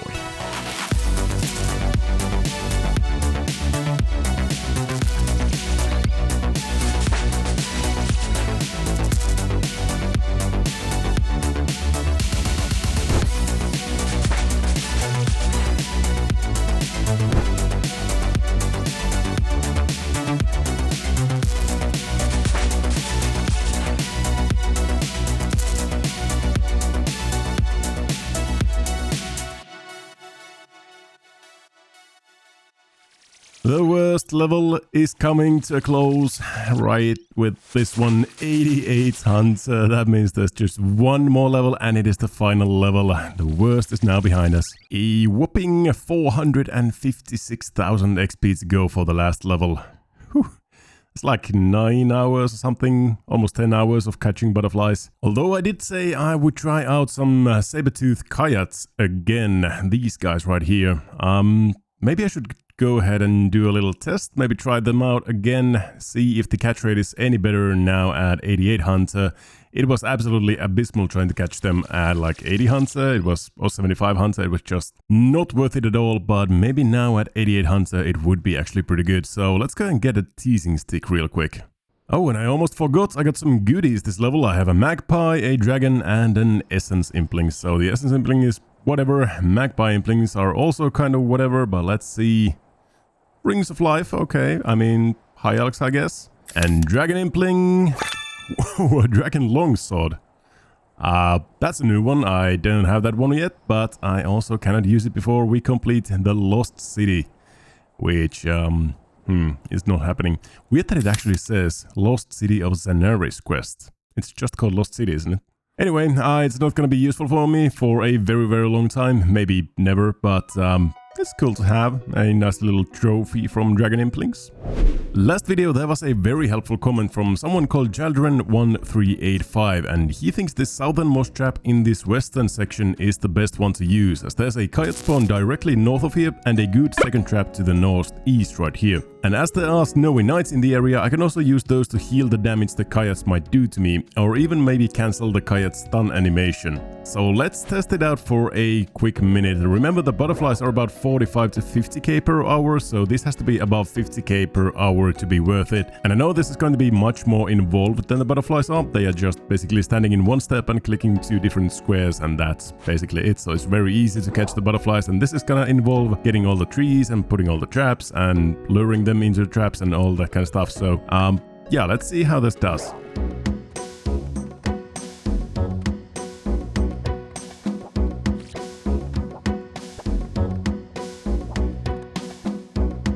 Well, I have been at it for about 50 minutes now, and the XP per hour is saying about 61, 62k per hour, which is much better than the butterflies. I don't know, I'm kind of conflicted. I kind of like the butterflies a little bit more. This is way more involved. There's a lot more clicking and taking care of the trees and everything all the time. So yeah, this is much more like high intensity kind of training, unlike the butterflies, but it is more XP per hour, and I'm getting some prayer XP as well, which is kind of a little bonus. But yeah, I'm not really sure. Should I do this or the butterflies for this last level? Maybe I'll just do this for the variety's sake for at least a little while. It is also possible to get 2 coyotes in one trap, which is really hard to do because they are wandering so frequently. Basically, you just need to get one in the trap and then, you know, tease the other one and jump back over to trap. But as you can see, it is a little bit hard to do. So, yeah, I think I'm just gonna go back to the butterflies, really. I'm not really enjoying this coyote hunting method. If this was my only hunting method, I would absolutely do it. But for now, I think I'm just gonna go back to the butterflies. They're just so much more chill. You can just click the 2 spots, even though it takes a long time. And I have been doing this for a long time. It's kind of second nature to me already. I can just, you know, watch some shows or something and just click these 2 spots, and it's easy going like this. One more level and then we're done. Oh my god, this is not a drill. Look at the chat box. Maka just said Lucky Imp World 446 in Adi Zoo, which is not that far away from my area. And look at my XP. I have like 900 XP to go to level 89. I could actually finish the Lucky Impling grind right now. Mucker, please. Hold that Impling. He said he used Tele Other. I gotcha. I don't know what that even means. Does it hold the Impling in place or something? Come on, come on, come on, come on. There it is! 89 Hunter. You can now catch Lucky Implings. 130,000 butterflies done, but I don't have time to celebrate. I gotta go and get the Lucky Impling right now. Move, move, move. Run, run, run. Caught it. Sorry you took too long, brother. No. How could you do this to me? No. Traitor. He might be just trolling, I don't know. I'm still gonna go and check if it's there or not. And if it is there, I still do need to kind of lure it north quite a while before I can catch it, and hopefully nobody else catches it. So I'm not too optimistic right now, but I'm gonna go and check it out. Well, I am looking around on my other account, but I can't see it anywhere. Not near the Odyssey, not north of it, not south of it. Nowhere to be found, so I think Mako was actually telling the truth and he caught it. Or someone else caught it, I don't know, but it's not here. Unfortunate. That could have been the perfect ending for the 89 grind. Ah, dang it. Today marks the half-year anniversary of me being locked to one chunk of RuneScape, and that being the White Wolf Mountains, and specifically the wheat field that leads into Piro Piro inside White Wolf Mountain. And so far I have gotten to the level to catch Lucky Implings 89 Hunter by catching about 140,000 butterflies, and I have basically all the other killing challenges done as well. I have 95 fletching, 75 fire making, 87 magic, etc, etc. Everything is basically done. Now I just need the Implings themselves so that I can actually complete these tasks instead of just getting the levels for them. And there is one more really big task in here, and that is 240 magic logs that I need, and my only source being nature Implings. I need to catch about 2,400 of those. Now, I do not have any idea how long that is gonna take, but at the moment I am here next to the ranging guild with my main account, because there is a high tier Impling spawn right here, and it's very easy to use Dark Lure to pull the Implings from here to Rellekka, who is waiting on the other side of the chunk. So that is what I'm doing at the moment, trying to lure high tier Implings to Rellekka to actually complete these killing tasks. Oh, there we go. There's Dragon Impling that I am pulling right now to Rellekka, and there's this really nice corridor between these two houses that I can use to just, easily pull all of these high tier Implings to Rellekka right here. And we have caught it. Beautiful.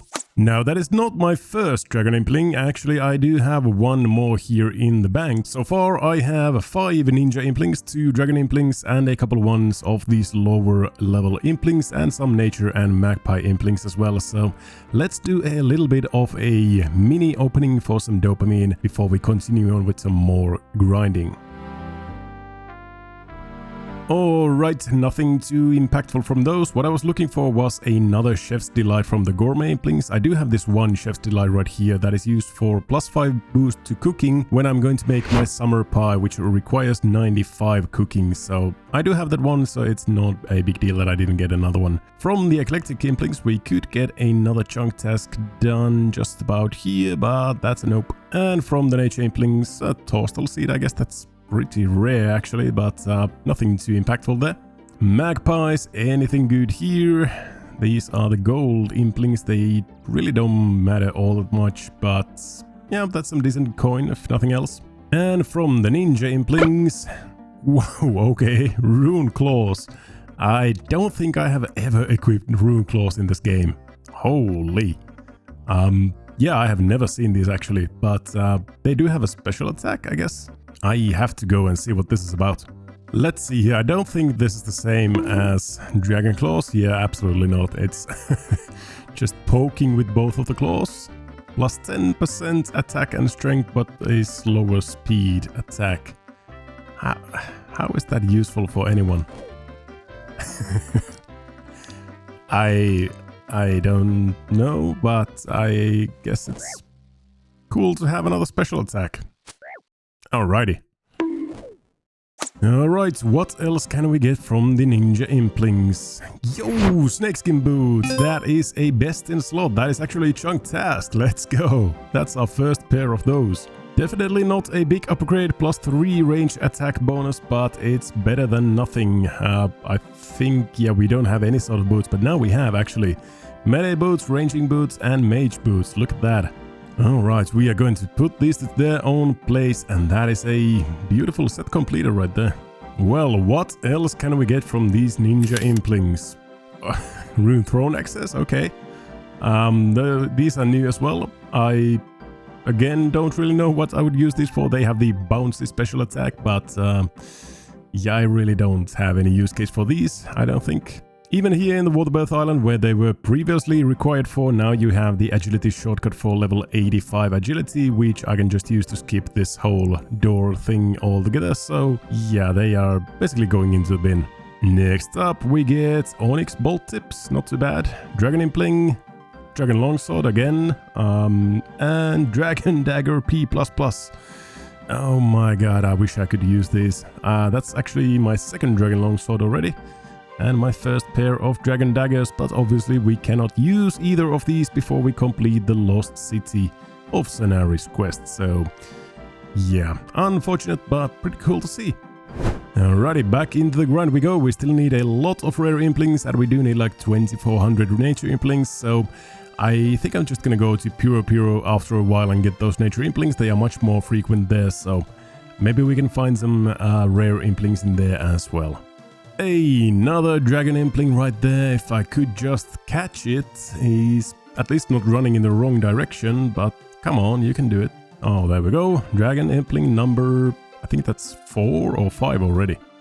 Well, I decided to come over to Puro to catch some more of those nature implings. You can find usually at least a couple of nature implings per world, so it shouldn't be that bad. And as you can see, my inventory is just completely filled with magpies and natures at this point. And I do think I'm going to stop catching magpies pretty soon. I don't really need them for anything. I don't need them for any resources or any chunk tasks or anything, so they are basically just wasting space and making me make longer trips and more trips. So I might just stop catching them and focus on the nature implings here.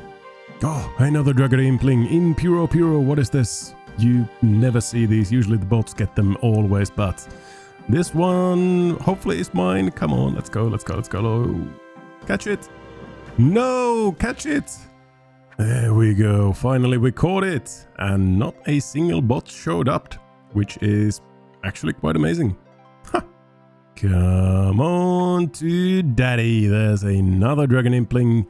What we need from Dragon Implings is 2 1 in 19 drops. We need the Mystic Robe bottoms and Dragon Dart tips for our fletching chunk task, which means that we probably are going to need around 19 or 20 Dragon Implings to hit both of those items, and that just means that we need to be really on point for all of these Dragon Implings that we're going to find here in Puro.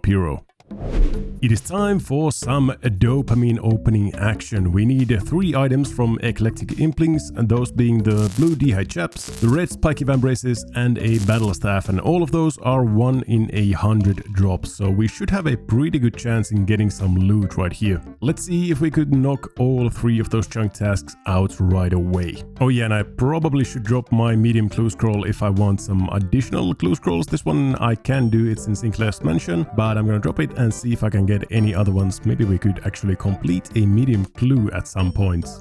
Speak of the devil. No, that is Mauritania. Another clue. Brimhaven, not gonna do it. Yo, there we go. That is a battle staff. That is our best in slot magic weapon. Imagine that.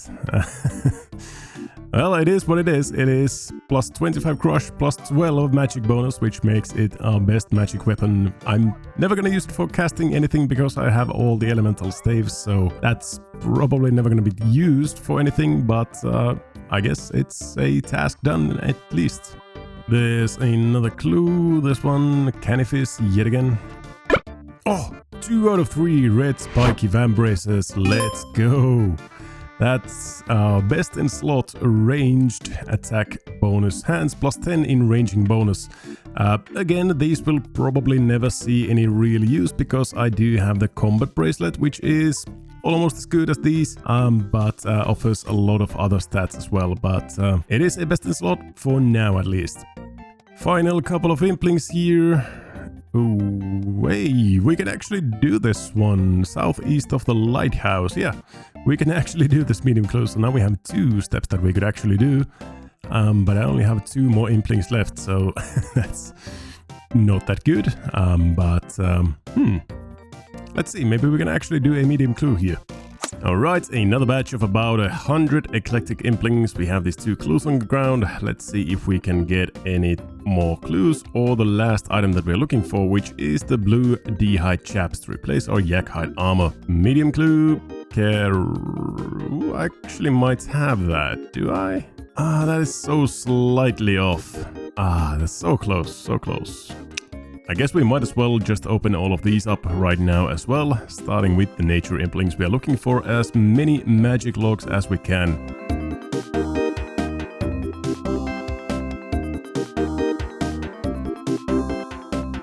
Six and 7. Okay, so we get 7 magic logs from those like 80 or 90 implings, which means we are up to how many? 8. I need 240 if I remember correctly. Okay. Magpie time. Then the ninja implings. One thing we are still missing is an onyx crossbow bolt. I do have the onyx crossbow bolt tips, but I would rather just get the full bolt. You can get them as well from ninja implings. Then we could enchant that, and that's our magic chunk task. So let's see if we can get that, or weapon poison plus. Can I use that for anything? I guess I can, for like a rune dagger or something. That might be handy for something. I don't know what yet, but something maybe. An opal machete. That I don't think is handy for anything. Just yet, at least. Anyways, maybe once we get to Karamja, then there might be something there. Onyx bolt tips. More weapon poison. Rune darts. Not amazing. A split bark helm. Yeah, that is useless. Another machete. What the hell is this, Lewis? Snakeskin boots. We have those already. Onyx bolts. There we go. We can actually do our chunk task. And another split bark helm. Let's take the rest of these and then we will enchant those. Yes! Prayer potions! The first prayer potions on the account. Let's go! 4 of them. 3 doses, so 12 doses of prayer potion. That's actually huge. And just some more D-hide and a couple more bolts.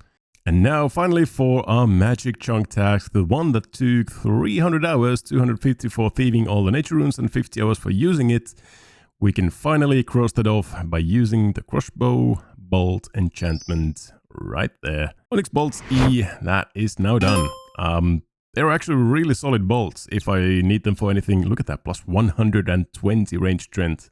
And I guess they heal you as well. There's a life leech type of enchantment on them, but they are obviously very hard to come by. But if I do need them for a pinch in bossing, like I don't know, Inferno or something maybe in the future, then they are gonna be absolutely amazing.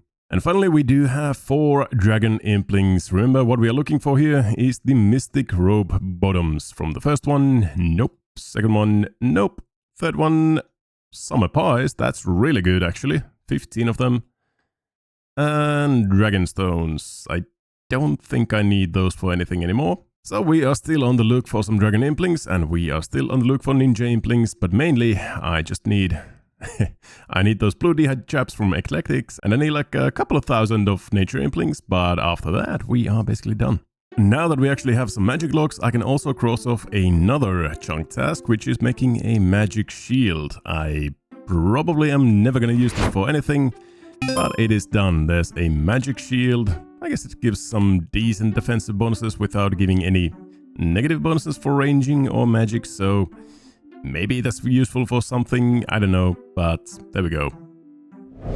Well, there is another ninja impling, but more importantly, just look at this. There's in every single one of these worlds, there's at least 2, sometimes more, like 3 or 4 of these swamp bark wearing bots. I don't know why they are so similar and why every single world is filled with them collecting eclectic implings. I guess they're selling them for medium clues, but yeah, just look at this. There's 3 in this world, maybe more on the other side of Puro here. Yep, there's even more. There's at least 5 of these in this world, so this is the state of Puro is just unacceptable. Oh shit, oh shit, oh shit, that's Lucky Impling. That's the first one I could that's the first one that I could actually catch. I finally have the level to catch these. I don't have my main account here. Oh no, oh come on. If I can trap it against the wall, then I should have a pretty good chance. Please don't move, let's go. Okay, I should actually have this in the back. Yes! Look at that! That is the chunk task actually completed. 89 hunter and catch a Lucky Impling. Wow, that is beautiful. I didn't think that I would see this in Puro, not in a million years. What are we gonna find? Lore runes. Lore runes of all things possible. Every single clue item in the game is on that table and we get some lore runes. I'm not really sure what I was expecting. I was kind of hoping for some really cool cosmetic items like spectacles or third age. Okay, well, maybe not third age, but it is what it is. I'm sure we will hopefully at least get another one of these at some point. I have seen, I think, 3 of these now during this whole account, so they are not like extremely farmable or anything, but maybe we will find more and maybe we will get some cool cosmetic items in the future. Alright, now that is 166 eclectic implings collected up. I still do have those medium clues on the ground, so now we are hopefully going to get those blue d'hide chaps. That's the last thing that we need. And also I want some more... Well, there's the blue d'hide chaps. That was easy. So that is all the chunk tasks done from eclectic implings. Now I don't need to catch those anymore. But I still do want to try and hunt for that 1 medium clue or maybe 2 so that I could maybe complete 1 of these medium clues. Well, it's not looking too hot at the moment. I have opened 50 and have gotten 0 medium clues so far. I'm getting a lot of wild pies and stuff like that, which might be useful in the future. But other than that, these drops are not too hot at the moment. Well, there's finally one. 3 Gnome Stronghold. That's actually pretty close, but not close enough. Last 6 and we get nothing. Wow, only 1 medium clue in 166 eclectic implings was not on my bingo board, but there's a new best slot. We are done with eclectic implings for now, and I think I'm just gonna attempt 1 of those medium clues and see if I can do it. Probably I'm not going to get any back-to-back steps, but we are gonna try anyways. See the nature implings real quick, a couple of magic logs, not too bad. And then ninja implings, can we get any prayer potions? A rune scimitar, whoa. Onyx bolts, nah. Rune claws, nope. Split bark helmet, yikes.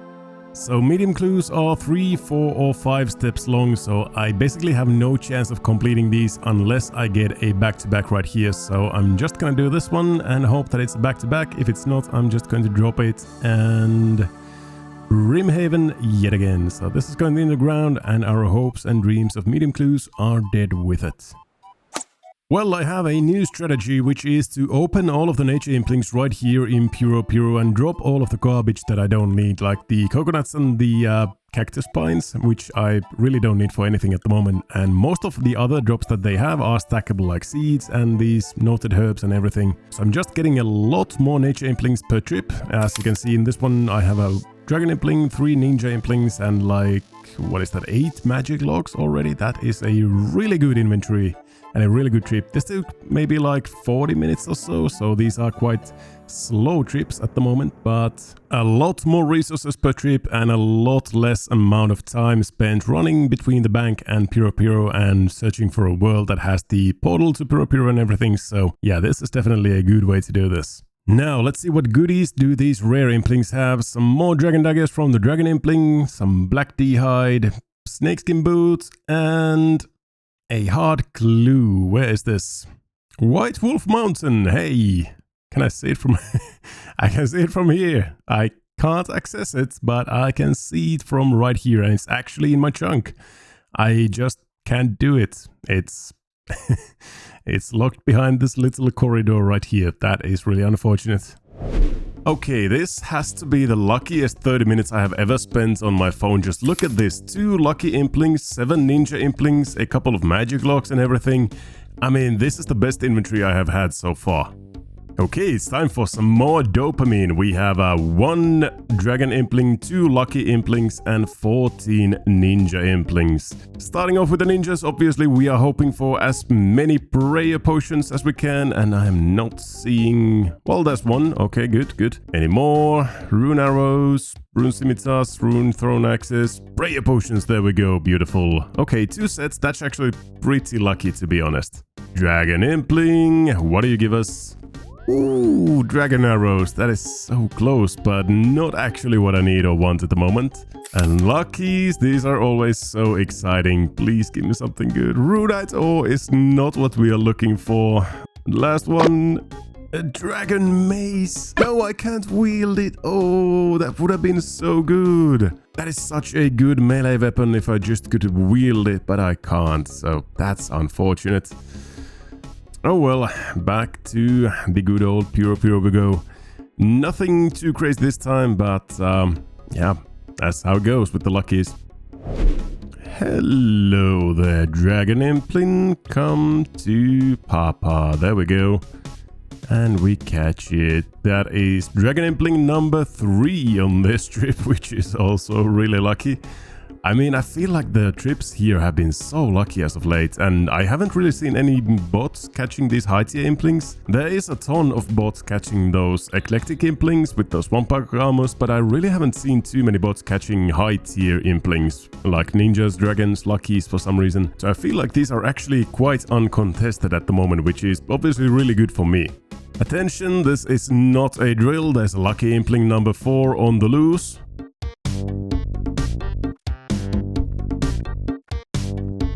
Oh, that took some time. Oh my. We got it. That is a lucky impling in the bag yet again. Again. Lucky impling number 5. Please get it. Yes. Oh, that was so lucky. I don't know if that can even catch these, but oh my dear lord. Okay. Beautiful. That is 5 lucky implings already. I mean, they probably are not that useful, to be honest. There's a very slim chance that I get anything really useful out of these, but they are just so fun to open when you have the possibility to get basically anything. What is going on? Look at this. That's number 7, isn't it? I mean, this is like 5 minutes after the last clip. What? I still have that one in my inventory. What? Wow, please don't get it. Okay, it's probably doesn't even have the level to get this, so I should be good to go. Yep. Come on, let's go. 2 lucky implings in a single inventory yet again. And this is the second time this has happened. I thought these were like super rare, and I do think they are actually super rare. It's like a 1 in 1,000 to spawn from a rare impling spot, I think. And there we have 1,000 nature implings. I keep calling them nature runes for some reason, but there's 20 in the surface world and 980 in Puro. And in the meanwhile, we have also caught, I think, 6 luckies, like 18 dragon implings and about 90 ninja implings as well. So yeah, we are really getting up there with the rare implings. We are getting up almost halfway there with the nature implings as well. So yeah, it's going pretty good. I'm probably gonna save all the rest of these rare implings, and we're gonna do one big opening at the end of this whole grind. Although I do think I'm almost out of impling jars, so I probably need to get some more of those as well soon. Now let's take a quick loot update. We have a million different kinds of herb seeds and limpwort seeds and every seed type you can imagine. Obviously the nature implings do just crap out these seeds. And as for the main prize, the magic logs, we're actually 104, so we are a little bit over the rate. We should have exactly like 100 or 99, I guess, or 98 or something like that. But yeah, we're actually a little bit over the rate, and we do have a lot of these beautiful lucky and dragon and ninja implings stacked up as well. So back to the grind, still more than half to go, but this is basically the last thing that we need to do, and then we're done with the chunk. So with the nature impling grind at the halfway point, I thought I'd take a little bit of a break and do some combat for once. One of the chunk tasks I have here is to get steel boots from Pyre Fiends, since I land myself a 30 Slayer, and that shouldn't be a problem at all. But I also do now have access to cockatrice, which is a bit of a problem, since every source I found said I need to equip a mirror shield or die instantly. And I would need to get Iron Boots, Mystic Boots Light, and the 1 in 1000 cockatrice head drop from them. Now, I don't even know if it is at all possible to kill them without the mirror shield, but we are about to find out. It has been quite some time since I have done any meaningful amount of combat on this account, but we are about to do some with the Pyre Fiends and the cockatrice, searching for those metal boots and the other drops. I think we still need an Amulet of Glory and a Cape of Swords. Let's go with the green one, that's a classic. No, that looks horrible. Okay, so heading in there, I'm looking a little bit like... I don't know how to describe this, but the range gear is actually not that bad. We have plus 109 ranged bonus, obviously amethyst arrows and magic short bow. So we do have a pretty good gear. I think my max hit is about 16 or 17 or something along those lines. So yeah, this is actually surprisingly good. I'm also bringing some weapon poison on top of a rune dagger. At least if I can poison them, maybe then I could kill the cockatrice without getting wrecked by their weird gaze special attack thing that you would need the mirror shield to counteract, which I obviously don't have. But let's see how this goes. I'm a little bit hopeful that we can find a way, but I'm a little bit afraid how long it's going to take, because it's a 1 in 1000 drop to get the head, and the other ones are not that easy either, but the head is what scares me the most. We'll see how this goes.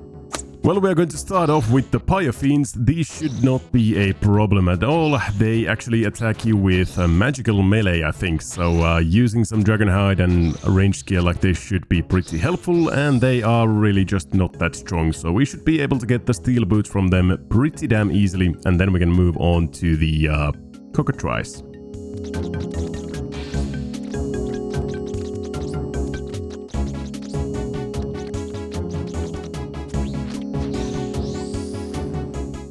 Oh, there we go! Steel Boots, a new collection log item, and I think that's also our best in slot melee boots. That was kill number 114, so basically on rate, not too bad, didn't really take more than half an hour or so. And yeah, we have some new best in slot defensive boots with a decent amount of defensive stats, still no strength bonus or anything, so they're not super useful, but at least we do have them. Alright, now we can move on to the northern part of the cave and the cockatrice that reside within. Now again, I don't have a really good idea on how to deal with the Deadly Gaze special attack without a mirror shield. I'm going to try out some safe spots, maybe I can like long range them out of the cave or something like that. I am not super optimistic about my chances here, but we'll see how this goes. Wow, they attack you like immediately, and that is half of my stats gone. Wow, that's bad. Okay, I was trying to look at like if I can get the aggro range down here somehow, but they just like counteract you immediately, and they attack back immediately without even like... Well, actually... Okay, so if I can go like around here... No, that's still a little bit difficult. He's running away. Is here good? Can I actually shoot you from... Oh, no, that's not good. Not good. Not good. Okay, so my ranged is at 17 at the moment. Thanks for the stat reduction. But it actually seems that I have maybe some sort of a way to kill them from afar like this. Ah, that's... Yeah, this is not too easy. They are running away constantly, and... yeah, my range is at 11, so my max hit is like 5 or something. That's not good. Holy shit! What?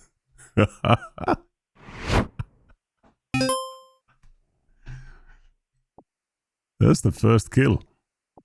Yeah, that is... I bumped my microphone away from me, but yeah, that's the first kill on cockatrices on the account, and that is the rarest drop that I need and I can get. It's 1 in 1,000 cockatrice head. So I was actually debating if I'm even going to do this, if I'm going to backlog or something. But now I kind of feel like I can't backlog them, and I still do need to get that 1 in 500 Mystic Light boots, which is a little bit unfortunate, but then again, the 1 in 1,000 drop in the first kill is kind of hilarious. So, I mean, that's just absolutely amazing. That makes me so happy.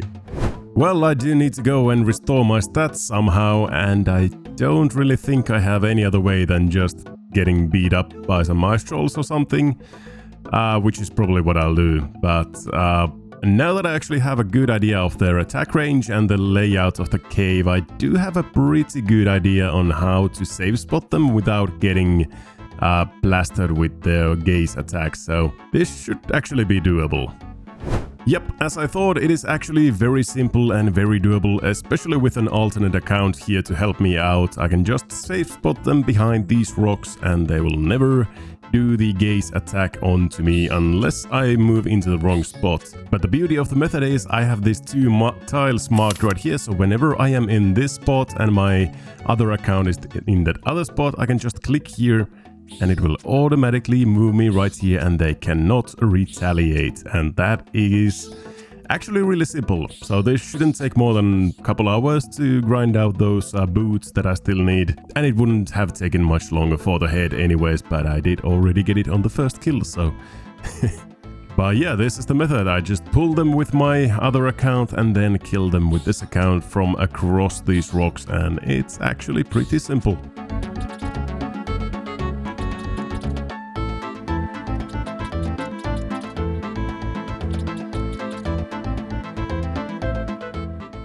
Oh, that's not good. Oh, that's not good. Oh, that's not good at all. Again. Yeah, so I'm level 44 ranged now, I guess. That's really annoying. So whenever you make even one small mistake, they instantly just punish you with that. I guess I can use Rapid Restore maybe to get my stats back a little bit faster so that I wouldn't need to respawn in Lumbridge again. We'll see. That's really annoying. Guys, there's another one. There's another cockatrice head. What? What? So that is 2 1 in 1,000 drops in 63 kills. I have no words. I have no words at all. Hey, there we go, a collection log for iron boots. They are 1 in 128, so very expected to get them pretty soon here. And also completely useless now that we have the steel boots, but a collection log nevertheless. 1 more to go, that is the Mystic Boot Lights. Yep, now I'm up to about 150 kills and there's already the 3rd pair of iron boots right there. So I'm probably gonna have a couple of these before I actually get the Mystic Boots, I suppose. Sneaky little ranged level 74. I can't remember when I have the last time that I got a range level or a combat level of any sort. Was probably like half a year ago, so nice to get one. And another one, iron boots number, I think that's number 4. Yeah, 4 sets of iron boots in 300 kills. Wow, I mean, I would have never guessed that I would be crashed while killing cockatrice without a mirror shield with 2 accounts in the Fremnik Slayer Caves in the year 2026, but apparently it can happen as well. Yeah, I got crashed, and he's not going away, he's not responding or anything. I don't know if it's a bot or not, but I mean, just wow. Just wow. 400 kills, no Mystic Boots Light to be seen. We do have everything else we need, but the Mystic Boots are still eluding us. And that is the drop rate hit for 1 in 512, and we have killed 512 of them, so we are now over the drop rate for the Mystic Boots. Now again, I am very under rate for the actual head that we already have, so I can't really complain yet, but would be nice to get the boots soon so we can go back to hunting some implings. Yes, hello, it's me, 800 kills, no boots to be seen. I'm afraid that we are actually gonna go over the drop rate for both the head and the boots, but I mean, it's not too bad. These are really easy to kill. I can kill like probably over 100 an hour, maybe even like 150 an hour, so they are really actually quite fast to farm if I want to. I don't really want to farm these for anything. They don't have really any good drops. They do have nature runes, but then again, I don't really need nature runes anymore for anything, so I just want the mystic boots and be done with it, and hopefully sooner rather than later.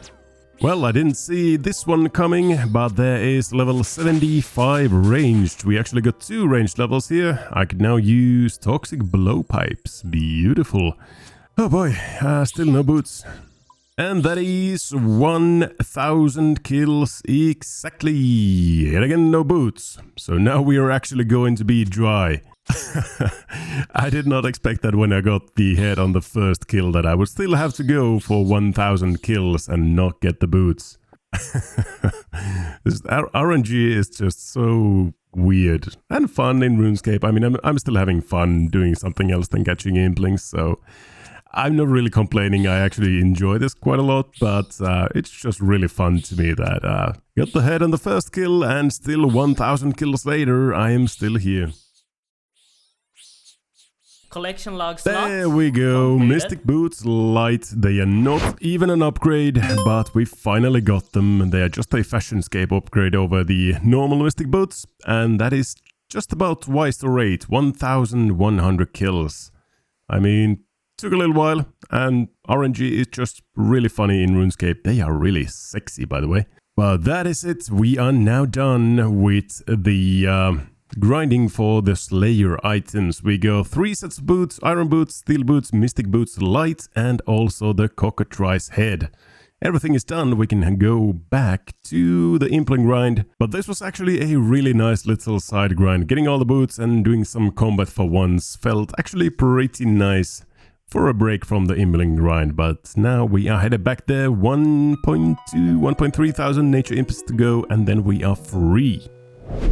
Alright, back to the magic log grind. I have caught about 1400 or so nature implings, so I got 1000 or so left, and I think I've been getting very lucky with the logs lately.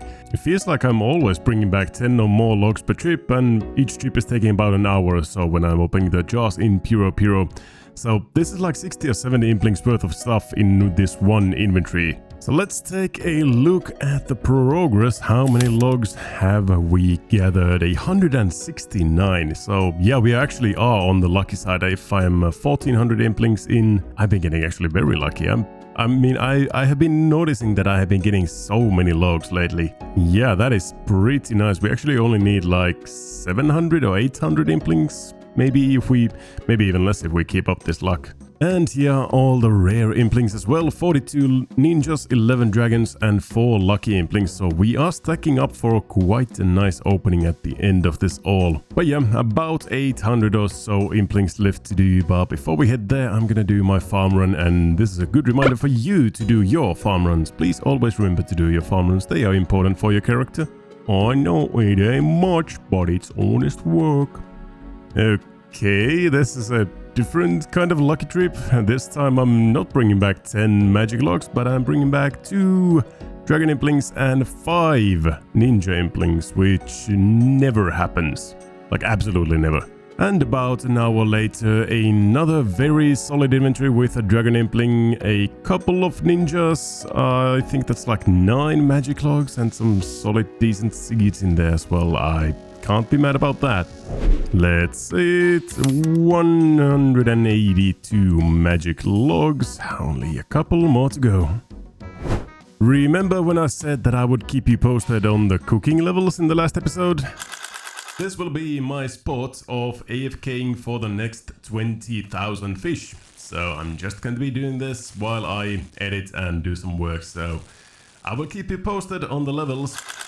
Well, yeah, I haven't done an exactly stellar job at that, have I? But I have cooked almost all of the salmon, most of the tuna and some of the lobsters as well. And we are very much nearing the halfway point of this cooking grind as well. There we go, 87 cooking. And what I have left is basically 3,000 lobsters and 10,000 tuna, and then I am completely done. I have done like half of the tuna and all of the salmon and everything else. So yeah, 3,000 lobsters, 10,000 tuna, and we should be 90 cooking pretty much. So I would say that I keep you posted, but I'm probably not going to keep you posted. So see you at 90, I guess. Well, there's 88 cooking. 89 cooking, one more level to go, and this is done. And there we go, a couple more lobsters, and that is level 90 cooking. That is so beautiful, such a nice round number, and that means that we can now glug down the chef's delight that we got from a gourmet impling and complete our chunk task.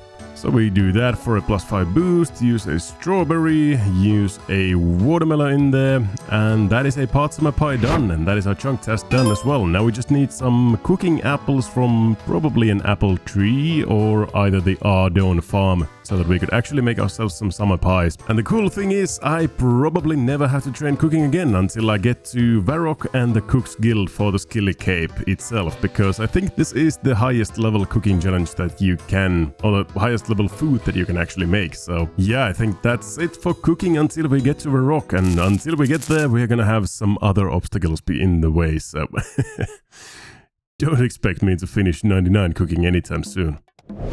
Well, back at the implings, and the great inventories just are not stopping. Just, oh my dear lord, look at this.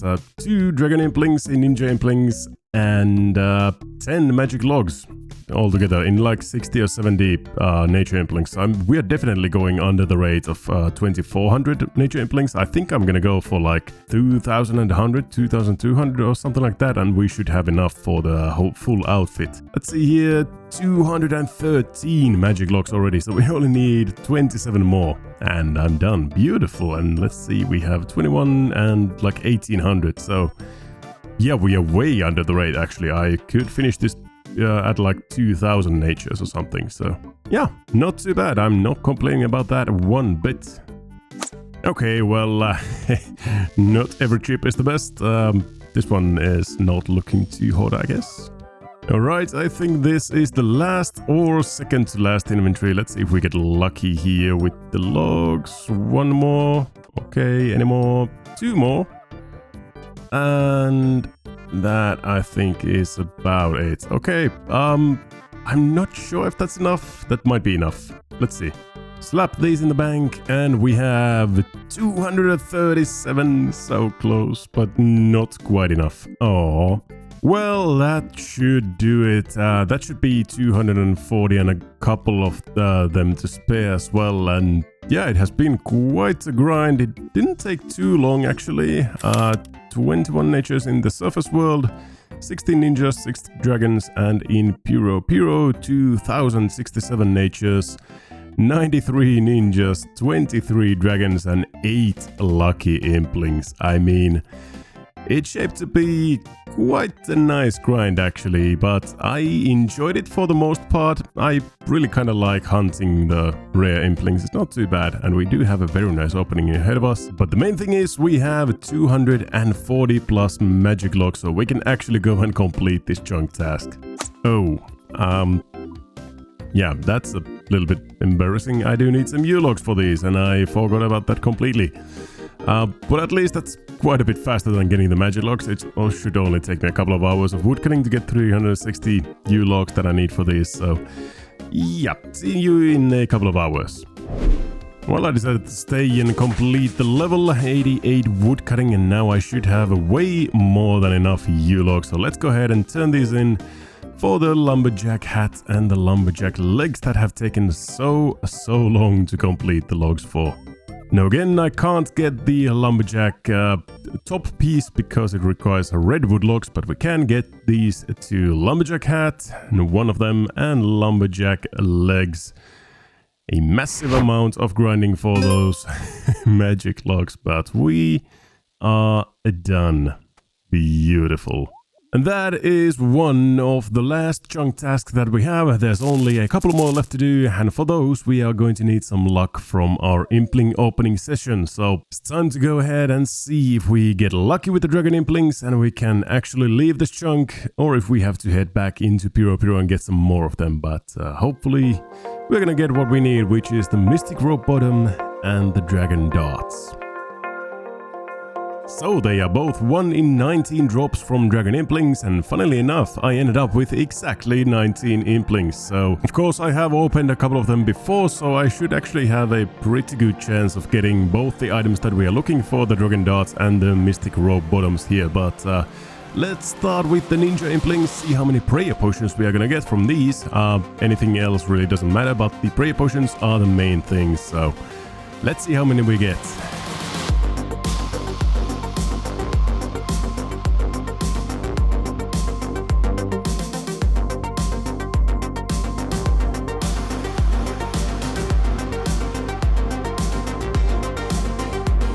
Damn, okay, so we ended up with a total of 32 3-dose prayer potions from about 100 Implings or so.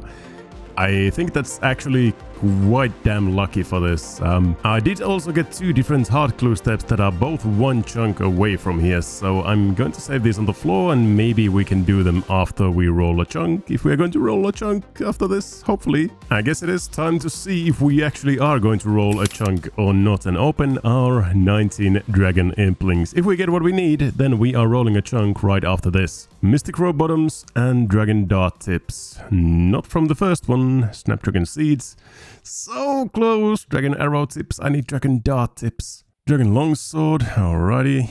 More Snapdragon Seeds, I mean they are good. Another Dragon Longsword.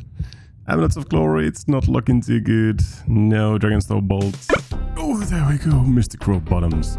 1 out of the 2, done. We only need Dragon Dart Tips. Oh my god, that by the way looks horrible. I mean, it is a very big upgrade. I don't think I have any sort of rope bottoms at the moment. Yeah, we're just using the Fremnik green skirt. So this is actually a really massive upgrade to our magic gear, which is pretty nice. I still don't have any sort of top, but at least now we have some sort of bottoms. Plus 15 magic attack is not too shabby at all. Alright, let's see if we can actually get the last item, the Dragon Dart Tips, from one of these 11 Dragon Implings.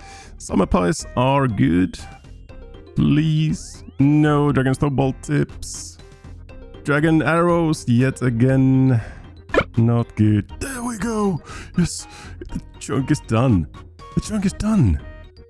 I can actually leave the chunk. I just need to make these into Dragon Darts and we are done. We are actually done. We can actually leave the chunk after this. I'm gonna make these immediately and then we are actually done with the chunk. That is so good, so amazing. There we go. Dragon Darts have been fletched, and the fletching leveling to 95 took so long, so this feels like a really good validation of the grind. That is it. All the Dragon Darts are done. That is beautiful. Now let's see what else do we have in store. Dragon Bones, that's actually my first set of those, so not complaining at all. Prayer XP is always nice. Some more junk. Oh, baby Dragon Bones. A very juicy amount of those. 284 of them. That's good. More Dragon Darts. I mean, yeah, they are really good ammunition as well. Okay. So that is the grind done.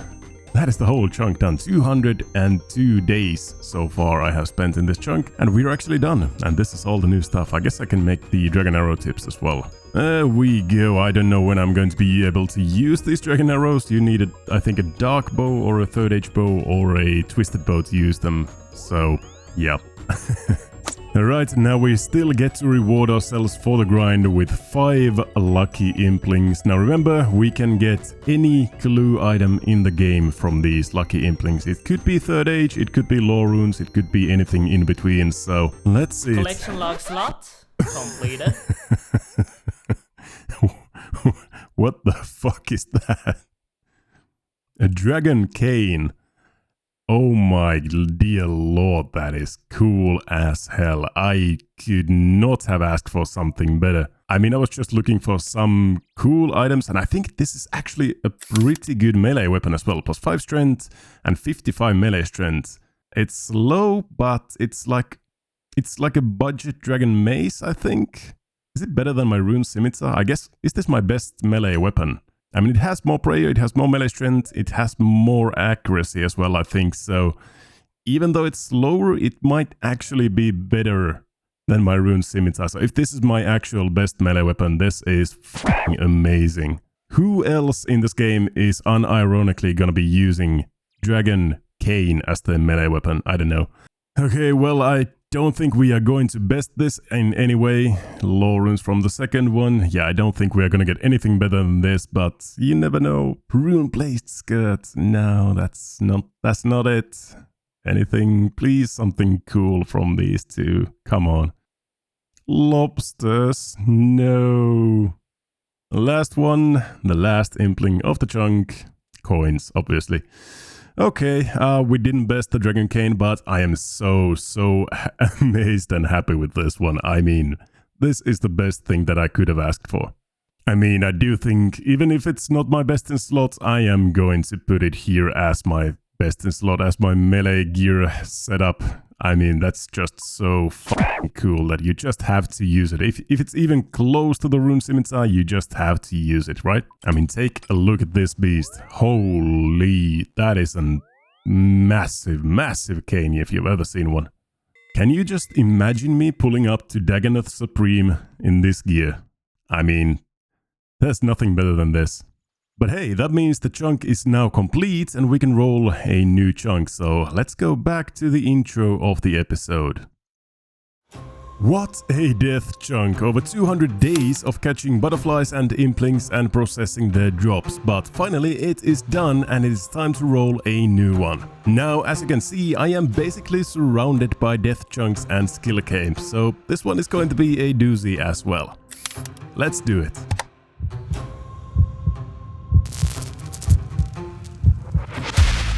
That's puro, the hunter grind.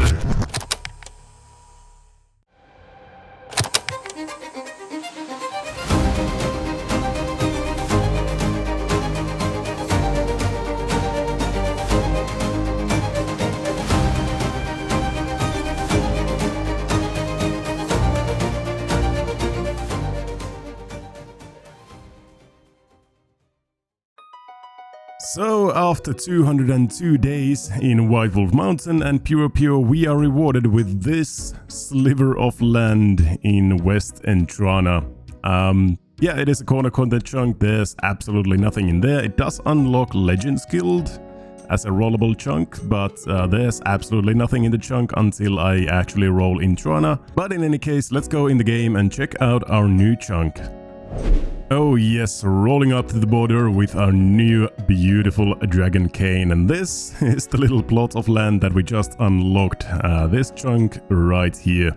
Yep, there's a whole maybe 17 or 18 tiles. Hey, we do get a new music track, background, but other than that, yeah, there's really not that much here. There's the other half of the chunk on Entrana, but obviously we can't access it just yet. Before we roll, let's take a quick look at the chunks I have available. I have divided these into 3 categories: corner content, skill capes and death chunks.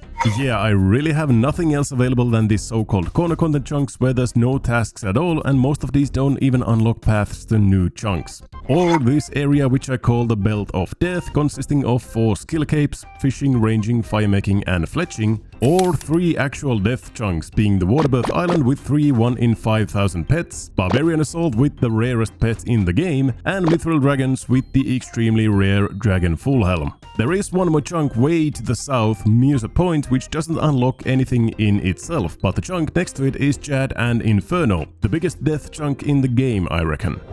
So with that said, this is probably going to be the highest stakes roll that I have ever had.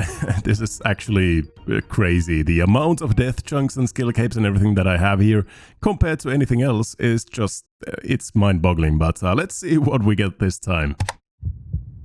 Okay, please be gentle, don't put me into Barbarian Assault or something.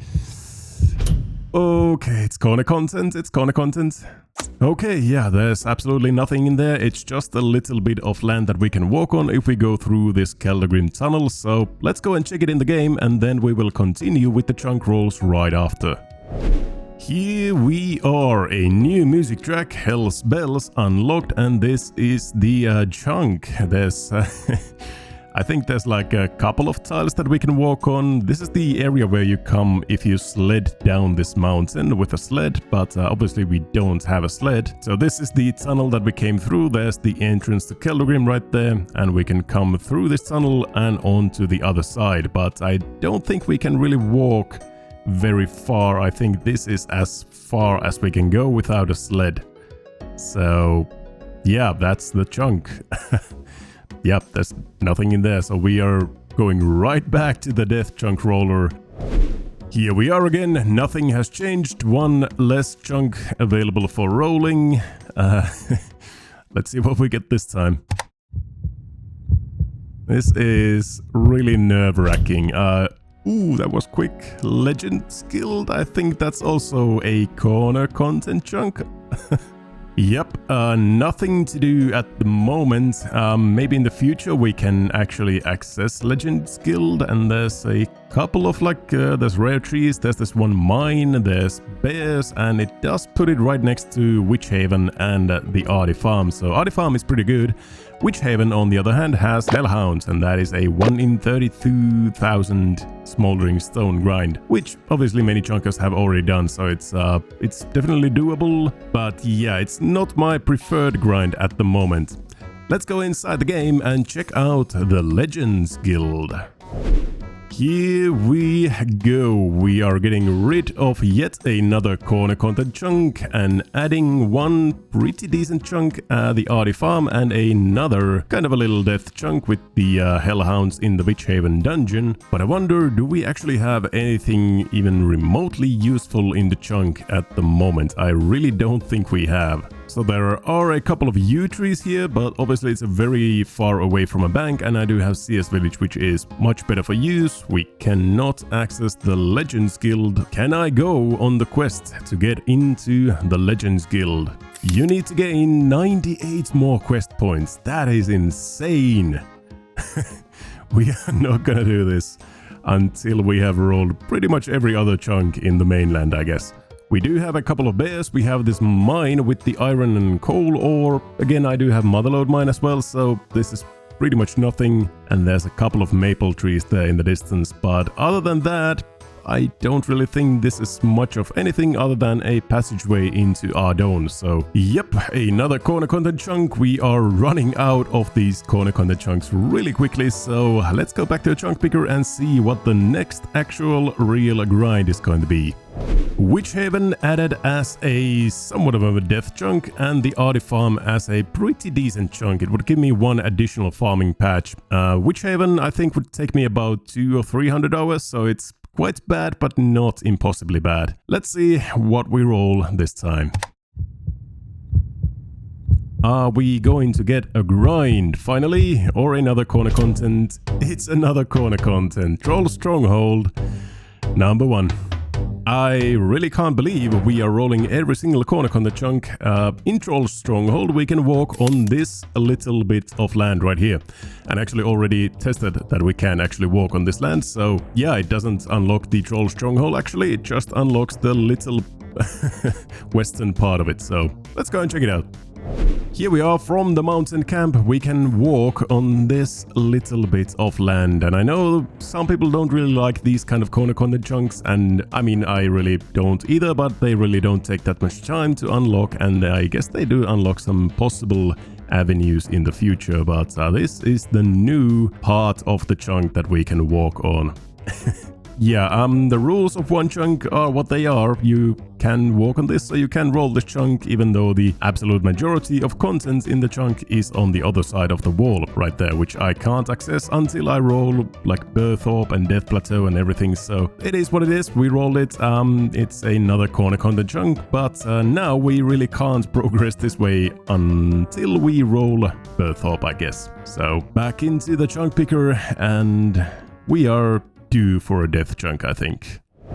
So no new added chunks, -1 corner content chunk done, and we are really running low on corner content. There's a couple more, etc. and the western part of the Needest Knot Islands, but other than that we are probably going to roll either a skill cape or a death chunk, and these are all the chunks that we have rolled now in a row, all of them corner content. At this point, I really don't even know what I would be hoping for. All of these are kind of equally bad. The death chunks are all, like, actually horrible. The skill capes are all kind of easy, like ranged and fire making and fishing are not too bad, and fletching I already have 95 fletching, so all of them are like somewhat decent and doable, so I really don't know what I'm hoping for, but I guess we'll just see what we get.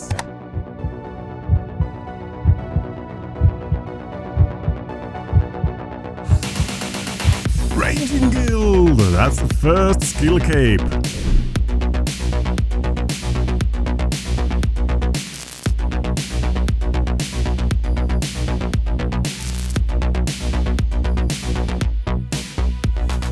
Hemmenster and the Ranging Guild. That means 99 ranged and another 99 as well, because I need to get the skill cape trimmed. So I do need 2 99s. One of them is going to be ranged and the other one is probably going to be smithing, because I have 98 smithing already. Some of the other tasks, we have full black D-hide, which is obviously really good for the future. We can do the fishing contest, which means we can also access the other side of White Wolf Mountain, and we're getting close to the herblore grind, 99 herblore and everything that comes with that, so me, I guess. But yeah, that's really interesting. We are going to be spending some time training ranged. Let's go! I actually quite like that. Here we go, Ranged Guild in Hemmenster, and I actually have been on the border quite a lot because I caught a lot of rare implings here. There's a really good rare impling spawn right inside here. One of the best in the game actually, but this is the first time I'm actually walking into the chunk, and I still do have all of these hard clues sitting in the bank in Camelot. And one of them is in the Ranging Guild, I think. It was like searching a needle in a haystack in the Ranging Guild or something like that. Yeah, Ranging Guild, hey, this is the one. So we need to search the haystack in the Ranging Guild. So I'm probably gonna just keep this hard clue until we get some sort of a grind that actually gives a lot of hard clues, like, I don't know, hellhounds. So that is gonna be staying in the bank for now. Here we go, we are entering the Ranging Guild for the first time, and obviously we are wearing our best in slot.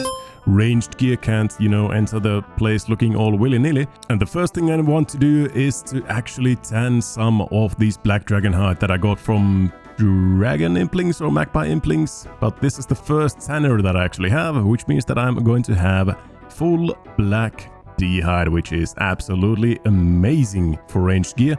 And that is 3 chunk tasks done in less than a couple of seconds. Look at that. Plus 30 range from the top, plus 6 range from the bottoms, and plus 4 ranged from the vambraces. And now we are actually looking pretty damn good. Not too bad at all. The ranged bonus is 146 already, which is really good. Now we are actually, when we get the ranging cape, we are actually pretty set on ranged. We can do a lot of things with that. Like if we roll the Hellhounds or we roll like Dagonoth Supreme or anything like that that we need to kill with ranged, we are actually going to be pretty good. The armor salesman doesn't have anything too special to sell except for the ranging cape, of course, and that cape is actually really good and quite special. It has the effect of the Ava's accumulator, which causes most of the ammunition that I shoot to be automatically picked up and placed back into my inventory. This is a huge buff for the account, making the 50,000 amethyst arrows I grinded in the last chunk last a whole lot longer if I need to grind out hellhounds or other monster drops in the future. There's also this bow and arrow shop, which might be useful in the future. They sell some rune arrows and rune arrow tips and arrow shafts as well, so that might be good for ammunition and fletching if I need those in the future. Then we have the ticket exchange for the archery minigames, selling bolt tips, rune arrows and some studded armor and stuff like that. And this shop is actually going to play quite a big role in the future of this account, so just keep that in mind. Then we have a shield master who's gonna give us a leather shield resource guide. Why? I don't know. Why? And then finally, the tribal weapon salesman selling Rune Throne Axes. They do have a special attack that can bounce between multiple targets, and they can be used for the Waterbirth Island entrance as well. Not necessarily super useful, but maybe useful to keep in mind for the future. And then finally, obviously, the archery range. This might surprise you, but the archery range is actually the main attraction of this chunk for me, and it's one of the best training methods I have available. In this minigame, you pay 200 coins for 10 bronze arrows, and then you shoot those arrows at the target. You either get 0, 10, 20, 30, 50 or 100 points depending on where you hit the target, and the maximum obviously being 1000 for 10 arrows. For every 10 points you score, you get half of that in ranged XP and 1 archery ticket.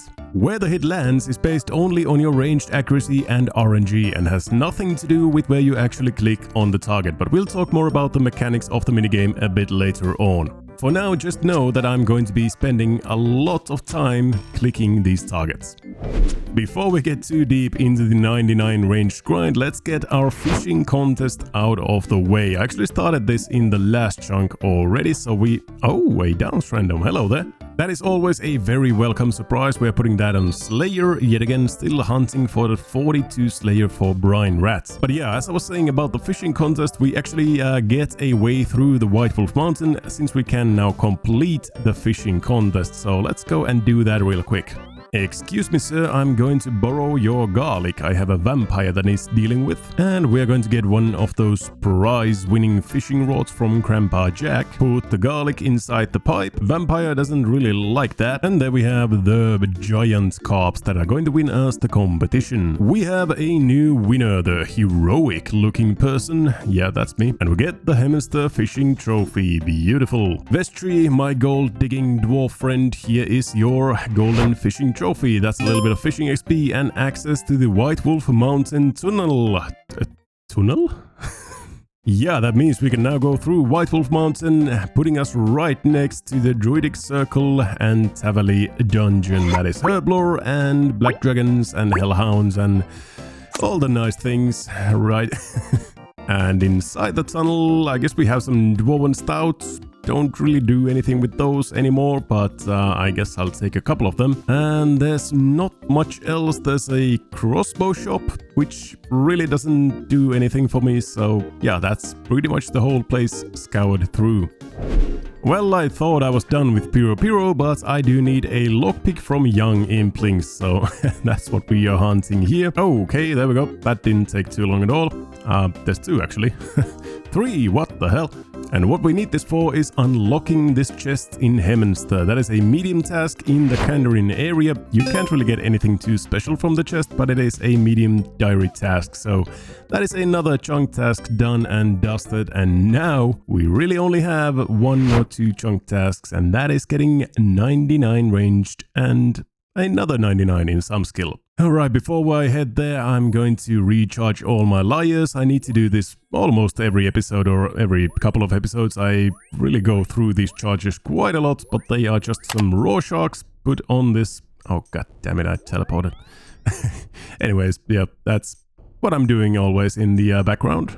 So it begins, the only real grind of the chunk, 99 ranged. I do need another 99 too to get the cape trimmed, but we'll come back to that later. Now the unfortunate thing is I don't really have any high value monsters that I could kill in my chunks. I do have like Fire Fiends and maybe Elementals for some runes, but honestly I'm just probably going to be AFKing some rock crabs for this. I do have over 500,000 mithril arrows, so I'm not gonna be short on those at least. But yeah, most probably I'm going to be AFKing rock crabs and doing the archery range minigame, depending on how much I am actually spending time at the computer. But first I'm going to see how much XP per hour I'm getting here. I'm expecting like maybe 40k-ish. The unfortunate thing with these rock crabs is there's only 2 spawns. There's not a single spot on the coast where there would be 3 or more rock crabs right next to me. So that's really unfortunate. I wish I had like sand crabs or another spot of rock crabs that have 3 spawns, but I only have these 2. So yeah, I'm going to be standing here doing absolutely nothing for quite a large chunk of this grind actually. And now for the other training method I have available, the archery range minigame. These can be somewhat equally AFK as the raw crabs. If you position your chat box like this and hold down spacebar, you will just skip the dialogue and you can click in the one same spot over and over again and get XP continuously. So this can be very good if you have a foot pedal, which I actually don't have at the moment. My old one broke down, but I'm using my old keyboard for this. So let's get to work and do some grinding here and see what the XP rates are like.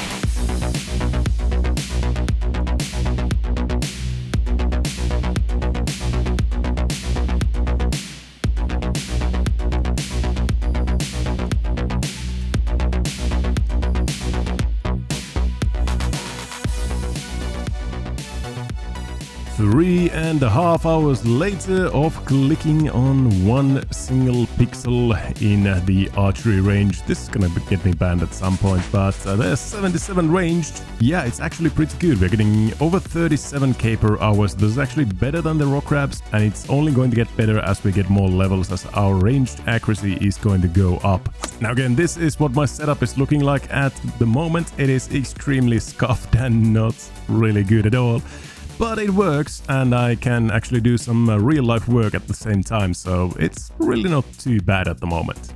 There's the first 100,000 tickets of the archery range. We're a bit like 10 hours deep at the moment, so I did this whole day yesterday and most of the day today as well. While, you know, working on my laptop. There's only really one annoying thing about this. I'm gonna try and show you that. If you click too fast on the target, you might end up like this and cancelling the dialog box. And then you have to go and talk to this guy again until you can actually continue with training. So that happens every now and then, which is really annoying, but I'm trying to keep kind of a steady pace clicking, and then I don't need to do that. But yeah, it happens from time to time. There's another level coming in, 79 range, one off from 80, pretty nice.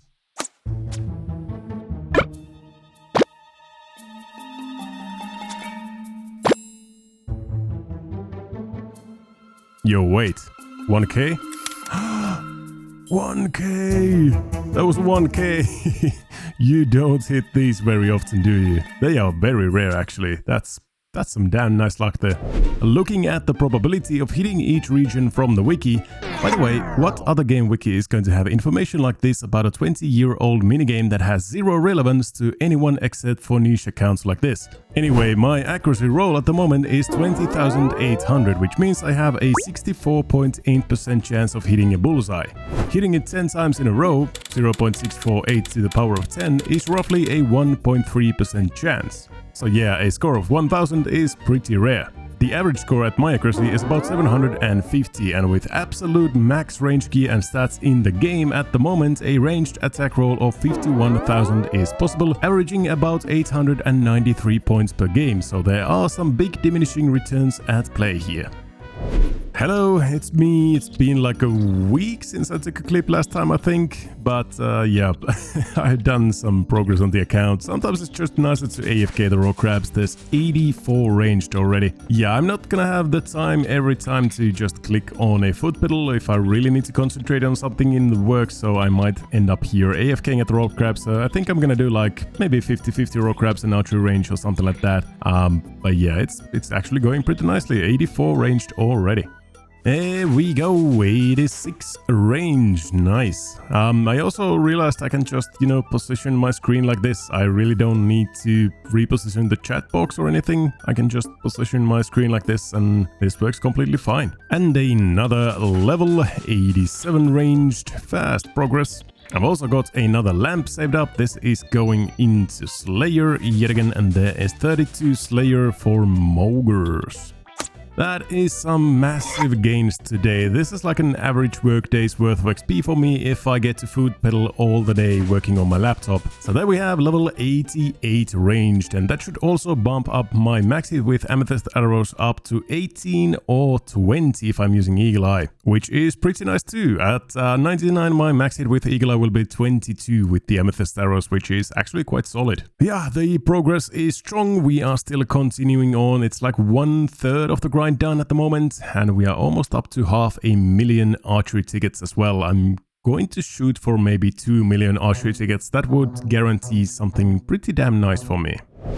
The archery tickets. Why do I care about them at all, or what am I going to use them for? The obvious answer would be rune arrows, great ammunition to have, or even sell back to a shop for some GP if I need it. But there is something far better available here right in this shop.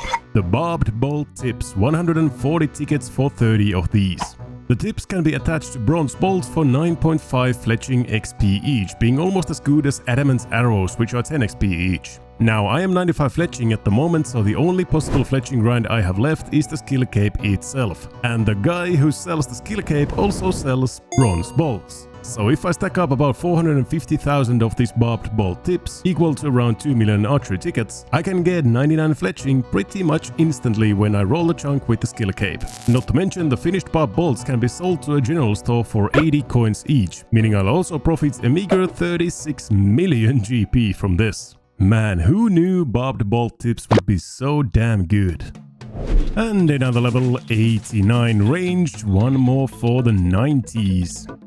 And that is 90 ranged. Wow. Yeah, now it's just doubling the XP again and then some, and then we are 99.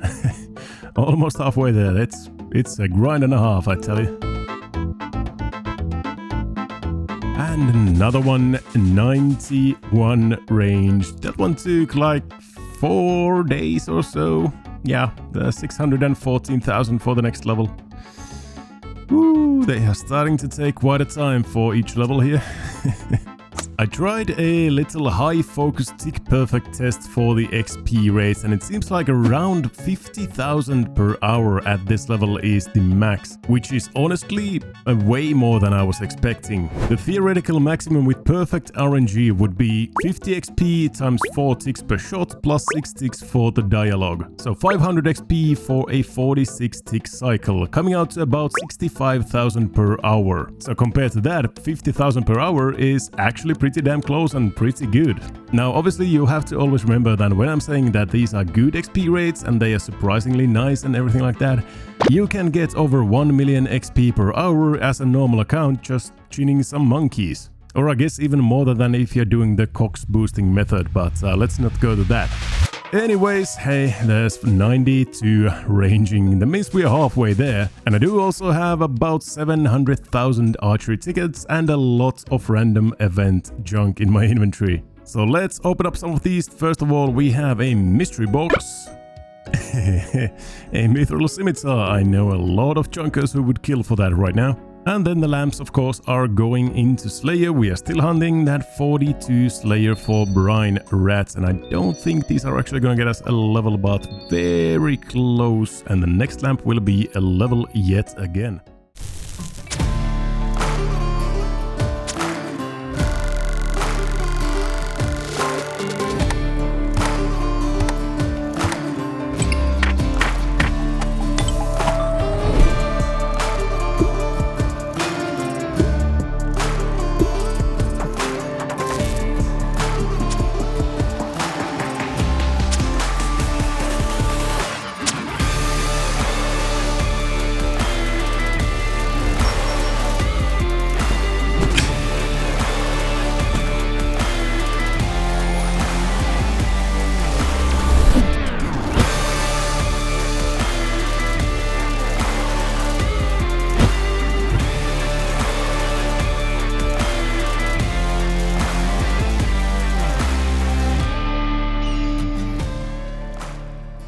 Welcome back to Rellekka Xtreme Onechunk. This is episode 29 already, and this is the finale of season 2. Today we are getting our ranged cape, our first skill cape of the account, and I should be getting a level right here, right now, a 93 ranged.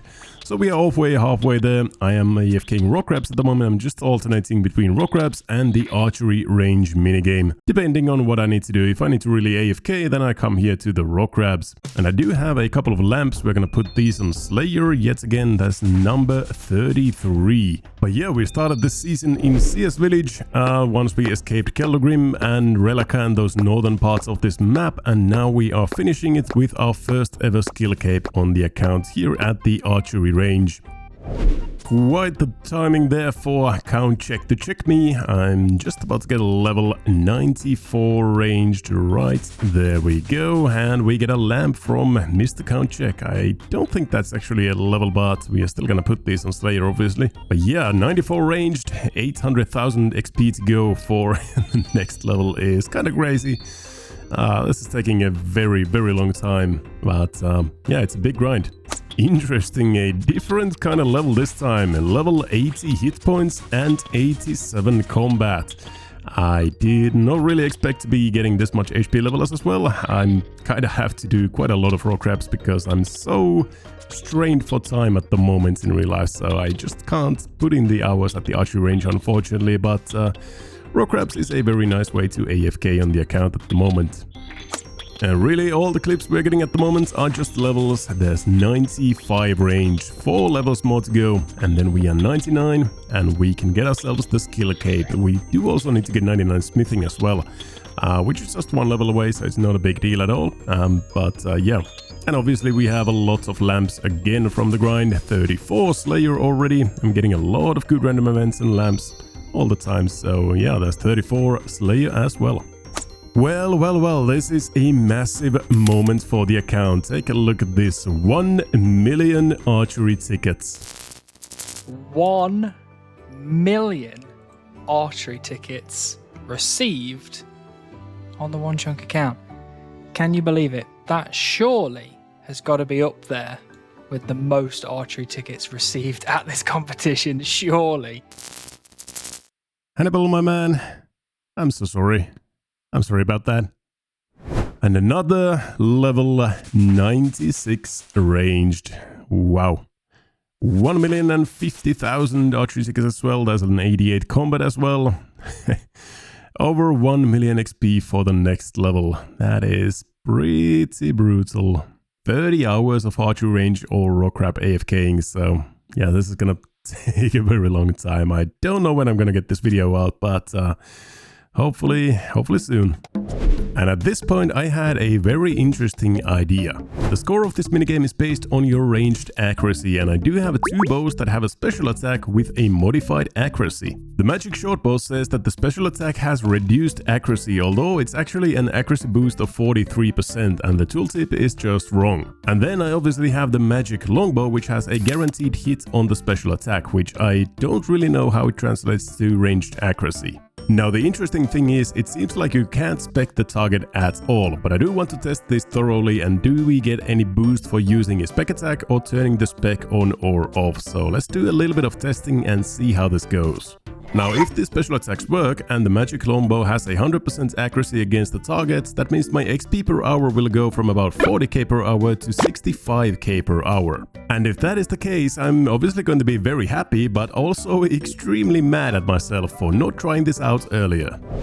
Alright, so I shot 100 arrows with the spec and 100 arrows without the spec, and the average score per arrow was 74.9 without the spec and 75.2 with the spec, so yeah, it doesn't work unfortunately. Which does make sense since you're not really speccing the target, you just have the spec bar primed for a special attack. Oh well, I also tried animation cancelling. You can cancel the target screen if you click your prayers while the arrow is mid-flight. But that doesn't save you any ticks either, it doesn't result in any faster actions. The only optimization I have been able to do is switching to the accurate style, because it doesn't matter if you have accurate or rapid, you're still going to be doing a 4-tick attack. But with the accurate style you get a little bit more ranged accuracy, which then means a little bit more XP per hour. But yeah, that's pretty much the only thing I can optimize about this minigame, and now we still have 4 levels to suffer through this, so let's get to it. Hey yo, 97 ranged. Oh my dear lord, we are almost done. Here we go, second to last level coming in at any moment now. There we go, 98 ranged. 1 more level for the first skill cape on the account. Oh my, that is beautiful. Also 89 combat and 1575 total. That's a lot of different levels there. Also, do you notice anything weird about my inventory? Yeah, I have 5 lamps stacked up. There's a lot of stuff in there. Now I'm going to put all 5 of these lamps on Slayer, but these will be the last lamps I put on Slayer because I just realized something, that if I go to 35 Slayer, I can then boost up with a wild pie to level 40 Slayer, and that will enable me to kill Basilisk with a wild pie. And basilisks, I have to kill the same method I used for cockatrice, basically safe spotting them from far away because I don't have the mirror shield to block their attacks. And I would have to kill about 2,000 of them for the head, I think. So yeah, I'm not doing that with wild pies that I get from eclectic implings at like a 1 in 100. So yeah, I'm just not gonna go to 35 Slayer just yet. I'd rather save up enough lamps to straight up go to 36 or 37 Slayer. Or maybe even just wait until I unlock a Slayer Master, like Berthorpe is not too far away, Gnome Stronghold is not too far away, so I realistically can get a Slayer Master pretty soon. And all the lamps for now are going to be going on to construction. If I get to 20 construction, I can then get myself a Helm of Needest Knot if I get 1 more chunk in the Northern Yatizo. So yeah, we're switching up lamps from Slayer to construction until TBD. But for now, we need 1 more level in ranged and 1 more level in smithing, and the chunk is going to be complete. Smithing has been a wild ride on this account. It was the first major chunk task when I started in Rellekka. I had to get 49 smithing for a steel plate body by only killing Lanzigs and rock crabs inside Rellekka without a bank. I think I killed around 8 to 10,000 Lanzigs for the goal, and then I was obviously hit with the Yatizo Mines chunk right after, bringing me a level 88 smithing goal for the adamant plate body. Again, the facilities were not awesome to say the least. I bought all the iron ore and coal ore from Ring on Yatizo, ferried them back to the furnace in Rellekka, smelted and smithed the bars there, and then ferried back to the bank on Yatizo, and repeat for about 200 hours. And then, finally, of course, the Keldgrim chunk and the 99 smithing goal for a rune plate body using a +1 boost from the Dwarven Stout, which took its own time. Luckily then I had the blast furnace, so the last 10 levels were not as bad as they could have been, but yeah, smithing is the bane of one-chunkers worldwide, and I am very happy that my journey is coming to an end right here. Here we are again, hopefully for the last time on this account. I have been smelting every single ore in my bank, and I still need to buy about 5,000 mithril from the shop and smelt all of them. And then obviously we need to smith all of them at the anvil in Yatizo, and then we are done with 99 smithing. As you can see from my XP, we are not that far away anymore. So it's just a couple of hours, maybe 10 or 20 hours of blast furnace and smithing, and then we are done finally with smithing on the account. Here we go, the last mithril ore going into the hopper, right there, and never again blast furnace on this account. No more smithing, no more smelting. This is the last bars that I need to bank 99 smithing. And man, does it feel good. It has been coming for a very long time, and I have been kind of edging myself with the smithing goal. I had 98 smithing like, I think over a year ago at this point, probably even more than that. And I just have been edging that 99 smithing because I have had no reason to get 99 smithing before this. But now is the perfect time, and that is all the mithril bars we need. We have basically no ores left, basically no bars left except for the mithril, and that should be 99 banked. Let's say it one more time. There it is. 99 banked on the account. That's a beautiful sight. See you never, callback. See you never. And yeah, let's go and smith this up, and then we'll start the stream up and get ourselves the first skill capes on the account.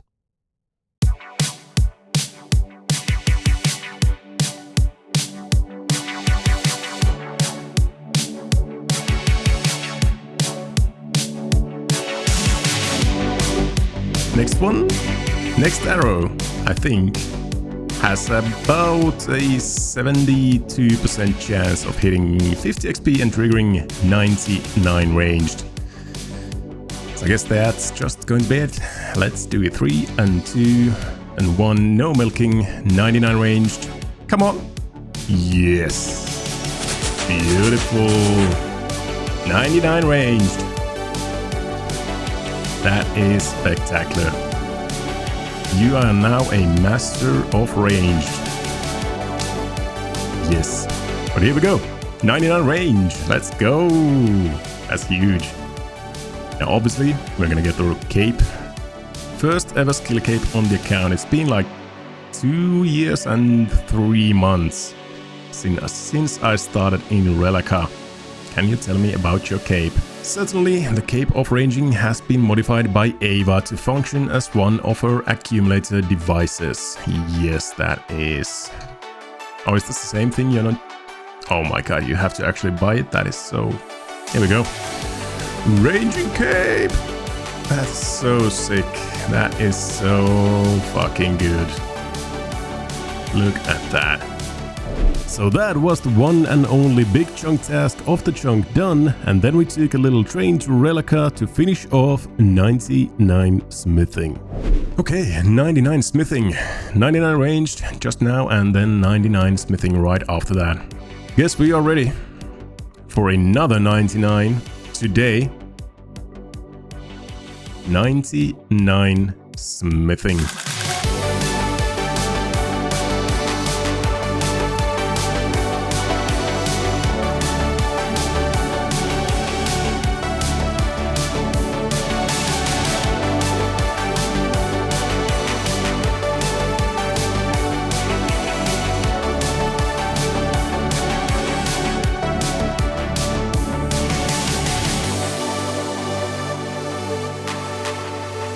There you go.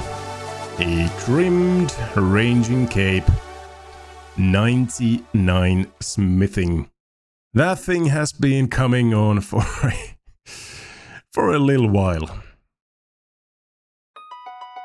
And that means we are checking off 99 ranged. Right, ranging cape trimmed, which was the 99 smithing. And we are ready to roll. And let's go over the chunks that we have. Number 1, miscellanea, basically nothing. Number 2 is actually my preferred third chunk at the moment. I could get the Helm of Needis knot if I lamp up to 20 construction. This would unlock the full quest line since I have everything else here. Waterbirth Island, 3, 1 in 5,000 pets. Number 4, Barbarian Assault, the rarest pet in the game.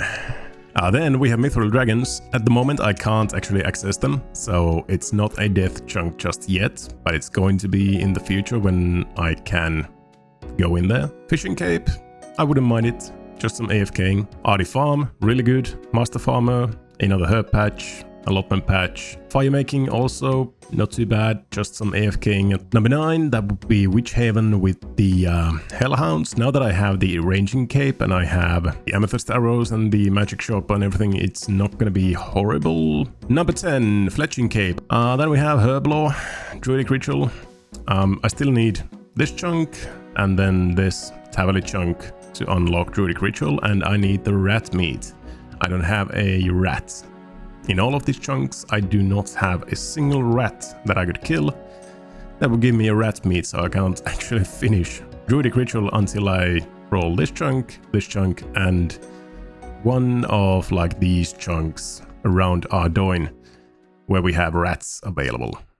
And then number 12, Musa Point doesn't have anything in it, I think, but it does put us right next to Inferno, so... Yeah, everyone knows Inferno, everyone knows Telecon probably, so I guess I would be next to Telecon then. Wouldn't be the worst thing in the world. 43 days since the last roll, 99 ranged, 99 smithing, and now we are left with this. So, no more milking, we just go for it. 1, 2, and 3. It's not reversible, I know. Here we go. What's it gonna be? Okay. Okay. Previously on Rellekka Xtreme Onechunk, I clicked this one single pixel on the target in the archery range minigame for 250 hours on my makeshift foot pedal, reprogramming one of the keys of my old keyboard to mouse left click using the Razer Synapse software. 3.5 hours later of clicking on one single pixel in the archery range. This is gonna get me banned at some point. And indeed, I got my 99 range cape and I got 99 smithing to trim the cape, no problem whatsoever. I then rolled straight into another skill cape chunk, East Catherby with Higton and the fletching cape. Luckily, I already got 95 fletching a couple of episodes ago when I had to fletch dragon darts obtained from the hellish Puro grind, and now I also have 1.5 million archery tickets on hand that I can spend on barbed bolt tips. So after taking a brief stroll through the new chunk, I went straight back to the ranging guild, spent all of my tickets on barbed bolt tips, hopped about 1000 worlds to buy enough bronze bolts from Higton to fletch all of the barbed bolts, and got to work. And then it was all over in a blink of an eye. Really, fletching those barbed bolts didn't take too much time at all. And along with the mithril bars I had ready in my bank, it got me all the way to 98 fletching.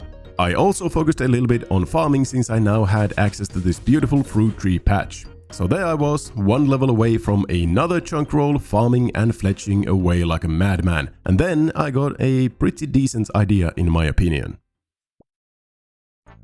Surprise! 90 crafting in the amethyst mines. So why on earth am I mining amethyst? Well, I got to thinking, I'm quite probably going to need good ammunition in the future, and the 50,000 amethyst arrows I have fletched last time are not going to cut it for the grinds I have ahead of me. Hellhounds, black dragons or mithril dragons, Dagon Prime, so on and so on. Might as well get myself some premium ammo right now while I still need the fletching XP, right?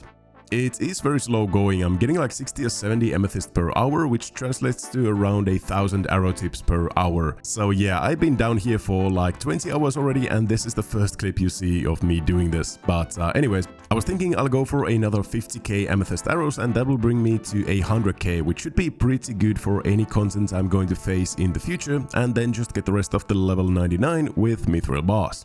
Okay, that's enough ranting, let's get back to mining. That was the last clip I ever took on Rellekka. I was hit with a permanent macroing major ban. Now I think it should be obvious and go without saying, but I have not macroed or botted on the account. It would be idiotic to risk an account like this by using third-party software. And this is definitely not the first time this has happened. I know of at least 10 other one-chunkers who have gotten false bans, including content creators like Frey and my crew. It's just how Jagex's bot detection system works, I suppose. I have no doubt in my mind I could get the ban quashed, since I do have around 800 gigabytes of clips showing me playing the account normally and completely within the rules, and I don't have a single offense on any of my accounts in over 5 years of playing the game. And I do have a sneaking suspicion on the reason of the ban as well. But I don't think I want to. And I know this is probably what you don't want to hear, but I have decided I'm not going to try and get the account back. And the reason is mainly that I just simply don't have the time in my life to play an Xtreme Onechunk account anymore, especially at the stage my account is at the moment, and even more importantly, I was not really enjoying the game mode anymore. Old school RuneScape is my favorite game of all time, bar none, and Xtreme Onechunk was very fun at first as well, but it has gotten to a point where I have to grind menial and meaningless tasks for months upon months without a light at the end of the tunnel.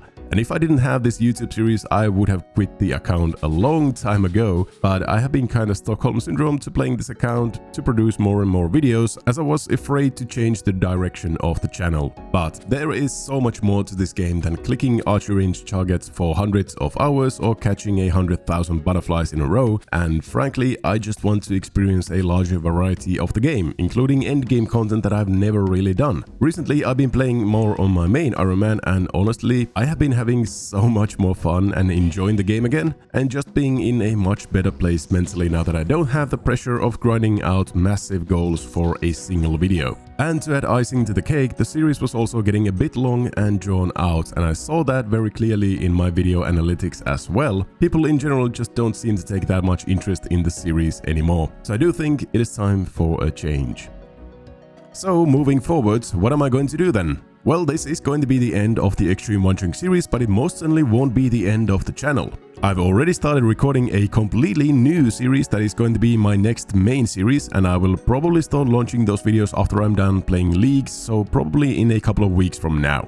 And I have been having so much fun playing on the new account. It's kind of a similar restricted account, but I won't spoil all the details just yet. You guys can have a guessing competition in the comments about the new series. But yeah, that will be all from me for now. I'm sorry to all of you Xtreme Onechunk enjoyers, but frankly, I do think I couldn't keep doing the videos for much longer, even if I appealed the ban on the account. So this just feels at least like a somewhat natural way to quit the account. Thank you for watching the progress for all of this time, and I will see you in the new series.